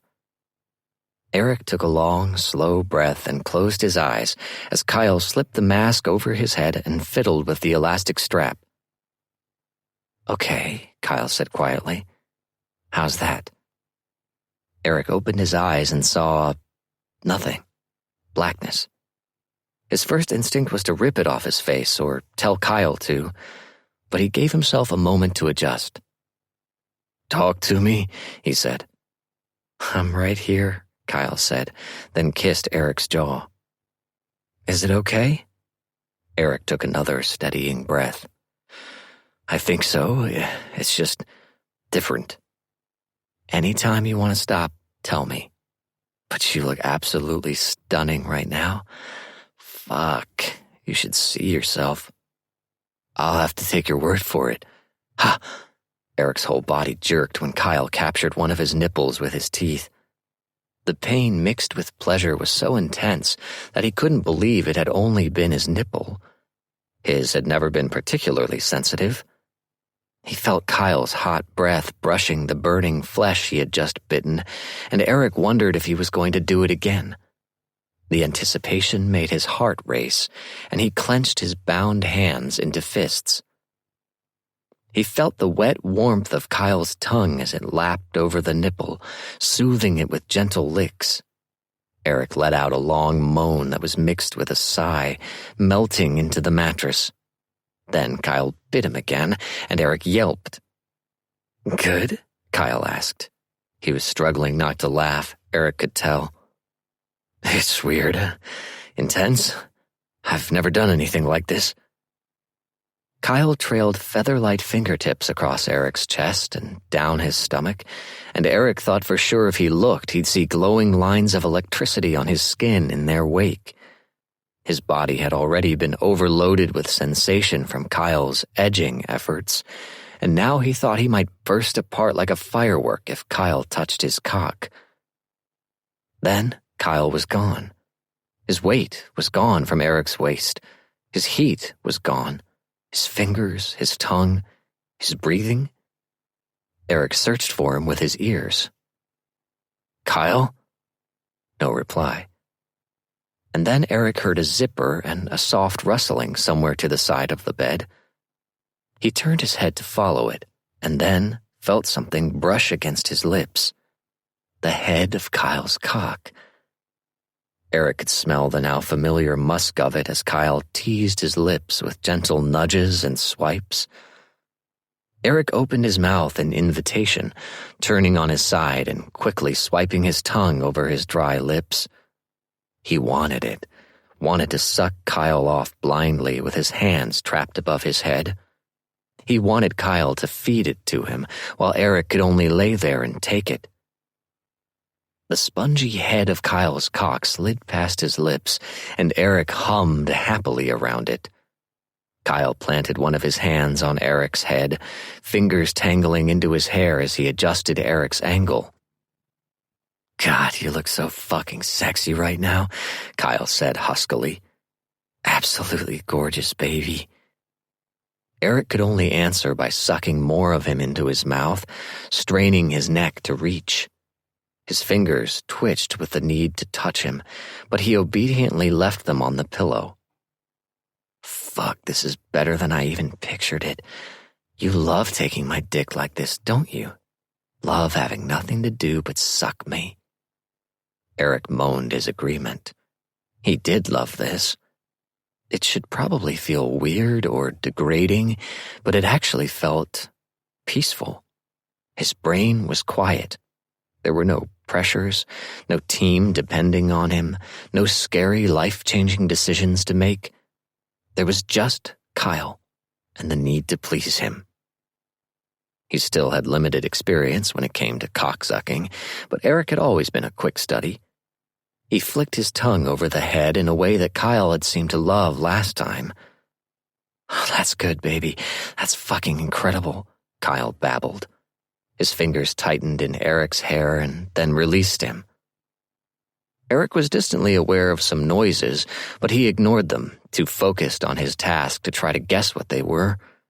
He could taste salty drops of pre-cum, and he heard Kyle suck in a breath and swear softly.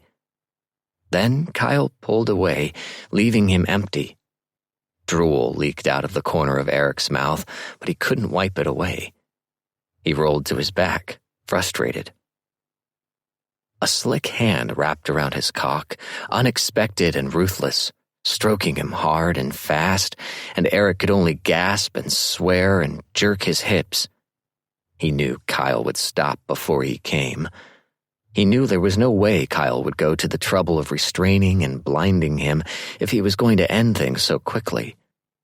But Eric's body didn't care. It optimistically thrust into Kyle's tight fist, seeking release. It was so close, right there. Eric could feel it pulsing inside him, huge and inevitable. Just a little more coaxing and it would surge out of him. Kyle stopped, of course. Eric swore loudly as his cock twitched helplessly in the air above his stomach, seeking any kind of friction. "Roll over," Kyle instructed, his tone not showing any sympathy.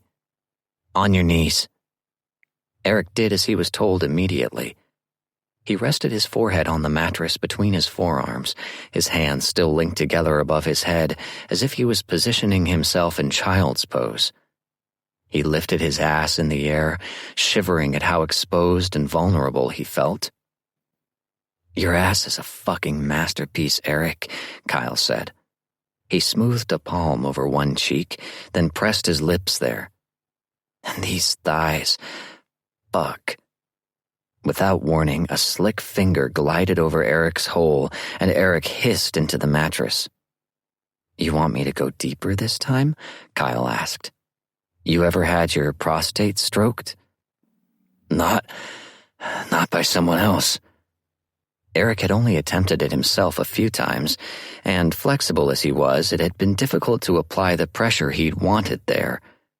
He had a feeling Kyle would be able to give him exactly what he needed.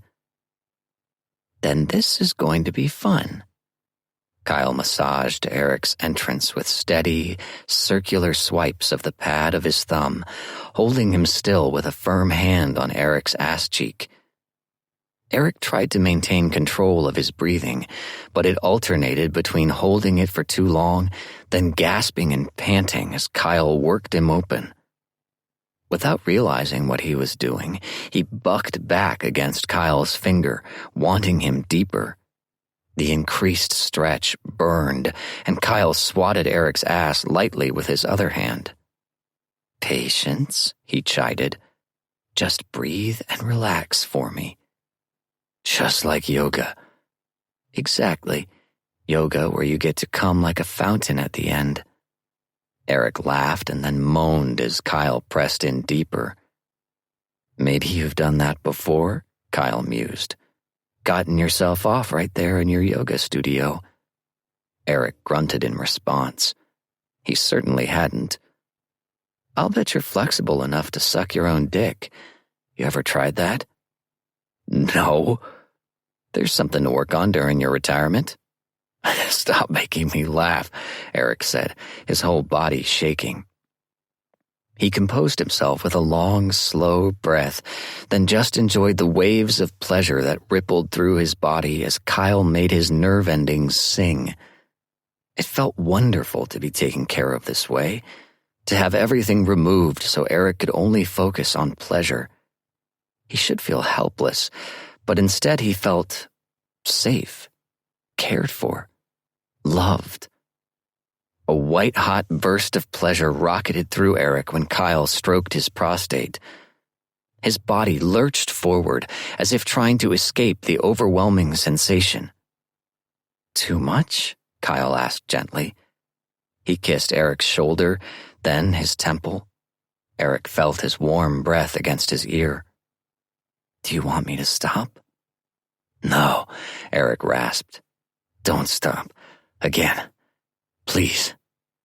Kyle kissed the corner of his mouth, then disappeared. A moment later, he had a finger, possibly two, inside Eric again. Relief crashed over Eric, breaking over his skin and flooding his insides. Kyle was with him, inside him, right where Eric needed him, giving him what Eric had craved for over 2 weeks. He worked Eric's prostate, sending jolt after jolt of sharp pleasure through Eric's trembling body. Eric's cock, God, he had almost forgotten about his cock, felt like a kettlebell between his legs. It hung, huge and heavy as an anchor, as Kyle devoted all of his attention to Eric's ass. Eric focused on it now, on how desperately it wanted to be touched, at how each press of Kyle's finger against his prostate forced drops of pre-cum to weep out of Eric's slit. He could imagine a trail of silvery fluid connecting his swollen cock to the mattress, a pool of his arousal on the bedsheets.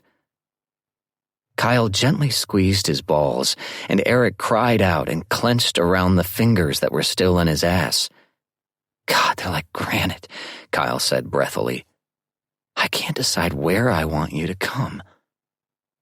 Eric wanted to tell him to make up his mind about that right fucking now, but instead he just whimpered and said, "Please."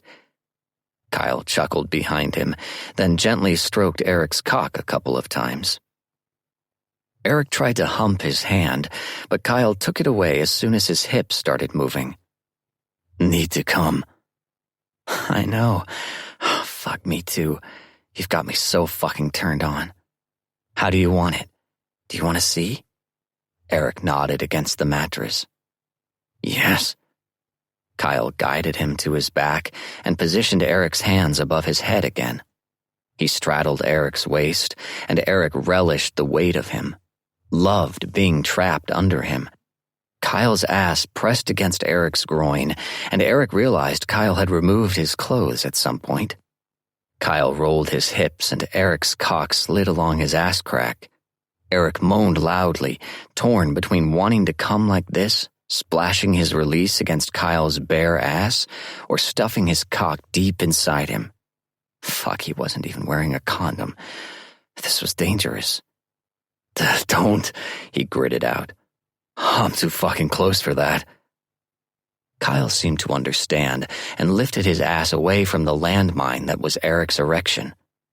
Then his lips landed on Eric's, and Eric responded immediately, kissing him hungrily, wildly, loving the hot urgency of Kyle's mouth. Loving how intense the kiss felt with his eyes still covered. But God, he wanted to see, wanted to gaze at Kyle and watch his face contort when he came. "Kyle," Eric murmured against his lips. "Want to see you." 2 fingers slipped under the elastic that held the blindfold in place, and then it was gone. It took Eric a moment to realize he'd had his eyes closed under the cloth, and he blinked them open. Everything was bright and blurry, even though the overhead light in the room was off. "Hi," Kyle said quietly. Eric blinked again. His eyes were damp with tears, which he couldn't explain. "Hi." Kyle was breathtaking. He was still wearing his glasses but nothing else, and grinned when Eric noticed. His disheveled hair fell over his forehead into his winter blue eyes. His cheeks were pink with exertion and arousal, and Eric couldn't stop looking at him. "You're so beautiful," Eric said. He sounded wrecked, his voice high and strained. Kyle was slowly stroking his own cock, still straddling Eric's waist. The head was dark and shiny, and Eric wanted it in his mouth almost as badly as he wanted to watch Kyle jerk off. His gaze darted from Kyle's straining forearm to that tantalizing bulge in his bicep, to his wet, kiss-bruised mouth, then back to the glistening head of his cock. "Tell me what you want," Kyle said shakily. "Tell me." "Want you to come. Want it all over me." Eric hadn't let himself think before answering. He wasn't capable of thinking anymore. Kyle stroked himself faster. His chest heaved as his breathing sped up, and he kept his eyes locked on Eric's. "Tell me to stop," he said. "Don't let me come yet." Holy fuck. Eric was going to come without any contact on his dick if Kyle kept this up. He nodded because he couldn't find words. He would try to do this for Kyle. He would get this right. He watched Kyle's face, observed every change in his eyes, in his breathing, in the tension in his neck as Kyle ruthlessly jerked himself. Eric watched him until Kyle's eyes kept snapping closed, then opening again, until the flush in his cheeks spread down to his stomach. He didn't speak, didn't say he was close, but Eric knew. "Stop." It was barely more than a whisper, but Kyle released his cock and threw his head back, groaning. He panted for a few breaths, then lowered his head to meet Eric's gaze. "That was perfect, baby. I was right there. Holy shit." Eric's chest was rising and falling rapidly, too. He was exhilarated, full of pride and adrenaline and the constant pressing need to come. Kyle bent down, kissed him quickly, then slid down until he was kneeling between Eric's legs on the bed. Without ceremony, he gripped Eric's cock and stroked him hard.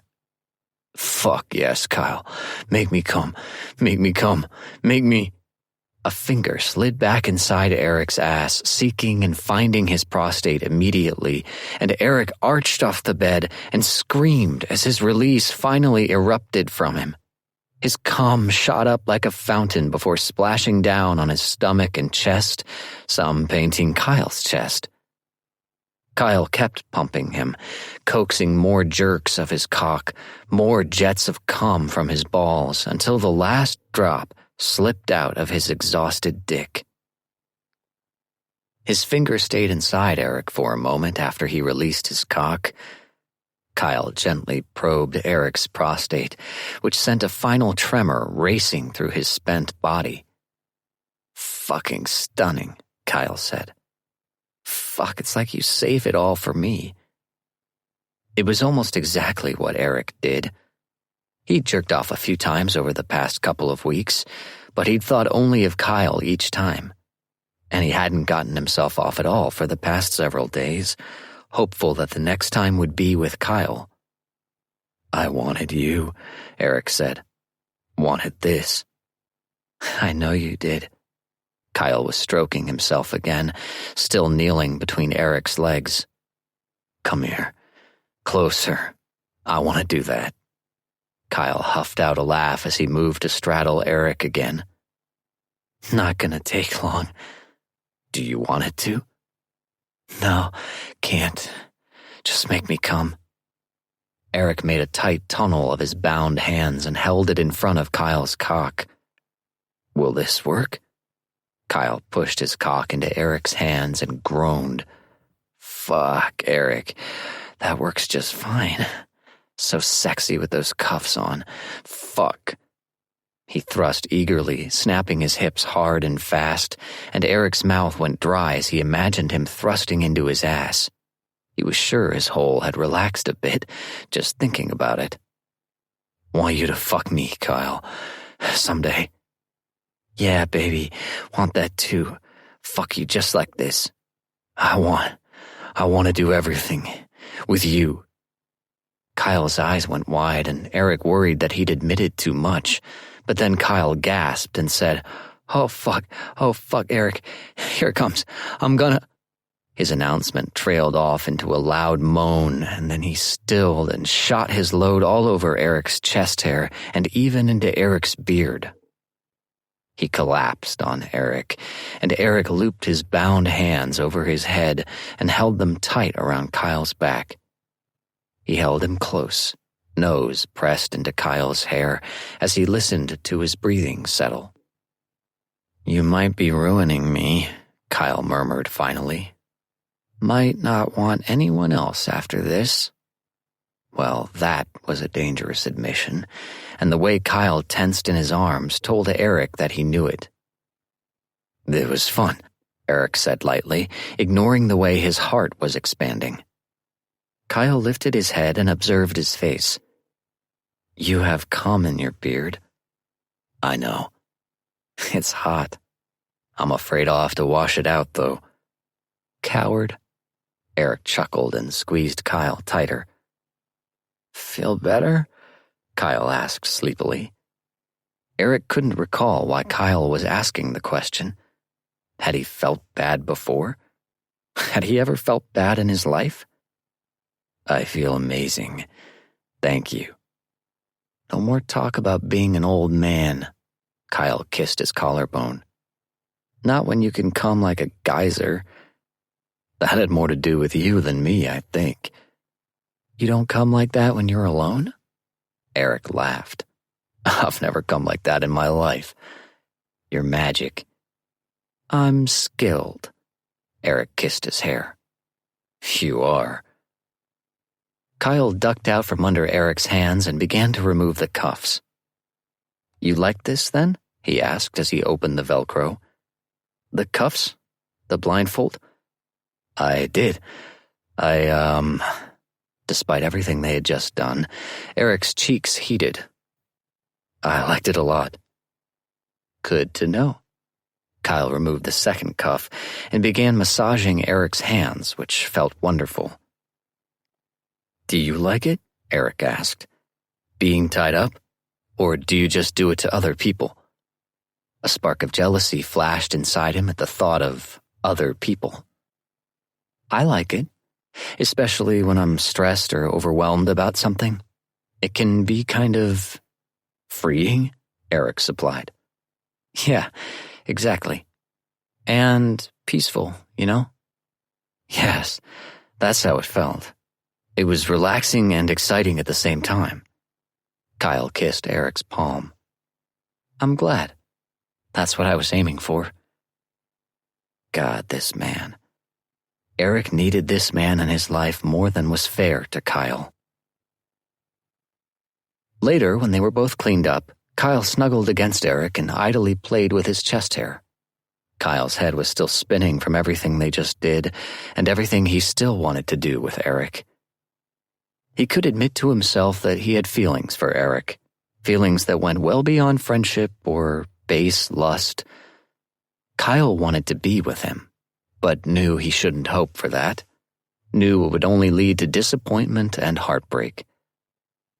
Eric was still figuring himself out. He wasn't even really out yet, and he was a celebrity besides. And once he'd had his fun with Kyle, he'd move on to someone more appropriate. 30 years old and up. Kyle was 25, and what was 5 years, really? Hell, in a few months he'd be 26. Would he really be that different when he was 30? Did Eric really not see him as an adult now? The thought annoyed Kyle because it was probably true. Eric likely saw him as a good time, not as a man that he would consider having a mature and lasting relationship with. Kyle was, once again, getting way ahead of himself. He and Eric had hooked up a handful of times over the past month or so. It certainly wasn't a great romance. "I wanted to call you on Christmas," Eric said suddenly. "Or text you, at least." "You did?" "I was thinking about you that day." "Well," he squeezed the arm that was wrapped around Kyle. "I thought about you every day, to be honest, but on Christmas especially." Kyle's mouth was suddenly very dry. "Why?" "Because I knew you were alone." He exhaled loudly. "I should have called you." Kyle lifted his head from where it had been resting on Eric's chest. "I was okay, but I wouldn't have minded hearing from you." He smiled, and Eric smiled back, though it didn't reach his eyes. "I didn't want to look eager." Eric shook his head. "It was stupid of me to worry about that. I'm sorry." Kyle hadn't wanted to look eager either. He had deleted the text he'd planned to send to Eric on Christmas, but he didn't say that because it wouldn't help things. "I appreciate the thought." Eric put a hand on Kyle's cheek, then leaned forward to kiss him. Another tender, adoring kiss that made Kyle want things he shouldn't. "What time does Maria get home?" Eric asked. "Usually around 11. We've got time." Eric chuckled. "Time for what? I've got nothing left if you're thinking." "Time for food. I'm starving." "Me too." "We should eat." Eric pounced on him, kissing his neck as Kyle dissolved into giggles. Food could wait a little longer. Chapter 21.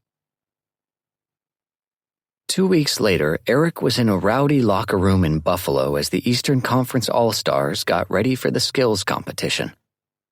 Old friends who were normally opponents were enjoying the rare opportunity to catch up. Other guys were loudly teasing each other. Eric quietly observed everyone. It was an interesting exercise, bringing all of these rivals together in the middle of the season. Hockey was an emotional sport, and grudges ran deep, but they were all connected by this game that they loved. They were, in a way, all family. Ilya Rozanov and Shane Hollander were sitting across from each other and kept catching each other's eye and smiling. There was a mutual fondness there that Eric still couldn't quite believe. They were such famous rivals, but he supposed they were also human beings who were more than their hockey skills. Obviously, they had found things to like about each other and had become good friends. Dallas Kent was in one corner talking to another player who Eric didn't particularly like. Kent's teammate, Troy Barrett, was sitting in the stall next to Eric, but had been quiet the entire time he'd put his gear on. Now he was engrossed in his phone. Eric had no reason to like the kid, but he decided to attempt to be friendly. "This is your first All-Star game, isn't it?" Troy looked up, startled. "Yeah, I was supposed to go last year, but I was hurt." "I remember. What event are you doing?" "Fastest skater." Eric nodded. "Makes sense. You've got some tough competition, though." "I don't think I'll win. But the other option was to do that fucking stupid obstacle course one, and I don't want to embarrass myself in my first skills competition. Goalies definitely have it easy at these things." Troy was only 24 years old. He wasn't a particularly big guy, probably 5'9" or so, with minimal bulk. Like Kyle, he had a body built for speed. Unlike Kyle, he had dark brown, glossy hair that kept falling into his piercing blue eyes. Those eyes didn't look happy right now, and Eric realized he'd never seen Troy look particularly happy. Not that he'd seen a whole lot of him. "Usually after this thing we all meet up at the hotel bar, or sometimes there are room parties," Eric said. "I figured. That would be fun, but..." He frowned at someone across the room, and Eric realized it was Dallas Kent. "Is Hunter going to be there, do you think?" "Why?" Eric felt a flash of anger. Was Troy such a homophobic prick that he wouldn't socialize with Scott? Troy looked at him with wide, sapphire eyes. Not because, Jesus, I'm not like that, okay? I don't hate gay people. I just want to, I don't know, talk to him. But he might not want to talk to me, that's all. Eric relaxed. He'll talk to you, he said with certainty. Scotty's the nicest guy in the world. Seems like it. Eric decided if he did nothing else useful with this final All-Star weekend, he could at least pass on some advice to this young man. You know, I've been in this league a long time, and I've had to play on teams with people I didn't particularly like. Some of them were even star players. Fortunately, the locker rooms are big, and you can choose the people you want to keep close to you. Troy's brow furrowed. Then he looked at the floor. He tugged on his jersey and said, I'm starting to figure that out. Eric attempted a friendly shoulder clap, the kind Scott or Carter would do effortlessly. It landed a little awkwardly, but he hoped the sentiment came through. Later that night, after the competition was over, a large group of players from both teams were gathered in the hotel bar. Eric was sitting at a small table with Wyatt Hayes, the goalie for Ottawa and a very funny guy. They were approached by Ilya Rozanov. Move, Hazy, Rozanov ordered. I need to talk to Bennett. Wyatt shook his head but stood up. No fucking respect for the guy who saves your ass 40 times a game. Rozanov handed him a $10 bill. Go buy yourself a beer. Wyatt glared at him. I can buy my own fucking beer. I'm an all-star too, you know. Rozanov blinked at him, and Wyatt walked away, grumbling about Russian egomaniacs. Rozanov slid into Wyatt's chair. You have not announced your retirement, he said, cutting to the chase. Your powers of observation never cease to amaze me. Why not? I wanted to wait until after this weekend. You don't want a big deal? No, I don't. Rozanov grinned. This is why we are different. I want a farewell season, a parade, everyone crying at every game. I'm sure you'll get it. He didn't miss the way Rosanov's gaze darted briefly to where Shane Hollander was standing. Maybe. Scott told me you want him to help out at your camps this summer. Yes, but he's busy marrying that guy he likes to kiss. I think he'll help in the future. He's impressed with you. We all are. Rozanov looked like he was almost embarrassed. He ducked his head, then glanced up shyly. Yes? Absolutely. If there's anything I can do to help, let me know. You could sell one of those expensive suits you like to wear and give us the money. Eric chuckled. I can give money without selling the suits. We could use more goalie help at the camps. I could probably do that. I like that you've made an effort to be inclusive at your camps. I assume that's why you asked Scott. Yes, he is also not bad at hockey. That's the nicest thing you've ever said about him. Don't tell him. Eric wasn't sure if he should share personal information with Rozanov or not, but something told him to trust him. Not that it matters, really, but I'm bisexual. I mean, it seems like you already guessed that, but if you want that kind of rep at your camps... Rosanov's face lit up. Bisexual? This is great. Did you fuck that blonde teenager yet? He's not a... Eric bit his tongue. He's 25. 25 was a long time ago for you. Do you remember 25? Where the hell is Wyatt? Eric made a show of looking over Rosanov's shoulder. So you did? Fuck him? Eric should have been terrified by this conversation, but instead he just found himself wishing he could tell Rozanov that he hadn't just fucked Kyle. He wished he could say he was dating him, that Kyle was his boyfriend. I'm not telling you anything. That is a yes. At that moment, Shane Hollander approached their table. Hi, Eric. Shane was basically the opposite of Rozanov, serious, polite, and quiet. Shane, nice work in the obstacle course. Shane smirked at Rosenoff, who had not done nearly as well in the same event. Thanks. It was pretty easy, honestly. Rosenoff glared back at him with eyes that burned with annoyance and something else. Before Eric could figure out what it was, Rosenoff looked away.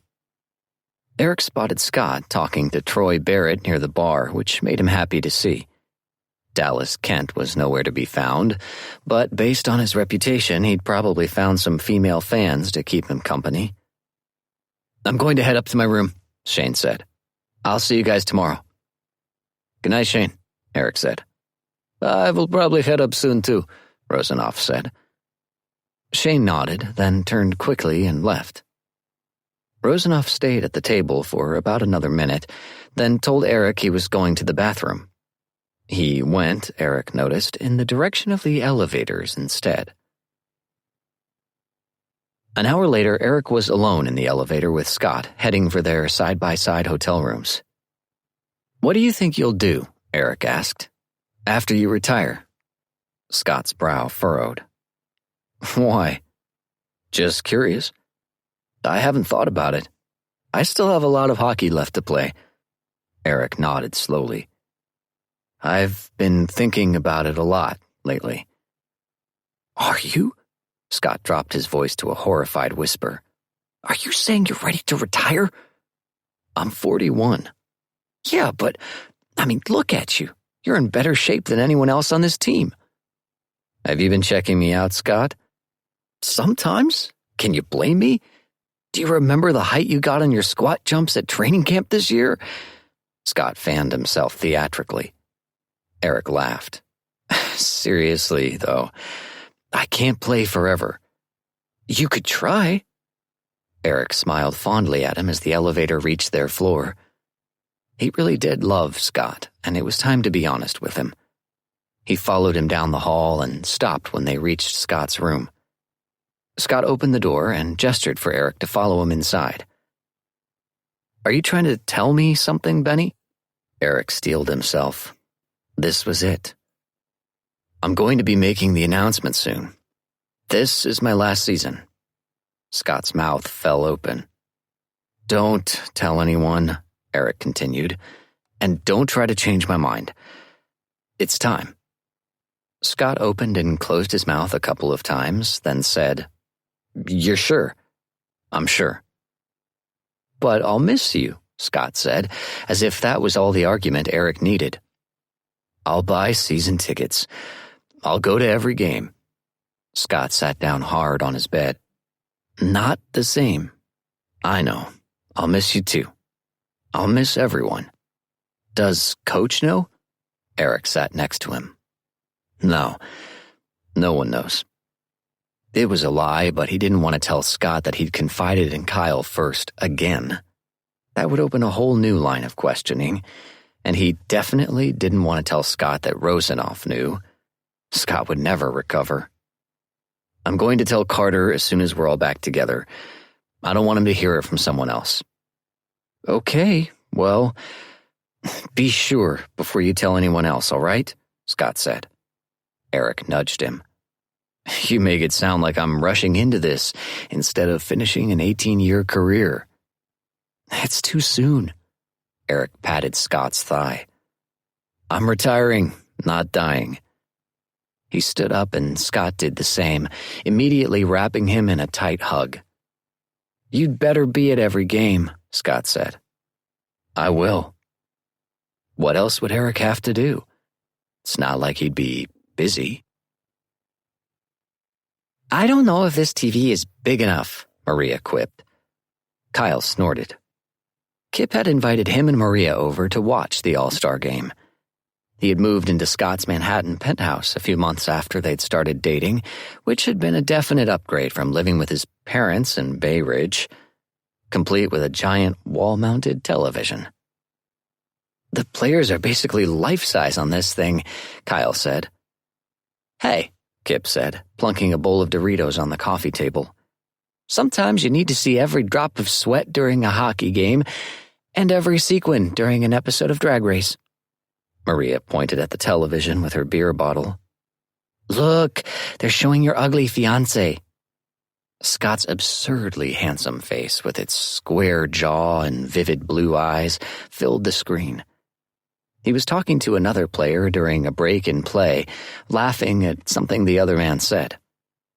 Eric hadn't played yet in this game because as one of the 3 goalies on the Eastern team, he was only going to be playing the 3rd period. The broadcast had only shown at the beginning of the game, when each player had been announced individually.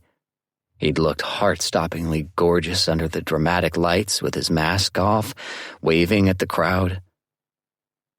Kyle had seen quite a bit of Eric over the past couple of weeks. After their mind-blowing afternoon in his bedroom, he had craved Eric every minute they were apart. Given the number of times Eric had invited him over, it seemed the feeling was mutual. But it was just sex. That was what Kyle reminded himself every time he left Eric's house, even though most of those times he'd been leaving in the morning. Other than one afternoon hookup, he'd spent the night with Eric every time after, wrapped in his strong arms in that heavenly bed. They would always talk after sex, snuggled together and fighting sleep. The talking was almost Kyle's favorite part. Almost. "I had another customer last night who suggested we have a proper whiskey menu," Kip said during a commercial break. "Yeah, I had 2 of those on Thursday," Kyle said, grateful for something to talk about that might cool his blood a bit. "I'll pass it along to Gus, but, he's not going to do anything to change the place." "Nope." "What the hell is wrong with your boss?" Maria asked. "Why doesn't he want his bar to be good?" "I don't know," Kyle said. "He's a nice enough guy, but his heart hasn't been in the place for a long time." "I wish he'd at least consider new tables," Kip said. "Almost all of them wobble now, and they're kind of permanently sticky." "He could at least refinish them," Kyle agreed. "I wish you were in charge," Kip said. "You have great ideas for that place." Kyle flushed a bit at Kip's praise. Secretly, he'd like nothing more than to be in charge of the Kingfisher. "Yeah, well, I guess it's popular enough the way it is." "Only because people keep going there hoping to catch a glimpse of Scott," Maria said, standing up. "I'm hitting the bathroom and then getting more beer. Anyone need one?" "Sure," Kip said. "May as well," Kyle agreed. After Maria was gone, Kip nudged Kyle and said, "Eric is there almost as much as Scott is now, for some reason." "What are you implying?" "That there's something going on with you two." Kyle frowned. "We're friends. Remember how you said we should be friends? Well, now we are." "Just friends?" Kip asked. "Because I've noticed the way he looks at you."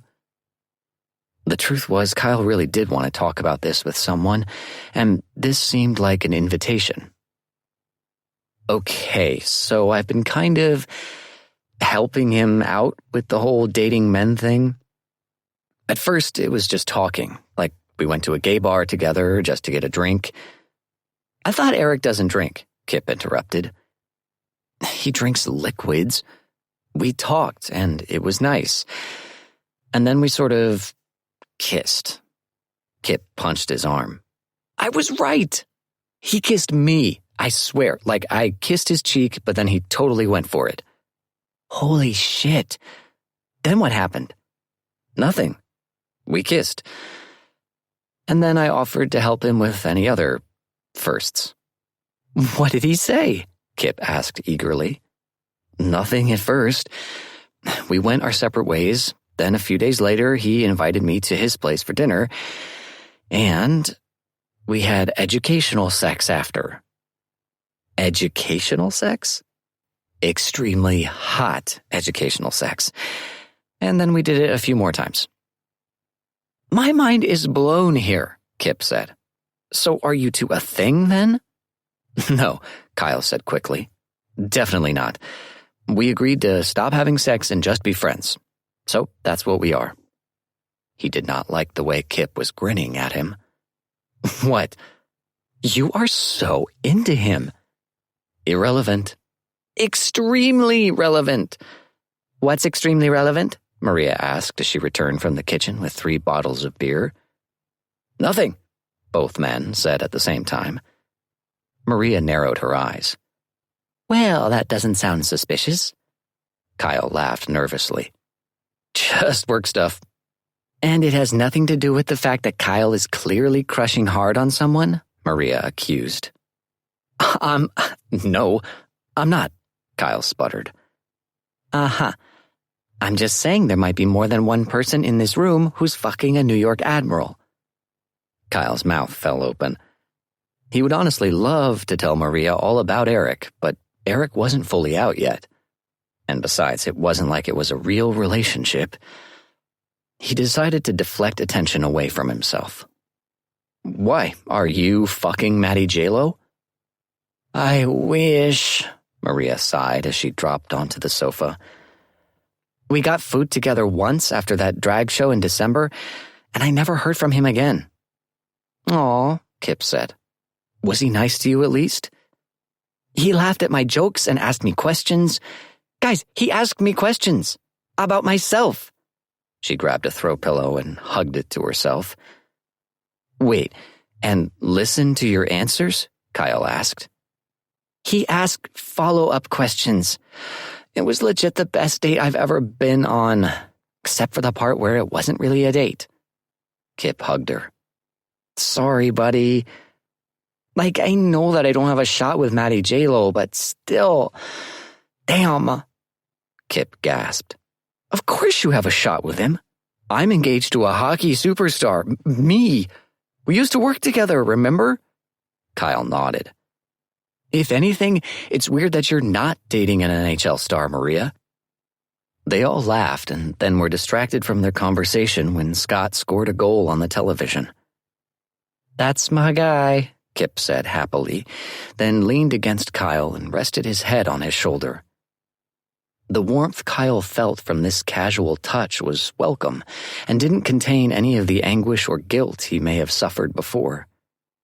He leaned into the arm of the sofa so his friend could relax more solidly against him. It seemed to take forever for the third period to happen, but finally Eric was in the net and Kyle was watching the game a lot more closely.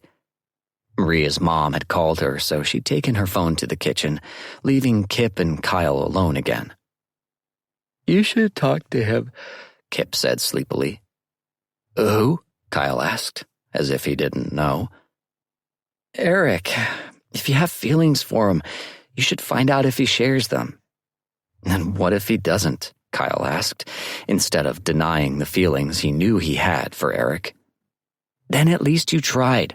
Because what if he does? The idea was overwhelming.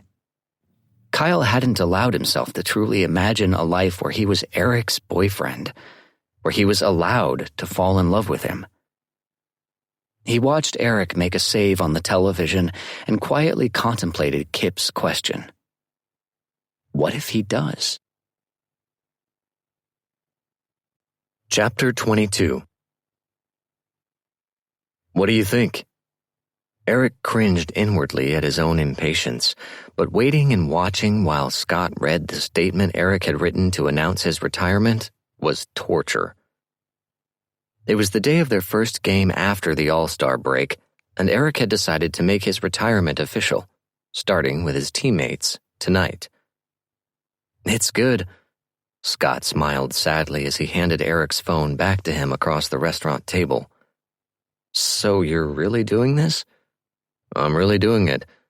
Tomorrow morning that gets posted on the Admiral's website and social media accounts. I'll tell the team tonight after the game. Scott's cheeks puffed as he blew out a breath. Are you going to have your phone turned off all day tomorrow? Definitely. Do you have anything planned to distract you? Eric poked at his vegan paella. Nope. I'd offer to hang out with you tomorrow, Scott said, but Kip and I are meeting with our wedding planner. I'll be fine. Maybe I'll watch that show Carter keeps telling me to watch. You mean the one that his girlfriend is the star of? Oh. Yeah, I guess so. Maybe retirement will give you a chance to finally catch up on pop culture, Benny. Sounds exhausting. Is there no one else you might like to spend tomorrow with? Scott asked casually. Are you asking if I'm seeing someone? Well, Eric wished he could say yes. The time he'd spent with Kyle over the past few weeks had been incredible, but he always felt guilty afterwards. He had no right to be taking up so much of Kyle's time, and he was starting to worry that he was leading Kyle on. Sometimes, a lot of times, Eric could envision a future where he and Kyle were a real couple. But it wasn't a fair thing for him to want. As much as Kyle didn't seem to think their age difference mattered, Eric knew better. Kyle was too fun, too full of life to be attached to an old goalie who very likely would need reconstructive shoulder surgery soon, who would have the body of a man much older than Eric even was. The 15-year difference between them would feel like 40. No one, he told Scott now.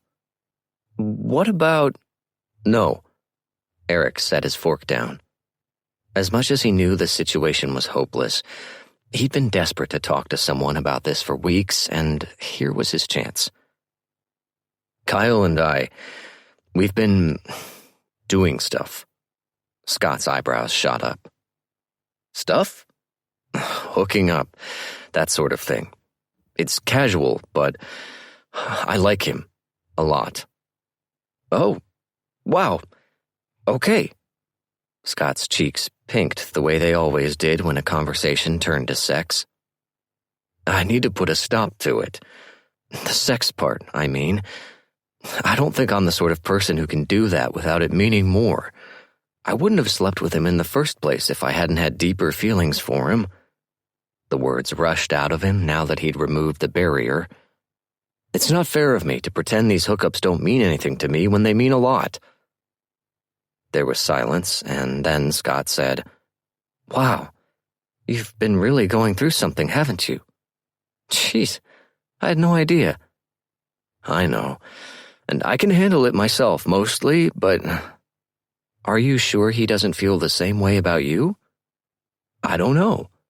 We get along well, and he told me he's attracted to older men, but being attracted to older men and having sex with them isn't the same as being in a relationship with a busted old goalie with an unreliable libido. Sorry, that was probably too much information. No, it's fine. Scott's cheeks were flaming. Do you mean you don't usually like sex?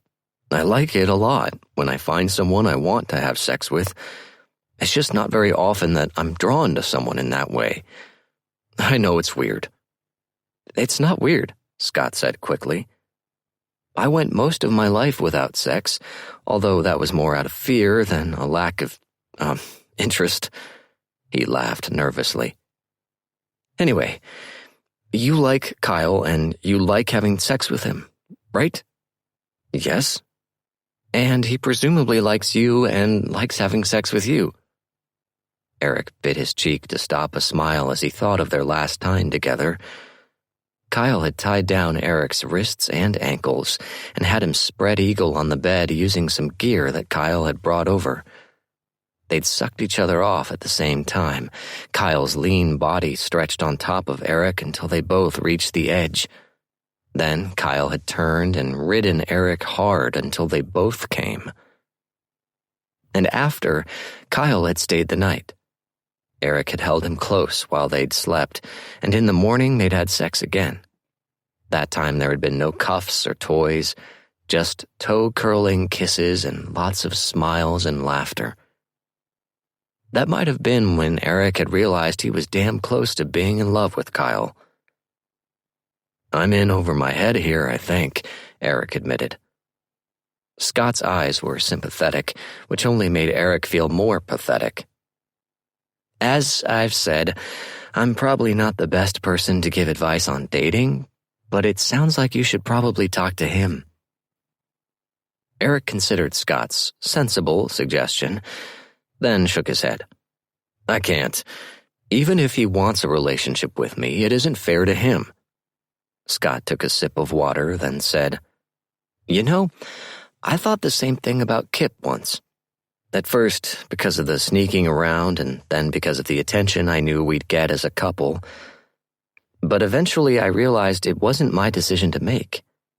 Kip deserved a say, and so does Kyle. He's young, but he's not a kid. I know, Eric sighed. He knew everything Scott was saying made sense, but he still wasn't convinced that asking Kyle for more than what they had now was fair. I'll figure it out. Let's talk about hockey instead. Are the guys gonna be shocked tonight, do you think? Scott chewed his mouthful of rice thoughtfully. After he swallowed, he said, Maybe not shocked, but I think it will still hit them hard. We take you for granted, you know. Tommy's ready for the job. Scott nodded. I'm sure of it. He'll be great. He smiled sadly. But he's not you. I'll be staying in Manhattan. You'll still see me. I've put way too much work into that house to leave it. When I first moved to this city, I didn't think I'd ever get used to it, but now I can't imagine living anywhere else. Same. I think I'm here for life. Even as he said it, the thought entered his brain that he could imagine leaving if he were in a real relationship with Kyle and he wanted to leave New York. It was an absolutely ridiculous thought. Well then, Scott said with a grin, we can grow old together. I've got a bit of a head start on you, Scotty. Scott laughed, but Eric hated that it was true. He hated that he was so much older than nearly all of his friends. So much older than the man he couldn't seem to stop thinking about. For the millionth time, Eric shut all of his thoughts and feelings about Kyle into a box and locked it. He needed to focus on the game that night against Toronto. Between the retirement announcement and the fact that his team really needed a win tonight, his love life should really be the least of his concerns. The mood in the locker room was somber after the game. The Admirals had played hard, but they'd been unable to hold their lead until the end. Toronto had tied the game with just over a minute to go in the third, and then had scored again in overtime. Eric felt terrible about letting that one in. And now he needed to announce to his teammates that he was retiring. Hell, maybe they'd be relieved after that performance. Hey, Scott said loudly. He walked to the middle of the room, still dressed in gear from the waist down and shirtless from the waist up. That was a tough one, but we fought really fucking hard, and we don't have to hang our heads about that, all right? He pointed at one of the rookies. Woody, that play you made in the second period to get us our third goal? Fucking incredible. One of the best I've ever seen. There were murmurs of agreement around the room, and even a few claps. Benny, I know you're beating yourself up about those last 2 goals, but 48 saves?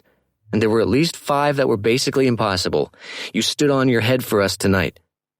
Yeah, Benny, Carter called. Other guys repeated it and clapped. Breezy, Scott turned to Brisebois. You blocked that shot from Kent. That got some whistles and cheers from the guys. Fearless, man. Fucking fearless. Love to see it.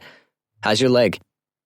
Bruised, but I'd tear my whole leg off and throw it if it stopped Kent from scoring. Laughter erupted, and even Eric was smiling. Scott sat beside Eric and said in a low voice, There, I warmed them up for you. Eric smiled gratefully at him. Scott and Carter were the only ones in the room who knew Eric was retiring. He'd told the coaches and management a week ago, but this part would be the hardest. Eric stood up and waved, which made everyone go silent immediately. He rarely took the floor, so this was unusual enough to get some attention. Hi, I'll keep this short, but I have something to tell you guys. The room was so quiet that Eric thought his teammates could probably hear his racing heart. He took a steadying breath. This is going to be my last season. Shocked exclamations started, and Eric held up a hand to silence them. Playing in the NHL, and especially playing here in New York with all of you, has been such an honor. I never dreamed, growing up, that He had to pause to clear his throat because it had gotten tight in a hurry. He tried again. It's been incredible. I wouldn't trade a second of it. But it's time to walk away. He paused and managed a wry smile. While I can still walk. There was some quiet laughter, but he could see the shocked confusion on his teammates' faces. Did they really think he would play forever? Come on, boys, he joked. I'm 41. You had to see this coming. There was silence, and then someone, Prentice it sounded like, said, You're only 41? Everyone laughed, and that opened the floodgates. I thought you were at least 60. Goalies didn't even wear masks when you were a rookie. My grandpa grew up watching you. Eric shook his head. Fuck all of you. I can't wait to never see you again. He sat back down, smiling, and Scott wrapped an arm around him. They love you. I know. Eric watched the action in the room through damp eyes. I'm really going to miss this. He removed the rest of his gear in the exact same order he'd been taking it off since high school. He laughed with his teammates when someone made a joke and smiled when Carter teased him. He was still a part of this team. He wasn't done yet. Kyle hadn't been expecting to see Eric at the Kingfisher that night, especially not without Scott. The game against Toronto had been on the television at the bar, so Kyle had seen the brutal overtime loss. He hadn't even had a chance to text Eric in an attempt to cheer him up. But here he was, tall and handsome in his wool coat and cashmere scarf, but his face was showing signs of exhaustion and misery. He spotted Kyle behind the bar and walked toward him. Hi, Kyle said with a sympathetic smile. Hi. I watched the game. Sorry about that. Eric nodded. Yeah, it sucks. I'd offer you a whiskey or something, but... Eric huffed. Tonight, I'd almost take it. Those words were heartbreaking. Have a seat. Kyle gestured at the bar stool next to Eric. I'll keep you plied with soda water and juice. Thanks. Eric removed his coat and scarf and hung them neatly on the back of the seat. When he sat down, he immediately slumped forward with his forearms on the bar. What a fucking night. Kyle placed a soda water with lime in front of him. Tell me all about it. You don't want to hear about it. I'm a bartender. It's my job to listen to sob stories. He playfully tossed a bar towel on his shoulder and leaned in. Lay it on me. I told my teammates that I'm retiring. I told them after the game. Kyle's mouth fell open in mock astonishment. You didn't play that badly. Eric laughed. The public announcement will be tomorrow morning. The team is sending out a statement. How'd they take it? Your teammates? They seemed shocked. And then, they joked about how old I am. So they're coping in their own ways. He tapped his fingers against the soda glass. I guess this is really happening. He looked so lost. Kyle wanted to take him to the back room and kiss him happy. Tomorrow will be a shit show, I'm guessing. Yeah, Eric sighed. I'm not looking forward to it. I'm going to turn my phone off and just, avoid it. You don't have a practice tomorrow? No, I wanted to make the announcement on a day off so I could at least avoid reporters. Kyle suddenly had a wonderful, terrible idea. Spend the day with me. Eric's eyebrows shot up. Really? Yeah, Kyle shrugged. I've got a day off tomorrow too. We could, watch movies or leave town. He laughed at that, but then thought of an even better idea. Hey, we could go hiking. I know some great spots outside the city. Have you been to Blue Mountain? I haven't. Eric seemed to be perking up. That would be great, being outside all day. Kyle was practically bouncing with excitement now. He'd been in desperate need of some quality outdoors time. Let's do it. Do you have a car? I do. This is going to be awesome. You'll feel like a new man after this. Okay.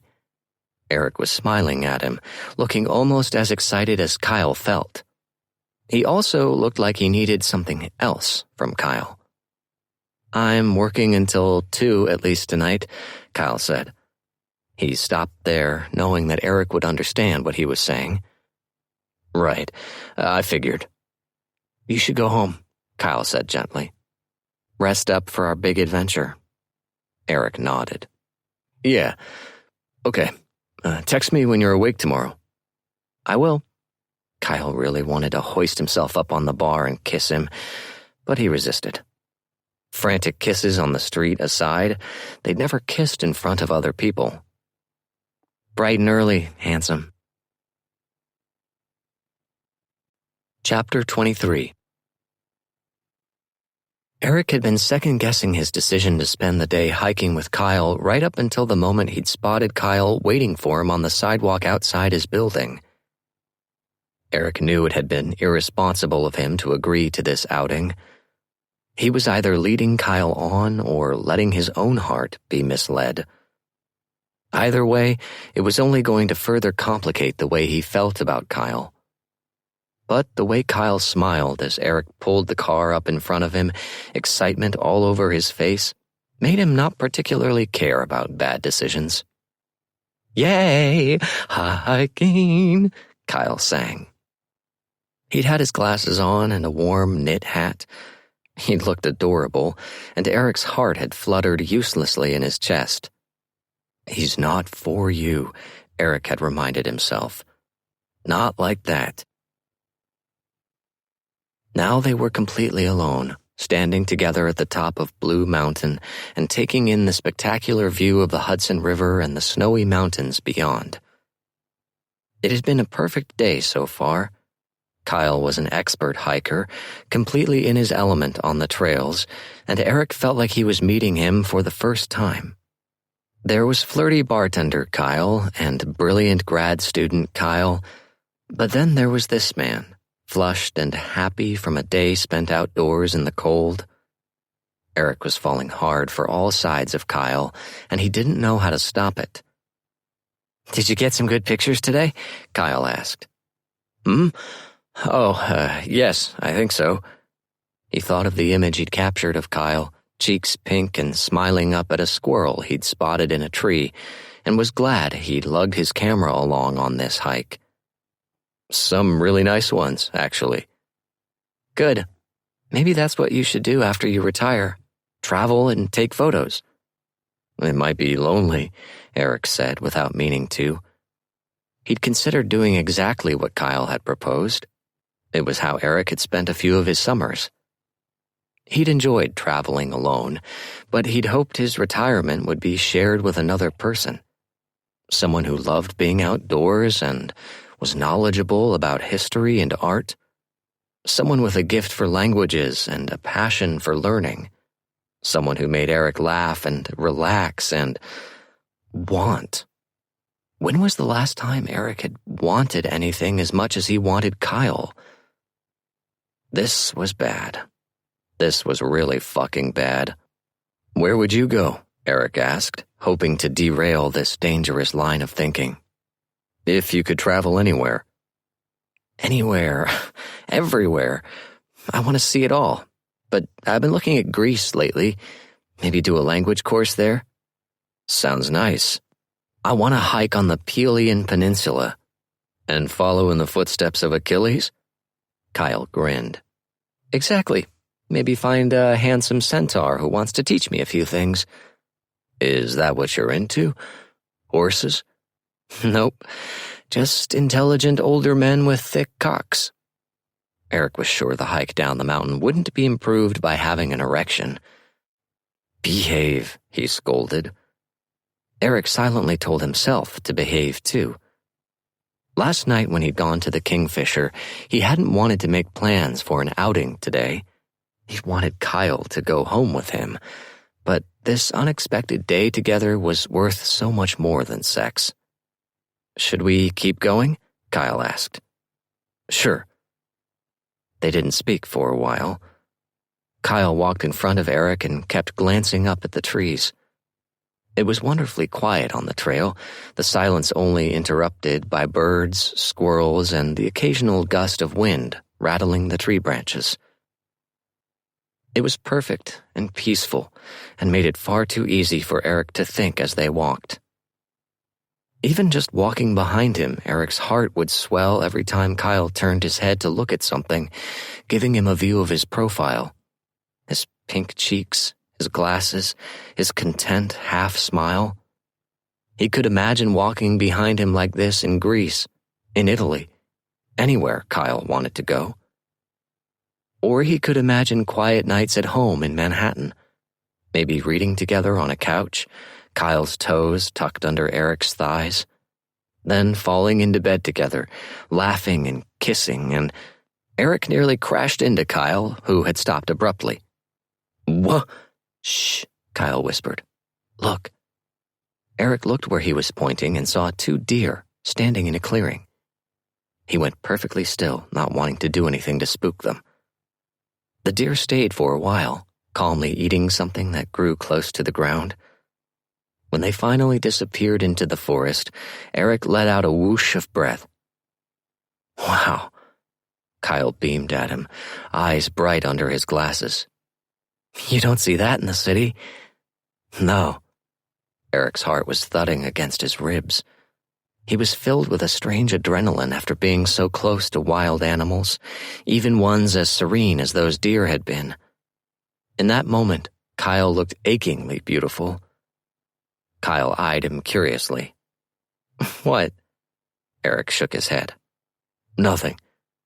Kyle stared at him for another beat, then grinned and said, "You know what I could go for after this?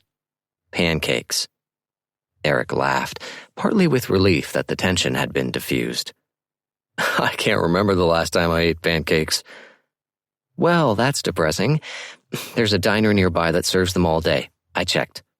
"You checked out pancake options before our hike?" Kyle shrugged, still smiling. "I'm from Vermont. We take our pancakes seriously." Oh God, this version of Kyle was dangerously enchanting. When he was cheerful and flirty and playful, it took down all of Eric's defenses. He wanted nothing more than to press Kyle against a tree and kiss him breathless. But Kyle had already resumed his trek down the mountain, leaving Eric to trail, spellbound, after him. An hour later, they were sitting in a cozy booth at a classic New Jersey diner. Their server had just dropped off 2 large plates of pancakes. Eric tended to eat nutrient-packed, high-protein meals, and pancakes were mostly empty calories, but he could indulge this once. They smelled amazing. Eric watched as Kyle poured an ungodly amount of maple syrup on his pancakes. "Vermont," Kyle reminded him again when he caught him staring. He slid the bottle over to Eric, who poured a modest drizzle on his own plate. Eric moaned when he had his first bite of pancake. "Oh my God, these are so good." "Right? You shouldn't deprive yourself of pancakes." "I don't know if you're a good influence or a bad one." "Clearly good. Before you met me, it was a dark existence of no pancakes and weak orgasms." Eric nearly spit out his next bite of pancake. He managed to swallow. That's true. It was true.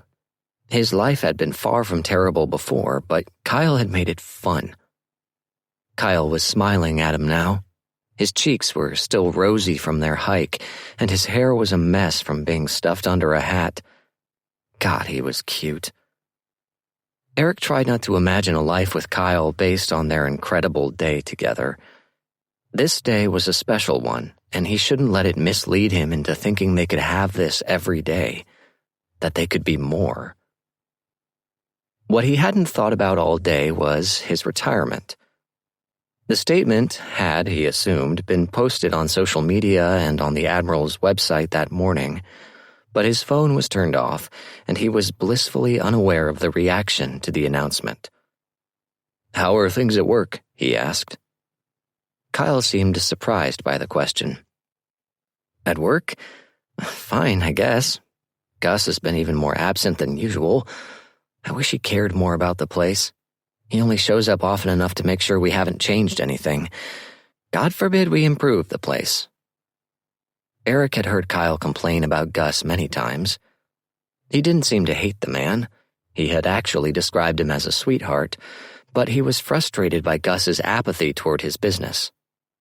"What would you do with the place?" Eric asked. "If you were in charge?" Kyle blew out of breath.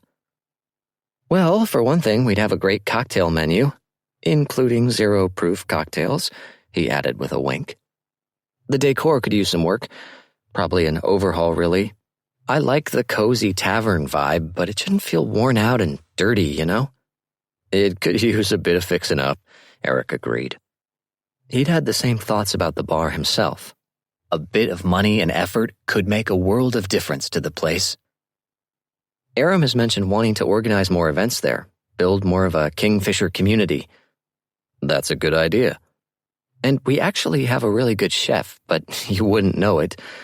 Lucy is way too talented for that place. If she had free reign in that kitchen, we'd have an incredible menu." Eric took all of this in, considering it. "Sounds like you guys have been thinking a lot about this." "For years. Oh my God, I love the place, seriously, but it needs help. I don't know why Gus doesn't just sell it. Although the new owners might just gut the place and fire us all. That would be a shame." The Kingfisher had really grown on Eric. They ate in silence for a few minutes, Kyle devouring his pancakes with gusto, and Eric slowly savoring each maple-sweet, buttery mouthful. "Thanks for suggesting this today," Eric said when he had finished. "It was exactly what I needed." "Don't thank me. I'm having a great day." "Well, I appreciate it anyway. I know I'm not the most fun person on earth." "Oh my God, can you please stop acting like you're my old Uncle Eric who I'm forced to spend time with? You're my friend, and I don't mind looking at you, so this is all a win for me." Eric studied him for a minute. Kyle stared right back at him. "Okay," Eric said finally. Kyle's brain was a mess for the entire drive back to the city. He liked Eric so much. He wanted to tell him. He wanted to spend the rest of the day and night with him. He wanted to fall in love with him because he knew it wouldn't take much, just permission. "Do you have to work tonight?" Eric asked. "No, thank God. I'm way too tired for that." He glanced over and noticed that Eric's jaw looked tense. "You're not ready to face it, are you?" Kyle asked gently. "Nope." When they reached Chelsea, Kyle said, "Why don't you come up for a bit? We can avoid the real world a little longer." Eric seemed to consider the offer, and Kyle could sense the rejection coming. "We both know what will happen if I go upstairs with you," Eric said. "Yeah, I thought, don't you want that to happen?" Eric's knuckles were tight on the steering wheel, and his jaw was clenched as he stared straight ahead, avoiding Kyle's gaze. "It doesn't matter what I want. We can't keep doing this." Kyle's heart clenched. "Why?" "Because I'm not the kind of person who can have sex with a friend and just be cool about it." He dropped his hands into his lap and looked down at them. "I'm confusing what we're doing with something else. Something impossible." Kyle swallowed around the lump in his throat. "Impossible?" Eric finally met his gaze, and Kyle could see tears in his eyes. "If things were different, Kyle—" "No," Kyle interrupted, fury welling inside him. "If you're telling me that you have real feelings for me, that you want more, but you think the age difference is too much, then you can stop right now." "It's true, though. I'm not a kid. And I'm not right for you, Kyle." Kyle shook his head, tears burning his eyes. "You are." He may as well admit it. Nothing to lose now. "You're perfect for me. Haven't you noticed how good we are together? It can't just be me who feels it." Eric smiled sadly back at him. "It's not just you." Well then? Kyle's voice broke on the second word. I'll never forgive myself if I let you waste your time on me. Your youth. Fuck my youth! It tore out of Kyle louder than he'd meant it to. And fuck you for thinking I can't make my own decisions. Eric lowered his head. I was 24 when I married Holly, and 16 years later we realized we weren't right for each other. So what? So you shouldn't try in case one day you change your mind? You think falling in love isn't worth the risk? Eric's eyes went wide and a tear spilled out, trailing down his cheek into his beard. I know you think... I know. I don't think. I know how I feel about you. I want to be with you, Eric. You said it would be casual, Eric said, a tremor of anger in his voice. You said sex didn't have to be a big deal. No strings attached, right? Kyle sniffed and looked away. Right. Guess I fucked up. He put his hand on the door handle. Again. Kyle. Nope, I get it. This isn't what you signed up for. I'm just a kid with a weakness for men who only see me as a fun time. He opened the door, then turned back and said bitterly, You graduated, by the way. Top marks. Thank you for attending Kyle's gay sex school. Kyle. But Kyle was already out of the car and slamming the door behind him. Tears streamed down his face as he walked quickly to the elevator. Why did he keep doing this? Why couldn't he fall for a man who actually wanted to be with him? The worst part was that he wasn't sure Eric didn't want to be with him. If Kyle were a few years older, they'd probably be celebrating their month-iversary for real now. Or maybe Eric had never even considered lowering himself to being in a relationship with a 25-year-old homewrecker. He finally made it to his apartment, which was mercifully empty, and locked the door firmly behind him. He slumped to the floor, his back to the door, and buried his face in his hands, miserable and frustrated. Chapter 24. The thing about the playoffs was that Eric was never sure when his last game would actually be. It was even harder to know when his last home game would be. The last game ended up being an away game in Washington at the end of the first round of the playoffs. The score wasn't even close, so Eric stood alone with his goalposts, his constant companions, and quietly counted down the last 10 seconds. When it was over, he gave the crossbar behind him a pat. Thanks for everything, fellas. Treat the next generation well, okay? It was devastating to not even make it out of the first round, but Eric was touched by the DC crowd's standing ovation for him after the game. The arena had put his picture on the big screens as the announcer reminded the crowd that this was Eric's final game. There had been plenty of Admirals fans in the building, but all of the Washington fans were applauding too. Between the crushing blow of elimination and that touching display of affection from the fans, Eric was a blubbering mess when he finally made it to the locker room. I'm sorry, he said to Scott, whose eyes were as red and wet as Eric's. I wanted to take us further. We lost together, Scott said firmly, even through his tears. I'm just sorry your last game wasn't at home. He hugged him, and then Carter piled on, and soon the entire team was hugging each other with Eric in the very center. He loved these guys so much. The room was somber for a while, but it wasn't long before Carter had picked the mood back up. My last game, he said, is going to be legendary. I'm going to score 5 goals, and the last one is going to bust a hole right through Dallas Kent. Everyone laughed and cheered. Eric was grateful for Carter. He didn't think he'd be able to stand it if his last time sharing a locker room with these guys was quiet and miserable. Eric had had a quiet celebration of his own during their last regular season home game. His family, parents, siblings, nieces, and nephews, had all come down from Hamilton to watch the game, and they'd gone out afterward and had spent the next day together. It had been nice, but Eric hadn't been in a celebratory mood for a long time. Not since Kyle had slammed that car door in his face. It had been 2 months since that day they'd gone hiking. 2 months since he'd seen Kyle or spoken to him. He'd thought about texting. He'd thought about just showing up at the Kingfisher. He thought about Kyle every single day. But Eric had had the playoffs to focus on, and he still believed that he'd done Kyle a favor by separating himself from him. Being away from him hurt like he'd broken every bone in his body. But it was for the best. Just like a broken bone, this would heal in time. But God, if only he could have introduced Kyle to his family. He knew it would be a shock whenever he told his family that he was attracted to men. It would be a bigger shock if he introduced Kyle as his boyfriend, but he was starting to not care about shocking people. The truth was that he couldn't stop thinking about Kyle's fierce declaration, "You're perfect for me."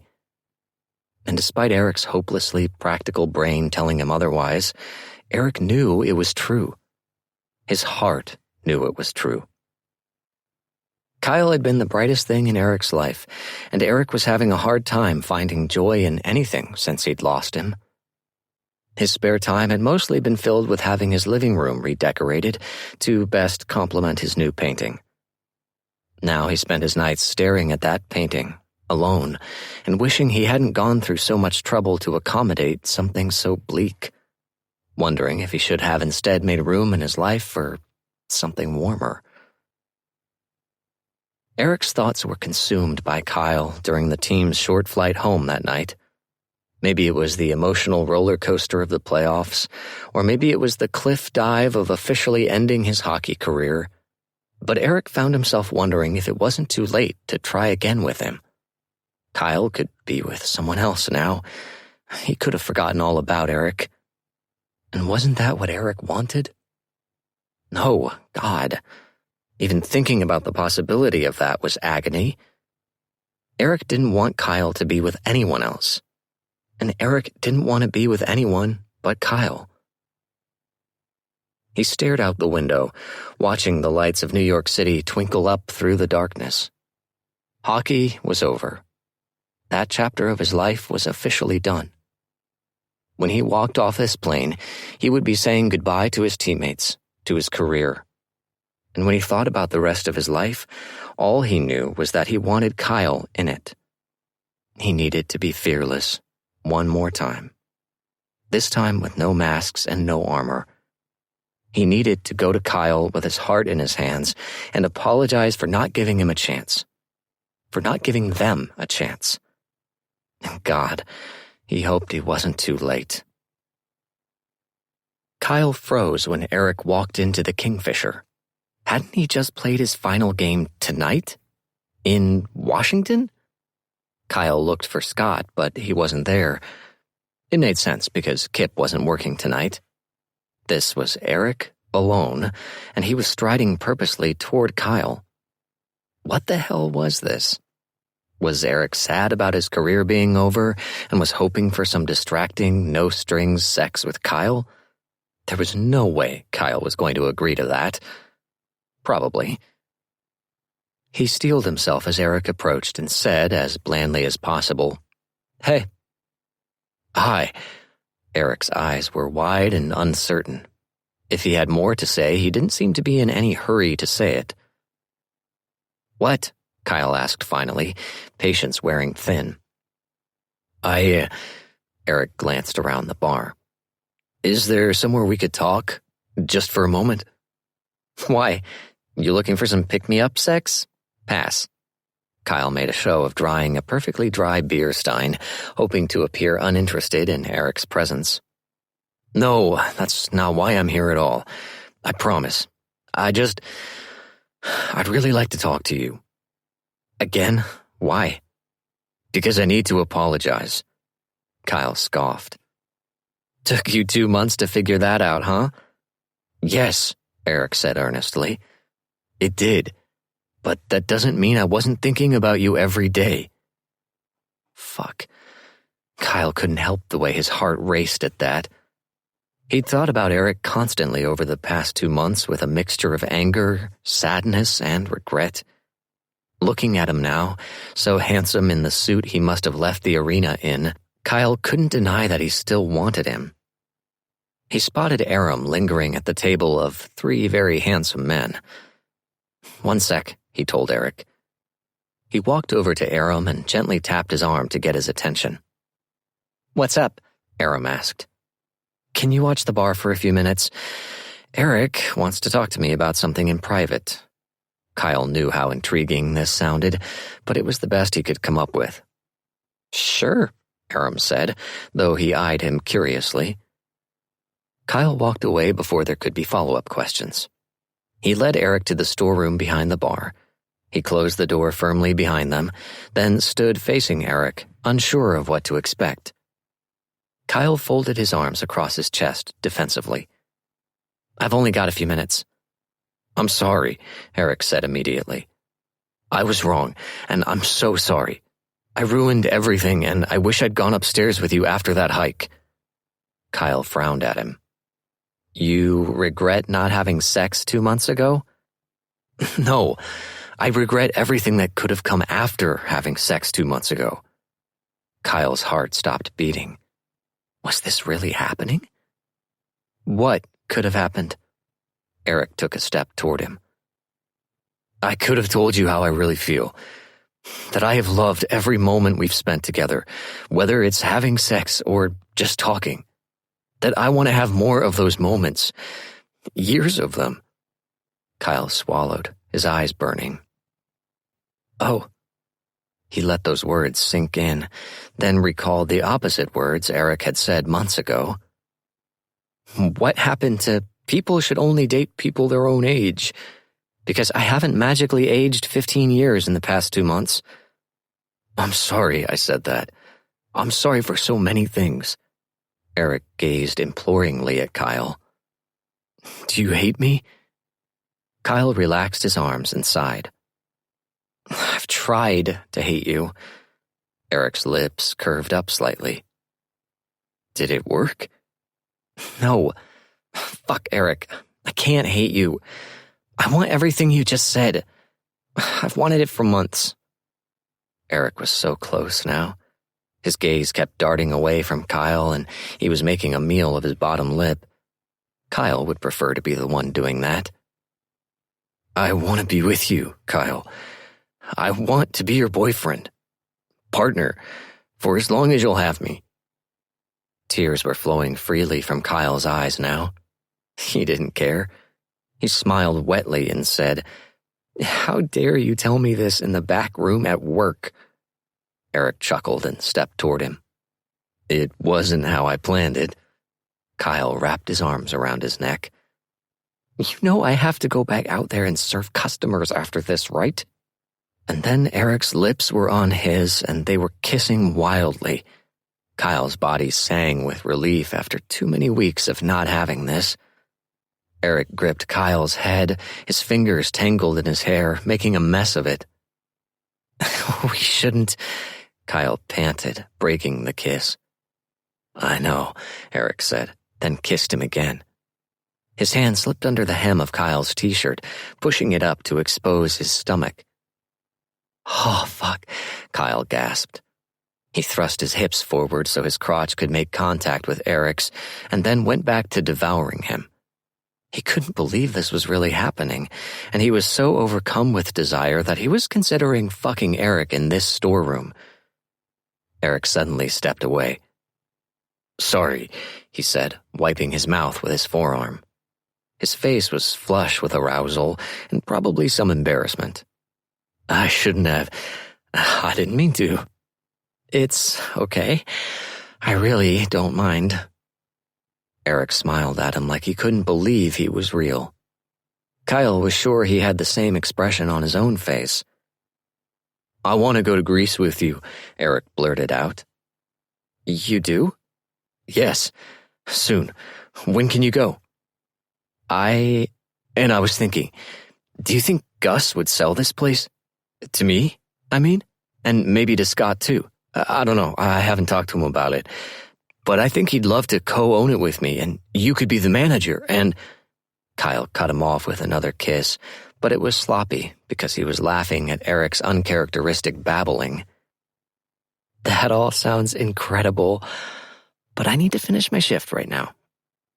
Okay, right. Eric kissed him again. We should talk. After. After, Kyle agreed.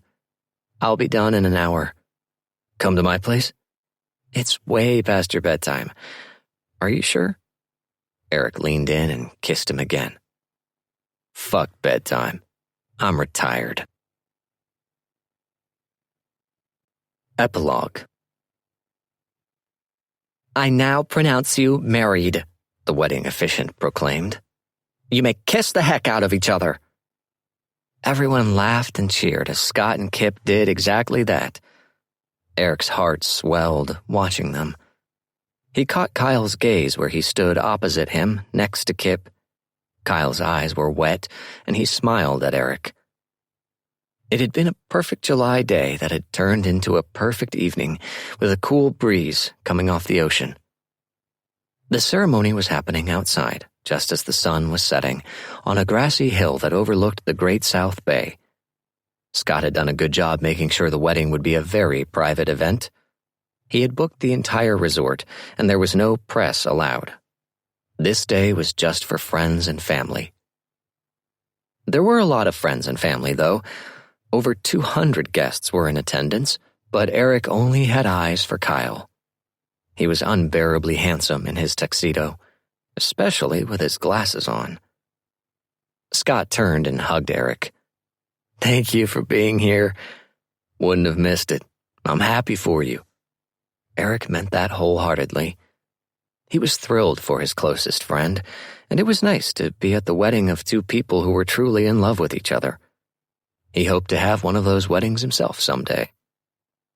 I'm happy for you too, Scott said. He nodded in Kyle's direction. He's good for you. You should keep him. I hope to. Scott gave him a final squeeze, then turned to grab his new husband's hand. The guests had all been standing for the short ceremony, and the large crowd swallowed the newlyweds up in a sea of hugs and backslaps. Kyle stepped toward Eric. That wasn't too disgusting. Not bad at all, Eric agreed. Kyle leaned in and kissed him, which was a relief after looking at him for so long without being able to touch him. His lips were soft and a bit cold from standing outside by the ocean, and Eric melted against him. Walk with me a bit? Kyle asked. Eric took his hand and squeezed it. Of course. The inn had a path that led down to the beach. When they reached the sand, Eric slipped his shoes off, then bent to remove his socks. Kyle grinned and did the same. Being with Kyle had made Eric looser. He still liked routine, still exercised, still kept to a healthy diet, but he was more impulsive and less concerned with what other people thought of him. He didn't feel the need to be perfect, and obviously the weight of having to perform on the ice had been lifted. Retirement, so far, had been pretty excellent. He and Scott had officially become the new owners of the Kingfisher a month ago. The renovations were still a work in progress, but they were planning a grand reopening party for when Scott and Kip returned in August from their month-long European honeymoon. Eric had recommended some spots in Greece that he and Kyle had particularly loved during their own trip at the end of May. It's not Crete, but it's not bad, Kyle said now as they gazed at the bay together, toes buried in the sand. On the beach in Crete, Kyle had been exquisite. His damp skin had glistened in the sun, exposed other than where it had been covered by his short swimsuit. Eric had snapped a photo of him peeking back over his shoulder, his long bare legs outstretched on the sand. That photo was now in a frame in Eric's bedroom.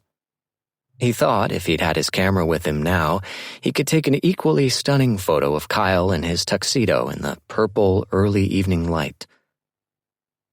They still lived apart, but Kyle spent most nights at Eric's. Eric hoped he would move in with him eventually, but he knew moving out would complicate things for Maria, unless Kyle just never bothered telling his parents he wasn't living there anymore. It was a very real option Kyle had been considering. Why not let his shitty, rich parents pay for an apartment for his friend? We should go back to Greece, Eric said. Soon. We just got back. I know, but... Kyle was always a delight, but in Greece he had truly come alive. Besides enjoying how great he'd looked in a bathing suit, Eric had been constantly impressed by Kyle's knowledge when they'd toured historic sites and museums, and by how easily he had translated Greek for him. He'd loved hearing him speak the language to the locals. After full days of being turned on by Kyle's brain, Eric had been eager to ravish his body at night. We should go somewhere else. Italy, maybe. Kyle clapped his hands together. Sicily! Anywhere you like, Eric said. It was true. Kyle could suggest the city dump, and Eric would follow him happily. For now, we should probably go back inside. The important part of the reception is probably about to start.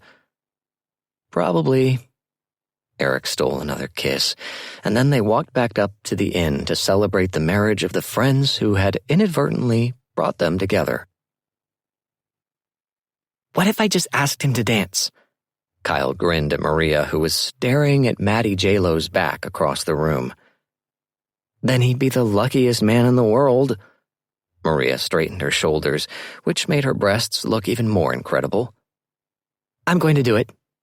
Maybe wait for a slow song? Kyle gestured toward the DJ, who was, at the moment, playing a Pitbull party anthem. Right, okay, good. Time for another glass of wine, then. Kyle laughed as she marched toward a server with a tray of full wine glasses. A moment later, strong, familiar arms wrapped around him from behind. Having fun? Eric asked. So much fun. Kyle turned to face him. Where were you? Talking to some of the guys, you know. Miss them already? Eric scrunched his nose. Almost. You want to dance to Pitbull? No. Kyle kissed him. The music changed to a slow song, and Eric said, I could maybe handle this one. They held hands as they walked together onto the dance floor. The song was a wedding staple, Elvis Presley's Can't Help Falling in Love. But wrapped in the arms of the man he loved, Kyle felt like the first time he had ever heard it. He brushed his lips against Eric's ear and murmured, Do you remember when this song came out? Eric snorted. Fuck you.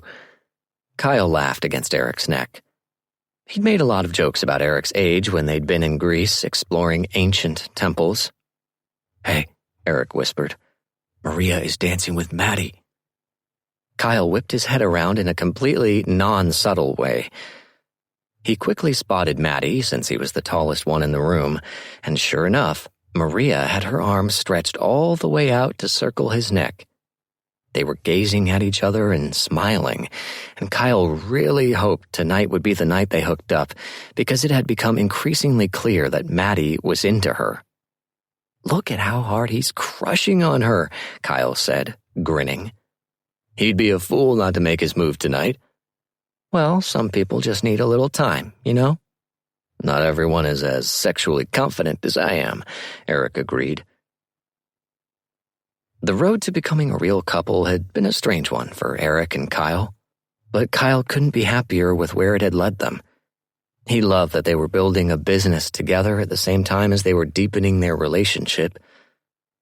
Everything in Kyle's life was so perfect right now that he was worried about the other shoe dropping. But there was no reason to think about that now. Not while he was dancing with his wonderful boyfriend in a room full of their friends. I love you, he said. They said it to each other all the time, but it hadn't gotten old yet. Eric kissed him, pausing their rotations on the dance floor. Kyle melted into it, lightheaded, despite only having drunk one glass of wine. I love you too, Eric said when they finally broke the kiss. And then he yawned. Past your bedtime? Kyle teased. I have been looking forward to being in a bed with you for a few hours now. Eric's eyes sparkled with mischief. God, I've created a monster. You're a monster, Eric growled. Then he nipped Kyle's earlobe. The song ended, and Eric squeezed Kyle tight against him. "I'm so glad you're in my life. I'm sorry it wasn't sooner." Kyle placed a hand on Eric's cheek and gazed at the man who had finally been worthy of his heart.